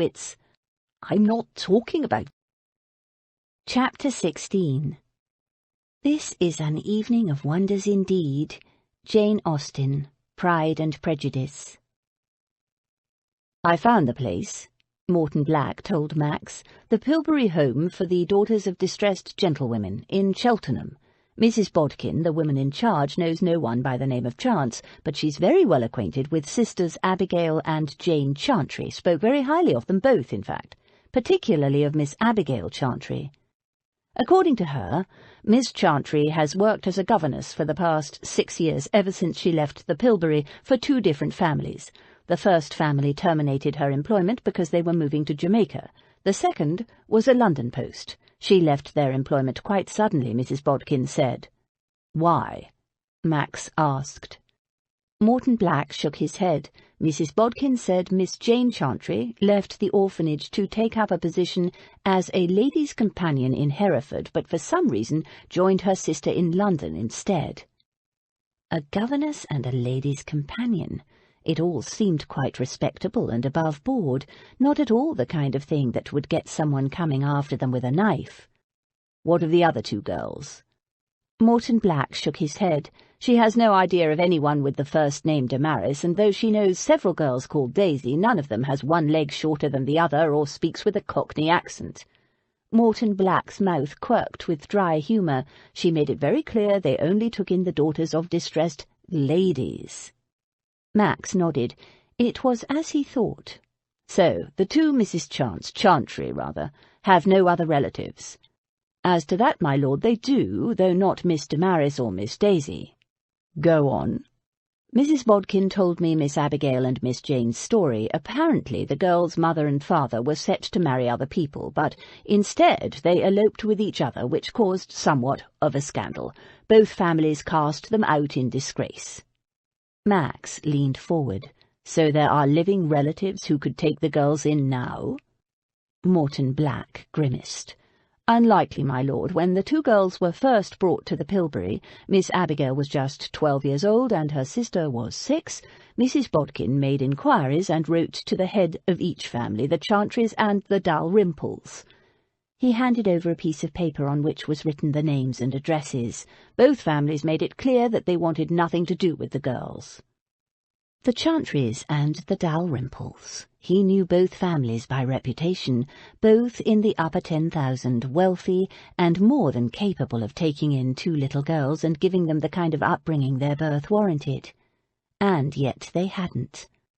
Max clenched his fist around the sheet of paper. Do the girls know that? Morton Black shook his head. Mrs. Bodkin never told them, didn't want to raise false hopes. Why would anyone reject two little girls born in wedlock? Max hadn't realized he'd spoken aloud until Morton Black answered. Scandal. But that was years before. Morton Black shook his head ruefully. Not the elopement.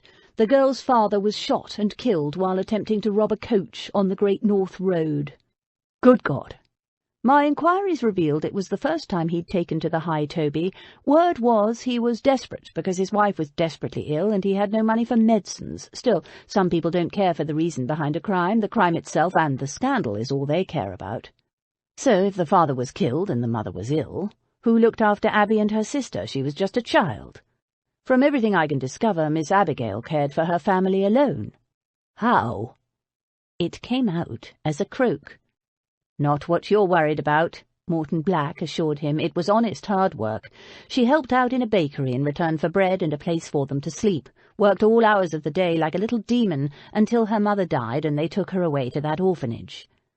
Morton Black looked at Max, 12 years old, and looked after her mother, herself, and her little sister. And she was still doing that now, Max thought, looking after people. I see. Did you discover anything about the other two girls? No, my lord, I tried every avenue I could think of. It's a mystery where they sprang from, though when Miss Abigail left the Mason home it was with 3 other young women. The housemaid I spoke to knew nothing of who they were or where they'd come from, only that one of them was Miss Abigail's sister. Only one, Max thought. So somewhere between Jane leaving the orphanage and Abby leaving the Mason house they acquired the other 2, but how? Do you wish me to keep trying? Something else has arisen. Miss Chance was attacked in the street the other day by a man with a knife. Can you think of any reason why?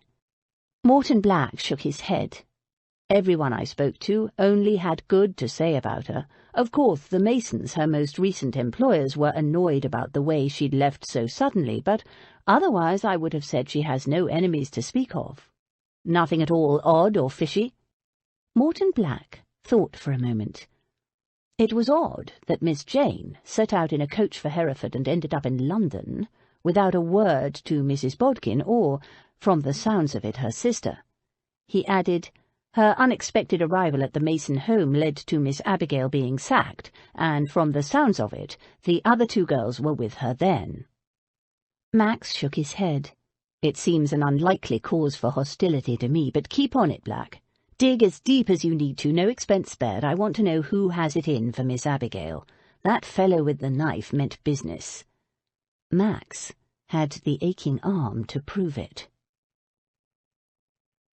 Lord Davenham came downstairs that evening dressed to go out and looking, in Abby's private opinion, quietly magnificent.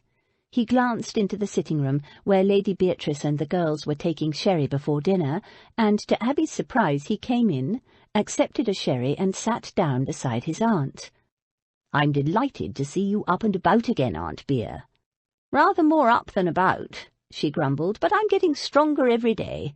She released her nephew's arm and gave him a critical inspection. "Looking very dashing, my boy. Dining out again, I suppose?" "Yes, ma'am."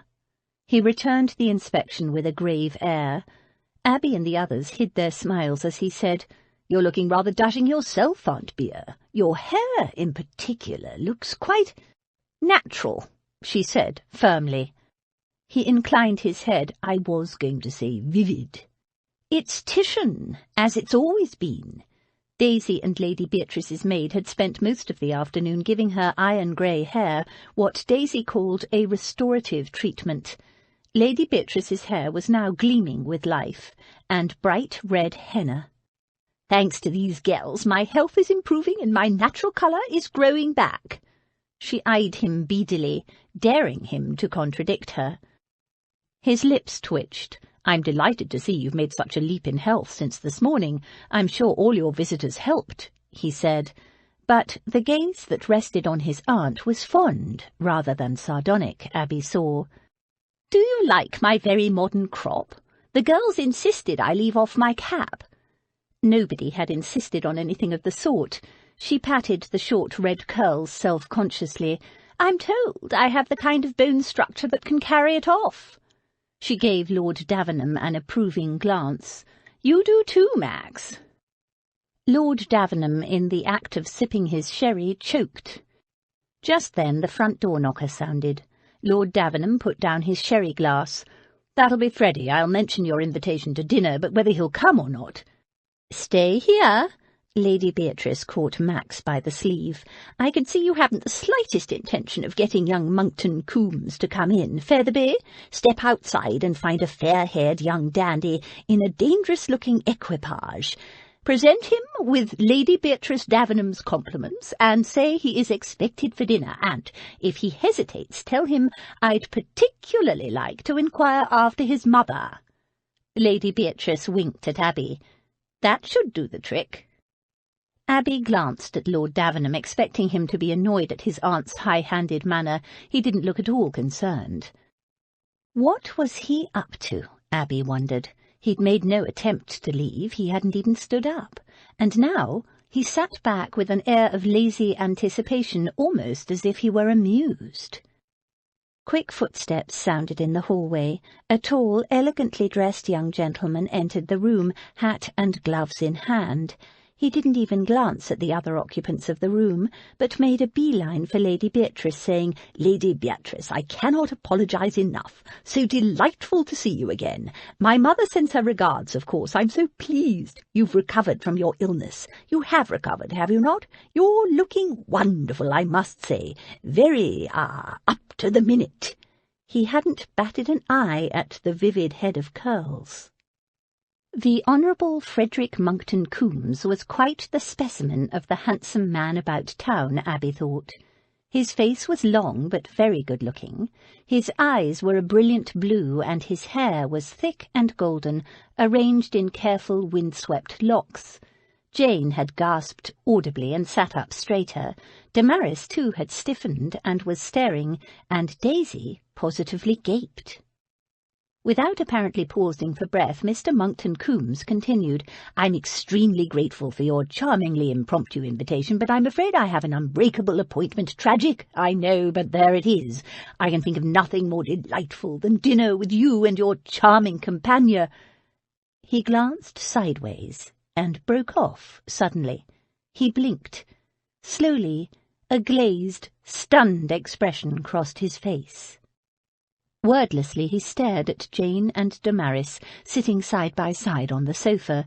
They were looking very pretty, Jane in a pale amber dress that highlighted the gold of her hair, and Damaris cool and serene-looking in a soft lilac print.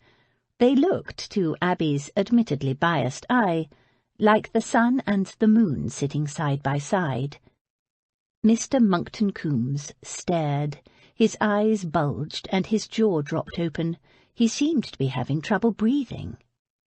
Abby wondered whether he was about to choke. She rose, thinking he might need a drink of water. At her movement, he jumped, as if she'd poked him and closed his mouth with an audible snap. He looked at Abby, a most peculiar expression on his face. He glanced at Daisy, who was looking very pretty in a ruffled blue gown, swallowed, and then turned to Lord Davenham, and in a low, indignant voice that Abby thought only Lord Davenham was supposed to hear, said, "Muffins?" Abby, who was close enough to hear it too, blinked. Muffins? What was he talking about? Lord Davenham gave a half-smile and shrugged. His grey eyes were dancing, Abby saw. It softened his austere face wonderfully. Mr. Monckton Coombes gave him a narrow I'll-deal-with-you-later kind of look, and turned back to Lady Beatrice. "On second thought, my engagement is not of such an urgent nature," he said smoothly. "Oh, are you sure?" Lady Beatrice purred, delighted with the success of her little scheme. "I'd hate you to miss your appointment."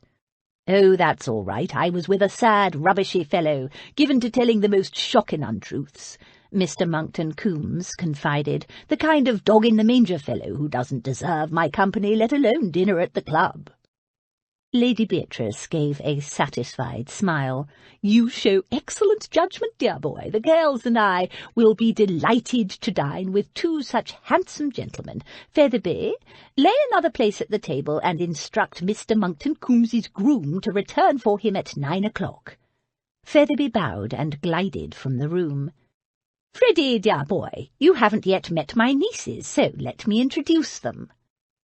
Max watched sardonically as Freddie bowed gracefully over the hand of each of the Misses Chance. He didn't know who was more pleased to become acquainted, Freddie or the girls. Freddie was practically twitching like a hound on a hot scent. Freddie was built like a greyhound, lanky more than muscular, yet women always clustered around him like bees around a honey-pot. Max had no idea why. Freddie claimed it was his blue eyes and fatal charm, but Max thought it was more that Freddie was always up to the mark with the latest fashionable thing. Women liked that.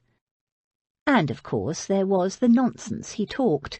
Freddie had an endless supply of nonsense and all the latest gossip, and women seemed to love it. Even Aunt Bea was laughing. While there were women to charm, Max wouldn't get a single word of sense out of Freddie tonight. Well, perhaps one.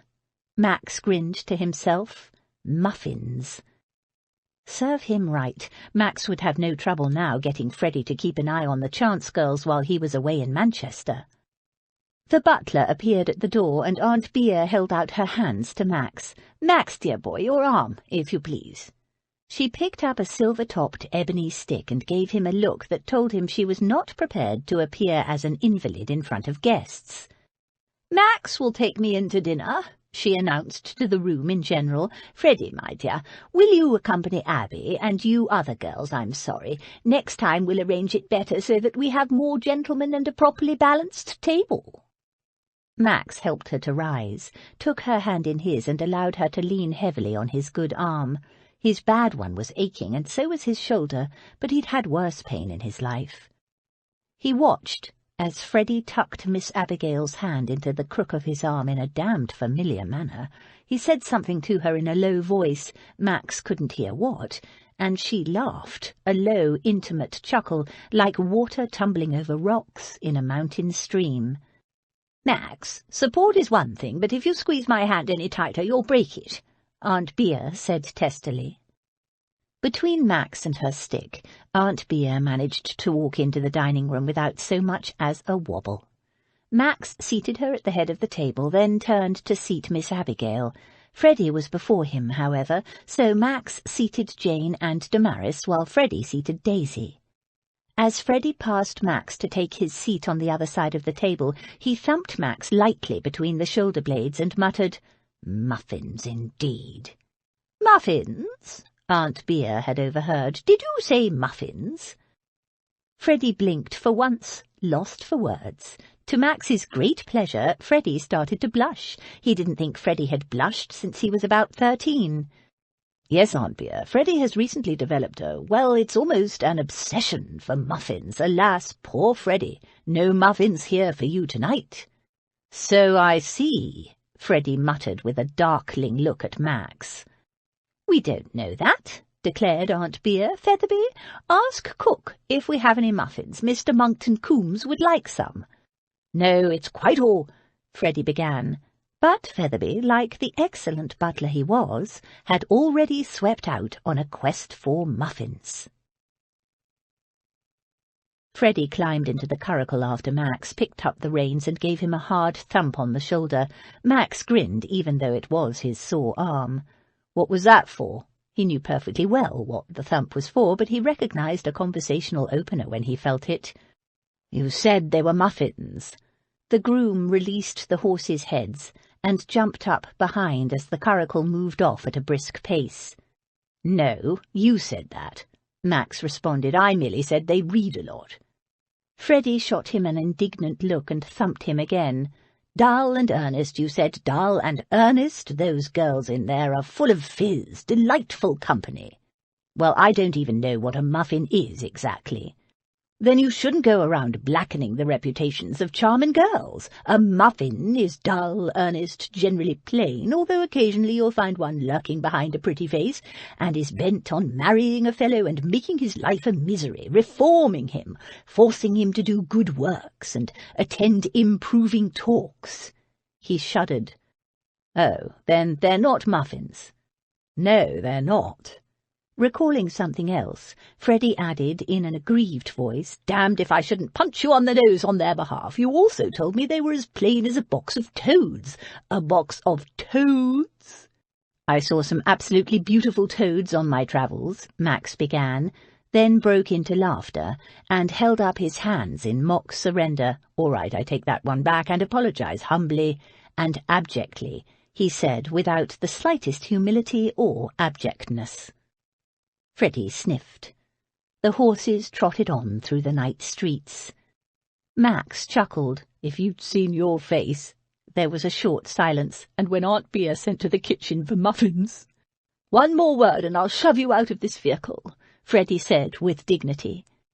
They drove for some time in silence. Then Max said, "So you'll keep an eye on them while I'm in Manchester?" "They're really in danger?" "I think so." "Then of course I will." Neither man said anything for some time.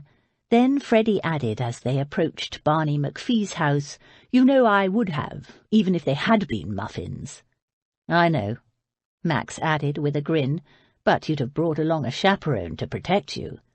"Damned right I would have," Freddie said fervently. At the end of the week the move to the new house in Berkeley Square was accomplished. Max, Abby, and Featherby had supervised a small army of busy servants, Abby working hardest of all.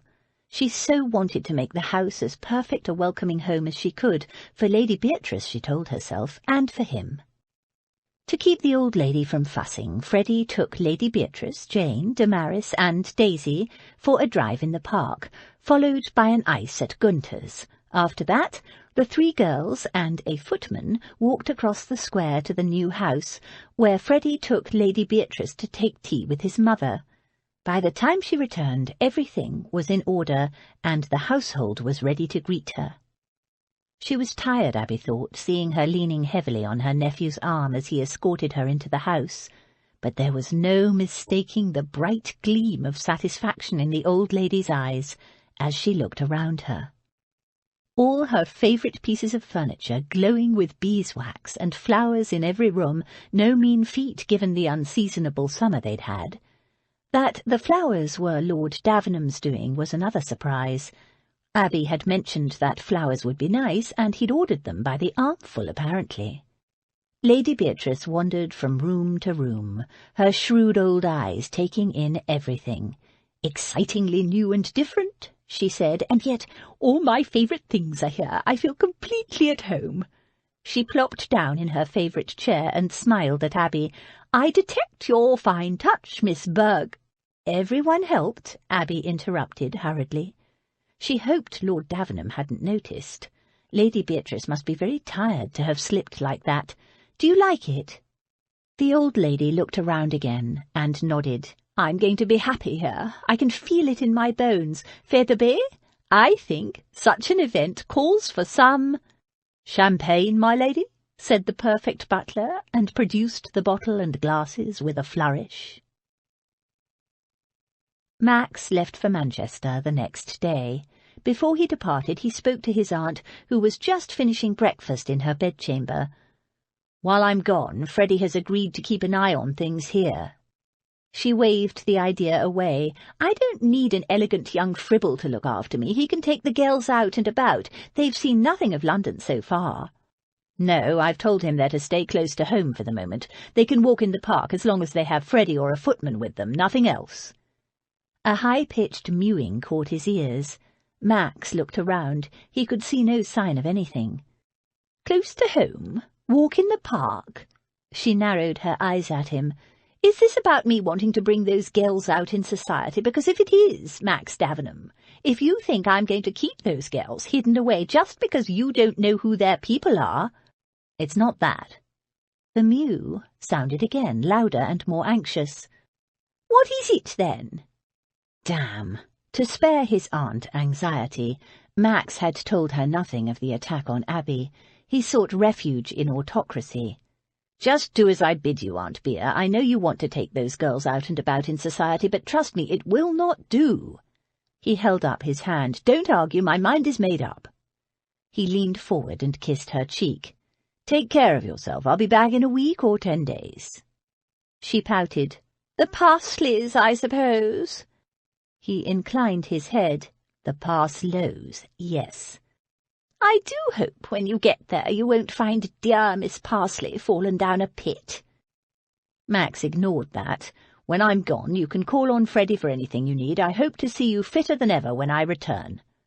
He spotted the source of the sound. She snorted. "Fitter than ever? Stuck in the house all the time? I'm supposed to have excitement. The doctor said so." Max stood up. "Until I return, you'll just have to get your excitement from those novels you love so much, and from this little demon." He reached up and carefully detached Max the kitten from the top of the curtains. Badly behaved kittens frequently end up as catskin waistcoats, Max informed it severely. "Oh, the novels, yes, I'd almost forgotten," his aunt said with such a change of tone his suspicions were immediately aroused. Max put the kitten down. "What had you forgotten?" "That the only excitement I ever get these days is from books, and the girls, too, it seems. Oh, well, we'll just have to manage, won't we? Goodbye, Max, dear. Travel safely." Her expression was entirely too saintly for his comfort, but he'd left strict orders with Freddie, Featherby, and Abby, and he had a long journey ahead of him. "Goodbye, Aunt Bea." "Don't speak to me of my nephew," Lady Beatrice said. "He's utterly infuriating." "I know," Abby soothed. She had a fair idea of what Lord Davenham had done to annoy his aunt before he left, much the same as had annoyed Abby. "He's ordered me, mind you, that you and the girls are not to go out into society, when we've just moved here to be closer to society." She snorted. "He's become completely autocratic. He has the notion that men rule the world. Well, so they might, but they don't rule me." "No, of course they don't," Abby agreed.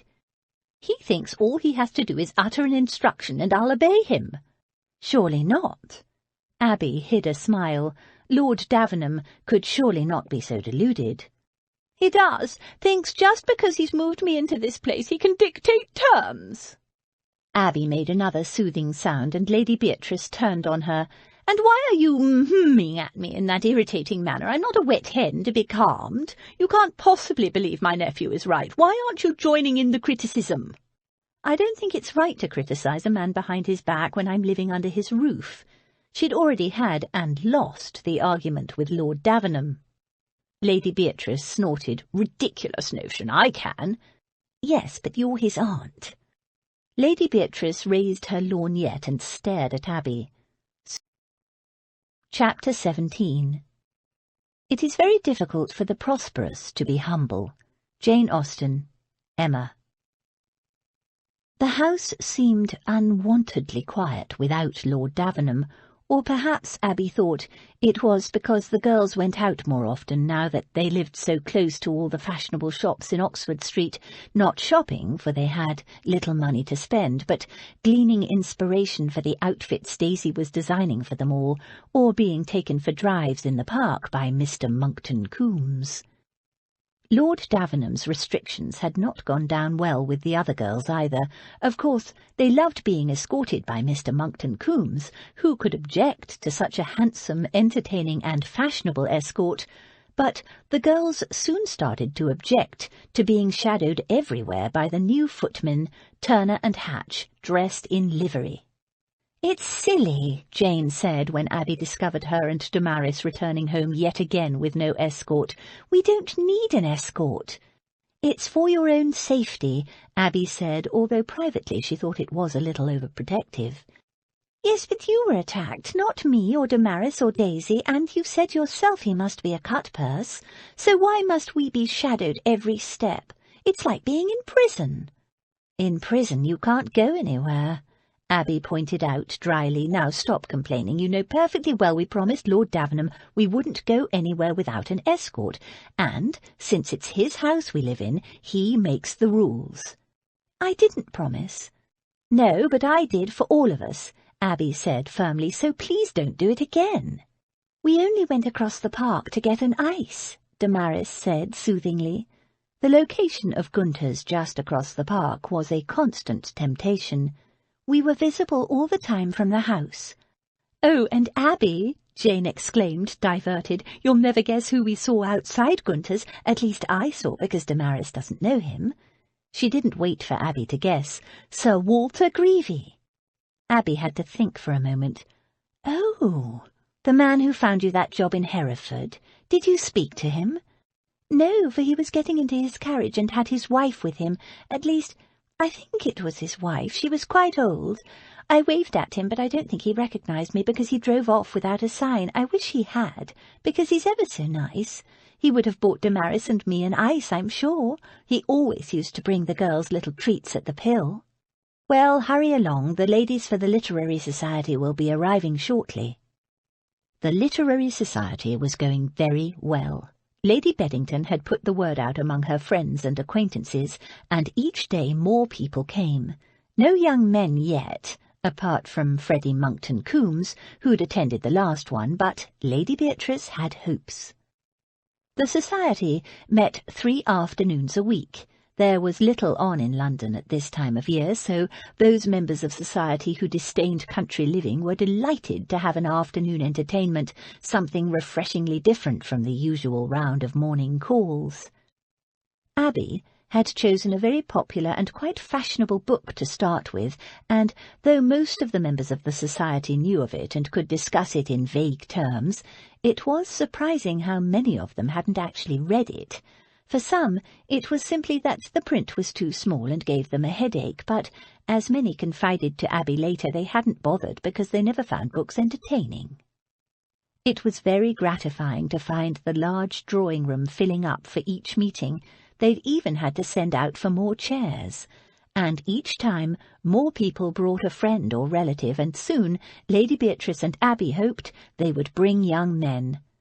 "My nephew will be so cross," Lady Beatrice had declared gleefully, "but he cannot object, because I'm not taking you girls out and about in society, which he strictly forbade. Society is calling on me." A few days later, society of a different kind came calling. Abby and Lady Beatrice were sitting quietly in the cosy back sitting-room, enjoying a welcome patch of late-morning sunshine, when Featherby appeared in the doorway and cleared his throat. Lady Beatrice looked up from her game of patience. "Yes, Featherby, what is it?" "Excuse me, m'lady, but there is a person at the door asking to see Lord Davenham." "He's gone to Manchester, as you very well know," Lady Beatrice responded. Featherby did not move. Lady Beatrice picked up her lorgnette and eyed him. "A person, you said?" "Yes, m'lady." "You know I don't receive persons, only ladies and gentlemen. Send the fellow away." Featherby stayed where he was. Lady Beatrice eyed him narrowly. You're suggesting I see this person? I am, m'lady. Featherby presented Lady Beatrice with the silver salver, in the centre of which lay a lavishingly embossed visiting card. She picked up the card between thumb and finger, scrutinised it, turned it over, then dropped it back on the silver tray. You've informed him that Lord Davenham has gone to Manchester? I have, m'lady. He seemed to find it highly amusing. Lady Beatrice exchanged a long look with Featherby, then sighed. Then I suppose we must admit the wretched man. Send him in, then, and bring us some tea, and take this, will you? She passed him a kitten, which he received with aplomb.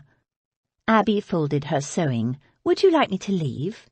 Good gad, no. Stay where you are. The dratted parsleys have come to town. A moment later, Featherby announced the visitors.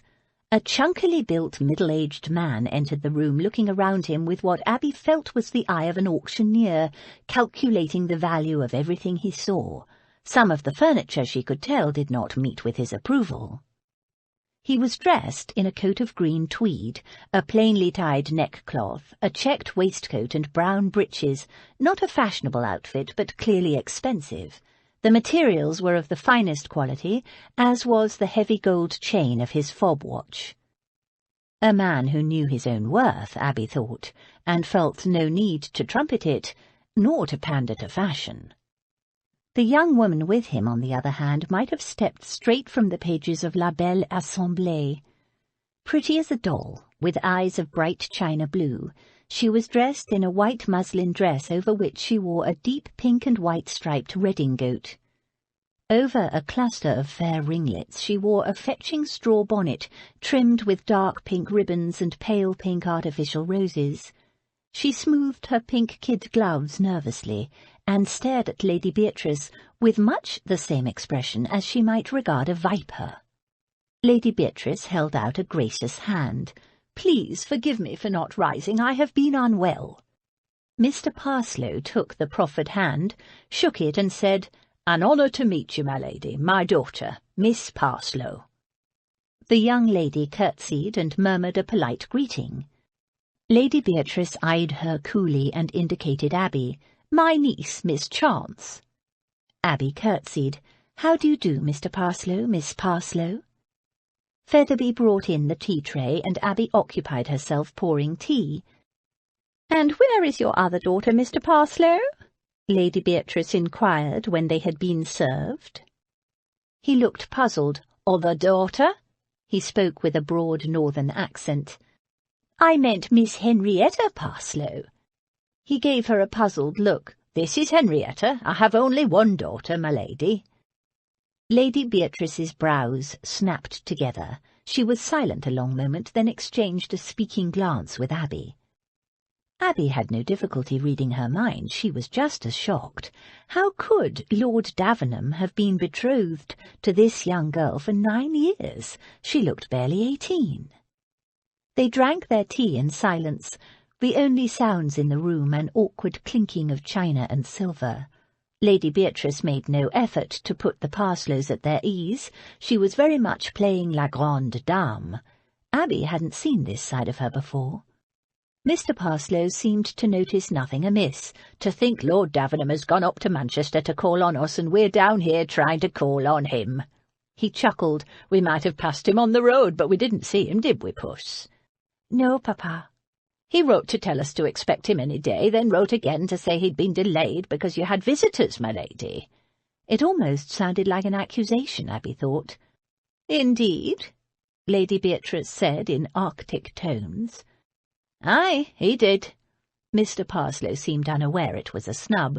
He gave Abby a critical inspection. "I suppose you would be one of those visitors, Miss Chance?" "Yes, myself and my sisters." "Younger or older sisters?" he asked, not seeming to realize it wasn't polite to ask, or perhaps he didn't care. "Younger." He pursed his lips, seeming displeased. "Ah, well, Henrietta's here now."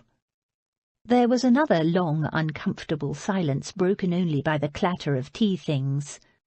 "I see your London weather is no better than what we've been getting up in Manchester." Lady Beatrice gave a bored sigh. "Really?" Abby murmured, To keep the conversation going, it was a bit of a shock to see Lady Beatrice behaving in such a cutting manner. She was normally so kind. Not that Mr. Parslow seemed to notice. "Nay, we've not had anything that could be called summer. My girl here has had to bring her winter clothes, haven't you, Puss?" "Yes, Papa," Miss Parslow murmured, twisting her pink kid gloves restlessly.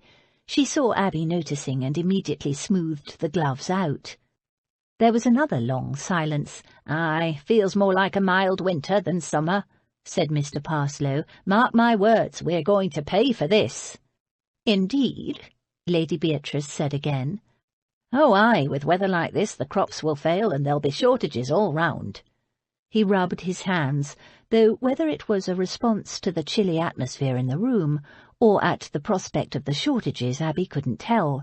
"A shrewd man would be well advised to buy up whatever grain he can. The price is going to soar once the shortages start to be felt, so I'll be advising your nephew." "Profiting off human misery?"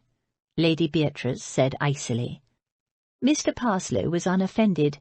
"Bless you, my lady, it's how business works, but there, I should know better than to discuss such matters with soft-hearted ladies. Members of your sex simply don't have a head for business, but that's how we men like it, isn't that so, Henrietta?" "Yes, Papa," Henrietta murmured. Abby couldn't make her out. In one way, Henrietta seemed quite composed, looking around her with an air of disinterest. But then there was the way she was treating those gloves.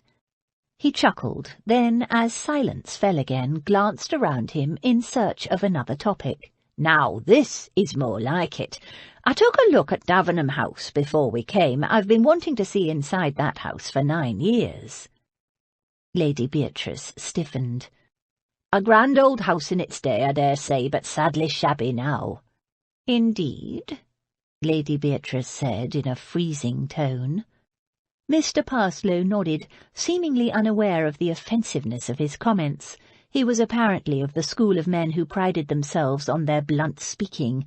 "You won't have noticed it, my lady, having lived there all your life, but young people expect things to be bang up to the knocker, don't you, Puss?" "Yes, Papa," Henrietta said. Those gloves would be ruined, Abby thought, watching her. Was she normally nervous in society, or was she responding to Lady Beatrice's chilly politeness that barely concealed hostility? Henrietta seemed a great deal more sensitive than her father. It was as though a bull had fathered a doe. Abby felt sorry for the girl. One's first visit to one's prospective in-laws, one's all-but official aunt by law, would be nerve-wracking enough without there being an obvious class difference. And then there was the matter of the disparity in age, and the 9-year engagement, starting from when Henrietta was a child. It was all most peculiar. Mr. Parslow chuckled again. "Likes everything that's new and bright, does my lass. Chip off the old block." He glanced around. "No doubt the minute she becomes mistress of the house, she'll be after her papa to buy her some fashionable new furniture." Lady Beatrice swelled and seemed about to explode, so Abby said quickly, "Much of this furniture has been in the family for years. They're valuable antiques." "Valuable?" Mr. Parslow pursed his lips dubiously. "Ah, well, if you say so. My lass has her heart set on making a splash in London society once she's Lady Davenham, and a fashionable London house on Berkeley Square is just the ticket. You'll like living here, won't you, Puss?" "Yes, Papa." She didn't sound too excited, Abby thought, but no doubt the poor girl was mortified by her father's crassness. "Have you been to London before, Miss Parslow?" Abby asked her, as much because she felt sorry for the girl as from wanting to distract the company from Mr. Parslow's disastrous conversational attempts. "No, it's my first visit." Abby smiled. "I know when I first came to London I was so excited. I made a list of all the things I wanted to do and see. Have you made a list?" "She doesn't need one," Mr. Parslow said firmly. "Lord Davenham will show her everything she needs to—" "Abby, we're going out. Do you want—" "Oh!" Jane exclaimed as she came to an abrupt halt in the doorway. "I'm so sorry, Lady Beatrice. I didn't realize you had visitors." "My sister, Miss Jane Chance," Abby said, and introduced the Parslows. "I'm sorry to have burst in on you like that." Jane said with a smile, but since it's the first bit of sunshine we've seen in days, we're going for a walk and thought Abby might like to come. Thank you, but I think I should stay here, Abby said, knowing she could not possibly leave Lady Beatrice alone with Mr. Parslow. Lady Beatrice slumped elegantly back in her chair. "Oh dear, I'm exhausted," she declared, closing her eyes. "Abby, ring for Featherby to show these people out. Good day to you, Parslow, Miss Parslow," she said without opening her eyes. It was very rude, but effective. Mr. Parslow immediately said he understood, with my lady having been ill and all, and got up to leave, bidding Henrietta to say her goodbyes. Neither Abby nor Lady Beatrice said a word until the front door was shut firmly behind them. Lady Beatrice sat up, all signs of exhaustion gone. "Promised at the age of 9! Damn him! I detect the ambitious hand of Papa Parslow, though how the devil he managed it. The only way Max would have agreed to something so outrageous was if Parslow had him in a trap, some sense of obligation. So what was it? Why would Max throw his future away on the 9-year-old daughter of a cit? Good God, he was just 18 himself at the time." She wagged her finger at Abby. "You can't tell me an 18-year-old boy just out of school is thinking of marriage, let alone with a child of 9. "You had no idea?" "No, and if I had, I'd have stopped it. All these years I've been thinking of Miss Parslow as an older woman, the kind of woman who'd take advantage of a young boy's calf-love to trap him into a promise of marriage, and all the time she was just a child. So why? Why?" Abby had no answer. Lady Beatrice was silent for a long time, staring out the window with a brooding expression. "Can you think of anything that happened to your nephew around that time?" Abby asked. "Something that may have prompted him to, I don't know, get into some kind of trouble? Gambling, perhaps? A young boy might." "No, Max was never interested in that kind of thing," Lady Beatrice said. "He preferred horses and machines. He was mad for machinery." Abby couldn't see how machinery would get an 18-year-old into trouble, so you can think of nothing 9 years ago that might have prompted him to this agreement? 9 years ago? No, there was nothing, only my husband dying and Max in her—" She broke off, an arrested look on her face. "Good God!" she half whispered. "Of course!" She slumped back in the chair, looking suddenly old and grey and crumpled. "I've been such a fool." Abby waited, but Lady Beatrice didn't explain. After several moments of silence, she opened her eyes and hauled herself wearily upright. She sent for Featherby and ordered a brandy, and when it came she drank it straight down, shuddering. Slowly her colour returned. At last she sighed and said, "We need to fix this, Abby. I won't have that boy making such a sacrifice." "Sacrifice?" Abby asked, but Lady Beatrice wasn't listening or didn't choose to answer. "Although how we are to prevent it, short of drowning the wretched girl, is more than I can imagine, for Max has given his word. And when he gives his word, wild horses, flocks of elephants, and the angel Gabriel himself cannot make the boy break it, curse him." "Have they tried?" But Lady Beatrice was in no mood for a touch of gentle levity. "You know what I mean. Max would rather die than break a promise." She shook her head. "Men and their cursed sense of honour." "Would you have him any different?" Abby asked, softly. The old lady sighed. "No, of course not. I just don't want his future happiness ruined." "They might be happy," Abby suggested. "One cannot tell in advance how a marriage will turn out." Lady Beatrice made a scornful noise. "With that man for his father-in-law, interfering in everything, because a blind beggar could see he's the meddling type. Did you see the way he turned his nose up at my furniture, and wanted to pull down Davenham House and build some ghastly modern monstrosity in its place? Wretched cit!" "Mr. Parslow is a forceful man, used to having his own way, I admit, but I don't believe you'll be able to bully Lord Davenham. I don't know what he was like as a boy, but the man I know is more than a match for the Parslows of this world, or anyone, really." Lady Beatrice gave a half-hearted shrug which might have indicated agreement.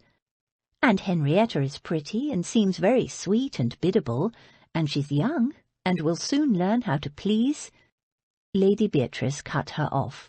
"You think my nephew could be happy married to a spineless little ninny with no conversation? A cit's daughter who can only bleat, 'Yes, papa, no, papa, 3 bags full, papa?'" Abby didn't think that, or rather she didn't want to think it, but in her admittedly limited experience, men did generally like women who were sweet and pretty, and who agreed with everything they said. Abby was plain, and she tended to argue back. "Well, when all's said and done, it's not up to us, is it?" she said. "Lord Davenham will do what Lord Davenham wants." Lady Beatrice sighed and said in a defeated voice, "No, Lord Davenham will do what he believes is right. There's a difference. Now, Miss Burglar, ring for William and my maid. I'm tired, and I need to lie down." Just over a week later, Max returned to London. He'd had a thoroughly wasted trip. It was early afternoon as he threaded his way through the busy streets, but when he turned into Berkeley Square, he was surprised to find a line of carriages lined up along one side of the square, somebody holding some kind of event, he presumed. Odd for the time of year. London in summer was usually thin of company. Then again, it wasn't exactly a typical summer. Impatient with the slow-moving traffic, he jumped lightly down from the carriage and cut across the square to his house. He was eager to get home. Home? The thought startled him. He'd slept only a night in the house. Why would he think of this place as home? His aunt, he supposed. But it wasn't the prospect of seeing his aunt again that had put the spring in his step, and it had to stop, he told himself firmly. The housekeeper at the Parslow residence in Manchester had told him that Mr. and Miss Parslow, having heard of his arrival in England, had posted down to London to prepare for the wedding. They'd set their hearts on the most fashionable kind of wedding, St. George's in Hanover Square, and Miss Parslow was intent on ordering her bride clothes from the most fashionable London modistes. The arrangement stood then, firm and unalterable. He'd given his word. He was a betrothed man, and he should not, could not, look at any other woman. To do so would compromise his honour, and hers. As he crossed the park in the centre of the square, he saw 2 fashionable ladies being admitted to his house. A moment later, another 2 stepped down from their carriage and mounted the steps of his new house. They, too, were admitted. Morning callers for Aunt Bea, excellent. It was as he'd hoped. This location would make her much less isolated. Max quickened his pace. By the time he reached the house, 2 more carriages had disgorged their occupants, and fully half a dozen more people had entered Max's house. What the devil was going on? Bemused, Max mounted the steps. "Lord Davenham, is it not?" A voice hailed him from behind. Max turned. An old friend of his aunt's stood there beaming, a small, fussily dressed, white-haired old gentleman. What was his name again? Sir something. "Don't suppose you remember me, do you, Max, my boy?" the old gentleman said. "You were a mere stripling the last time we met." "Of course I remember you, sir. How do you do?" Max pumped the old gentleman's hand, hoping the name would come to him. Sir Edward, Sir Oliver. The door opened, and they entered. "Ah, Sir Oswald." Featherby greeted him as they entered. Sir Oswald Merridew, Max thought, of course. Sir Oswald turned to Max. "Your aunt's literary society has proven a great success." "A literary society?" Max repeated blankly. He'd been gone not quite 10 days. How had his aunt established a literary society in that time? Besides, a literary society? Aunt Bea? The old gentleman beamed. "Indeed, and not like the usual sort of literary society, all allusions and metaphorical whatsits and epigrammatic thingamies. Frightful bore, that kind of thing, too clever for me by half, but this one." He rubbed his hands. "Something to look forward to each visit, as good as going to the theatre. Those pretty nieces of hers, Griselda's girls, they do a splendid job of reading, simply splendid."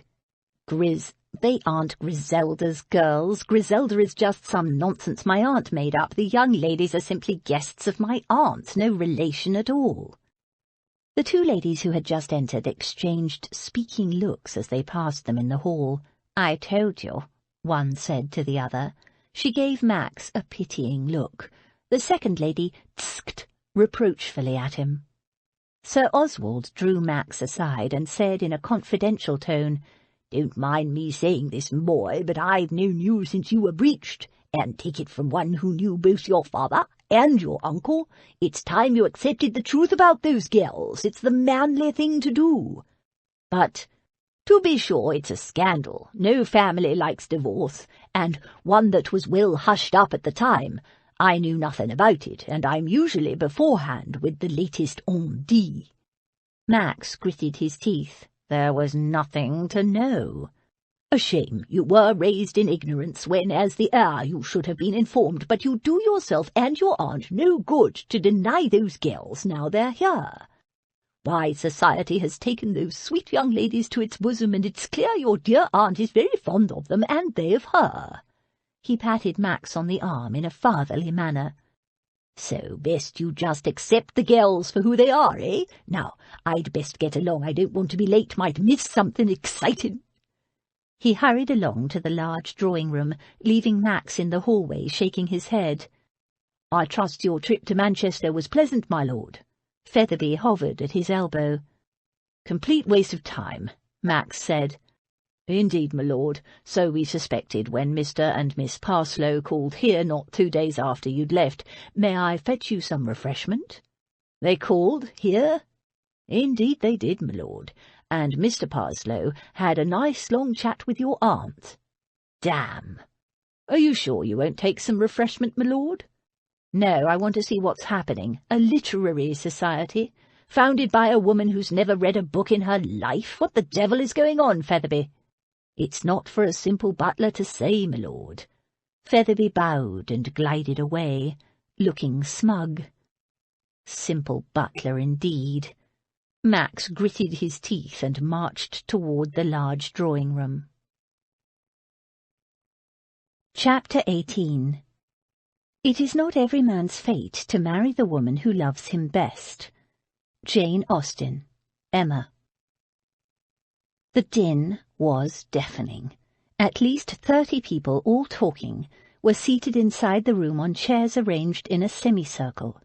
A good many were of his aunt's vintage, ladies and a few gentlemen, but Max was surprised to see dotted among the throng a number of young ladies, and, still more surprising, almost a dozen gentlemen of about his own age or younger, and not the sort of gentlemen who usually attended literary affairs.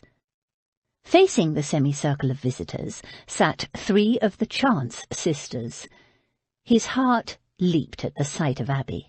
She wore a dress in sprig muslin with a green velvet spencer that brought out the colour of her eyes, and she'd done something different with her hair. He forced his gaze off her. His aunt, in an afternoon gown of claret satin that clashed superbly with her Titian hair, sat to one side in her favourite chair. She was talking to someone and didn't notice him enter. Daisy sat beside her. And there was Freddie, he was astonished to see, also to the side, but as near to the front as possible, wearing an expression strongly reminiscent of a dog guarding a bone. Max's lips twitched. He'd swear Freddie had never so much as touched a book since he left school. His gaze returned to Abby. As if she knew he was there, she looked up straight at him. Their eyes met, and held. Her sister nudged her. Abby blushed and hurriedly lifted a small blue-bound book. Chapter 15. Her voice was low and clear, and carried to all corners of the room. A ripple of pleasurable anticipation passed through the audience. A hush fell as she started to read. Mr. Collins was not a sensible man, and the deficiency of nature had been little assisted by education or society. Good God, it really was some kind of a literary society. There was a spare chair at the back. Max sat down to observe. Abby read, and everyone listened. He'd not heard such a hush except in church. Even in theatres people tended to talk. It wasn't any hardship to listen. Her voice was beautiful, and she read so well, It was almost like having the story unroll in front of you. It was an entertaining story, too, he had to concede. It even surprised a smile out of him once or twice. When she finished the chapter, there was an audible sigh from the audience, and then the din broke out again as every person there seemed compelled to talk to his or her neighbour about the story. Cakes and wine were handed around, and it all seemed to be finished. Max stood, about to go over to greet Aunt Bea, when a clear young voice announced, "Chapter 16, and the hush fell again. This time Jane read, and though she was not as skilled a reader as her sister, the audience paid her rapt attention, particularly the young men, he noticed. Aunt Bea was beaming. He didn't think she'd spotted him yet. She waggled her brows at Abby with a quick, triumphant expression. So that was what this was about. He glanced at Abby and found her watching him. She blushed and looked away. Ah, Aunt Bea had noticed him now. A series of expressions crossed her face, surprise, a kind of gleeful defiance which made him smile. But then the glee faded, and the expression that was left puzzled him. It almost looked like a mixture of reproach and guilt and grief. "It's all your uncle's fault, I know. Tell me the worst." The Literary Society meeting had finished, and his aunt had retired to her bed, supposedly for a nap. Instead, she'd summoned Max to interrogate him in private. What was the extent of his debts? What did you have to do? Max had no intention of telling his aunt anything. He'd spent the last 9 years protecting her from the mess his uncle had left, so there was no reason to hash over the past. It would only upset her. It's not important now. For sure, of course it's important. It's the reason you're marrying that dreary Parsley child, isn't it? The arrangement was made 9 years ago. Papa Parsley said as much, and I can put 2 and 2 together. Besides, it's as much my responsibility as yours. Nonsense, I was the heir. You were 18 years old. Nevertheless, I managed. Damn Parslow for presenting himself to her without Max in attendance. She'd obviously done a great deal of thinking about the situation since then. She'd always been acute. I know the other properties were sold off. She waved a careless hand at him. Oh, don't look at me like that. Word gets out. I'm assuming Parsley lent you the money you needed to save the family estate. Max had no intention of telling her, but apparently his aunt could read his mind. She frowned. Why didn't you take a mortgage out on the London house? Because I didn't choose to. No need for her to know how close to homeless she'd come.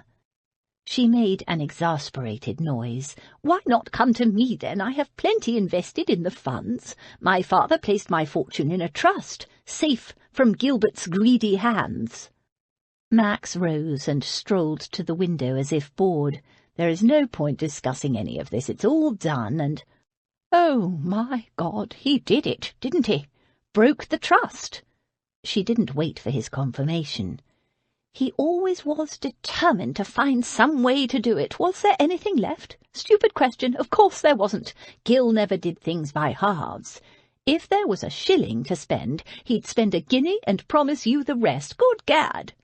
She slumped back against her pillows and was silent for a long moment. And of course no reputable source would lend you the funds, not with everything mortgaged to the hilt and Gil's reputation. It's all clear now, you poor boy, faced with such a horrendous mess. Why did you never tell me? She didn't wait for his response. And so you went to Parsley, who I expect was only too delighted to ensnare a green boy. He did not ensnare me. The interest was very reasonable. The interest? She snorted. You can't tell me that a promise to marry his daughter isn't akin to a pound of flesh and more, and a title into the bargain. She had another thought, and sat up again. Just a minute. Where did my allowance come from if Gil had already broken the trust? And don't lie to me, because I know my husband. He would have cleaned it out and not left me a penny. Max didn't say anything. Parslow! She hissed it, and that's why he was so dratted familiar about Davenham House. Said he'd wanted to get a look inside for 9 years. The cheek of him! Holds the mortgage on it, does he? He owns it, Max admitted. No point keeping it a secret any longer. Aunt Bea was too shrewd for words. On the condition you could live in it as long as you wanted. And that's why you moved me here. You're better off here anyway, it's a better location. You don't miss Davenham House, do you? She shook her head. You can afford it? Max nodded. I can now. The trading company has been very profitable. Parsley spoke of pulling Davenham House down. Max shrugged. He probably will. Will you mind?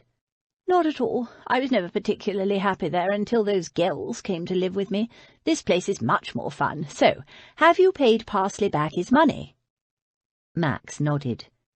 And the interest? Again, Max nodded. Good. Then that's the end of it. Send the fellow about his business and tell him you won't marry that little chit. I'll do nothing of the sort. I made the man a promise and I intend to keep it. She rolled her eyes. Why? A promise like that extracted from an 18-year-old boy? You hadn't attained your majority and can't be held to such an agreement by law. It's not a matter of law, it's a matter of honour. Honour!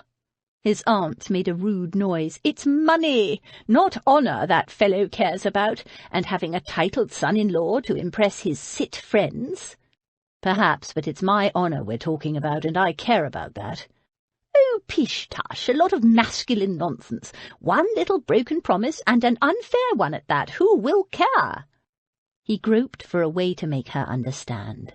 Aunt Bea, a gentleman's word of honour is the invisible fabric on which the very foundation of our civilization rests. It's not a matter of law or— She wasn't listening, so he tried another tack. Men from London to China, India and beyond know that my word is my bond. It took years for these men, who did not understand the code of an English gentleman, to learn to trust me at my word, but now they do. That trust was hard won. So it's about business, she said incredulously.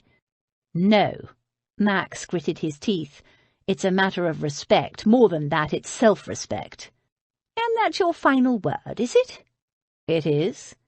You're determined to marry this chit and make everyone except Papa Parsley unhappy.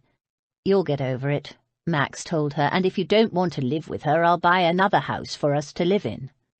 She glared at him. I'm not talking about me. I'm not unhappy. I'm furious. There's a difference. You can't tell me you'll be happy with that chit. You cannot know that, he began. And though I care nothing for the girl, she's barely out of the schoolroom and doesn't deserve to be made unhappy for the ambitions of her papa. You don't know she'll be unhappy? She snorted. What female can be happy knowing her papa forced her husband into marrying her, and that since she was 9 years old she had no choice in the matter of her own husband? Mind you, if she had any kind of spine she would have rebelled. He said stiffly, arrangements like that are not uncommon. Among our class, not hers. Cits are used to marrying for love. We are not always given the choice, or we weren't, in my day. But times are changing, and you could have it if you weren't so stubborn. I'll treat her well. She made an impatient gesture. I know that, you stupid boy. But shopkeepers treat you well. People treat horses and dogs well. I'm talking about happiness, joy, love. She shook her head. And it's you I care about, not that dreary child. You've never had the happiness you deserve in life, dear boy.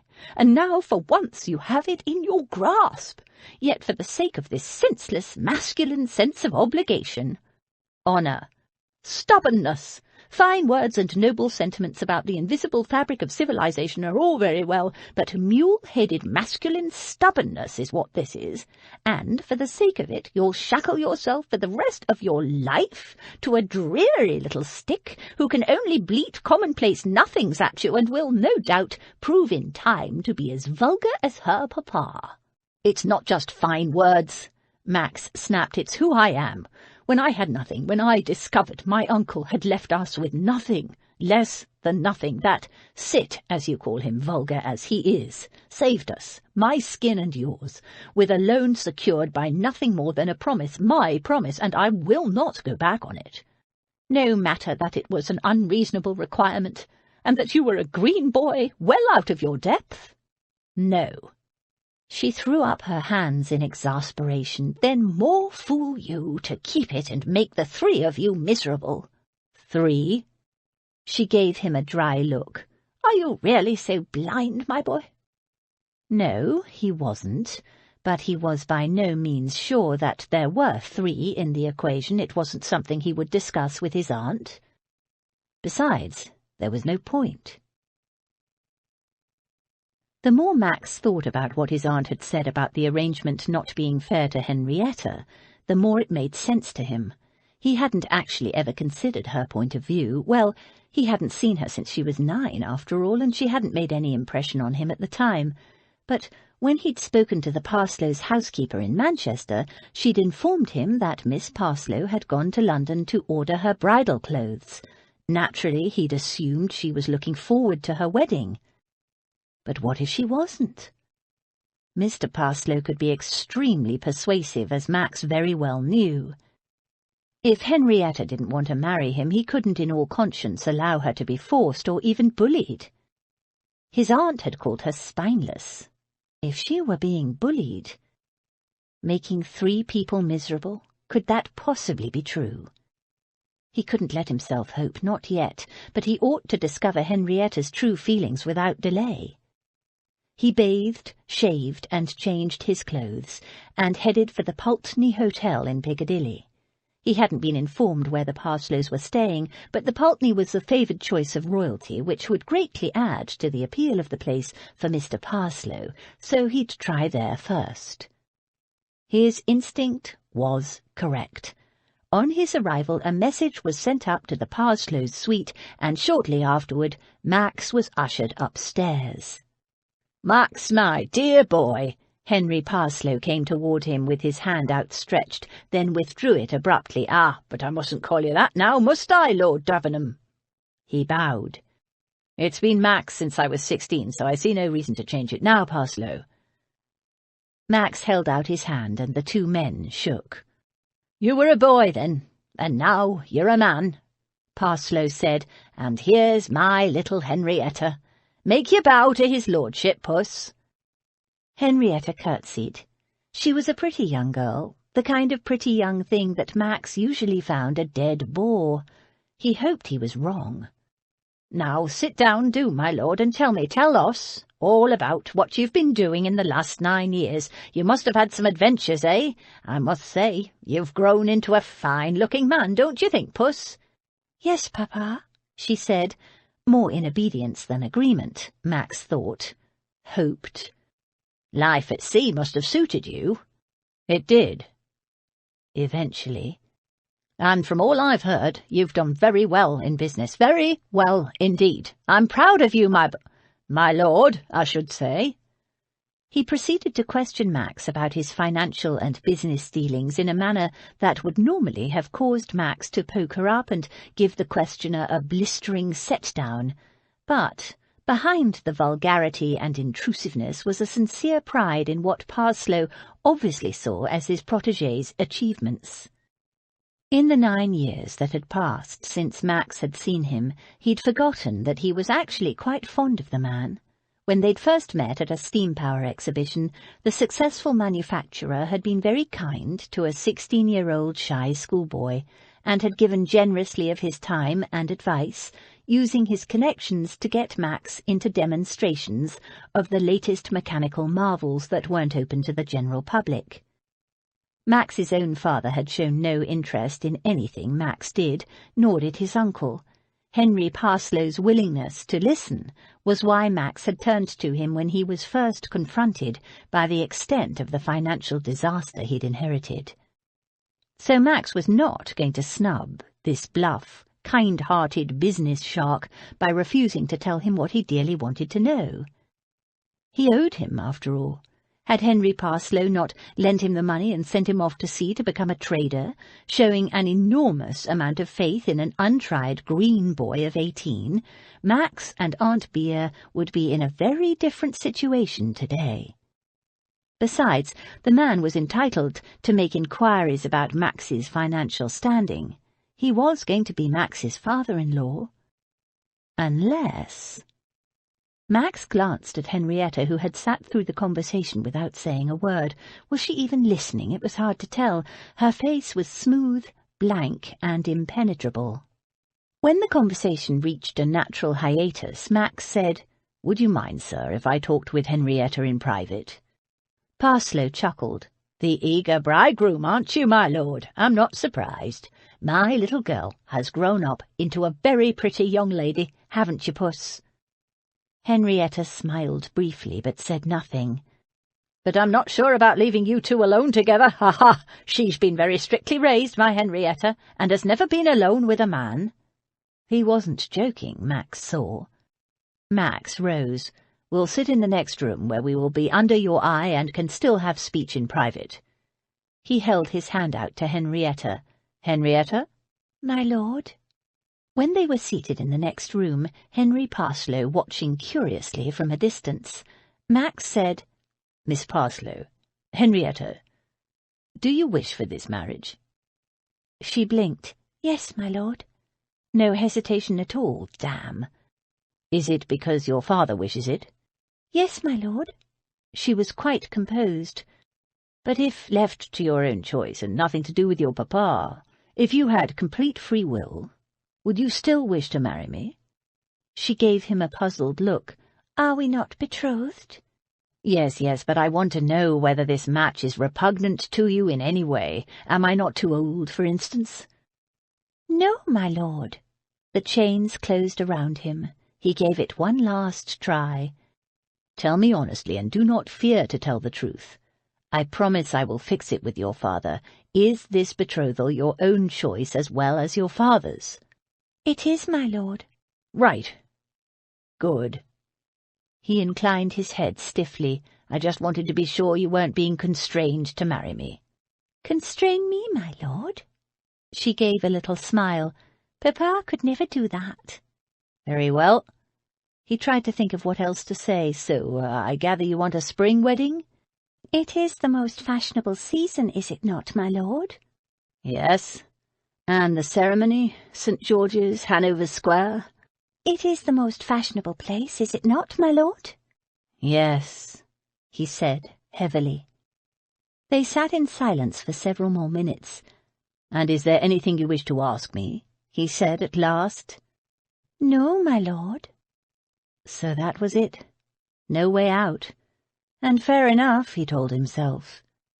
Parslow had not only loaned him the money he'd needed, albeit at a commercial though reasonable rate of interest, but he also had freely offered the kind of solid, shrewd advice that had enabled Max to make sense of the mess, to slowly but surely pull himself out of the financial mire. Of course, Henry Parslow hadn't lost by it. Max had repaid the loan with interest, all but the marriage. Parslow made no bones about the condition. In business all men are opponents, so make sure you always get something extra for yourself. In this case, the something extra was Max as a son-in-law. It wasn't just the title itself the man valued, though he did love the idea of a titled son-in-law. It was Max himself he wanted. Chapter 19. Do not give way to useless alarm. Though it is right to be prepared for the worst, there is no occasion to look on it as certain. Jane Austen, Pride and Prejudice. Max arrived home to a chaotic scene. Half his household seemed to be standing in the entry hall talking animatedly with 3 complete strangers. In the middle stood a knot of upset females. "What's going on?" he demanded. Abby emerged from the clump of women. "Someone just tried to abduct Jane." The knot parted to reveal Jane, pale, dishevelled, and a little red-eyed. "Who was it?" A babble of explanation rose from half a dozen throats. Max held up his hand. "One at a time, Miss Chance." "We don't know," Abby said. "2 men jumped out of a carriage and tried to force her in." "Where was this?" "Outside in Berkeley Square," Jane said in a shaky voice. Abby added, "Damaris jumped on one of the abductors from behind and hit him about the head while screaming at the top of her lungs. And then I got my mouth free. He'd stuffed a horrid rag in my mouth." And then these 3 gentlemen ran to help, which drove the villains off, Abby finished, indicating the strangers, 3 nattily attired young sprigs of fashion. The young men bowed, looking modestly heroic. "We heard the screaming," the first one said. "Utter disgrace, something like this happening to a lady, and in Berkeley Square." "The fight you put up, ladies. Dashed if I've ever seen such heroines." "The least we could do," said the third. "Just sorry we didn't apprehend the villains." Max clenched his fists. How the devil had such a thing happened after the precautions he'd taken to protect them? But he couldn't give vent to his feelings in front of strangers. They stood there making goo-goo eyes at the girls. "Thank you for your assistance," he said curtly. "I'm very grateful. We won't delay you any longer." He nodded at Featherby, who immediately opened the front door. The 3 young men were clearly reluctant to leave. "Should we not wait and ensure that the ladies are quite recovered?" one of them began. Max wanted to take him by his highly starched shirt-points and toss him out into the street, but it was not the way to repay someone for what he had to acknowledge was a signal service. It wasn't the young idiot's fault Max was furious. "My butler will show you out," he grated. "It's such a comfort to know that chivalry isn't dead, gentlemen." Aunt Beer came forward, leaning on her stick. "Thank you, 1,000 thanks, you wonderful, wonderful boys, for saving my dear nieces." They preened at the praise. "But now I must insist, the girls need to rest after their frightful ordeal." "Oh, but—" Jane showed a desire to remain the centre of attention. "Your frightful ordeal," Aunt Beer repeated firmly. "We cannot hold these wonderful gentlemen up any longer. They've been much too kind as it is." As she spoke, she moved forward, making gentle shooing motions toward the door. "Thank you," Max growled as they stepped hastily over the threshold. The moment the front door closed, Max turned on Abby. "Were you involved in this fracas?" "No, I was inside." "Thank God." He took a deep breath. "Good." He turned to Turner and Hatch. "And where the devil were you 2 when this happened?" We didn't know." "It wasn't their fault," Abby jumped in. "Jane and Damaris slipped out without telling anyone." "It was just across the path." Abby turned to her sister. "Don't try to justify it, Jane. You know the rules, and now look what almost happened. And I'm not just talking about the abduction. You almost got Turner and Hatch sacked." Jane hung her head. "I'm sorry." Abby put her arm around her sister. "I know, but you must learn to think before you act." Aunt Beer said, "Best get the girls upstairs. Discuss it when everyone is calmer." She gave Max a pointed look, but Max was damned if he was going to wait. He'd caught a look exchanged between the sisters, and his suspicions were raised. "Take them upstairs by all means, but not you. I want to speak to you." He took Abby by the arm, towed her into the small drawing-room and closed the door. "You know who was behind this, don't you?" "Of course I don't." But there was a troubled pucker between her brows that told him she knew more than she was saying. It fanned the flames of his already sorely tried temper. Damn it, it could have been Abby who was abducted. He wanted to shake her for her stubborn refusal to trust him with the truth, yet he'd just come from a meeting with his future wife and father-in-law, and he had no right to demand anything from Abby. The knowledge only lashed his temper more. He caught her by the elbows. "What were you girls up to before you came to live with my aunt?" "Up to? I resent your tone." She tugged to make him release her, but he didn't let go. She glared at him, but he could see she was trying to think of what to say. "Don't lie to me, Abby. Something's seriously amiss. You girls are in hiding from someone or something. Don't bother to deny it, Miss Chantry." She bit her lip. He let her arm slide through his fingers until he was holding her by the hands, gripping them tightly. "Abby, it's clear someone dangerous from your past is pursuing you if you don't tell me who it is." "I don't know." "But you suspect." He knew by her miserable expression that he was right. "I can't tell you." "Why, it cannot be so dreadful." The door opened, and Jane and Damaris stood there. Obviously they'd been eavesdropping. "Leave Abby alone," Jane said. "It's not her fault. And you might as well know, because it's going to come out anyway. We were in a brothel." A brothel? Max looked at Abby, and his face drained of colour. Abby could not bear to see the expression in his eyes. She looked away.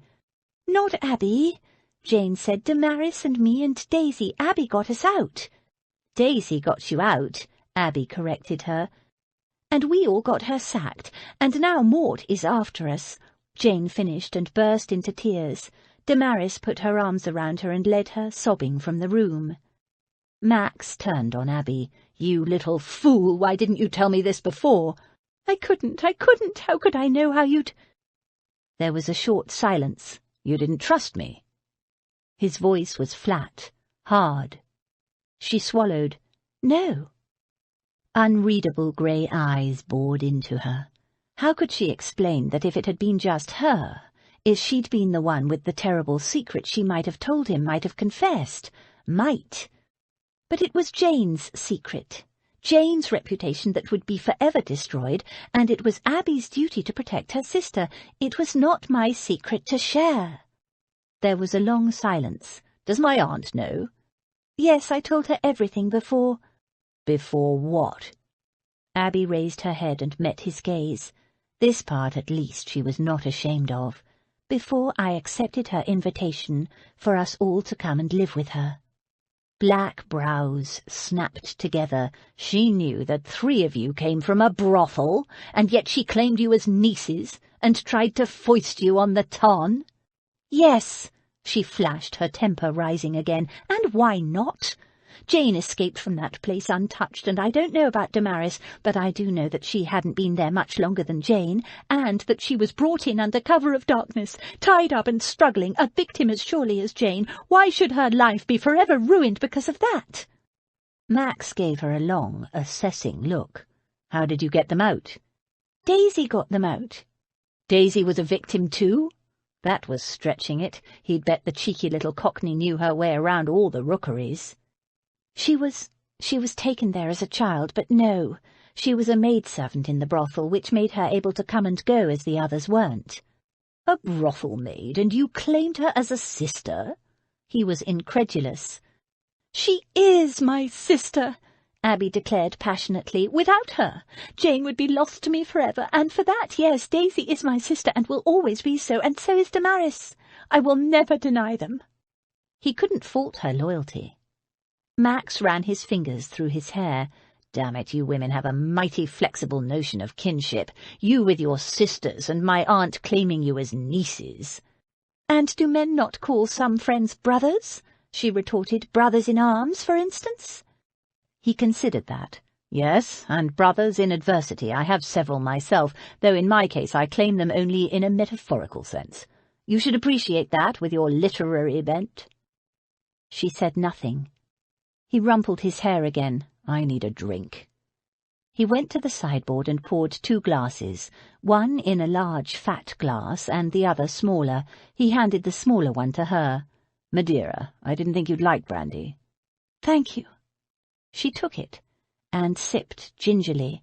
It appeared to meet with her approval, for a moment later she took another sip. "How did you meet my aunt?" She sighed. "I might as well admit it. You know everything else." She drank the rest of the wine and set the glass aside.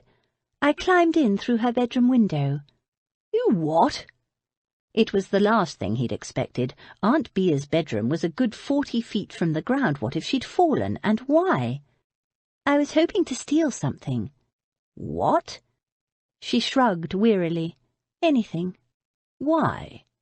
What would drive her to such an extreme? "We needed the money. Jane was very sick, and we had no money to pay a doctor." There was a short silence.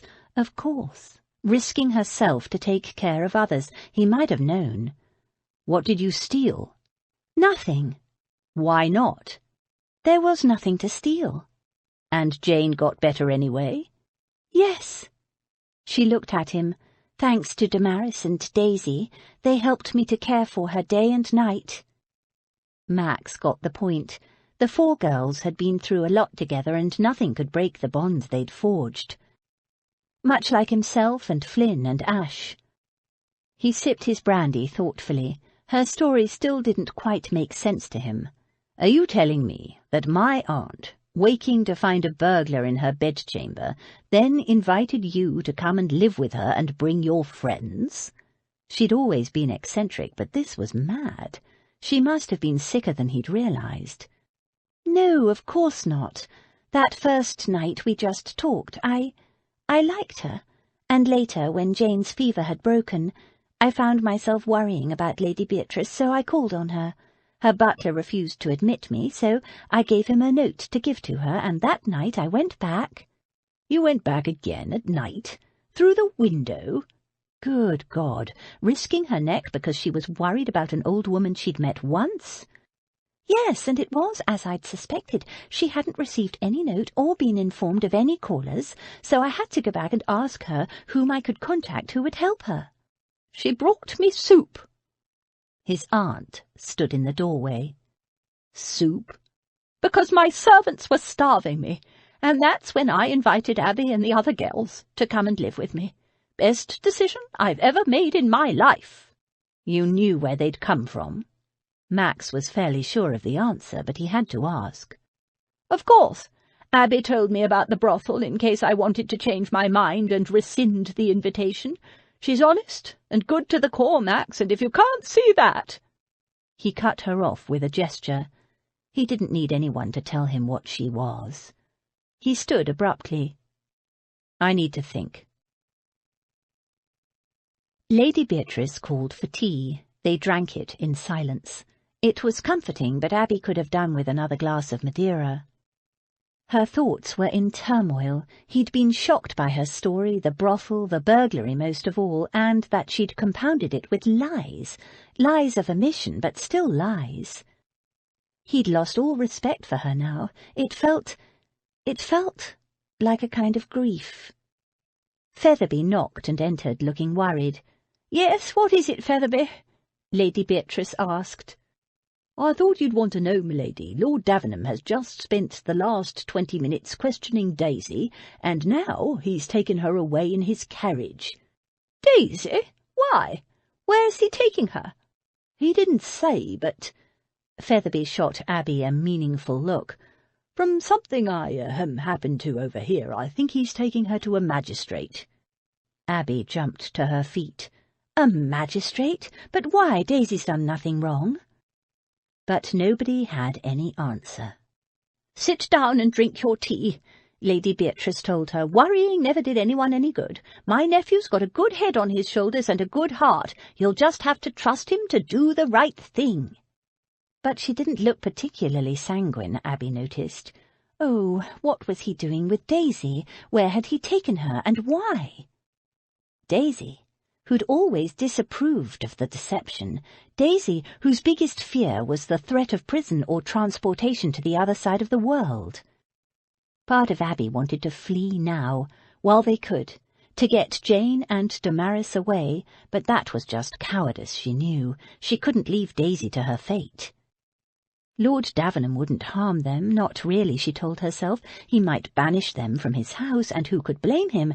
But it wasn't that Abby dreaded. It was seeing again the look in his eyes when he saw she didn't trust him. And now here she was, not trusting him again.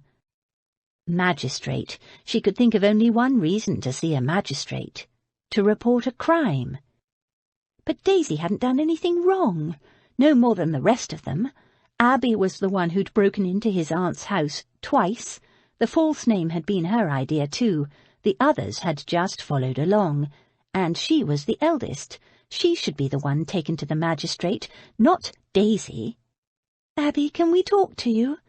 Jane and Damaris stood in the doorway. "Yes, what is it?"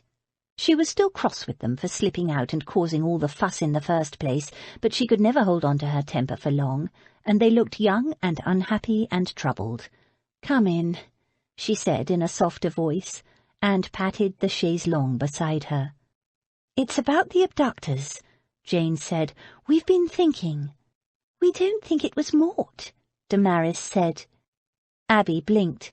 "What? Of course it was." Damaris shook her head. "If it was Mort, why only take Jane? Why not me too?" Abby put down her cup. "How do you know they weren't after you as well?" One man knocked me to the ground while the other one grabbed Jane. The two of them were halfway to the carriage with her by the time I was on my feet again," Damaris said. "So obviously they didn't want me. But why?" The three girls looked at one another. It was certainly a conundrum, Abby thought. Perhaps they didn't recognize Damaris in her newly refurbished bonnet. But then Jane was wearing a bonnet too. Perhaps they wanted Jane particularly because she was still a virgin, or perhaps it was simply because Jane was beautiful and Damaris was simply very pretty. Who knew how these evil people thought? All Abby could think of to say was, "It's a mystery." And all she could think of was, where was Daisy? And how was she faring? Daisy returned in the early evening. She came alone. There was no sign of Lord Davenham. The minute she arrived, they fell on her, hugging her in relief and pelting her with questions. "Where have you been?" "What happened? Are you all right?" "Good, have I died and come back from the dead or summat?" she exclaimed. "Course I'm all right, why shouldn't I be?" "But didn't Lord Davenham take you to a magistrate?" "Yeah." Daisy grinned. "Where's the old lady? She'll want to hear this." They hurried to the small sitting-room, where Lady Beatrice was destroying a game of patience. "Well, about time! Come in, my dear Daisy, and tell us where you've been all this time."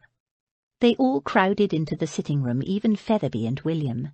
A maid or two hovered in the doorway, but Featherby sent them away and shut the door firmly. Daisy pulled up an overstuffed stool and plopped down on it. She looked at all the waiting faces and grinned. "I could get used to this." "Tell us everything," Lady Beatrice commanded.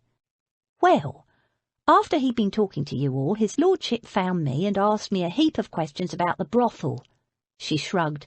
"I didn't see no harm in telling him, since Jane already spilled the beans. I hope that was right, Abby?" Abby nodded. "Go on."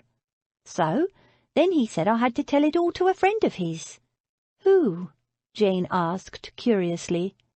Daisy shrugged. "I never caught his name, some fat old toff in a big house. He gave me a cup of tea and some cake, and then I told him everything I'd told Lord D, and blow me down if he didn't turn out to be a magistrate. I just about died when his lordship told me." "Then what happened?" "So then the two of them went off into another room and talked, and then they took me to another old bloke's place. He was a magistrate too, and he gave me more tea and cake, and asked me all the same questions again, and a few more. I can tell you I was getting right sick of it." She glanced at Featherby. "And them little cakes don't fill you up at all. I couldn't half murder a pie or something." Featherby looked at William, who heaved a sigh and left. "Go on, Miss Daisy," Featherby said. "Well, there was a lot of talking in corners, and more blokes coming and going, and more bloody questions, sorry, Lady B, and then Lord D put me in a carriage." "Is that all?" said Lady Beatrice, disappointed. "No, it's not," Abby said. She could tell by the brimming excitement Daisy was trying so hard to hide. "Something's going to happen, isn't it?" "It's happened," Daisy said, with the broadest grin yet. William came back with the pie, and they waited impatiently while Daisy took several giant mouthfuls. "Ah, that's better. They raided Mort's place this afternoon." She ate another mouthful. "I told them he paid blokes at Bow Street to warn him, so they used other people, I dunno who." Another mouthful. "But Mort's locked up right and tight in prison. His lordship let me watch from his carriage when they took him away. He looked blood, right miserable too." She laughed. The girls all cheered and hugged one another. Lady Beatrice called for champagne. Daisy munched on her pie. "Lord Davenham organised this? Today?" Abby couldn't believe it. Daisy nodded vigorously. "You should have been there, Abby. Some of the old codgers wanted to hem and haw and consider the implications and form committees and investigate, but he wouldn't let them. He rousted them along, miss, like you wouldn't believe. Asked 'em what if their niece or granddaughter had been kidnapped on the way to school and was locked up in that house naked and waiting to be auctioned off to a room full of randy old men. That got 'em going." She chuckled, and then I said, all innocent-like, that if they waited until the evening they'd be able to catch a whole lot of proper toffs in the house, and that really made 'em move. Don't reckon they wanted their friends embarrassed. "Magnificent!" Lady Beatrice declared, raising her glass, "to the heroine of the hour and my nephew." They all toasted Daisy and the absent Lord Davenham. Abby was breathless, just thinking about it. Maud arrested and the brothel closed, and any girls imprisoned there would be free, all because Lord Davenham had known the right people to tell. All her letters written in vain, and now in one afternoon the brothel was closed and the vile Mort in prison awaiting trial and punishment. It was a lesson in how the world worked. She should have trusted him sooner. "What's the matter, Abby?" Daisy asked her. "I thought you'd be pleased as punch." "Oh, I am, I surely am." She smiled at Daisy. "I was just thinking." "About the other places Mort has connections with?" Daisy said. "Don't worry, I told him about them too." "Other places?" "Didn't you know he moves girls on to other places after he's had 'em a while, variety and all that, but I told them magistrates all about it, everything I know." "Daisy, that's wonderful. You're a heroine, you know." Daisy blushed. "Oh, get on with you, Abby." She laughed. "You know, I used to be scared stiff of magistrates, but now—" She winked. "Without the wigs and the robes and fancy stuff, they're just old blokes, ain't they?" She ate the last bit of crust and wiped her mouth. "You know, I was thinking if Mort had left things the way his ma run the place, everyone there of their own free will—" "If he had, would you have left?" Damaris asked curiously. Daisy considered it. "Maybe. I dunno." She picked up a glass of champagne. "At any rate, I'm bloody glad I am where I am now. Who'd have thought Daisy Smith would be hobnobbing with lords and ladies and taking tea and cake with magistrates and drinking champagne?" She laughed and raised her glass again, and they all laughed with her and drank another toast. Abby drank too. Her smiles were genuine, but she couldn't quite relax. Where was Lord Davenham, and what was he doing? Max had had a busy day. He'd also had an epiphany. There were times in life when it seemed the heavens opened up, and a ray of light shone down in a particular way, and you suddenly saw everything more clearly than you ever had before, he reflected. He'd had just such an insight when he realized how close to utter disaster Abby had been, and on more than one occasion. Brothels, sister at death's door, climbing up to his aunt's bedroom twice. It couldn't be allowed to continue, and he knew just what to do. A policy of a lifetime destroyed in an instant. What was more, he had no qualms about it. He knocked on the door of the hotel room and waited. And waited. It wasn't late, not even 7 o'clock. Had the Parslows gone out for dinner? He raised his hand to knock again when a woman's voice said, "Who's there?" "Lord Davenham." "1 moment, please." It was rather more than a minute when the door was opened by a maidservant. Behind her stood Henrietta, still dressed in day clothes, looking apprehensive. "Good evening, Miss Parslow. Is your father in?" "Papa has gone out to a meeting." Damn. Still, what he had to say concerned her even more than her father. "May I come in? I have something important to tell you." She exchanged a nervous glance with her maid. I suppose so, but would you not prefer to come back tomorrow when Papa will be here?" "I will come back tomorrow, but first I need to talk to you," Max said firmly and stepped inside. The maid looked out into the corridor and then closed the door. "What did you want?" Henrietta seemed edgy, but quite composed. "There's no easy way to say this, so I'll be blunt," Max said. "I've come to call off the wedding." Her china blue eyes widened. "Papa said you'd never go back on your promise." "I know, but I find I must. I'm sorry for the upset this will cause you and your father, but I cannot marry you, Henrietta." A thoughtful frown marred the smooth brow. "I see." Max had braced himself for tears, recriminations, anger, even hysteria, but this calm acceptance baffled him. He said it again to be certain she understood. I'm not going to marry you, Henrietta, do you understand?" There was a flash of something in her eyes, some expression he did not quite catch, but all she said was, "I understand, but you haven't told Papa yet." "No, not yet." Did she imagine that her father would somehow be able to make him marry her? Was that why she hadn't reacted? He supposed, in Henrietta's world, Papa made everything happen. "Then will you promise me something?" she asked. For whatever his promises were worth now. "What?" he asked, cautiously. "Will you wait until tomorrow to tell Papa you don't want to marry me?" It was a small enough request. Of course, if that's what you want. He supposed she wanted time to compose herself, though she seemed quite composed to him already. She'd taken the news quite extraordinarily well, in fact. She hadn't even asked why. "It is what I want." She held out her hand to him. "Thank you, Lord Davenham. Goodbye." Quite as if it were an ordinary call. Bemused, Max took his leave. He ran down the staircase at the Pulteney feeling surprisingly light-hearted. He'd just broken his word, broken the principle of a lifetime. His honour was in the dust, and yet he felt wonderful.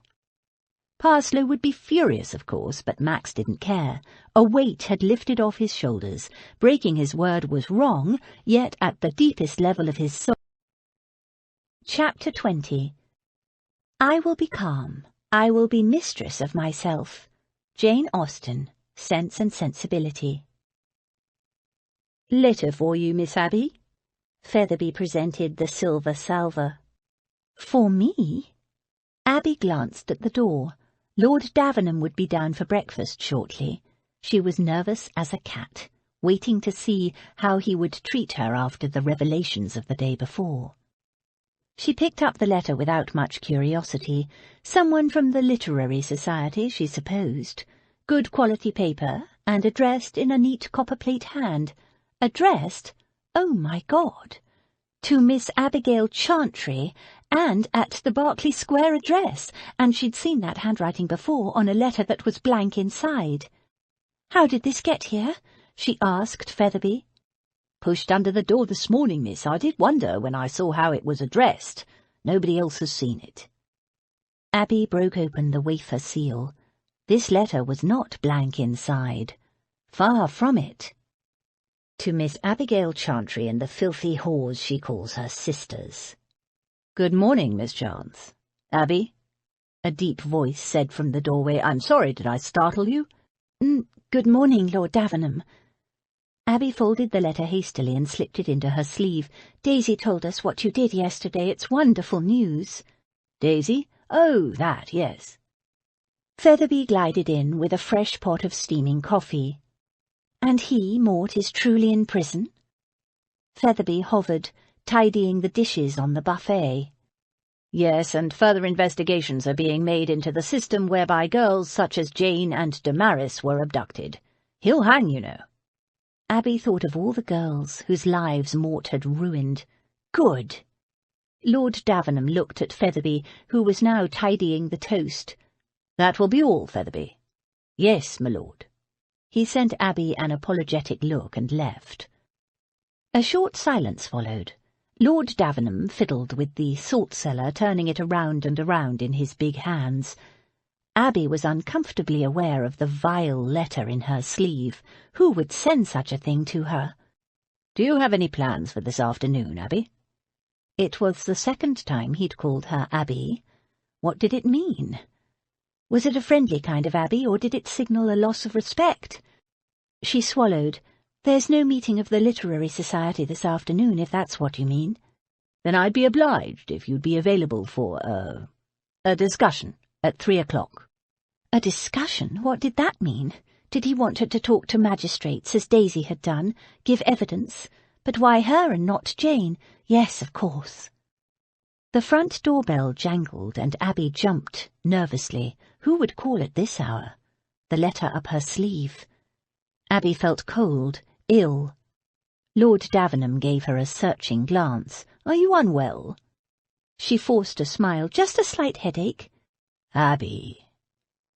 He reached a hand toward her, then looked around and said in a quite different tone, "Yes, what is it, Featherby?" "Someone to see you, my lord." "Get rid of him." He turned back to Abby. "It is Mr. Parslow, my lord, not looking very happy, I might say." "Blast!" He gave Abby an apologetic look. "I'll have to speak to him. 3 o'clock, then." Abby nodded. The moment he'd gone, she'd pulled the letter out of her sleeve and began reading. "To Miss Abigail Chantry and the filthy whores she calls her sisters."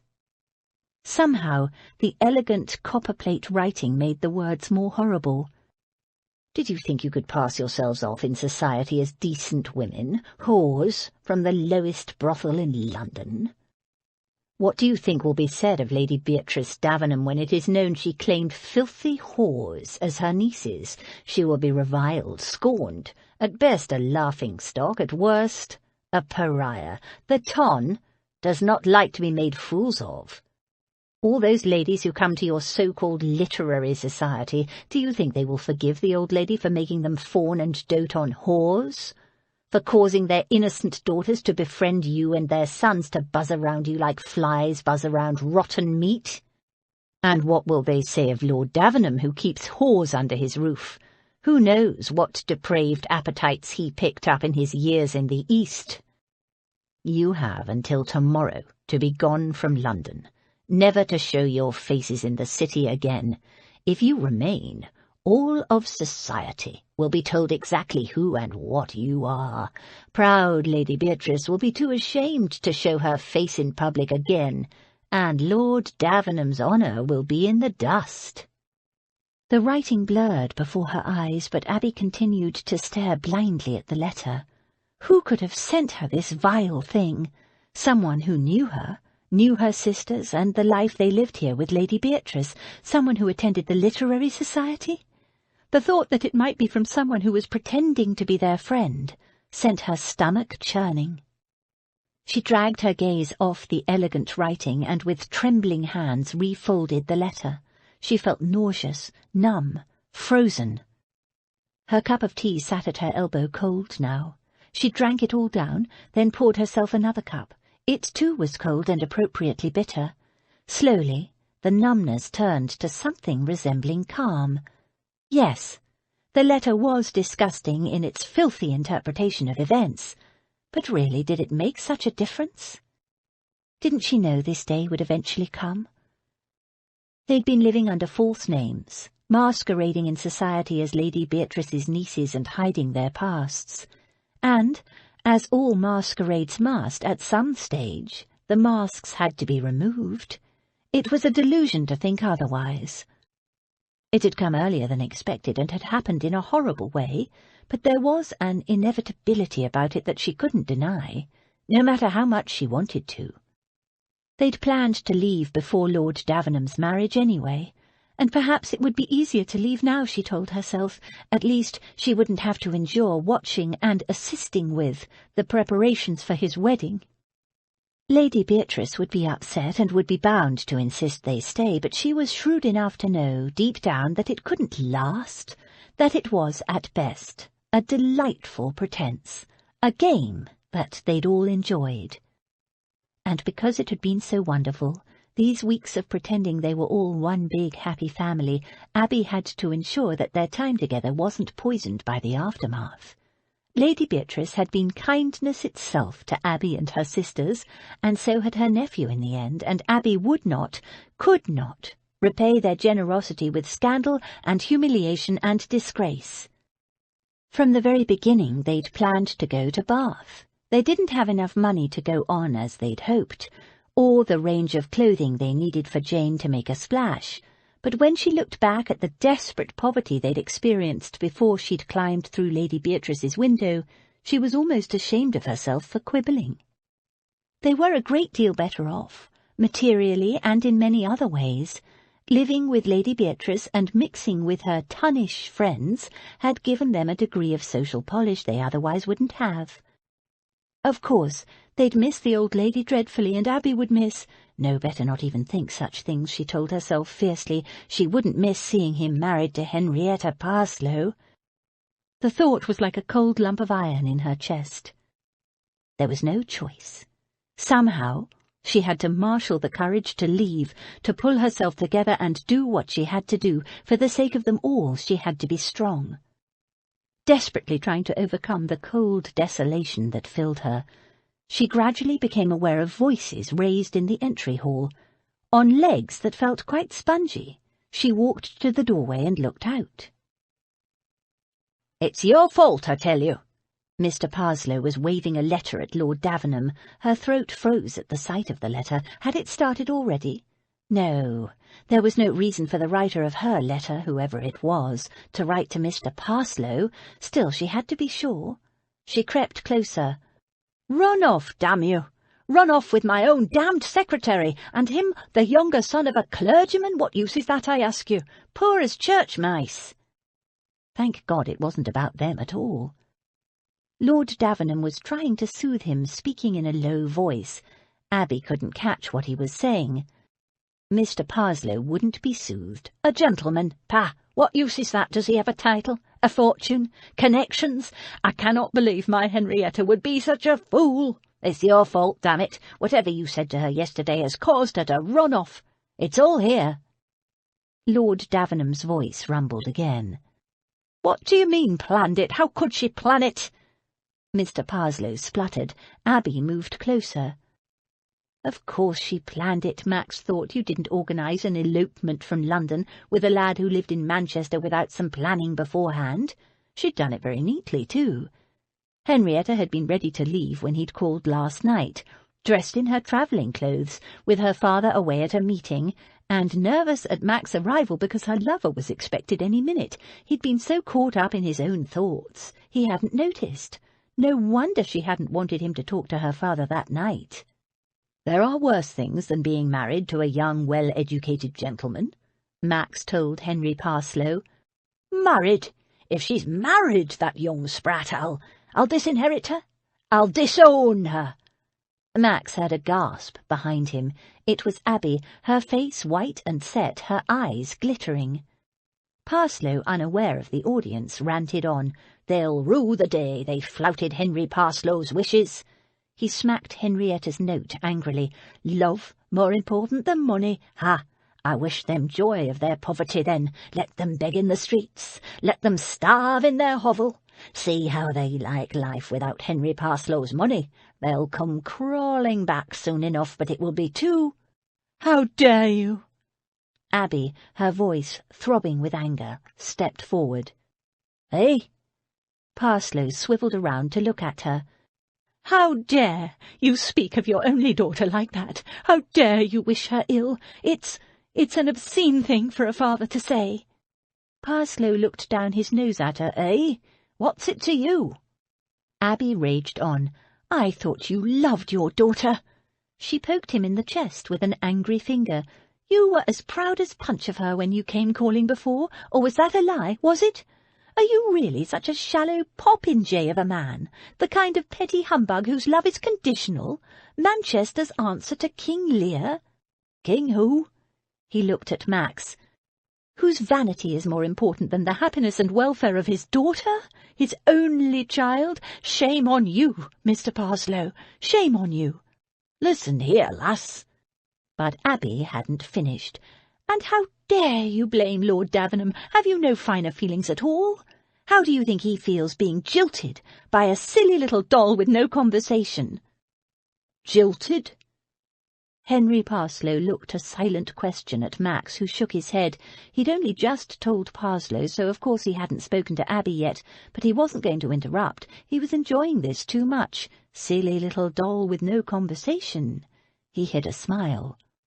"Yes, jilted. You haven't given his feelings so much as a thought, have you? Because you're so horridly selfish, you're only concerned about yourself." "Am I, indeed?"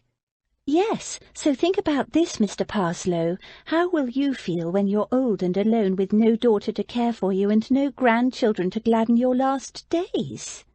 "Grandchildren?" "You hadn't thought of that, had you?" The anger was fading from her voice. She took on a more coaxing tone. "You wouldn't want your grandchildren living in poverty, would you? A man of your pride and standing in the community?" Max understood where the anger stemmed from now.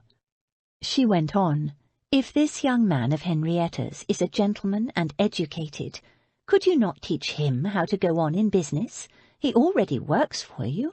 He must be clever in that way, for otherwise you wouldn't have employed him. Parslow gave a cynical humph, but he was listening. Would not that be so satisfying?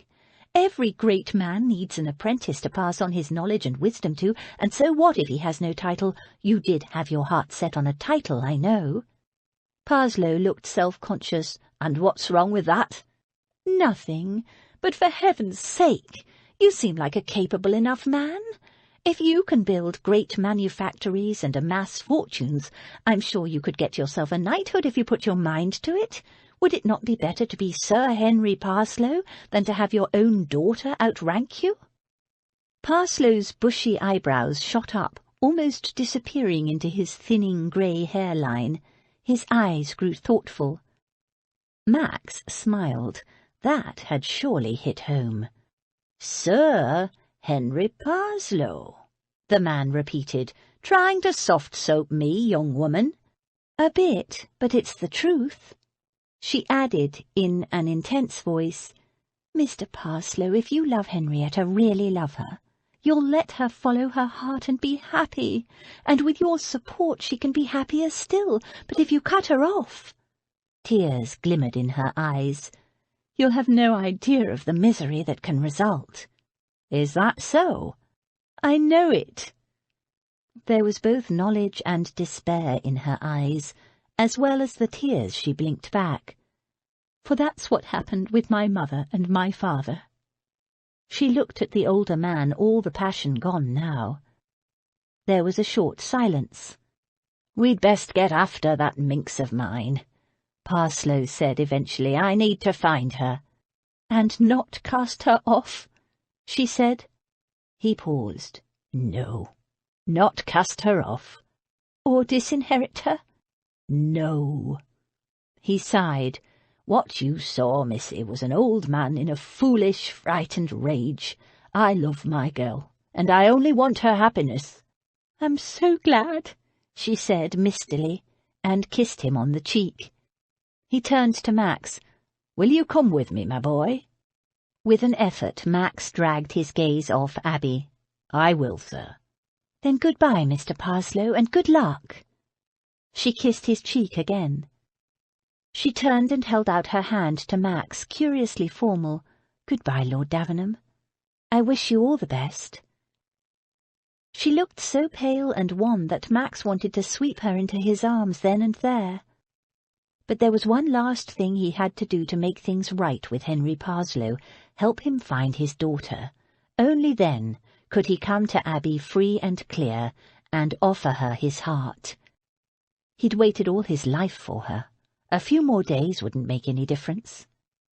He took the hand she held out and kissed it, then turned it over and placed his mouth gently in the centre of her palm. He hoped it would say the things he couldn't say in an entry hall, with Parslow and the butler looking interestedly on.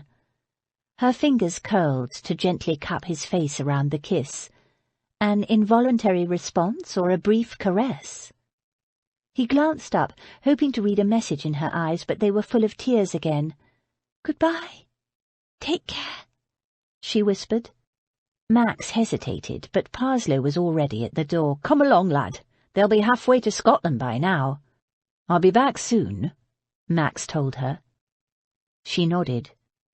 Max ran down the steps and climbed into his phaeton, where Henry Parslow was already seated. I hope you won't let that little lass get away, Parslow said, as they pulled away from the curb.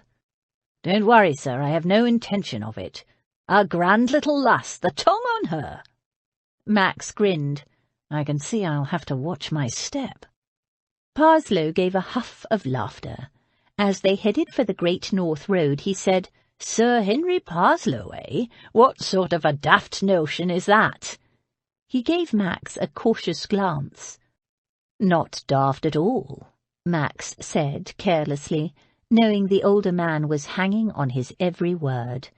I'd have thought it well within your capabilities. Might take you 4 or 5 years, though. As long as that? Parslow sniffed. Aye, well, I might think on it. Max smiled to himself. 2 years at the most, he thought. Abby stood at the foot of the staircase and watched him go. She held her hand cradled against her breast, her fingers still curled around his kiss. She stood there long after Featherby had shut the door. He paused. "Are you all right, miss?" She nodded blindly, and he went away. "Abby, are you all right?" It was Jane. At the sound of her sister's voice, Abby's legs gave way. She sank down on the stairs and burst into tears. Max returned home 5 days later. It had taken them 2 days to catch up with the eloping couple, but at least they hadn't reached the border. When he'd left them, Henrietta and Papa Parslow had been enthusiastically planning a lavish spectacle of a wedding to be held in Manchester, not London, and to take place rather more quickly than spring, the young couple having anticipated their vows. Henrietta Parslow, like her father, left nothing to chance. Max took the front steps 2 at a time. "Where's Abby?" he asked the moment Featherby opened the door. "Not here, my lord." Oh, damn! He hadn't thought past taking her in his arms the moment he saw her. A letter addressed to him lay on the hall table. He picked it up, glanced carelessly at it, and said, "Gone out, has she? When will she be back?" "I think you'd better talk to your aunt, my lord." Something in the butler's tone caused Max to turn and look at him. "What is it? Where's she gone?" "Your aunt is in the small sitting-room." Max stuffed the letter in his pocket and went in search of his aunt. He found her listlessly flipping the pages of a magazine. When she saw him, she cast it aside and sat up. "About time! Where the deuce have you been? Preventing a marriage, I suppose." "Yes, but—" She made a disgusted noise. "Stupid boy! You should have been here, not gadding after that wretched parsley chit." He ignored that. "Where's Abby?" "Gone." "What do you mean, gone?" "Is there any more than one meaning to the word?" she said with asperity. "I mean gone, left, departed." "Gone?" Max stared at her blankly. "Where to?" She shrugged, her gaze accusing. "Your guess is as good as mine." "Do you mean she's left here for good?" Max couldn't believe it. He ran his fingers through his hair. "But why would she leave, and without a word?" "Possibly because you went off chasing after that Parslow chit." He stared at her. "But she knew why I went. I had no choice." His aunt snorted. He took a few restless paces around the room, thinking furiously, and halted, thinking about that last curiously formal goodbye Abby had made. "When did she leave?" "The same day you did." "All of them, without warning?" She nodded. "Then something must have happened to make them go. It can't have been to do with me going after Henrietta Parslow, but what?" He paced around the room, thinking back over all the events leading up to his departure. Was it the brothel arrests? Did she fear her sisters having to give evidence in a public court? Surely she'd know I'd protect them from that. Why did she think I took Daisy and not Jane or Damaris? No one would think twice about a Cockney maidservant giving evidence, and besides, she used her real name, Daisy Smith, not Daisy Chance. His aunt watched balefully as he paced back and forth, saying nothing. Clearly she blamed him for letting Abby leave, though how he could have prevented it when he wasn't even here. After he'd exhausted every possibility, she said, "It was because of this." From the side of her chair, she withdrew a folded sheet of paper, holding it disdainfully between finger and thumb. He opened it, read the beginning, and swore. Who sent this piece of poisonous filth? She shook her head. Anonymous, of course. Such cowardly things always are. He read it again more slowly. The bastard, the filthy bastard. He looked at his aunt. She left to protect you. And you. I don't give a damn what people say about me. And you think I do? She scoffed. But Abby cares. I know, he said quietly. It's what she does, cares. He sank, despairing, into a chair. She should have told me. Damn it, why didn't she? You were on the road to Scotland, chasing that stupid little... He stopped her with a sharp look. She hunched a shoulder and said she couldn't wait. The letter gave her 1 day. She left without a word. No, of course she told me, showed me that disgusting thing, and wouldn't listen to a word I had to say, hell-bent on protecting me from the consequences of her deception. She snorted. Deception! I wasn't deceived for a moment. But she's stubborn, that girl. Once she thinks what she's doing is right. Max nodded. He knew. But stubborn was the wrong word. She was strong, steadfast. The last time I saw her, she was trying not to cry. She must have known then. Blast it! I wish she'd trusted me enough to confide in me. I wouldn't have let her buckle under this sort of cowardly filth. He smashed his fist into his palm. I thought, fool that I am, that the tears were about something else, something to do with her past. His aunt nodded, and in a voice that cracked with emotion said, "If you'd only seen her, Max, breaking her heart, but so brave, trying not to show it, saying that all along she'd known this was just a lovely fantasy, but I'm no dratted fantasy, and I refuse to be part of one. It was real." She rubbed away a tear and added, "I love that girl, and her sisters, Max." "I know." "Do you, Max? Do you?"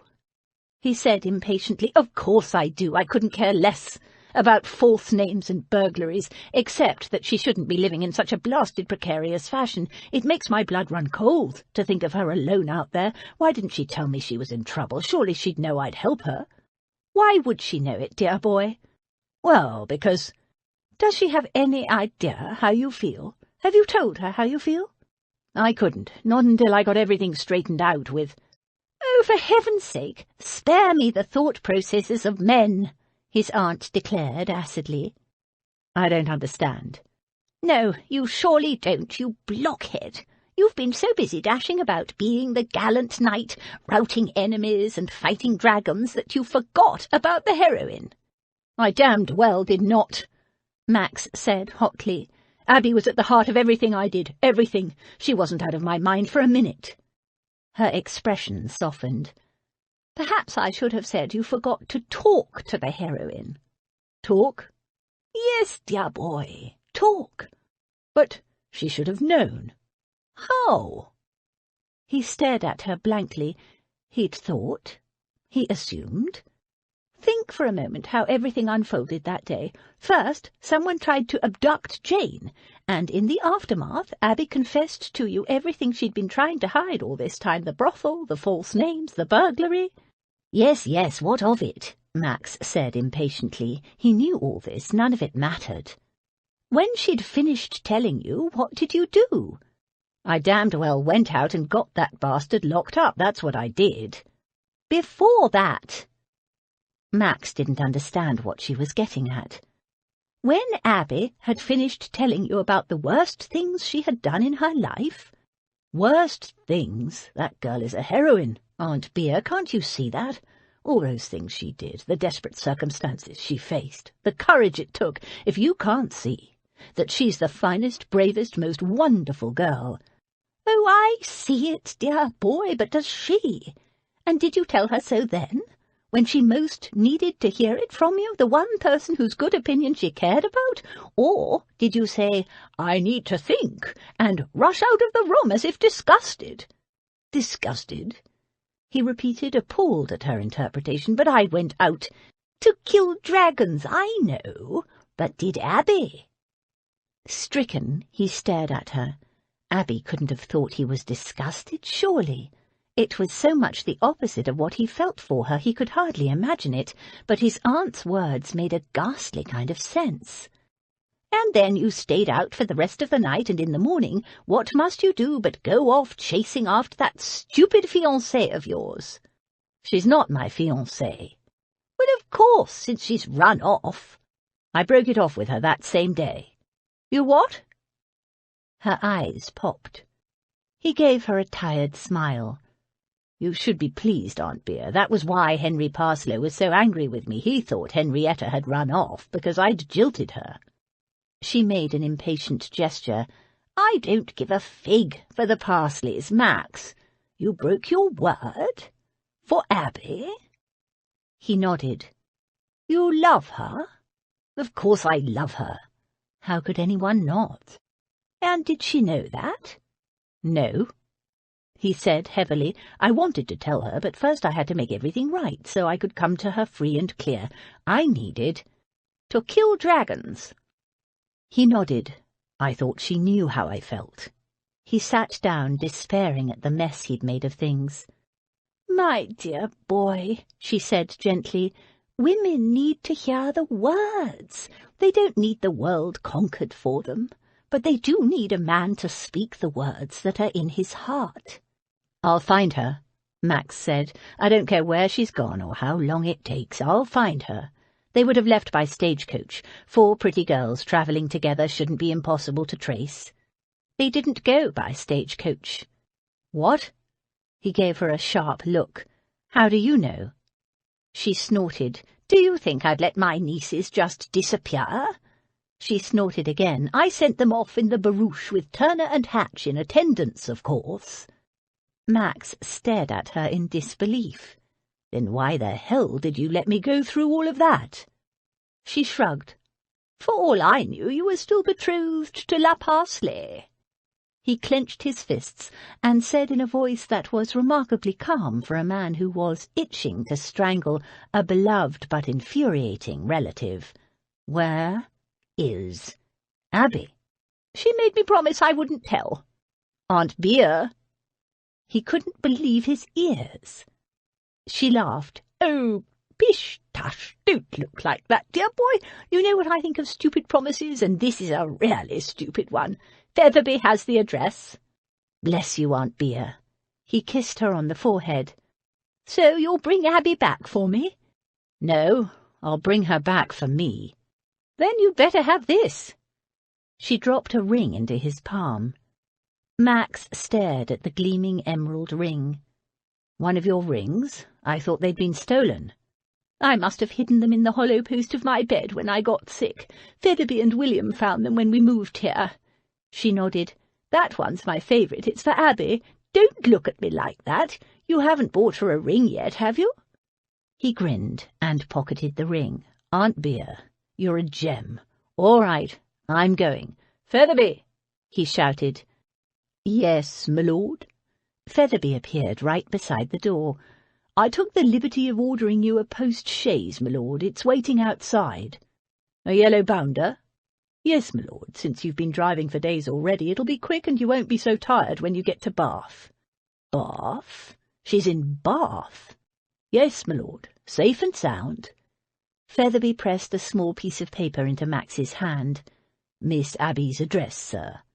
Good man. Remind me to increase your wage. As Featherby handed Max his hat and coat, he added, I've packed your bag with clean clothes, and that and a basket with various victuals are waiting in the carriage for you. Godspeed, my lord. Bring Miss Abby home. But Max was already running down the steps. Chapter 21. In vain have I struggled. It will not do. My feelings will not be repressed. You must allow me to tell you how ardently I admire and love you. Jane Austen, Pride and Prejudice.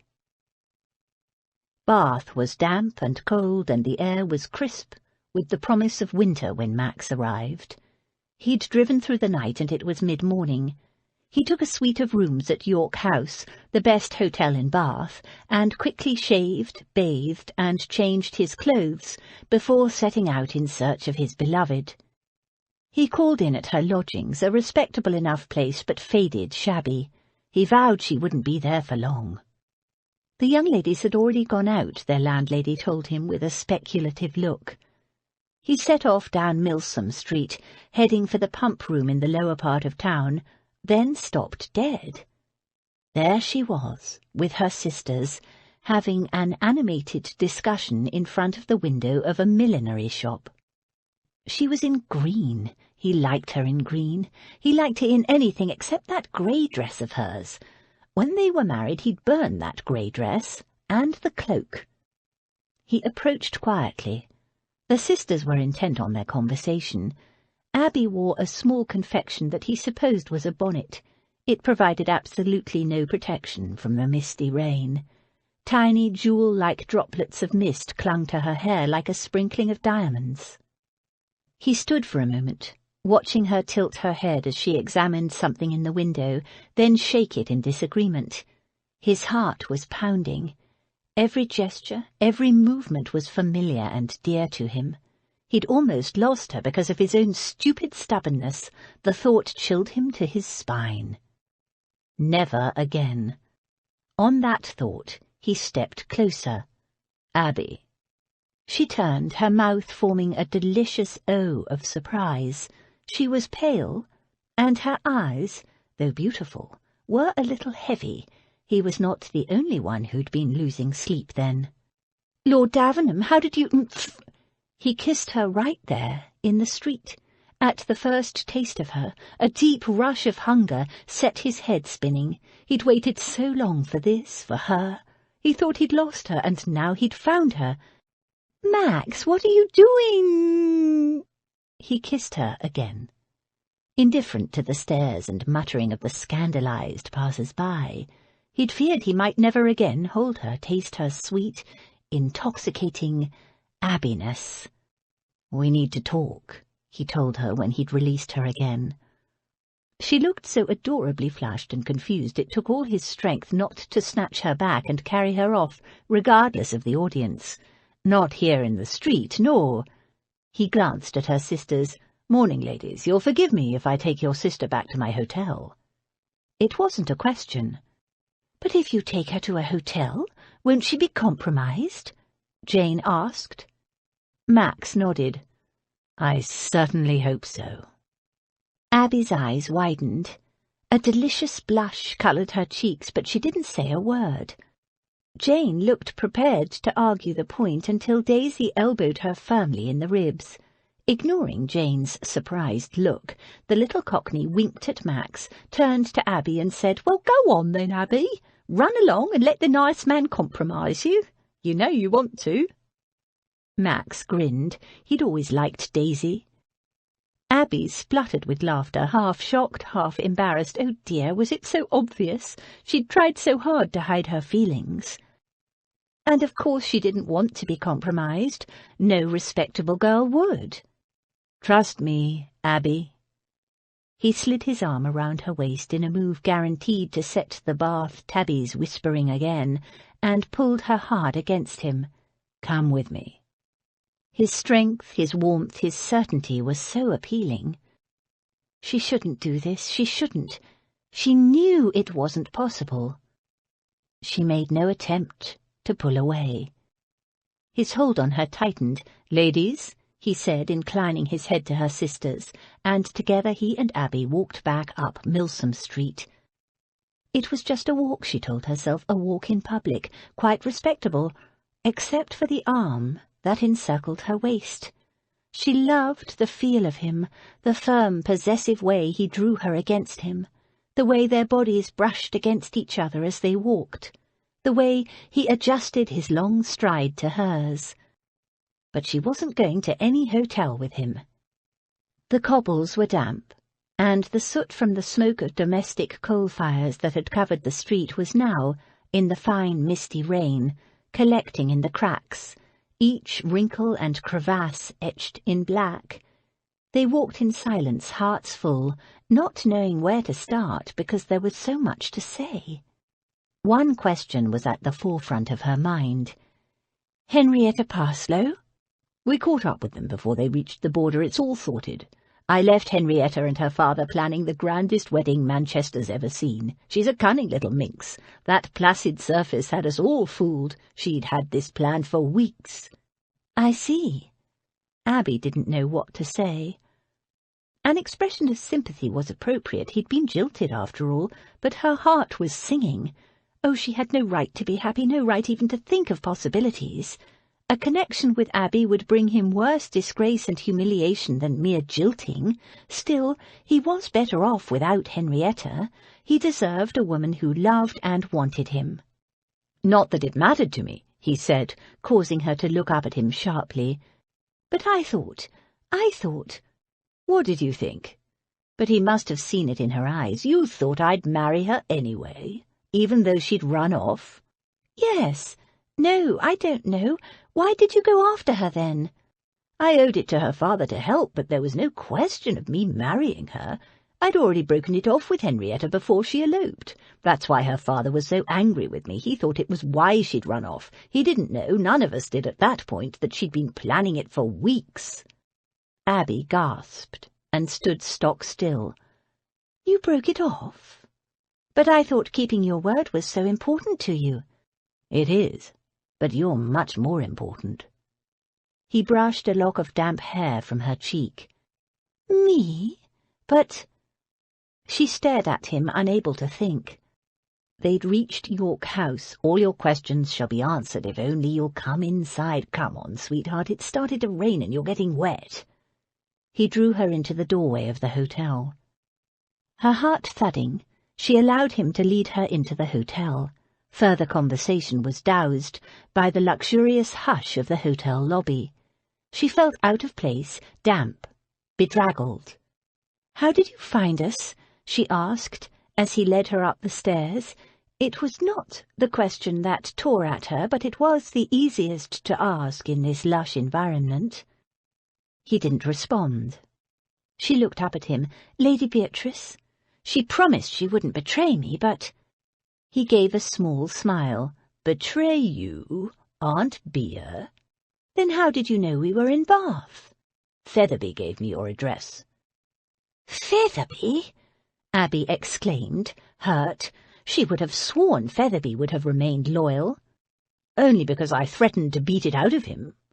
She turned a shocked face to him. "You didn't threaten to beat poor Featherby, but—" He laughed at her expression. "Of course I didn't, but Featherby knows where you belong better than you do, apparently. His last words to me were, 'Bring Miss Abby home,' and I intend to do just that."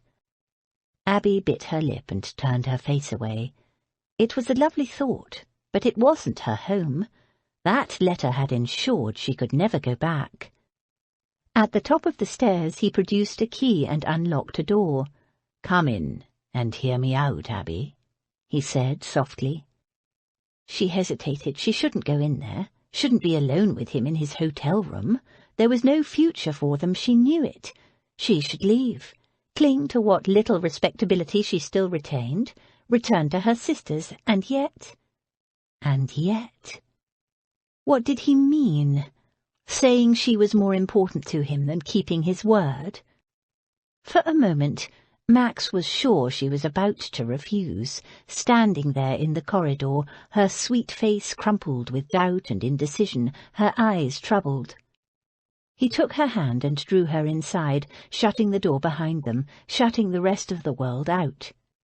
"You wondered why I broke my engagement with Henrietta." He was drowning in her gaze. "Because I've found the one woman in the world I can't live without." Her mouth trembled. "Oh, Max!" He didn't wait. He couldn't. He hauled her into his arms and kissed her. She was stiff in his embrace at first. Then he felt a shiver run through her, and she softened, pressing herself eagerly against him, winding her arms around his neck as she returned his kiss. She tasted of innocence and rain, a hint of wood smoke, and warm essence of Abby. Her lips parted beneath his, and without warning, the kiss spiraled out of control as he plunged into her sweet depths, the taste of her entering his blood like wildfire. He hadn't planned for things to go this far, this fast. "No, no, stop," she said suddenly and pushed at his chest. I cannot." "What is it? What's wrong?" Max took several deep breaths, struggling for control. "I can't be with you. I can't go back to London. There was a horrid letter." "Oh, yes, I know. Of course she was worrying about that. Stupid of him not to deal with it earlier. With an effort he forced his body to behave. Don't worry about it." "You know about the letter? Then you understand why I can't go back." "Nonsense, of course you can." "But I couldn't bear it if you and Lady Beatrice suffered." "Nobody will suffer anything," Max told her firmly. "Not that either Aunt Bea or I care two hoots what anyone says about us, or you or your sisters, but the man who wrote that poisonous letter is in jail. Sit down." and I'll explain." He didn't trust himself to touch her again. He just wanted to haul her into his arms and kiss away all resistance and argument. She removed the tiny piece of nonsense that passed for a bonnet and placed it on the table. Her hair was damp from the misty rain. Tiny dark tendrils spiraled along her nape and temple. He longed to touch them, to bury his face in her cool, tender neck. But she was a worrier, this little love of his, and when she came to him, he wanted it to be with a clear heart and no remaining doubts. There was a decanter of something on the sideboard. He poured 2 glasses and handed one to her. She received the glass absently. "You think Mort wrote the letter? But according to Daisy he can barely read, so I very much doubt." "Not Mortimer. Someone else." He took out the letter he'd removed from the hall table the day before. He'd read it in the carriage on his way to Bath. "My friend the magistrate wrote to fill me in on what has happened in the last few days. It seems Sidney Mortimer, Mort, as you call him, on realizing he will undoubtedly hang, decided to take his partners in crime with him. He's been a fount of information, and as a result a number of men and some so-called gentlemen are now in prison." He handed her the letter. "See if you recognize any of the names." While she read, he sipped his wine, some kind of sherry, not bad either. She looked up in surprise. "Greevy? Sir Walter Greevy? But he's one of the governors of the Pilbury Home." Max nodded. "That and a number of other charitable institutions for girls. According to Mortimer, Greevy's been personally selecting pretty orphan girls for abduction and sale to brothels for the last 5 years. "How dreadful! I can hardly believe it. I never met him, but Jane said he was always so nice."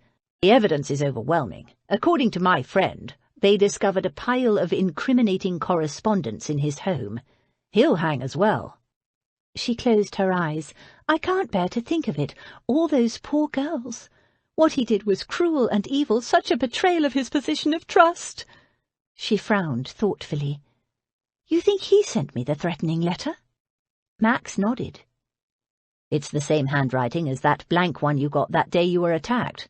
My guess is it'll match that of the correspondence that was seized." "So he sent that man after me with a knife? But why? He didn't even know me." Max had given it some thought. "You're the reason Jane was able to escape the brothel. He mustn't have realized she had a sister, let alone one in London. And so he needed to get both you and Jane out of the way. The link between you girls and the Pilbury and his crimes was too clear. Your evidence could hang him." "He arranged Jane's position at the vicarage and sent the carriage to take her there," Abby said. "It's sickening, even to think of it. We were so grateful to him for arranging it, and all the time—" She shuddered. "I even wrote to him and the vicar and to Mrs. Bodkin, saying that Jane was safe with me." "Which is how he traced you and sent that villain after you with a knife." "Mrs. Bodkin wasn't involved, was she?" "The matron of the home?" Max shook his head. "No. She's now trying to trace every girl who ever left the Pilbury since he became involved. See, there." He pointed to the part of the letter that mentioned the matron. "Oh, I'm so glad." She sipped her wine, grimaced and put it down. "It's such a relief that the author of that beastly letter wasn't anyone we know. It was so horrid, wondering if any of our friends—" Max slipped a comforting arm around her shoulder. "Don't think about it. It's all behind you now." With a smile she turned, and, as natural as sunshine, lifted her face for his kiss. He kissed her, lightly at first, then managed to say with some semblance of control, "Not yet. First, there are things I need to tell you before we—" He swallowed and waved her back to her chair. "What things?" She sat down, folding her hands like an anxious schoolgirl, so serious and pretty he wanted to kiss her again. "The first and most important is that I love you, and in a minute I'm going to ask you to marry me." "Oh, Max!" She rose and took a step toward him, but he held up his hand. "I'm not finished yet." He wanted to say it all, so there would be no misunderstandings before she accepted him. Or not. First, I owe you an apology for not telling you back in London that I'd broken my betrothal to Henrietta. And after your sister was almost abducted, I should have explained to you what I was doing instead of rushing off. But I know now.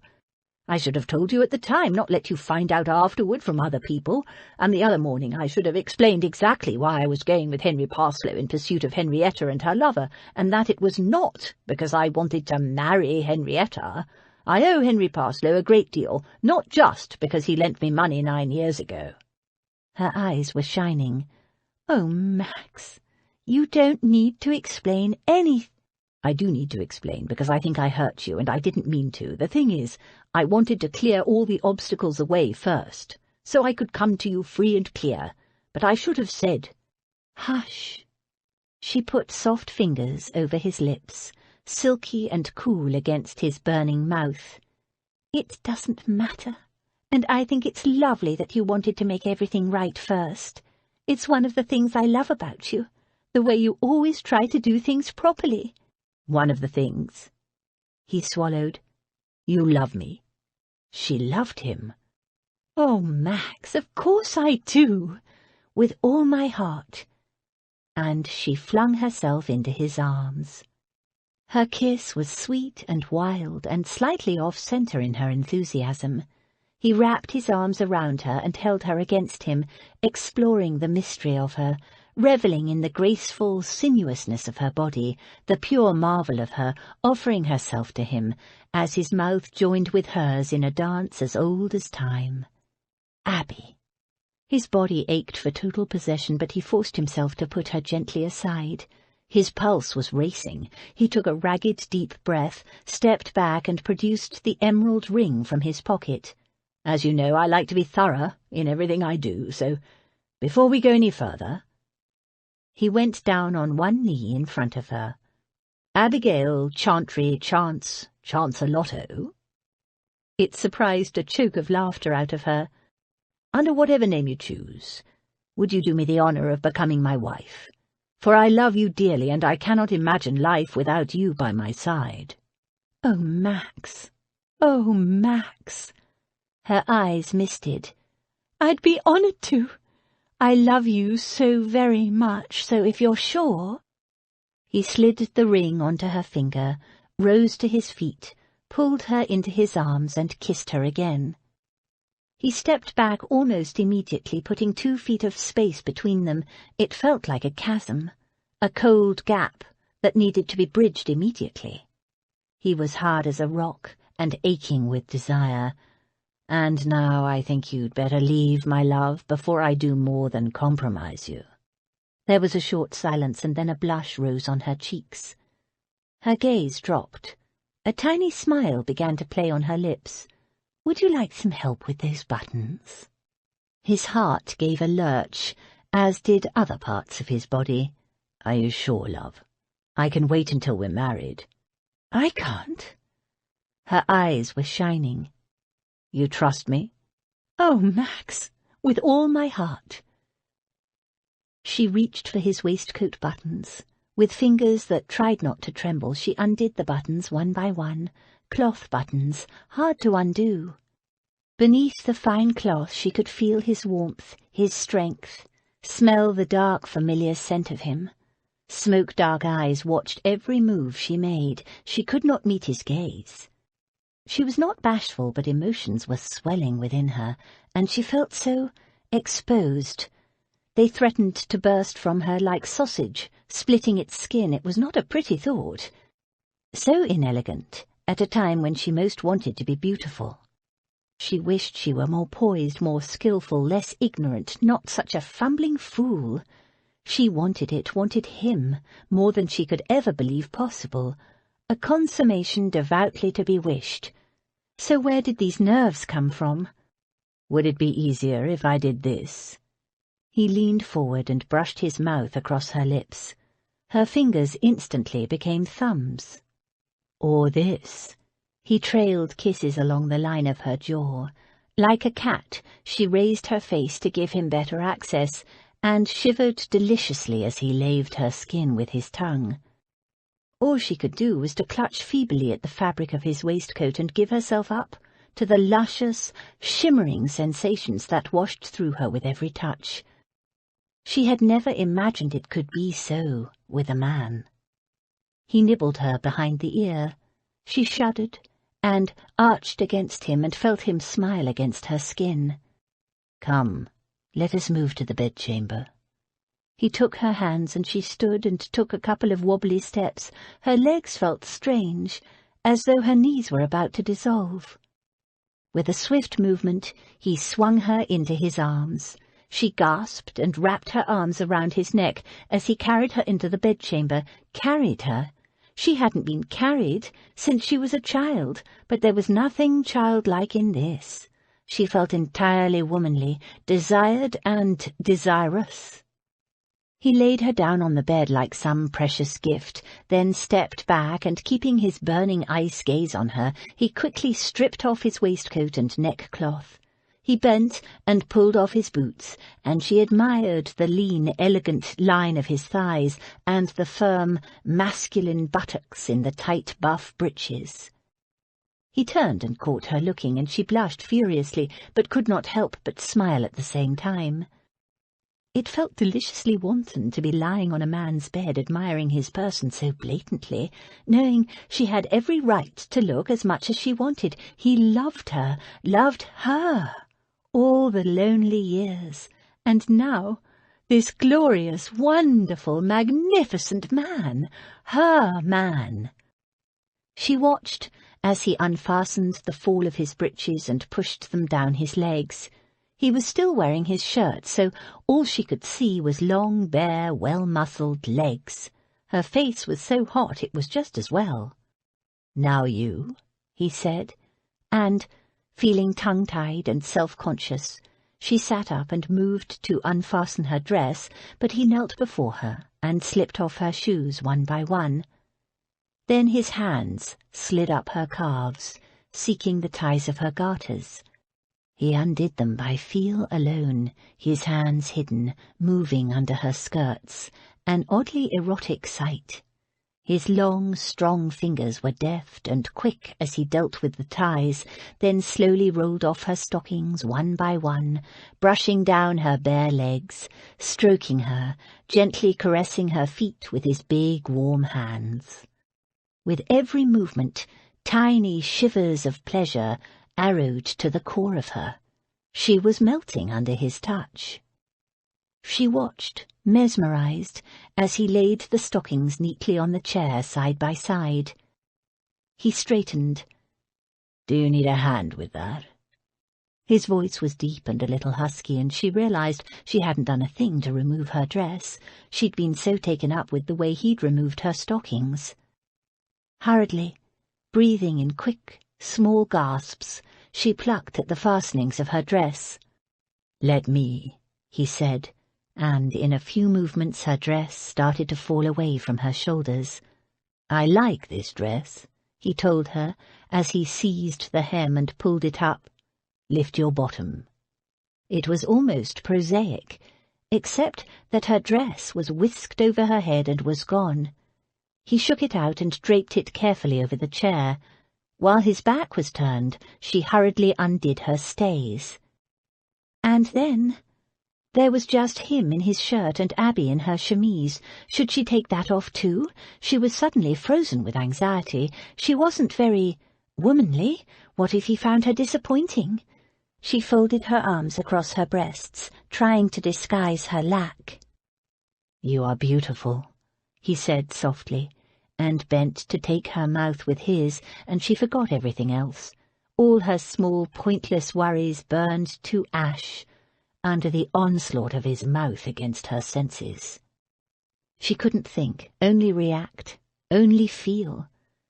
She tasted desire and hunger and a bone-deep loneliness in him that some long-buried part of her recognized instinctively. She wrapped her arms around him, returning each kiss, each caress. She buried her fingers in his thick, closely cropped dark hair, and briefly wished he was still her wild, long-maned Viking. Through her chemise he caressed her breasts, her belly, her limbs. Everywhere he touched, the abrasion of hands over fabric left her melting and quivering with pleasure. And all the time he gazed at her, making love to her with his eyes, his smoke-hot, mist-dark eyes. How had she ever thought him cold? He pulled off his shirt, and a moment later her chemise went the same way, without apology, without regret. She hardly noticed she was naked and exposed. She was eating him up with her eyes, so beautiful, so strong. And when he worshipped her breasts with lips and tongue and hands and the masculine abrasion of his jaw, she almost burst with the pleasure of it. Lacking? She felt powerful, helpless, beautiful, triumphant. She pressed herself hard against him, her limbs twining around him like a vine. The sensation of body against body, skin to skin, was exhilarating. His strength, his power, the fierce intensity of his desire ignited her. She felt lit from within. She gloried in the hard, strong planes of his chest, running her palms over his skin, exploring the tiny male nubbins with delicate fingers, caressing, possessing, and learning how it pleased him. So much pleased him. He arched and writhed beneath her touch, growling his pleasure, telling her she was his love, his beauty, his soul, and all the time he was kissing her as if he would never, could never stop. He kissed her as if she were the water of life itself, and he dying of thirst, and she blossomed beneath his touch. He nudged her legs apart and caressed her there, his long, strong fingers insistent, knowing, skillful. She writhed restlessly beneath his ministrations, shivering with pleasure, aching and desperate for something, but not knowing what. She was melting, she was strung as tight as a violin wire, she was shaking with need. She looked at him, at his hard, masculine part that jutted out so forcefully. It was strange. It was magnificent. She reached for it to give him the same pleasure he'd given her, and the same frustration. "No," he said, catching her hand before she could touch him. "Not this time, my love. I'll explode if you touch me." "You too?" she wailed. He smiled, though he was gritting his teeth as if in pain. "Not much longer." He moved, pressing her down into the bed with his body. The weight of him crushed her, but "Yes, yes," she muttered. This was it, what she wanted, some part of her recognized. She wrapped her legs around his waist, wanting to pull him closer, hold him tighter. She felt the hard heat of him nudging at her entrance and gasped as it pushed against her. "It's not going to fit," she panted. "It is." He didn't move. She stiffened, wanting suddenly to shove him off her. She pushed at his chest, but in the same instant he entered her, in a long, slow thrust that left her rigid with discomfort. The burst sausage image came to mind again. "I told you it wouldn't fit." But even as she spoke the words, she felt her body softening around him, adjusting to fit him, and suddenly she wasn't quite so uncomfortable. It felt strange, and there was a slight stinging, but that was all. He started to move, and she stiffened in preparation for more discomfort, but no, it was all right. He was moving more rhythmically now, and she was almost feeling something she strained for, whatever it was, and then his fingers slipped between them, and sensation arced through her like a flame, like a meteor. She shrieked, arching and bucking beneath him, and he thrust, and she was moving with him, and oh, it was glorious, and suddenly she was teetering on the edge of unbearable ecstasy, and it built and built until, with a loud groan, he gave one final thrust and shuddered deeply as she shattered gloriously around him.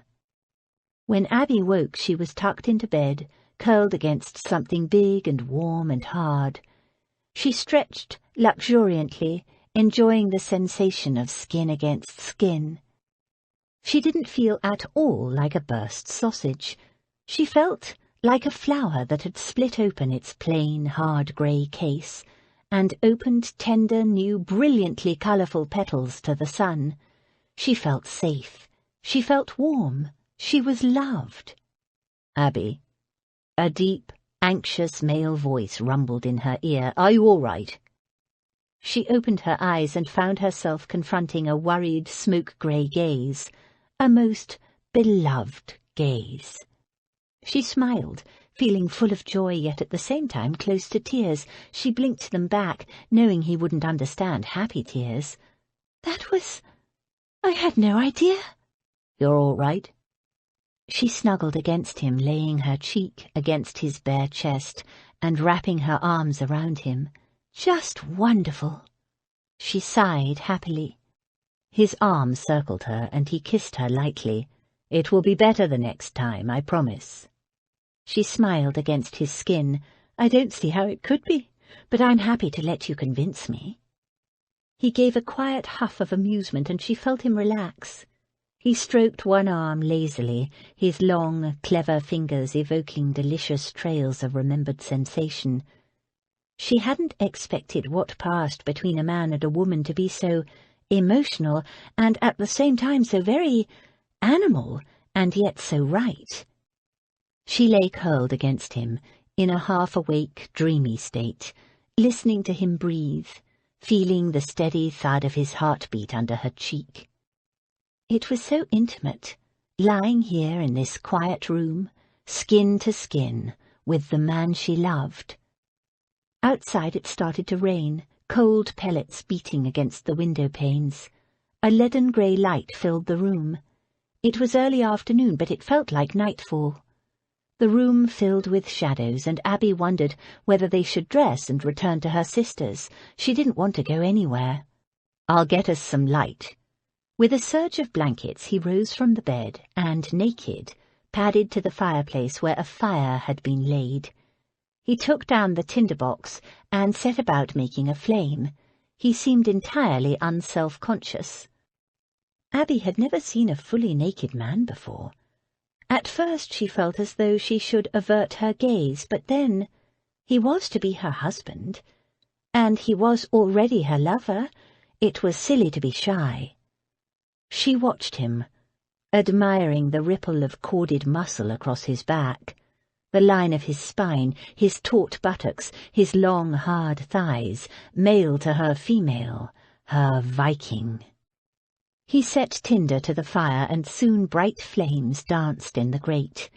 With a long sliver of burning kindling, he lit 6 candles. She stared, unable to look away when he turned, and she saw the full masculinity of him, the part that had been inside her. Sensation rippled through her body at the sight of him. Such a magnificent man! Emotion filled her throat. What had she done to deserve him? Seeing her watching him, he smiled, and the smile told her he understood she was still a little shy, and that he liked it, and more than liked her. It warmed her to her toes. He loved her. He crossed the room and drew the curtains against the cold light outside. Rain beat on the cold glass panes. Inside it was warm and bright and cosy as Max slipped back into bed. "You don't want to leave yet, do you?" he murmured, and when she shook her head, he took her in his arms once more. And if the first time they made love was a hungry claiming of frantic, aching flesh, this second time was slower, deeper, surer. It was a vow. Afterward they lay twined together in the warm light, talking in murmurs to the sound of crackling fire and rain outside. He told her of the mess his uncle had left him, of his first trip to sea, and the desperate misery of seasickness. In turn, she told him about her parents and the places they'd lived, and how they died. And of Lawrence. He'd held her tightly then, and later told her of the woman he'd had a long-term liaison with, a Chinese widow who had no desire to marry again. Epilogue. I must learn to be content with being happier than I deserve. Jane Austen, Pride and Prejudice. In the country, Lady Beatrice declared. "You can't possibly mean to get married in some poky little church in the country when you can marry in St. George's, Hanover Square. It's the place to be wed." Abby smiled. "The chapel at Davenham Hall is perfect. We don't want a big wedding, and it seems so right to be getting married there, beginning our new life in the place where we'll live it." Abby had fallen in love with Davenham Hall at first sight. Their carriage had crested the hill, and they'd stopped to look down at the ancient stone house nestled in a green valley. The house was surrounded by a tangled garden and half hidden by trees, which at this time of year were starting to show signs of scarlet and gold and copper and green. Abby had explored the rambling old house eagerly. It was dusty but perfect, almost like something out of a fairy tale, with turrets and Gothic windows, and a fireplace in the hall large enough to roast an ox. And the tiny 16th-century chapel was exquisite, perfect for the wedding of two people who didn't have a large family. Yet Lady Beatrice turned to Max. "Max, this is your doing." He shook his head. "It's not, you know. If I had my way, I'd marry her out of hand with a special licence." His aunt made a disgusted noise. "You'd let the girl get married in rags, I suppose. Men." Max grinned and slipped his arm around Abby's waist. "I'd marry her in nothing at all." Abby leaned her head on his shoulder. The waiting was hard on both of them. She longed to have the freedom to lie with him in his big bed, making love the way they had that glorious wet afternoon in Bath, but it wasn't possible, not here, where it seemed there were curious sisters, beady-eyed aunts, and butlers underfoot at every turn. Abby didn't really mind what she wore to her wedding, but Daisy had set her heart on making her a special dress, and Abby wasn't going to disappoint her, especially since Max had given them the freedom of his silk warehouse. It would be the first dress Daisy had ever sewed, using all new fabric. "This is Abby's notion," Max said. "It's what I want, truly," Abby assured the old lady. "It's beautiful. Just wait until you get there. The autumn colours are just starting, and by the wedding they'll be stunning. And when we've finished with the house it will look beautiful too. It just needs a good cleaning and some rearrangement." "Abby and I are going to travel ahead to Davenham Hall," Max told his aunt. They'd planned it the night before. "We'll get the house and chapel ready and the wedding preparations underway." "We'd like to take Featherby and William with us," Abby said quickly, before Lady Beatrice had a chance to object. "And a maid." "For a chaperone," Max said. Lady Beatrice raised her brows. "Not a sister?" Abby shook her head, hoping her blush wasn't too visible. "No, Jane and Damaris want to stay here and help Daisy." That was true enough. But it was also true that she didn't want her sisters underfoot observing Abby behaving scandalously with her betrothed. She had every intention of repeating her Bath experience at Davenham Hall. "Taking my butler too, I see," Lady Beatrice sniffed. "Bare-faced piracy." "It's just that he's so good at organising people," Abby coaxed. "He'll return after the wedding, I promise. I can't imagine Featherby taking to country life permanently, can you?" "Well, if you must, you must. Oh, get along with you, Miss Burglar." She pretended to grumble as Abby hugged her and planted a kiss on her cheek. "I suppose when love is bursting out of you, you have to kiss someone." "It is," Abby agreed softly, and glanced at Max. "And I do." Abby and Max's wedding day dawned mild and sunny. Jane and Daisy and Damaris helped Abby to get ready. Her wedding dress was in heavy cream silk, and so simply and beautifully cut it took Abby's breath away when she saw it. Gathered from a square neckline, it was caught under the bust by a wide satin bow, the only piece of decoration in the whole dress unless you counted the tiny puffed sleeves.